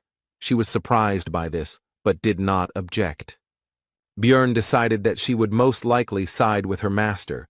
It was difficult to trust them both, but after analyzing the old man's behavior, Yandel decided that he himself was not yet sure of the outcome. Moreover, such a device most likely does not exist, and it did not exist before. Of course, it could have suddenly appeared, but in that case, it would have been safer to conduct the test without informing about its essence. With all this in mind, Bjorn was about to act on his thoughts. The wizard asked about his readiness and said that it would only take 5 minutes, to which he agreed. Then the old man began to question the barbarian again to find out about his confidence because he had recently been worried about the safety of the procedure. This further convinced the hero of the correctness of his conclusions. He replied that Raven had already checked everything, so it was time to start, because he wanted to finish this as soon as possible and go on vacation. He had figured out the wizard's plan and was not going to fall for his bait.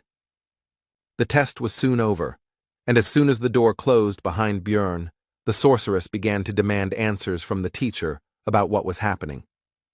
After all, the so-called magical device, although it looks strange, is an ordinary chair. She played along with the master, but now she was going to find out about the situation. Eventually, the old man revealed his suspicions that Björn Yandel was an evil spirit, so he questioned him about what happened in the labyrinth. The sorceress was unhappy. But in the end, the master admitted that he was wrong, and Raven understood his motive, because the hero was truly unusual. He was a unique person, but she was interested in something else. She asked why the teacher needed all this, because if he considered the barbarian suspicious, he could simply report it to the secret police. But he did not do this. The old man's expression changed, and he replied that in that case, he would have faced execution on the chopping block. Raven didn't understand what he was talking about, but he was no longer going to continue the dialogue. The wizard advised her not to take it to her head, after which he left, citing fatigue. The sorceress tried to stop the master, but he left, and a moment later the idea came to her mind that the magician needed the evil spirits alive for some unknown purpose of his own. Meanwhile, the hero reached his room and collapsed on the bed. He was really tired, because what had happened was a real shock to him, and the anxiety did not subside. But despite all this, he showed himself well, reacted to the crisis situation extremely well.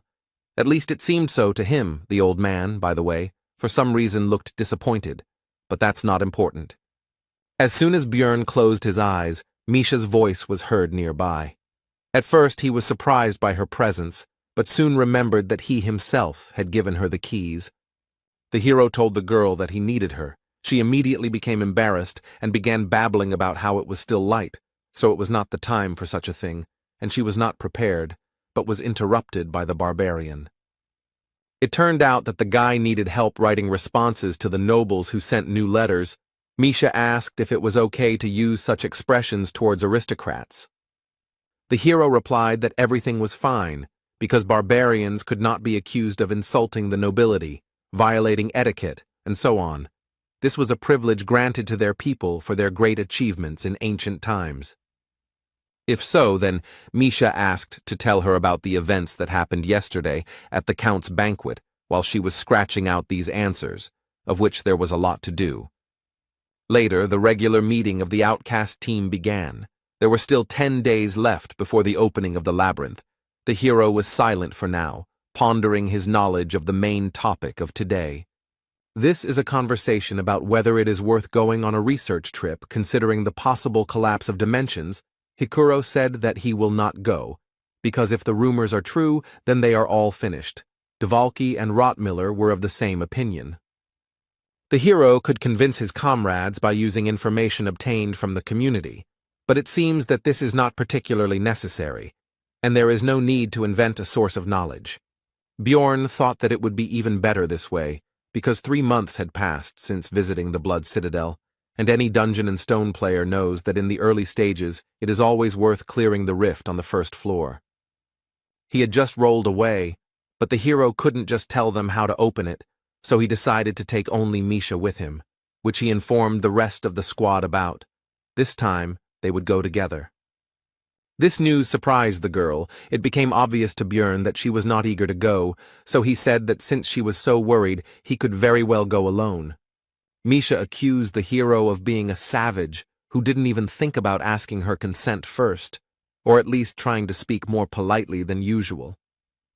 Then Björn asked the girl to go with him and added a magic word at the end. Then she agreed and said that she still would not have let him climb into the labyrinth alone, but the barbarian was surprised that it worked. The next day at the market, Hikuro and Rothmiller learned from the newspapers that the royal family was claiming that the rumors regarding the dimensional collapse were false and that the Tarutane school was spreading lies. Then Murad went with the good news that they could go to the labyrinth together, but the barbarian replied that he and Misha had already taken the mission and could not, after which he slammed the door. The girl was surprised by this and asked when the hero managed to take on the bodyguard assignment. He replied that it was actually just an excuse, which aroused the cat's curiosity. Björn explained that this time they would go into the rift. Misha asked about his source of information about this. He replied that it was the books he read in the library, and he didn't tell Hikuro about this because, unlike the Beast Girl, who still keeps the secret about the Ring of the Frost Spirit, the dwarf doesn't know how to keep secrets and will blab everything after the first glass. Jandel asked Misha's opinion about the rest of the team. She replied that Dvalki would definitely blab by accident, but she was not sure about Rottmiller. The girl's words almost perfectly coincided with Björn's thoughts. Apart from Brown, his hero was able to understand him the easiest of all of their squad. He would keep the secret, but at the same time he would begin to ask suspicious questions about the source of his knowledge, and might even begin to suspect the barbarian of an evil spirit. Misha understood her friend's reasons for not telling her about the rift, but she couldn't help but ask why he decided to take her with him. Her tail stood up straight in anticipation of an answer. The hero had several reasons for this. The Beast Girl is surprisingly meticulous in everything and knows how to remain silent. Moreover, she is completely incapable of lying, so he will be able to find out whether she blabbed or not. However, the barbarian decided to fit all this into one phrase. He simply trusts her. These words instantly made Misha blush. She said that she suddenly felt hot. Jandel offered her to drink some water. There were still 8 days left before the opening of the labyrinth, and it would take a lot of time to prepare. You had to strengthen both yourself and your partner. First of all, the barbarian's mace and the beast woman's twin blades were enchanted. Lightning energy permeated them. It was not forever, but for a certain period of time. But the hero was not going to save. Also purchased were a lightning scroll, thunder grass, and advanced healing potion. Misha doubted the need to make such purchases. 2 million were spent from their joint account that they opened. The next day, Bjorn went to the shaman to strengthen his immortal seal to the 4th stage. This cost another 4 million magic stones. This increased the characteristics of willpower and fortitude.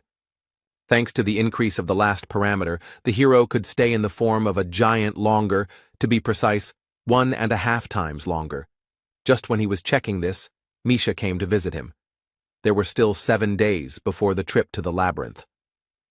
At breakfast, Bjorn said that he was going to the library. The girl asked to take her with him.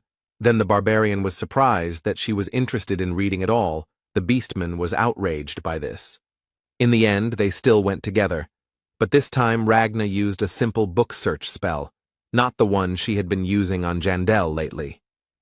He asked the librarian about it. She replied that she was using those charms specifically for him, so she couldn't do it in front of others. Bjorn noted that she should have told this only to him. Then Ragna asked Misha to forget everything she had said. This discouraged both the beast woman and the barbarian, but the latter did not want to think about it too much. When there were 5 days left before the opening of the labyrinth, Jandel finally fulfilled the agreement with Raven. The research of his essence was finished, and at parting, the girl advised the hero not to die there. The hero asked if the sorceress was going to take the pass to the tower. She replied that he could come in if necessary. She would be curious to hear about Bjorn's successes, because he is a magnet for trouble. During the remaining time, all other matters were completed, and the day of the opening of the labyrinth arrived. This time, the novice barbarians were sent there again, to whom Jandel again gave advice. Moving towards the portal, they repeated his words and thanked little Balkan. Their sincere gratitude even managed to embarrass the hero. The others looked at this with approval. Hikuro noted that they were lucky to have such a reliable mentor. Bjorn also gave advice to the rest of the team, because this time they were split up. After that, the 3 entered the passage. Half an hour passed. Misha was already starting to worry, but Jandel told her to wait further. He was going to use a method that had already been tested. Everything went as planned. The partners found themselves in the dark region right in front of the portal to the next floor. Its opening brought valuable experience, and the beast girl did not understand what had happened at all. Then he explained to his companion about the phenomenon of dimensional instability, to which Misha said that she felt sorry for Rottmiller, because if he had found out about such a loophole, he would have considered all his work pointless. The hero agreed with this statement, because Brown takes his role quite seriously. He once said that his dream as a scout is to open a portal with his own hands, and he will try to do this. On the other side of the passage was the rocky desert, which did not suit them. They would have to go back and look for another passage, because there were no magic crystals needed to open the rift here. They needed to go to the beast's lair. According to Bjorn's estimates, they would have to walk for 2 days. After 3 hours, they encountered another type of 9th-rank monsters. They looked a bit like goblins, but in fact, they were gnomes that looked like clay dolls. The girl and the guy were distracted from collecting magic stones by a team of researchers who were in a hurry to be the first to reach the portal for the sake of precious experience. They had no idea that it was already open. Misha admired their high-quality equipment, but Bjorn said that there was nothing surprising about it, because one day they would also become the owners of something similar. The girl noticed that the hero was very ambitious. She assumed that it was because he was a barbarian. Jandel was not sure whether this was an insult or not, which is what he asked. Misha told him that he was a fool, and she meant that Bjorn was cool, which made the guy a little embarrassed. He thought that sometimes the beast woman could be too straightforward, just like himself. The presence of the two of them here caused whispers among the researchers. The hero did not take this into account, because they look very experienced. Such should already be on the floors of the increase, but they are here, and even in the starting location. A chuckle escaped the barbarian, because he himself had recently been a newbie like the people around him, and he remembered the past and the troubles he had to go through. Then he met Erwin, his first friend. He became interested in how she was doing. Everything should be fine with her. After all, her sister has money, but he was still curious. Maybe it was worth looking for her. Bjorn was brought out of his memories and reflections by a strange look from one of the researchers, which the barbarian immediately did not like, as, incidentally, did not like the guy himself. He stared at Jandel, who saw greed and avarice in his eyes. This newcomer did not seem to understand that it was even easier to kill him than the goblin. The hero felt worse the longer he looked at the researcher, so he decided to approach and ask if he had any business with them, and if not, why he was hatching.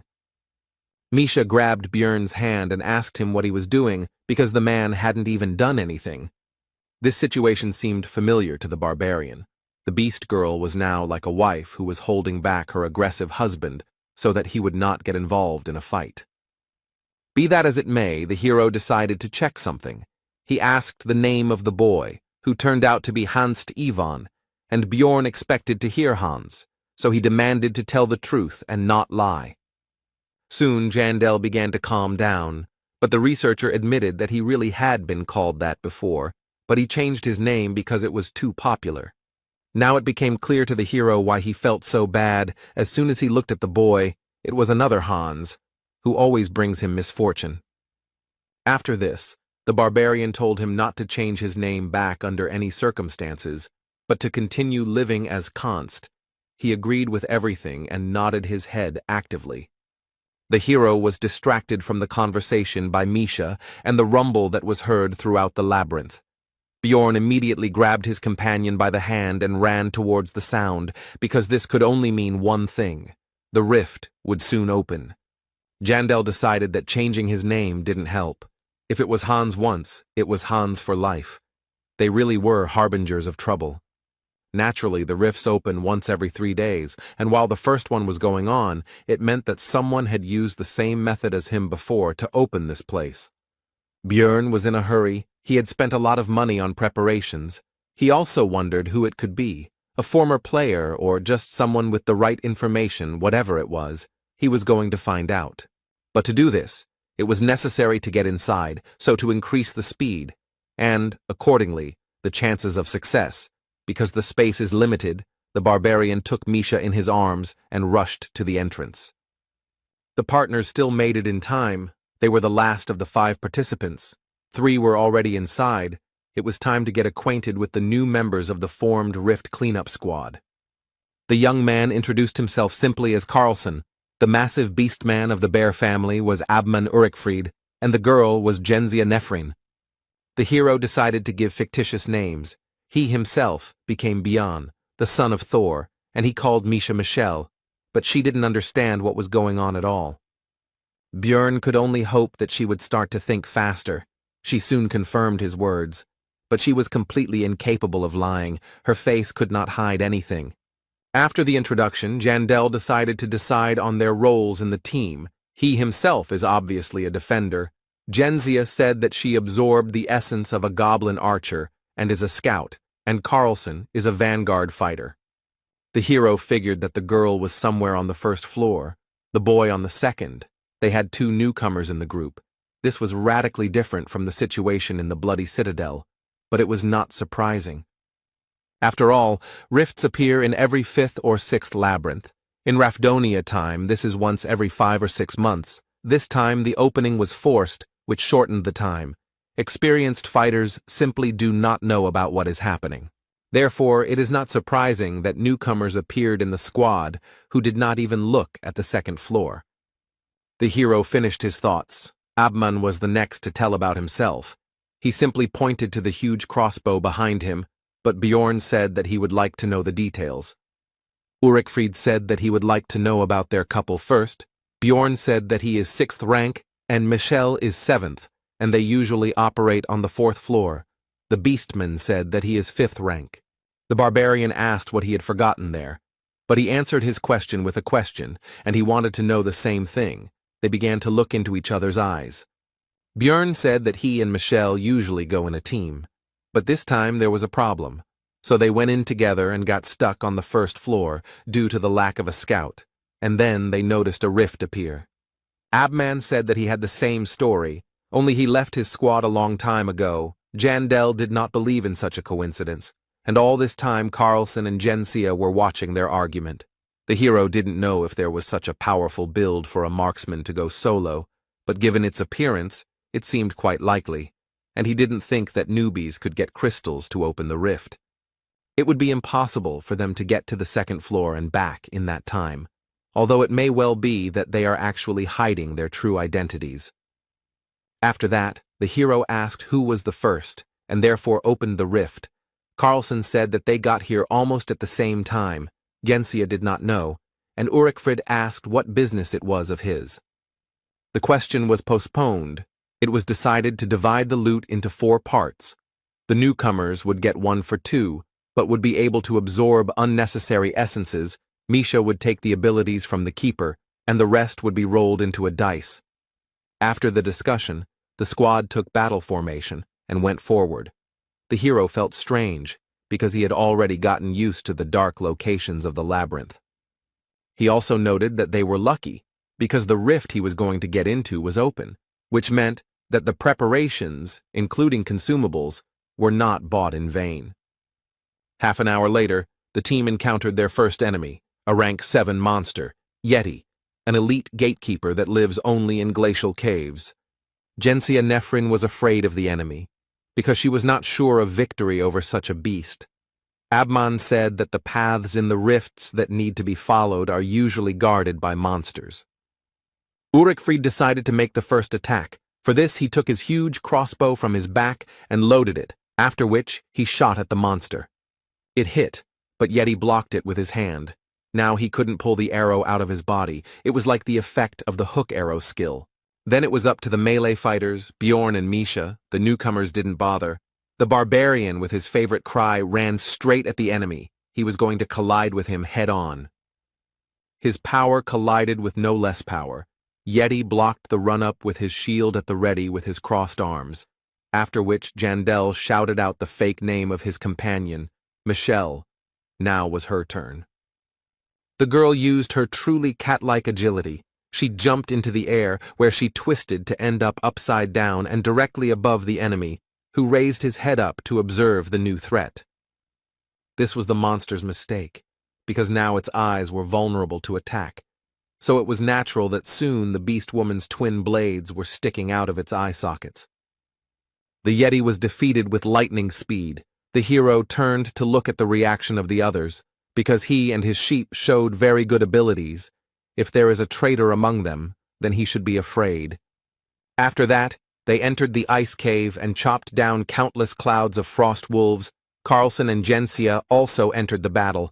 Everything went as it should, only this type of monster appears in this location. Björn and Misha destroyed most of the opponents. The rest only finished off the remnants, which was natural, given the level of strength of the newcomers, as well as Abman's characteristics. He, of course, also killed a number of wolves, but his crossbow was more suitable for dealing damage to a single target, and he, apparently, does not have area attacks. No one volunteered to lead the group. The hero knew that at the first post he had to turn left, and at the next ones in turn left, right, left, then straight 7 times, and left again. With this information, it would be possible to pass the rift in an hour, but since no one reported it, then either the one who opened this place, and therefore could be a traitor, is not a player, or he sits quietly, below water. While going down the steps, a hiding place in the column was also missed. However, in this way it was easy to expose oneself. Björn decided to take these things himself later. Soon the squad descended to the very bottom. Carlson noticed that the lower they descended, the lighter it became. The girls began to admire the beauty of the place they had arrived at.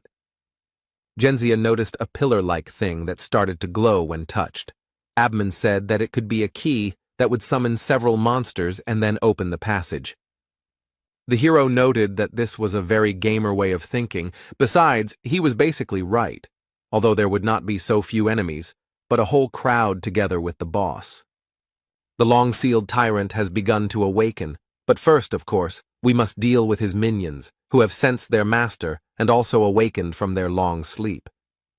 Abman and Jensia did not expect such a number of opponents, but Bjorn calmly suggested retreating to the stairs, since it would be easier to build a defense there.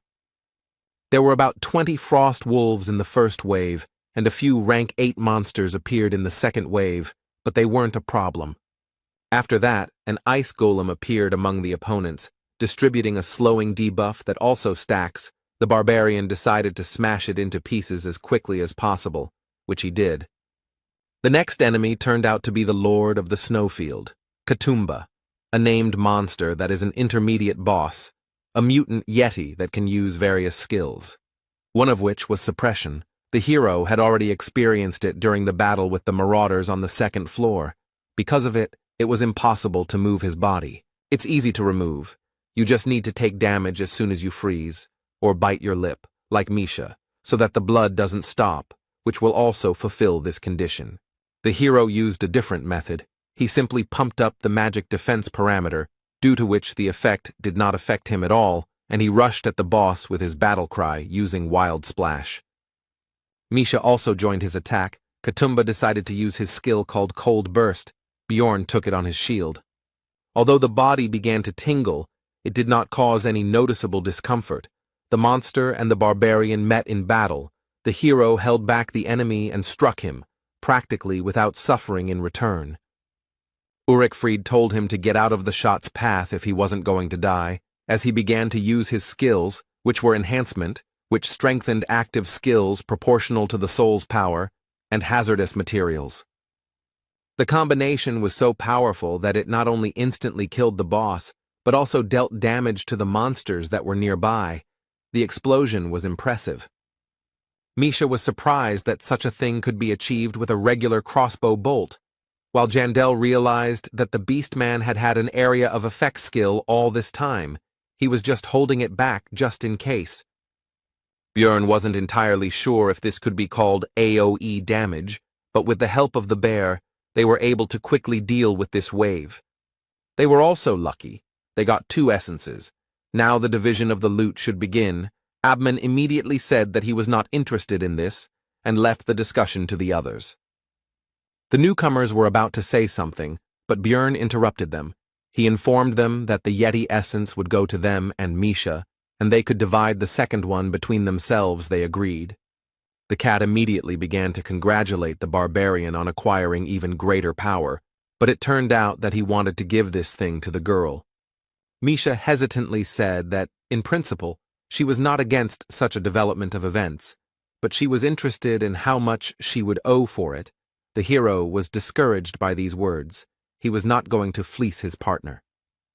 The girl continued to say something, but Björn was no longer listening to her. He was immersed in thoughts about the fact that the essence of the Yeti, a monster of the 7th rank, has quite decent stats. It increases bone strength and cold resistance. These are top defensive characteristics, and in addition to them comes sensitivity to the same cold, as well as a little strength and dexterity. All of this would be useful. But the sensitivity indicator is key for elemental damage dealers. It increases the damage from a given element. Misha, meanwhile, was still plaintively asking for an answer to her question. Björn continued to anticipate how much the power of his Koshara would increase. Because the color of the essence was also lucky, it gave the passive chill, which increased the damage of the attribute.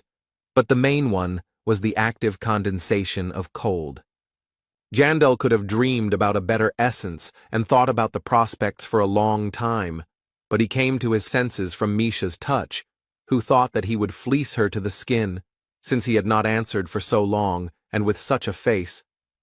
Björn finally replied that she shouldn't worry about that, since such things only needed to be taken care of with temporary companions, and it would be enough for him that the girl would continue to stay with him. These words somewhat confused the cat, but she still hurried to absorb the essence. This caused strange sensations in her, because the last time she did this was a long time ago. The barbarian decided to inquire about what the newcomers had decided. They said that they would not take their loot, which aroused the hero's suspicions, because such newcomers should seize any opportunity to become stronger. Carlson explained that Genzia saw that this essence fell from a frostwolf, and if so, then it would not suit him. Björn asked the guy about his reluctance to absorb this thing. Because these monsters are rare, it is unlikely that he knows about the granted abilities. The guy replied that it is rank 9, and something better will still fall out in the rift. It was a little suspicious, but such an answer was quite logical, because in this place the chance of essence dropping is very high, so I decided to find out Gensia's reasons for refusing to increase her strength. The researcher replied that removing unwanted essences was quite expensive, so she decided not to repeat her mistakes, because the girl uses a sword and she has the abilities of a goblin archer. The hero would have removed from the list of possible traitors those who would have absorbed the essence, but none of them took it, and the reasons given were almost ideal. He only hoped that they were not in cahoots. Genzia began to ask about the end of the monster's attack, as the ice ceiling above them began to crack, and soon a large paw of a new monster appeared from there. It was the final boss, somewhat similar to a lycanthrope, but larger and without weapons. But Björn was never worried about its appearance, because he knew that he would have to fight it later. Tyrant Tenerbus discovered the intruders and was very angry, so he used Ice Crush, which broke the floor under the team, and they all began to fall down. Just as the hero from the game remembered, it was time for the 3rd chapter. As a result, the squad ended up in a special zone, in which they were affected by the hypothermia effect, which reduced agility and doubled the damage received from the cold, and they all fell into freezing water. In the game, you just waited for the loading to complete, after which you start the 3rd chapter already on land, although your health points become smaller. But in reality, the barbarian was thrown around by the current left and right until he was thrown out of the waterfall, and he began to think that he would die like that. Now he understood the reason why he started this chapter in the game with reduced health. Because of this shaking from side to side, like a sack of potatoes, his body is now all in bruises and abrasions. The hero was distracted from analyzing his condition by a worried Misha, who shouted his false name and ran to the barbarian to make sure that everything was okay with him. When everyone gathered together, it turned out that Abman always carried firewood with him. Since he traveled alone, Björn decided that this fully proved the truth of his words. Nefrine and Carlson were worried that they were sitting right next to the fire, but it wasn't getting any warmer. Ulrichfrid explained that it could be an effect of a special region. His own limbs were getting numb. Misha was surprised by their conversation because she herself had never felt anything like this, but the hero was not surprised by this because the girl's resistance to cold, according to his estimates, should have already exceeded 40 units. The cat asked how Björn was feeling. He replied that he was also cold, although not too much because his body was shaking, but it did not cause pain. Then she called him to warm up to her. This time the situation could not be misunderstood. Even Abman was whistling, as if not paying attention to what was happening. Anyway, the team decided that the area was safe, so they planned to set up camp for the night. But Jandel couldn't trust the others. He and Misha had some firewood of their own, so they moved further away. The cat suggested that Björn sleep first, but he said that first they needed to talk about whether anyone from the rest of the squad seemed suspicious. After Misha shared her observations, the hero praised her, because thanks to this, he was now almost certain of the traitor's identity. 6 hours later, the expedition continued. Now they had only one path, albeit a winding one. In this location, they did not have to wander, they just had to follow the main path. Along the way, there were also monsters to fight that came out of the walls. Most of them were rank 8, but the difficulty was considered higher than the Bloody Citadel, which had rank 7. This was due to the chill debuff. Almost all enemies dealt cold damage in one way or another, which was doubled due to this effect, and while 3 of them could handle it without any problems, it was difficult for newbies. After 4 hours of moving forward and clearing out monsters, the team faced a new challenge. These were frozen ice orcs. They were rank 7. They were soon freed. Abman was a little upset by this, because he wanted to get a better look at the monsters. Björn called on everyone to keep in line, mentally adding that in this case, it would be easier for Misha to keep an eye on them. The barbarian didn't know what the potential traitor's goal was. Maybe it was even a simple clearing of the rift. But in any case, he decided to prepare for any development of events. Now he rushed straight at the orcs with a battle cry. Such a serious skirmish is the perfect chance for him to take action.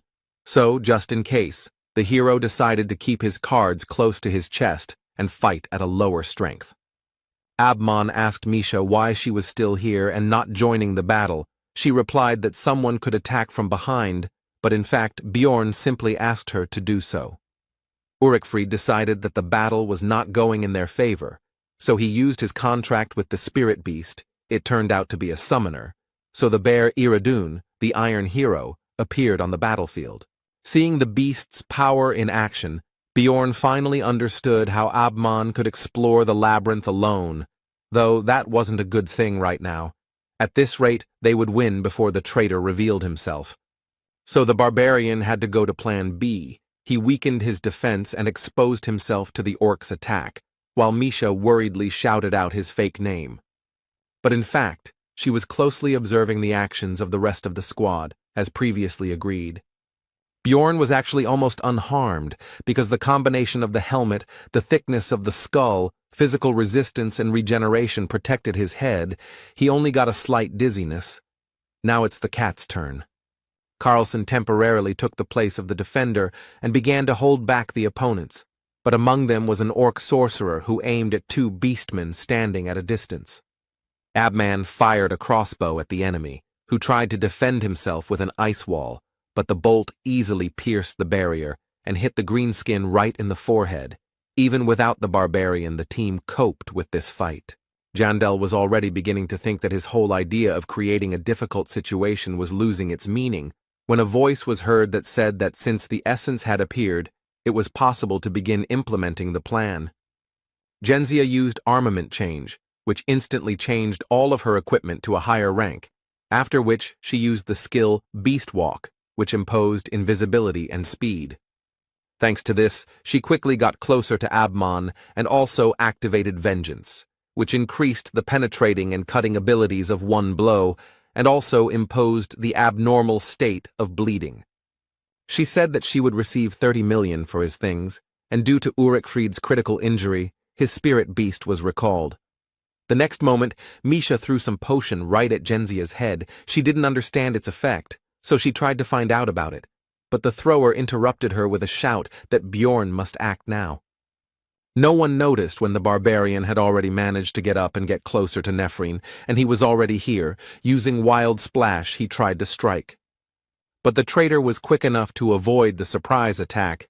She realized that the enemy had somehow figured out her intentions, but it didn't matter because she still had the skill of stealth. But when she tried to use Beast Walk again, she was in for a surprise. It didn't work. The effect was cancelled by the potion that the cat had thrown a few moments ago. Bjorn insulted her intelligence, thinking that she should have kept her mouth shut because she herself said that she had the essence of a goblin archer, and that was how he learned about the invisibility skill. In general, there were many hints that Gentia was a traitor. For example, she acted as if she knew how to get through the location. She mentioned key things for the passage, although she pretended that she did not understand anything. But he was finally convinced of this after Misha said that after they got out of the water, Nephrine's smell changed. Before, she smelled like the beast's lair. And to open this rift, you need magic stones from the monsters of this location. She just didn't think that this could somehow give her away. But then it became obvious to him who the traitor was here. Despite the hero's thoughts, the fight continued, and as a result of a short skirmish between Genzia and Misha, it became clear that the latter was stronger, so Nephrine had to jump back further to avoid a fatal blow. But there a barbarian was already waiting for her. Before the traitor could do anything, she received a powerful attack from a huge mace on her back. Blood spurted from her mouth. A normal speed fighter wouldn't be able to withstand this, but it seemed like this girl had invested a lot in her defensive stats, so she jumped back and angrily cursed with words about stupid NPCs. The hero realized that she was also a former player, like him. But this did not change anything for him, because if she wanted to finish him off, then he did not care who she was. Now she was just an enemy. While Bjorn stood there waiting for Genzia's next move, an orc with an axe came up behind him, but thanks to Wild Surge, he couldn't deal damage, so he was ignored, and killing him would spawn a boss.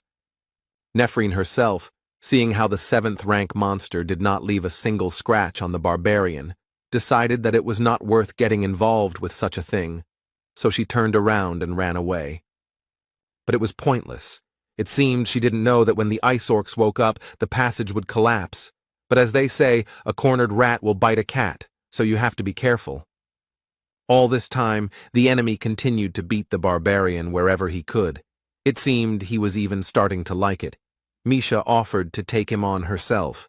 Bjorn said not to kill him, but only to distract him. After that, he went straight to Genzia. She tried to say that they misunderstood each other and they needed to talk first, but the hero understood that she was just trying to stall for time. She recently cast Vengeance and is now waiting for the cooldown to be able to use it to win, which she needs to do for about 3 more minutes. In other words, she wouldn't be able to break through the shield yet, but his thoughts were interrupted by the enemy's attack. He realized that despite this, she would still try. Nephrine's onslaught didn't last long. Jandel timed it right and struck her leading arm with his massive mace, causing the blade to fly far away from them and leaving the girl unarmed. After that, the barbarian returned to the conversation and asked about what they had misunderstood.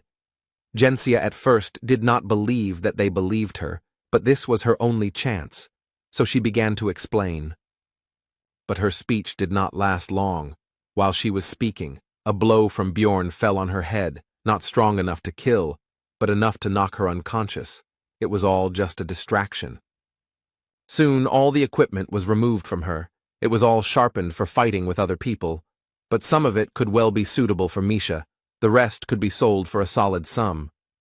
The loot was finished. Now it was time for a conversation. But before that, the barbarian crushed all the limbs of the victim and forced him to use change armament to remove the second set of equipment. After that, it was possible to find out that rumors about Genzia's tricks had spread throughout the guild. So this time, she decided to act for sure and kill all witnesses. Then the hero asked why she opened the rift. The girl replied that she wanted to get the heart of the snowfield, and that there were also supposed to be lower-ranking researchers here, and after that, she latched onto the words about opening the rift. It was Bjorn's miscalculation. Now Nephrine asked if he was a player, but the barbarian was not going to agree with this. Genzia began to beg for mercy, because she just wanted to get home. The girl said that in this world, in order to survive, she had to go through terrible things, and also thought that Jandel NPC, if she knew that he was a player, she would not have attacked, because real people cannot be killed. After that, she broke down. She wanted to hear at least some kind of answer, and the hero was silent all this time. He was surprisingly calm. There was not a drop of sadness, and there was no pity either. He simply said that she was an evil spirit. He raised the mace up and abruptly lowered it down. With her last word, the girl called her mother. After that, she would never say anything again, and the floor of the labyrinth was once again stained with human blood. Bjorn killed another player for the first time, whether it was easy or hard, whether he felt excitement or fear. Looking at Misha, he understood that none of it mattered. He did what he had to do. The cat ran towards the barbarian, because she was already starting to worry about his long absence, thinking that something had already happened. Meanwhile, Carlson was barely holding back that last ice orc. He began to call for help. The enemy was clearly stronger than the newcomer and was about to gain the upper hand in the confrontation. In the end, the monster knocked the guy to the ground and was about to finish him off, but Bjorn told Misha to deal with the orc, and at the same time, she should try out her new active skill. The cat used two skills at once. The first was strengthening, the second was condensation of cold. Her sensitivity to cold increased significantly. The orc was about to deliver the final blow with his axe when Misha rushed past at great speed and wounded his hand, saving Carlson. The wound looked like frostbite damage. It stops bleeding, but also prevents regeneration, which will be useful. It also significantly limits mobility on normal monsters. Without cold resistance, it will be even better. Having analyzed all this, Bjorn told Misha to hit him in the neck this time, which she did, as a result of which the enemy instantly froze in place. Most likely the frost reached his brain. Now, after asking about the cat's readiness, the barbarian attacked the helpless orc with his mace, after which the boss should appear. After this, the tyrant Tarunbus broke through the wall. Earlier he woke up from a long sleep, and now he also restored all his strength. This enemy has a few special features. He is 1.5 times bigger than a normal lycanthrope, and his stats are twice as high. He wields an ice club and inflicts hypothermia, but none of this is a problem. The fight will take less than 10 seconds because the preparation was done in advance. Bjorn ate the thundergrass, which increased the damage from lightning, after which he used a scroll with the same element. This boss is vulnerable to this attribute. After the attack, he fell into a state of paralysis, but it was too early to let his guard down, because Tarunbas has a skill that can remove debuffs that limit mobility, which he soon used. However, since the skill was used, it will now be recharged, so you can just do the same thing again that Misha did, throwing lightning bombs at the enemy. All this was taken into account in advance. This time the tyrant Tarunbas fell into a state of complete unconsciousness. Only 3 seconds had passed since the start of the fight. Everything would be as easy as pie. The preparation was at the highest level. Now Misha and Bjorn began to beat the boss with weapons enchanted to deal lightning damage. It reminded him of the good old days when he and Einar also killed death demons.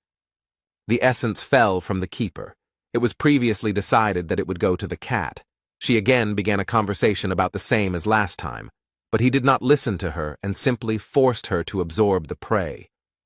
Here they were attracted by the weak voice of Abman, who asked to get a potion from his bag. Misha was glad that he was alive, although she could have sworn that a second ago he had not been breathing.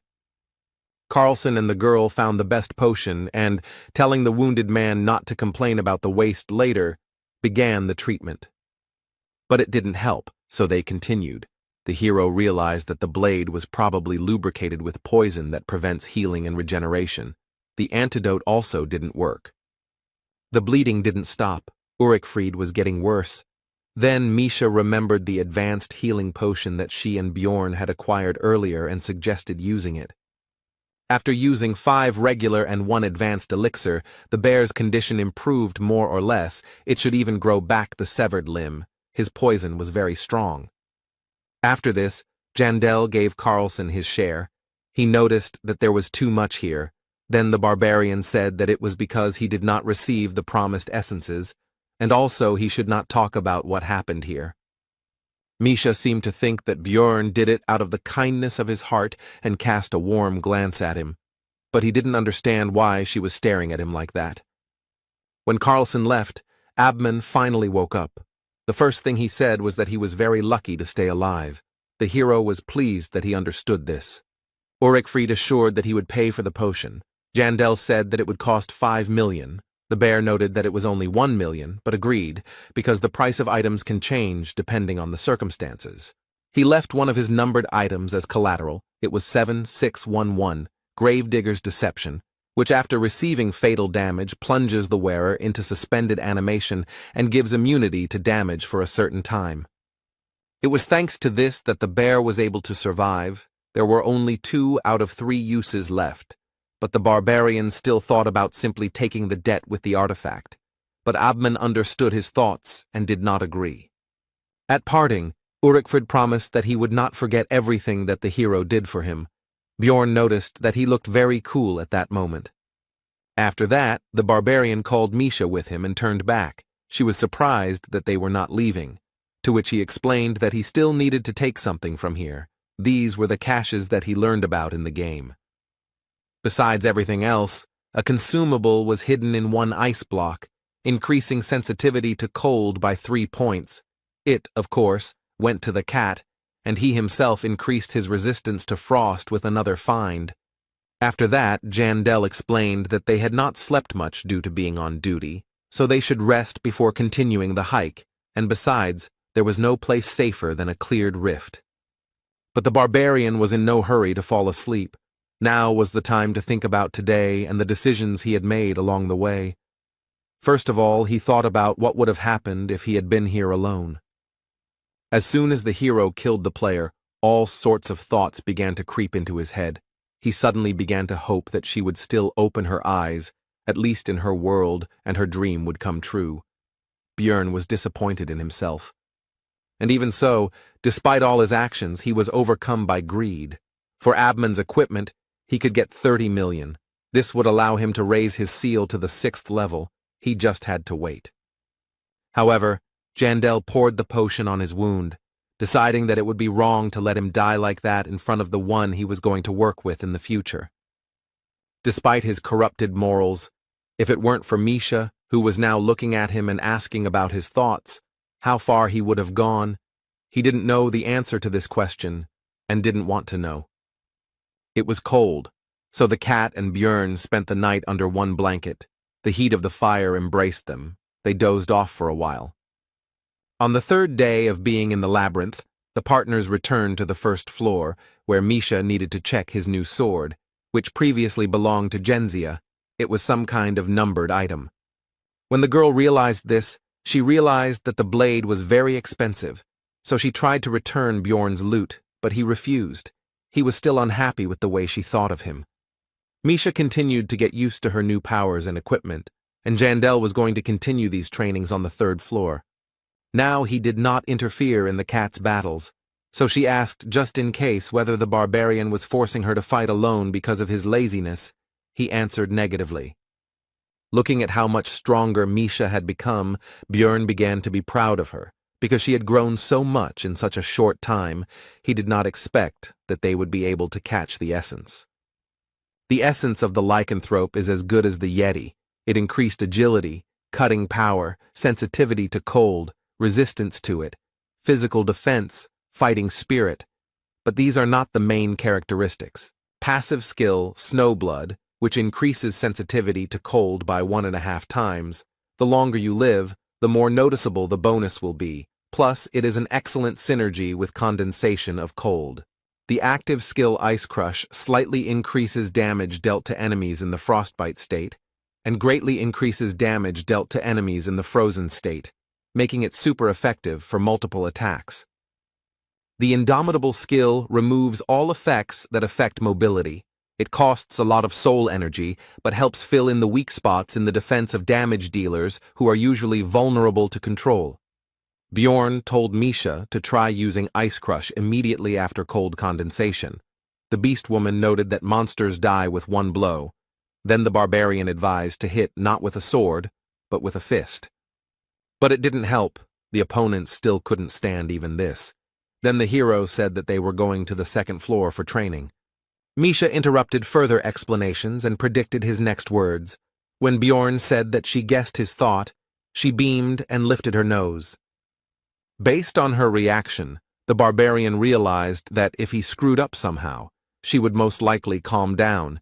He just needed to pretend that he had lost the argument to her. The partners walked calmly through the cave, as the crystals changed the color of their glow from light blue to red.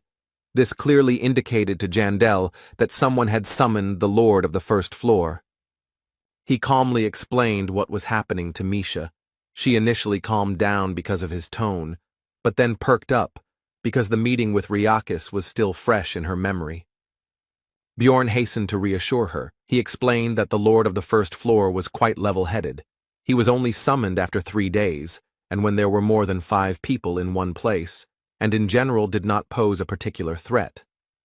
The girl came to her senses, and Jandel added that the portals are not blocked, and if the researchers lose, he simply quietly leaves. The monsters on the level also do not change in any way. Most likely, he was summoned specially. He also recalled how he sold information about the tactics to defeat the First Floor Lord to the player community. He only had 2 weeks to prepare, but it seems like he is really impatient. The duo reached the second floor, the land of the dead, in a whole day. The absence of a scout in the team took its toll. Rothmiller's absence was really noticeable. The views of this location reminded Bjorn of the good old days when he and Einar broke the bones of skeletons here and beat death demons into mush. It evoked pleasant emotions. But the next moment, he remembered his meeting with that crazy woman, because of whom they almost died, which made him feel somehow worse. The reason Bjorn chose this path was simple. It was just much easier to get to the 3rd floor from here. You just need to stomp north. This time there were only 2 of them, so they could open a raid on the Death Knight, a 6th-rank monster, in the battle with which it will become clear how much stronger Misha has become, and they will also receive experience.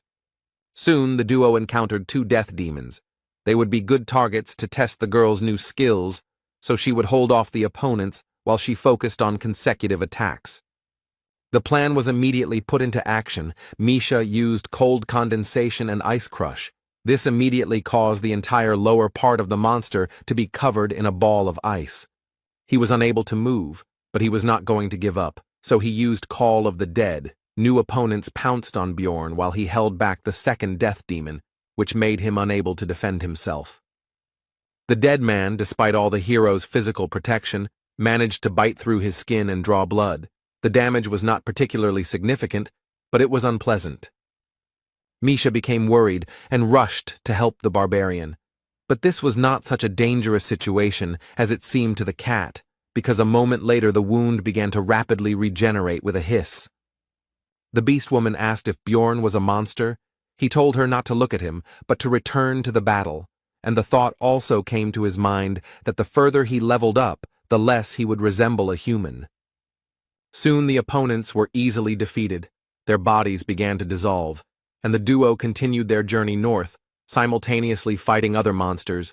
The girl continued to train. As a result, Misha began to understand how much cold damage was needed to inflict the frostbite effect, but not to the point of freezing. They even came across a chimera wolf who had a control skill, allowing the cat to test indomitability. Bjorn advised his partner to use this skill only in case of emergency because it was spending a lot of soul power, to which she replied that she understood everything. She was not a kitten. But a little later, as the barbarian thought, Misha overdid it with her energy expenditure and began to feel tired and devastated.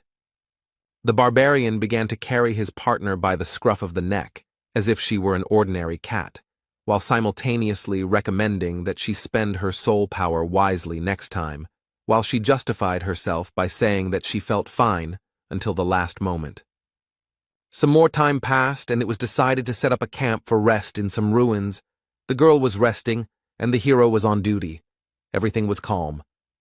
But soon the voices of some researchers were heard nearby. They seemed not to notice the presence of Jandel and the beast woman nearby. Bjorn decided that it was time to leave here, so it was time to wake up Misha. But he froze when he heard the guests begin to discuss a certain barbarian, in particular, how he slept carelessly, and that they could cut out his heart right now, but the magicians preferred fresh ingredients. The hero heard something he couldn't ignore. It was obvious that his fellow was lying there, unaware that he was surrounded by hyena explorers. Bjorn remembered that of the barbarians who had gone through the initiation ceremony with him, less than a third had survived by now. Karak had told him this. And of course it couldn't be just the monster's fault. It was obviously the work of marauders aiming for their hearts. Continuing to listen to the researchers' conversations, the hero began to understand that they, it seems, were not going to do anything today. So what should he do? His first thought was to just kill them all. It was a simple and convenient solution, but not ideal, so he came up with another option for the development of events, after which he woke up his partner. The researchers were resting peacefully. One of them, as expected, was on duty. No one expected any incidents. But suddenly they heard a loud cry which woke up the entire detachment, except for the barbarian who was sleeping extremely soundly. It was the hero's voice, who told his partner that he simply wanted to do it. The researchers heard them and were surprised by the unexpected guests, but did not lose their heads and told them not to come closer. After this, one of the squad members hurried to wake up the barbarian and explained the situation to him. He was surprised that it was not monsters that arrived, but other people. He did not understand the danger. After all, his relative was among the guests. They hurried to meet each other. Bjorn introduced himself by his false name, Bjorn, son of Thor, and the second big guy was Karen, son of Tarson. Watching the actions of the barbarians, Misha did not understand what they were doing, although she knew that the hero was pretending, but she still wanted to move away from them because of the atmosphere. After the introduction, Charon turned to his team and said that they needed to lower their weapons because Bayan was not a bad explorer, and Jandel confirmed these words while they seemed to shine. One of the members of this squad twice began to address the barbarian, but he first told him to call him by name. But he made a mistake in this too, calling him Thor. He corrected him again, and soon the hero got him angry. The explorer was still able to correctly name Jandel and said that they should leave here because this is their camp. Then Bjorn said that they can become friends for the night. He began to explain that this was not done above the first floor, but the faces of the other people showed that they were already fed up to death. They had no idea that this was only the beginning. The researcher continued his speech. He said that you need to go up with those you trust. Bjorn clarified that they cannot become friends for the night. And the next moment he yelled that they were completely stupid, that they only had the bull for decoration, because if they united, then each of them would be able to sleep longer. Charon was surprised by this. He exclaimed that this was simply a brilliant solution, and he also wondered how the others had not thought of this before. The researchers were extremely surprised by this whole conversation. They decided that there was no point in even talking to these stupid barbarians. They even tried to somehow object, but this did not bring any results. The leader, with whom Bjorn had been talking all this time, had already decided that this would only bring disadvantages when he noticed the beast woman, who was very beautiful. He asked her opinion. The cat replied that since they were in the company of a barbarian, they could not be bad people, so she was not against their temporary unification. After which she told that her companion had lost his weapon, so she could not trust him to be on duty. This news pleased the squad leader, and Bjorn added that he had stuck the weapon into the monster and it had run away.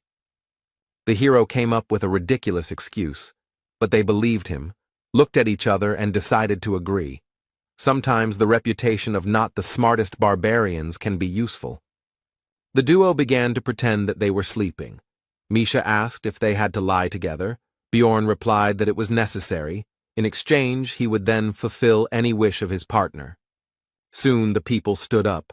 Jandel squeezed the cat's shoulder tighter. The researchers decided to split up to deal with all the targets at once. 2 went to the hero and the beast girl, 1 to Karen.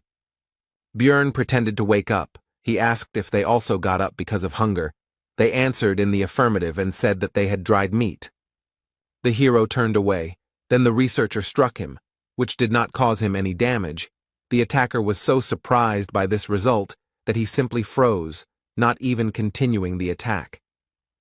Jandel turned around and asked about the fact that he had done this by accident, and also said that you can't make a mistake like that even if you are very hungry. The leader of the squad began to justify himself. But before he could say 3 words, he received a punch in the face. Several of his teeth flew off, after which the hero said that it happened by accident, because he was also hungry. Charon meanwhile woke up because of the noise. Then one of the squad members shouted to the archer who was standing behind Tarson's son to shoot him. But the barbarian still managed to defend himself from the arrow. Although it pierced his arm through and through, the tip almost reached his eye, but he still survived. This made Karen very angry. He grabbed the archer by the neck and began to demand answers. The situation of the researchers was getting worse and worse. Misha dealt with the last one. She told Bjorn that at first she was a little doubtful, but he turned out to be right. These people really are marauders. All the enemies were neutralized. Now it was time for interrogation. These researchers had a notebook with their conversations, which they conducted in writing so as not to be heard by their future victims. Charon did not understand the reasons for their attack. The archer read these conversations. From them, the reasons for which the squad accepted Bjorn became clear. They discussed the stupidity of the barbarians, and at some point he stopped. But the hero forced him to continue, and then the conversation turned to the fact that they had already killed many of them, and they also believed that these blockheads were just walking monsters, about the same in intelligence and aggressiveness. Charon was furious about the whole situation. He asked whose last words were. The archer answered, after which Bjorn ordered the prisoner to continue. Then the conversation turned to the fact that, in addition to the barbarians, they had good prey, the same stupid beast woman, but pretty, although she probably doesn't just travel with her companion. At these words, Misha interrupted it. She snatched a notebook, read something, and then asked the prisoner who had written certain lines, and upon learning this, she said that the researcher would be hers, to which the hero agreed. After that, they skimmed through the dirty words about the cat. Then there was talk about who would kill whom, and now there was the archer's own phrase about taking on Karen, since he had infuriated him with his condescending attitude toward his class. A shadow fell over the barbarian's face. He asked about what he had done wrong and asked Bjorn for advice, because he did not know what to do next. Soon the archer's head was cut off by Karen's axe. The leader was stabbed to death by Misha, and the last guy, who began to beg for mercy, was taken on by Jandel, who broke his neck. Tarson's son decided to leave himself a battle mark. He dropped a little healing potion. Barbarians consider scars medals. They keep them so that they serve as a reminder of mistakes in order to become stronger later. The marauders had obtained some valuable equipment. Bjorn offered Karen to take some of it for himself. He initially tried to refuse, but was soon convinced. In the end, he took the hammer for himself, saying that he would use it if he couldn't finish someone off with an axe, and the hero thought that having a weapon in each hand was just the thing for a barbarian. Misha and Bjorn suggested that he take something else. Even if it doesn't suit him, then he can sell it. After that, they decided to take Karen to the first floor. When the squad reached the crystal cave, the hero decided to introduce himself again, because earlier he had given a false name. Tarson's son immediately recognized the celebrity. He said that it was an honor for him to meet little Balkan, and also added that in that case, he would not mind taking his booty, although before that he wanted to give up his share. Bjorn said that this was right, and also that Karen should not forget that the stronger he became, the easier life would be for the young warriors. At the moment, barbarians are the weakest species. They are in the most vulnerable position, unlike other non-human races. They have a lot of personal potential, but they are often targeted by people with bad intentions, and they are too naive. And the lack of proper training and support also has an effect. As a result, many newcomers become victims of marauders hunting for valuable hearts, and loners become victims of monsters. But what will happen if we gradually increase the number of capable barbarians? This will lead to the fact that the youths will live longer, and then they themselves will become advanced researchers. Then the cycle will start, the influence of the race will increase, and now this is the hero's people, so if he rises, then it will be better for him too. The Magi prove this quite well, because if it weren't for the tower, they wouldn't be able to afford such impudent behavior. So far his actions are practically nothing, but if Bjorn starts helping such people, then everything can change. Having completed his thoughts, Jandel turned to Charon and began to give him a lot of advice, starting with the fact that when looking for a team, you need to choose one where there is at least one non-human. When Bjorn finished speaking, Tarson's son thanked the hero and said that hiding the axe behind a kind smile was indeed an excellent tactic, which surprised Misha and her partner. Charon continued his speech. He said that he would only take people as friends for the night, and if someone showed their true nature, he would open their skulls. And when he meets the young warrior, he will tell his story and give advice, exactly the same as little Balkan gave him, all for the sake of their people. Björn, meeting his gaze, realized that anyone who crossed this guy would find themselves in a very bad situation. After that, Misha and Jandel returned to the second floor, where they wandered for 2 more days. Now they were looking for one special monster. The hero was already beginning to think that he could forget about it. The cat told him not to be sad and asked what this story was about, a huge tombstone in the lands of the dead, from where a death knight emerges on the 7th day. She had never heard of anything like that. After that, Misha said that books don't always tell the truth, so the hero should stop sitting around in the library and start walking with her. Björn was surprised by this specific alternative. But further conversation had to be interrupted. Both felt something strange and became alarmed. They did not know yet, but they were subjected to the effect of the resentment skill, which reduced the effectiveness of healing and regeneration. The hero suspected what had happened, thanks to the time spent in dungeon and stone, so he immediately bit his lip and began to time the time it took for the blood to stop. He was right. Everything indicated that the Death Knight was very close. Apparently he was aggroed immediately upon his appearance. Someone was waiting for him and immediately attacked. Possibly a player, but not a fact. All they need is experience from this monster. There is an option to act, even if someone is already fighting it. Soon the duo ran to their destination, where the researchers actually started a fight with the Death Knight. The hero did not stop the speed of his run and attacked the monster with a swoop.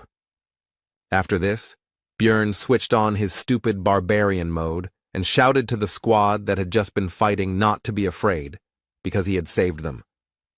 In the end, they started whining. The elf was furious and tried to rush at the barbarian.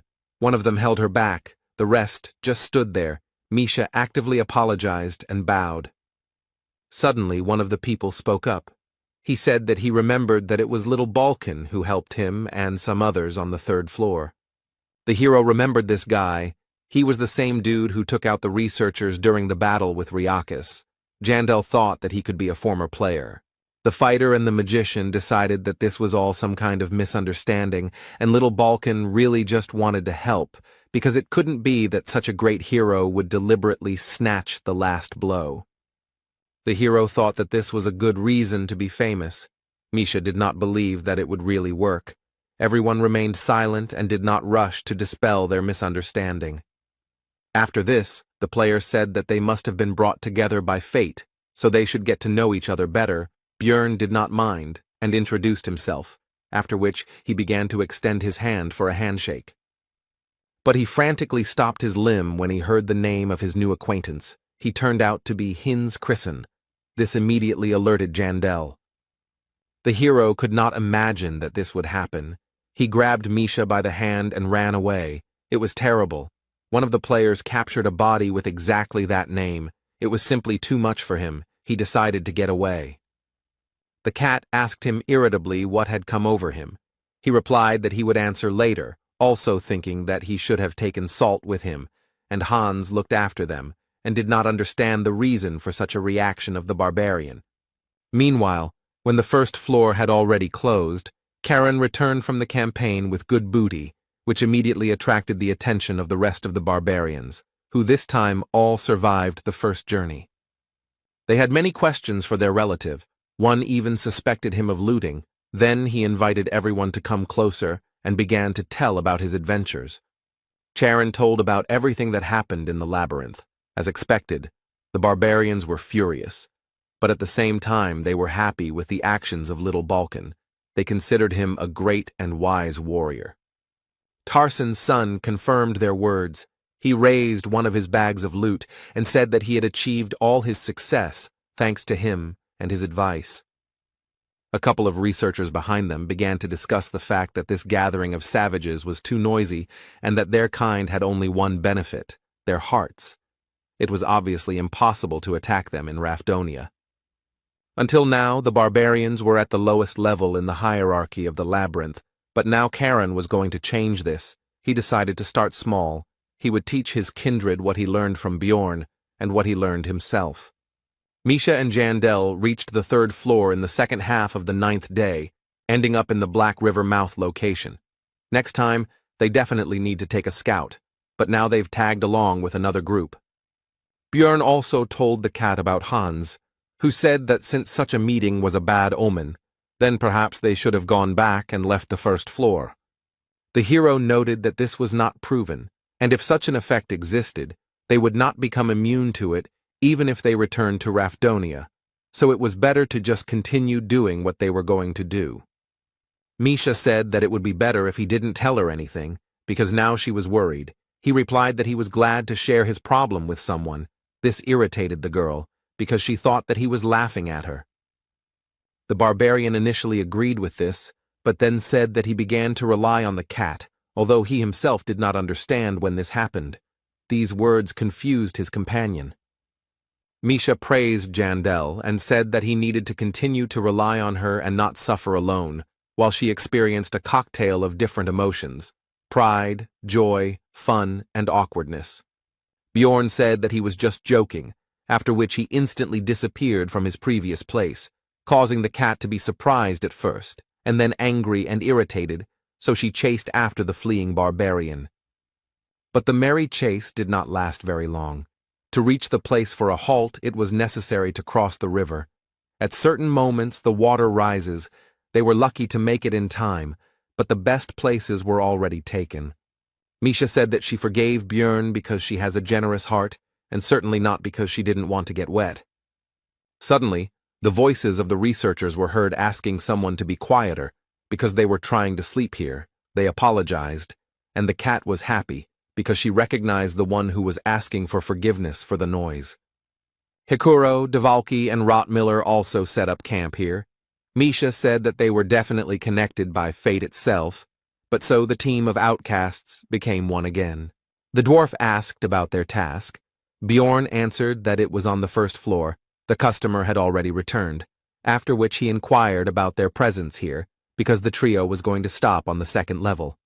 Hikuro explained that they had already finished all their business on the previous floor, so they had come here on a backup mission that they had taken just in case, which was exactly what had happened. After that, the team completed the task that Murad took.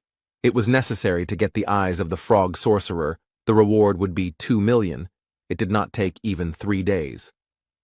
Misha was surprised that the matter was finished, but Devalki was glad that his distortion magic, which kept the monster's body from dissolving, finally worked, and told the beast woman that she was a talisman of good luck. But Hikuro said that he was looking at her through rose-colored glasses. The lucky one here was obviously Jandel. Fortune was following him on his heels. The barbarian himself had a clearly opposite opinion about this. After that, he suggested going to the 4th floor. Since they were done here, it would be a shame to stop there.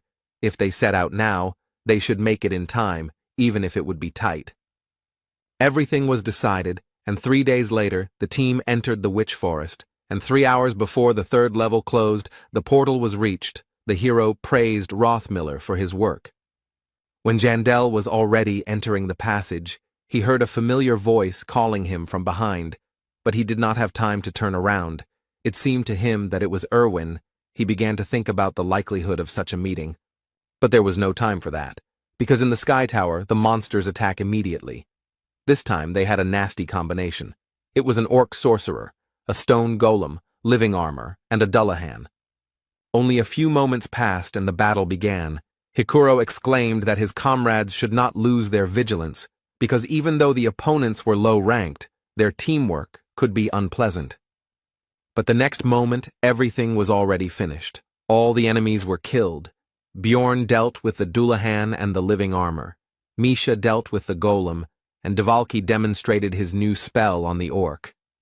Murad was surprised at how easy the fight was, but quickly came to his senses, because 4 multicolored portals opened, behind each of which were different types of tests. They did not have time, so the choice was obvious. This will be the Ladder of Wisdom, a path that requires a scout, since the road is very confusing and filled with traps. Monsters appear periodically, but you can climb up 5 floors at once. The hero was interested in what could have happened if they had chosen a different path, because then perhaps this would not have happened. On the first level of the Sky Tower, the team passed the Door of Wisdom, then Courage, and then Wisdom again. Thus, they reached the 12th floor, where they came across a troll, a 5th-rank monster. Everyone was surprised and afraid of this meeting. The hero was no exception, because this is a very dangerous opponent who somehow jumped out right here. Of course, rank 5 monsters do appear in the Sky Tower, but they are extremely rare. In 10 years of playing, Bjorn had only encountered them 7 times, and even then it was on the 100th floor, not the 12th. The hero was finally convinced that people named Hans bring bad luck, because he had just recently met one of them. But now was not the time for reflection. The barbarian shouted to his comrades to pull themselves together, after which he used Wild Splash and rushed into battle, because if this happened, then he needed to strike ahead. Even with a skill that significantly increased physical characteristics, Jandel had a hard time taking the blows of such a powerful monster on his shield. Hikuro rushed to the rescue. He used weight balance, which increases resistance to repulsion and absorbs inertia, but even with this, the shield was damaged, which is why emergency recovery was used. Be that as it may, the short distraction of the enemy allowed the hero to stop defending and go on the attack. Although this did not bring much result, the troll turned out to be too strong. Rothmiller began firing his crossbow, trying to hit vulnerable spots, and Dvalki finished preparing his spells. He used enhancement on Ice Spear. The projectile rushed towards the monster, but despite its size, it was fast enough to break the attack with its huge hand. The wizard could not believe what he saw. But the team was in no hurry to give up. Now it was time for Misha to try her strength against the enemy. She began to cut him, but the skin turned out to be too strong for her blades, but she managed to freeze him a little. The troll's defense left a lasting impression on the squad. Dvalki began to shout that they needed to retreat because it was impossible to win, but Bjorn reminded his comrades that they had nowhere to run. The hero remembered that during his previous encounter with a monster of the same level of power, he had a 6th-rank sorceress with him, and for wizards they are considered 1.5 times more powerful than for other researchers. In addition, she knew and used spells of the element of light, to which the guardian was vulnerable, and before the battle, the tear of the goddess was used on him. Only thanks to all this and other factors was it possible to win. And even so, the battle turned out to be extremely difficult, and this despite the fact that the vampire has high regeneration, but low defense, and the troll has both of these indicators the best among all the monsters of the 5th rank. If the build is not specially adjusted for it, then you can't even count on pure luck. But despite all his thoughts, the hero was not going to give up. They had to have a chance. A plan quickly appeared in his head, which he began to tell his comrades. It would be a protracted battle. Soon 15 minutes of battle had passed. All this time, Dvalki spent mana only on curses, such as aggravate wounds, slow, and weaken. Hikuro, as the second tank of the squad, also took the brunt of the monster's attacks. The shield was not the best quality, so in addition to defensive skills, he had to spend energy on emergency recovery. While the two defenders held the troll back, Rothmiller distracted him with crossbow shots, the bolts hitting him in the face, eyes, etc. And Misha, as the squad's damage dealer, focused on dealing damage. She attacked only one single place, which Bjorn had previously indicated when explaining the plan. At some point, the troll got angry at the situation. He broke through the rest of the researchers and attacked the ranged fighters. Rothmiller took the slow Dvalki in his arms and hurried to retreat. The team walked along the edge of the abyss, but the tanks still managed to take control of the situation and began to hold back the enemy again. Bjorn also used Wild Splash, which attracted the attention of the monster. The hero asked the wizard about the remaining mana, and he replied that there was only enough for 2 or 3 minutes. Then the barbarian said to refuse to use slowdown. Dvalki replied that in that case, the time would increase by about 3 times. The fight continued, but now the squad was on a timer. Misha still couldn't cut through the troll's tough skin. The situation wasn't the best, so the barbarian decided to go to Plan B. To do this, he left the defense on Hikuro and went around the enemy from behind and dealt a crushing blow with a mace to the enemy's hand, which the cat had been cutting all this time, which had already caused him damage. The troll instantly reacted to his injury and used the madness skill, which temporarily removes pain and significantly increases physical performance.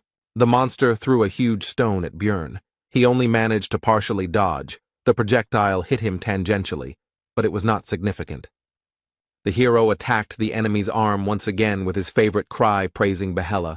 This attack caused the most damage ever. His arm was now broken. Then Misha attacked. The limb was severed, but the troll used super regeneration, an active skill that must be used on a specific body part and allows any damage to be restored. This skill really lived up to its name, because the hand began to recover quickly. It seemed that it was in vain and everything returned to the beginning. Only the researchers had less energy, but this was not so. Now super regeneration is on cooldown. The hero began to throw off all his equipment. He needs to deal with the enemy as quickly as possible while he cannot heal. Having gotten rid of the equipment, the barbarian could use gigantification. In the allotted time he needed to destroy the monster's brain or heart. Now the battle of 2 giants would begin. He had to cope in 2 minutes. The colossal barbarian immediately hung on Troll's neck, starting to strangle him, and at the same time he began to give orders to Misha. The cat immediately took action. She needed to hit the enemy in the eyes, and also cut Bjorn himself so that his blood would start to flood the enemy, because due to the essence of the corpse, golem, it is acidic. The troll was rushing and waving his hand. He was trying to throw the 2 researchers off himself, but he hadn't been able to do it yet. Rothmiller could no longer shoot for fear of hurting his comrades, so he simply watched and hoped that they would succeed, while Dvalki continued to weaken the enemy with his curses. It was impossible to reach the brain through the eyes, so Misha tried to break through the skull directly, but the sound that was heard showed that the strength of this 5th-rank monster was too great. The girl said that she couldn't do it, but the barbarian told her not to give up and continue, because they vitally needed to get to the creature's brain. The blinded monster seemed to have already given up hope of throwing the enemies off his body, which is why he became enraged and rushed to those he could reach. To Rothmiller and Dvalki, the monster did not intend to tolerate the curse. It is unknown how he aimed at the wizard, because he should not have seen anything, but it was now and it did not matter. Brown, as a more resilient and physically developed one, took the magician in his arms and began to run away. The troll became extremely purposeful and was no longer distracted by anything. He decided to pursue his new goal to the end. Perhaps he had sensitivity to mana. The battle quickly began to take a different turn. A moment ago, it seemed that victory was near, and now the situation has become extremely dangerous. The most vulnerable members of the squad are at risk. Hikuro tried to stop the huge carcass, but right now his soul energy ran out. which is why he was unable to use his defensive skills. The shield was broken, and the dwarf was wounded. The situation was getting worse. Misha was worried about her comrade, but Bjorn shouted at her to focus on the troll. The girl began to strike with even greater force and speed, putting her whole soul into it. Despite numerous wounds, the monster did not stop, so it soon reached its target. Dvalki received a blow from a 5th-rank monster. The curse's effects stopped affecting the troll, and Misha, after a moment of confusion, pounced on the enemy with unprecedented fury, simultaneously using skills to inflict more damage. Tears flowed from the girl's eyes. Curses at this monster burst from her mouth, but she did not stop, continuing to cut, pierce, and freeze the monster. But Bjorn's energy was not endless. Gigantification consumed it in huge quantities. So soon it ran out. The skill's effect was cancelled, and the barbarian and the beast woman fell off the troll. They both lay limp on the ground. The creature turned around and bowed its eyeless head over them, as if looking at the enemies who had caused it so much trouble. It seemed that this was the end. But it turned out that the troll was on its last legs, and the next moment he died, leaving behind only a single magic crystal, and no essence or anything else. The hero rose to his feet, simultaneously beginning to think about the situation, because all this was not his dream. These were the consequences of the decisions he made, because of which Dvalki suffered. Misha quickly checked Rottmiller and Hikuro, who were lying nearby. The first one only had a leg injured, and the second one was knocked out. There were no critical injuries. The real problem was in Dvalki. He wasn't breathing. The young mage's frail body had suffered the most from the encounter with the fist of the 5th-rank troll. Misha was at a loss. Tears were flowing from her eyes. Bjorn simply poured the potion into the mouth of the injured but still living wizard, although he understood that this was a temporary solution. Dvalki is an ordinary human magician who is known for his fragility. Now his spine is almost folded in half, his leg is also broken. There are also internal injuries, since blood is coming from his nose and mouth. At that moment, the hero regretted wasting his advanced healing potion on Abman. All sorts of petty thoughts came into his head that the situation should change. But it turned out not to be so bad. Rottmiller had one of the same elixir, which he bought just in case. Soon the potion took effect. Dvalki felt better. The crisis was overcome. Now he just needed to rest. After that, Misha started crying tears of joy. She said that she was happy that it was all over and no one died. But Bjorn couldn't be happy because too many things had happened that were stressing him out. Jandel's son understood that everything ended well, not because he planned everything correctly, not because of his efforts or because of the right reaction. It was just luck. Now, recognizing this fact and remembering his past misadventures, the barbarian truly understood what the life of an explorer meant in this accursed world. The hero was also sure that luck, like today's, would not be with them forever. Death might await them in one of their next journeys into the labyrinth. Soon Hikuro came to his senses, and having learned all the details, was glad that everyone survived.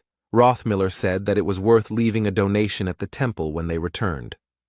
Bjorn bowed his head and began to apologize to his comrades, because he did not expect such behavior from the troll at the end of the battle. They were not going to blame him, because without him, no one would have survived. He made the right decisions. The conversation was interrupted by Dvalka's cough. He woke up. Everyone immediately rushed to come closer to him and began to calm him down and explain the situation. The potion hadn't completely healed everything, so some blood was still coming out of his mouth, but he said he was glad to see all his comrades were okay. Hikuro laughed and said that this story was not even worth bragging about, because no one would believe that they managed to kill the troll. Misha shared her indignation over the lack of normal prey. Rottmiller was also glad that they all survived, after which Murad remembered that the squad scout had spent an expensive potion and said that everyone would chip in for a new one. He did not refuse. While Brown and the dwarf were talking, Misha asked Bjorn about their next steps. She wanted to know if they would be going up further. He was outraged that a cat could think that way about him. The barbarians said that their team would stay here until the labyrinth was closed, but Hikuro was outraged that the girl was asking about such a thing as Jandala, since this dwarf was the leader. After some time, the labyrinth closed, the squad moved back to Rafdonia, a week passed, and their 6th expedition came to an end. Irvin found out which hotel Björn was supposed to stay at and was looking forward to their long-awaited meeting. But a little while ago, right after returning to the city, the team went to the Temple of Letlas with Dvalki in their arms to completely heal all his wounds. Soon the wizard was completely whole. Bjorn expected something like this, because some advanced potion cannot compare with divine power, but neither one nor the other will help with psychological trauma. While Rottmiller asked about any side effects, to which he received the answer that everything was fine, the hero decided to visit the magician later and talk to him about what happened. Now everyone decided to rest and meet in 2 days, since this time they did not get many magic stones. Then the main income will be from tasks. When they receive a reward for them, then everyone will take their share. In the end, it should be 400,000 per squad member. This was very little. Because of the troll, the income from this expedition will be significantly less, and the monster itself did not even drop any essence. Misha asked the hero about his future plans. He replied that they should not split up and needed to take a bath. This caused the girl to be embarrassed, and the barbarian continued by saying that after that, they needed to sort out his clothes. The cat realized that her thoughts had again taken a wrong turn. Jandel said that they had already had enough rest in the labyrinth, so she shouldn't even think about escaping. She agreed with this. The girl said that in that case she would wash herself at his place, since she didn't want to go first to her place and then to his place. The hero replied that he didn't mind, since he didn't want to waste time walking to her house. Björn quickly took the water procedures, impressing Misha with his speed and then delighting her with the fact that she could take her time because he still needed time to sort. The hero was going to divide all his loot into what he would need to keep for himself and what he would need to sell. All of this could be done while the cat was in the bathroom. But he was distracted from this activity by a knock on the door. It turned out to be some employee of the Researchers Guild, who began with idle conversation, but the barbarian interrupted him and demanded that he get down to business. Then the guest said that a certain Karen Tarson asked Bjorn to act as a witness. He said that the hero could confirm that he was not a marauder. Jandel realized that the little barbarian was in trouble, so he immediately shouted to Misha that their business for today was cancelled, because he had to help their recent acquaintance in the guild. He was in such a hurry that he couldn't explain properly what was happening, which made the cat angry and irritated, which she quickly expressed with a scream, but Björn wasn't going to waste time. Meanwhile, Erwin ran through the 9th district, hurrying to finally meet the hero because now she knew that he survived. A few days earlier in the labyrinth timeline, in the witch's forest, Daria told her sisters that she should be able to find her way to the 4th floor on her own, despite the fact that she is not a scout. In order to find the right path, she had to learn to sense the fluctuations of mana, thus figuring out the location of the portal, which she soon succeeded in doing. The sounds of the transition were getting closer, but suddenly Erwin heard with her long ears a very familiar voice, which was rough, but at the same time it was warm. The girl instantly rushed forward, leaving her sister in bewilderment. She was sure that this was exactly the one she was thinking about. Soon the elf reached the portal. A barbarian was standing in it. He had different equipment. His face was not visible because of the helmet, but it was definitely him. Irvin spoke loudly to him. He began to turn around, but it was too late. He moved to the next floor. The girl decided that she should follow him. But Daria stopped her and said that she could be mistaken for a marauder, and besides, she hadn't even taken a good look at this barbarian. After this, Erwin began to cry and demanded to be let go. Her sister was unpleasantly surprised by such a reaction. After the labyrinth closed, the girl asked people about Björn Yandel. She didn't expect that he would become so famous. Everyone knew about Little Balkan. From them, she learned where he lived. And Erwin didn't know anything about it, because like a fool, she sat in her room all the time. but suddenly she wondered why her sister didn't tell her anything, but decided that she didn't know either. Now it doesn't matter what the reason was. Now there will be a meeting with Bjorn. First of all, the elf was going to apologize to him. She was also sure that he was also looking for her. For a second, the elf was overcome with doubt, because for some reason the barbarian had not found her first. But after a moment, the girl convinced herself that he had simply forgotten where she lived. Throwing away unnecessary thoughts now, Erwin knocked on the door. Now she felt excitement and joy. She had a feeling as if her heart was about to jump out of her chest. But her expectations were dashed. The door was opened by some beast woman from the cat tribe, who immediately asked about the elf's identity and not the barbarian. Erwin was surprised to be greeted by a woman here, but decided that she had simply made a mistake in the room, so she asked where Bjorn Yandel lived. The beast woman replied that this was his place of residence. He had just washed himself and had already left, after which she suggested that the elf wait for him here. Erwin mentally repeated the words she had just heard and realized that this was indeed Bjorn's room, from which the girl had come out, clearly, just from the shower. She was at a loss about this situation. After this, Misha said that if the elf did not want to wait, then let her say her name, then she would tell Jandel about her arrival when he returned. This phrase made Erwin even more tense, because it sounded like they were living together, but she decided not to ask about it. After this, the elf decided to wait for the barbarian in the room and not go anywhere. The beast woman did not object to this. When they entered the room, Erwin noticed the things scattered here, while Misha explained that there was usually no such disorder here. The elf interrupted her. She said that she understood what was happening here, and she also said that she had done the same with him. Then the beast woman asked her about the fact that she was also a researcher.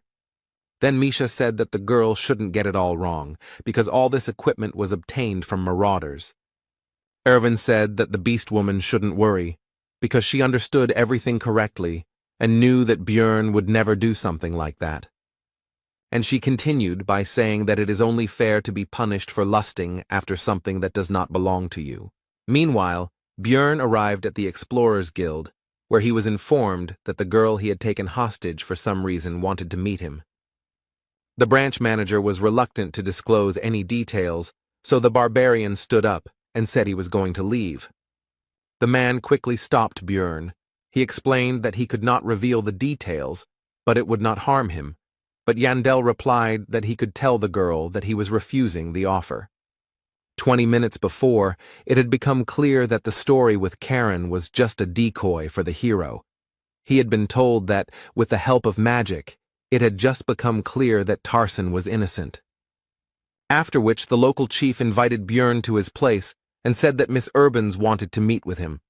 At first he did not remember who it was, but the man reminded him that it was the daughter of the head of the district, whom he had taken hostage. Meanwhile, the girl's father recalled how his daughter spoke out against him, while a woman should know her place. He was amused by this fuss, because what could she do anyway?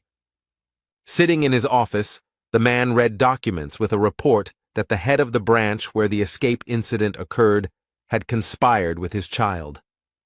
The subordinate added that Niall Urban's daughter most likely decided to fall into the hands of that barbarian, and the chief realized that his stupid offspring had decided to rebel against him.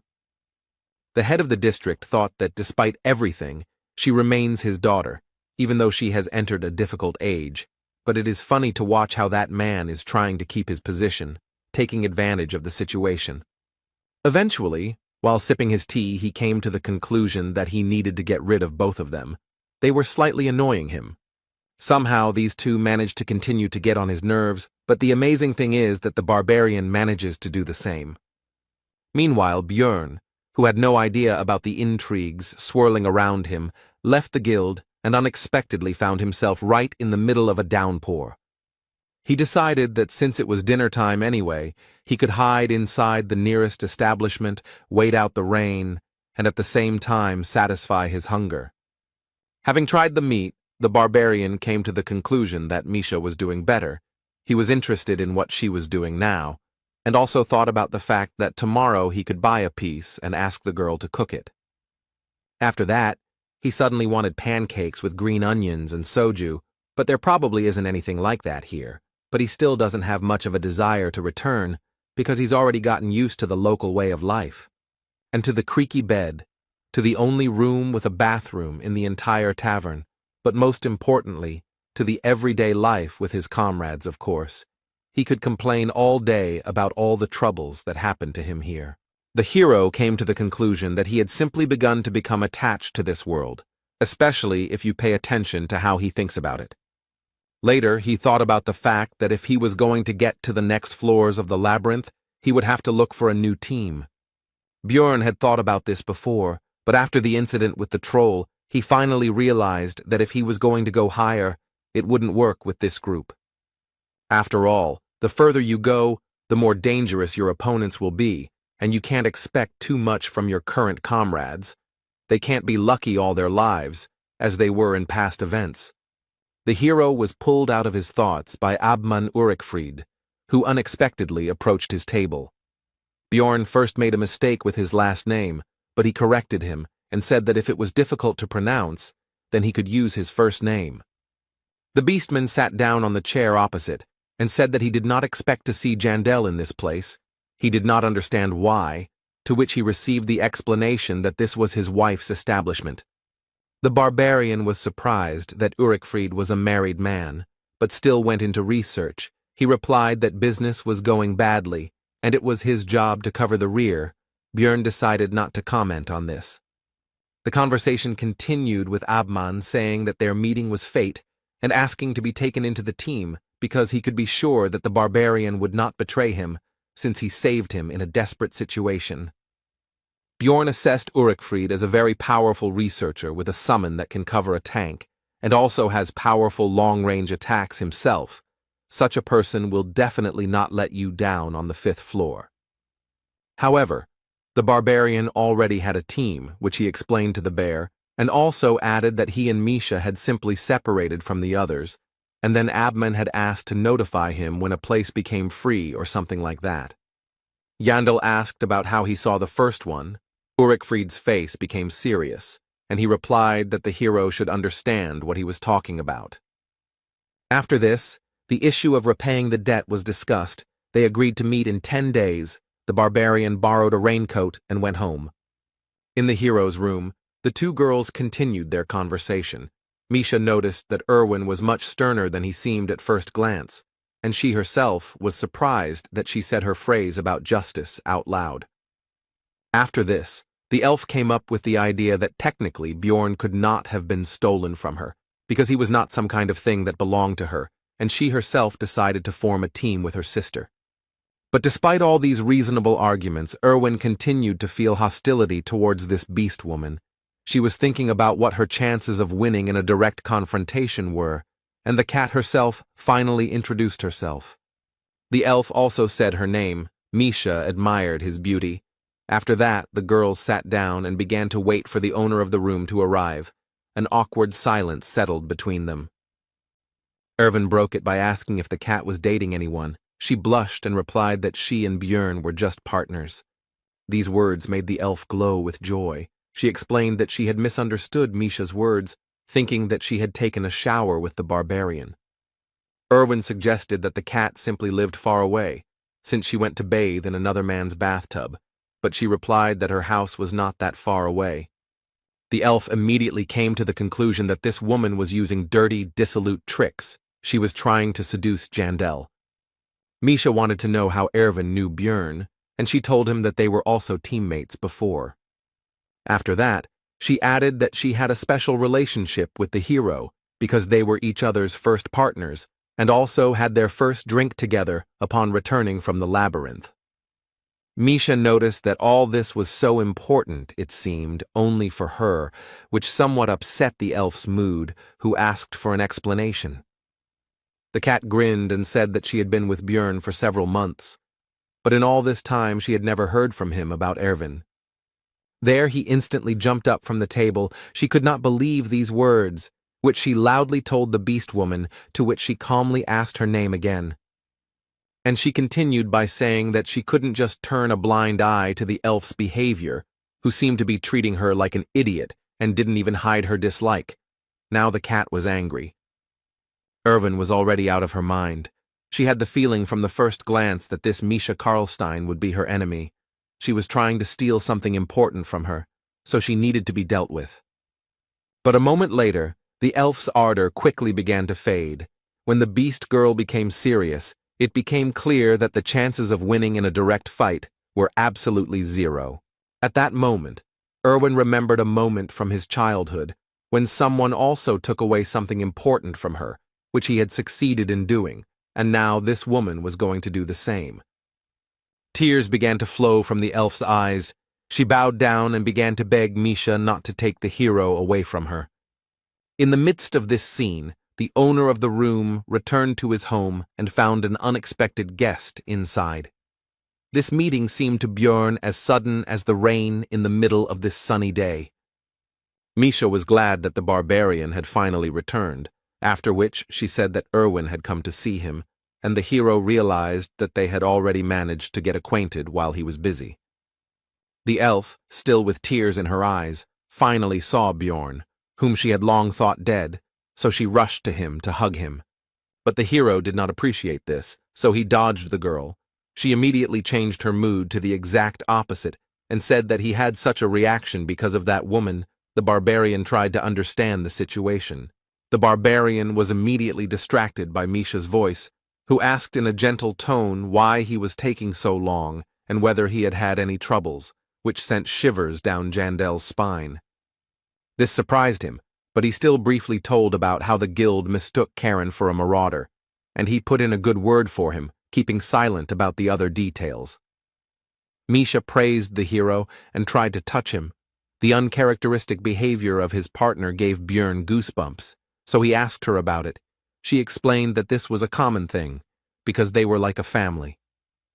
These conversations were quite irritating to Irwin, but all she could do was just remain silent and watch.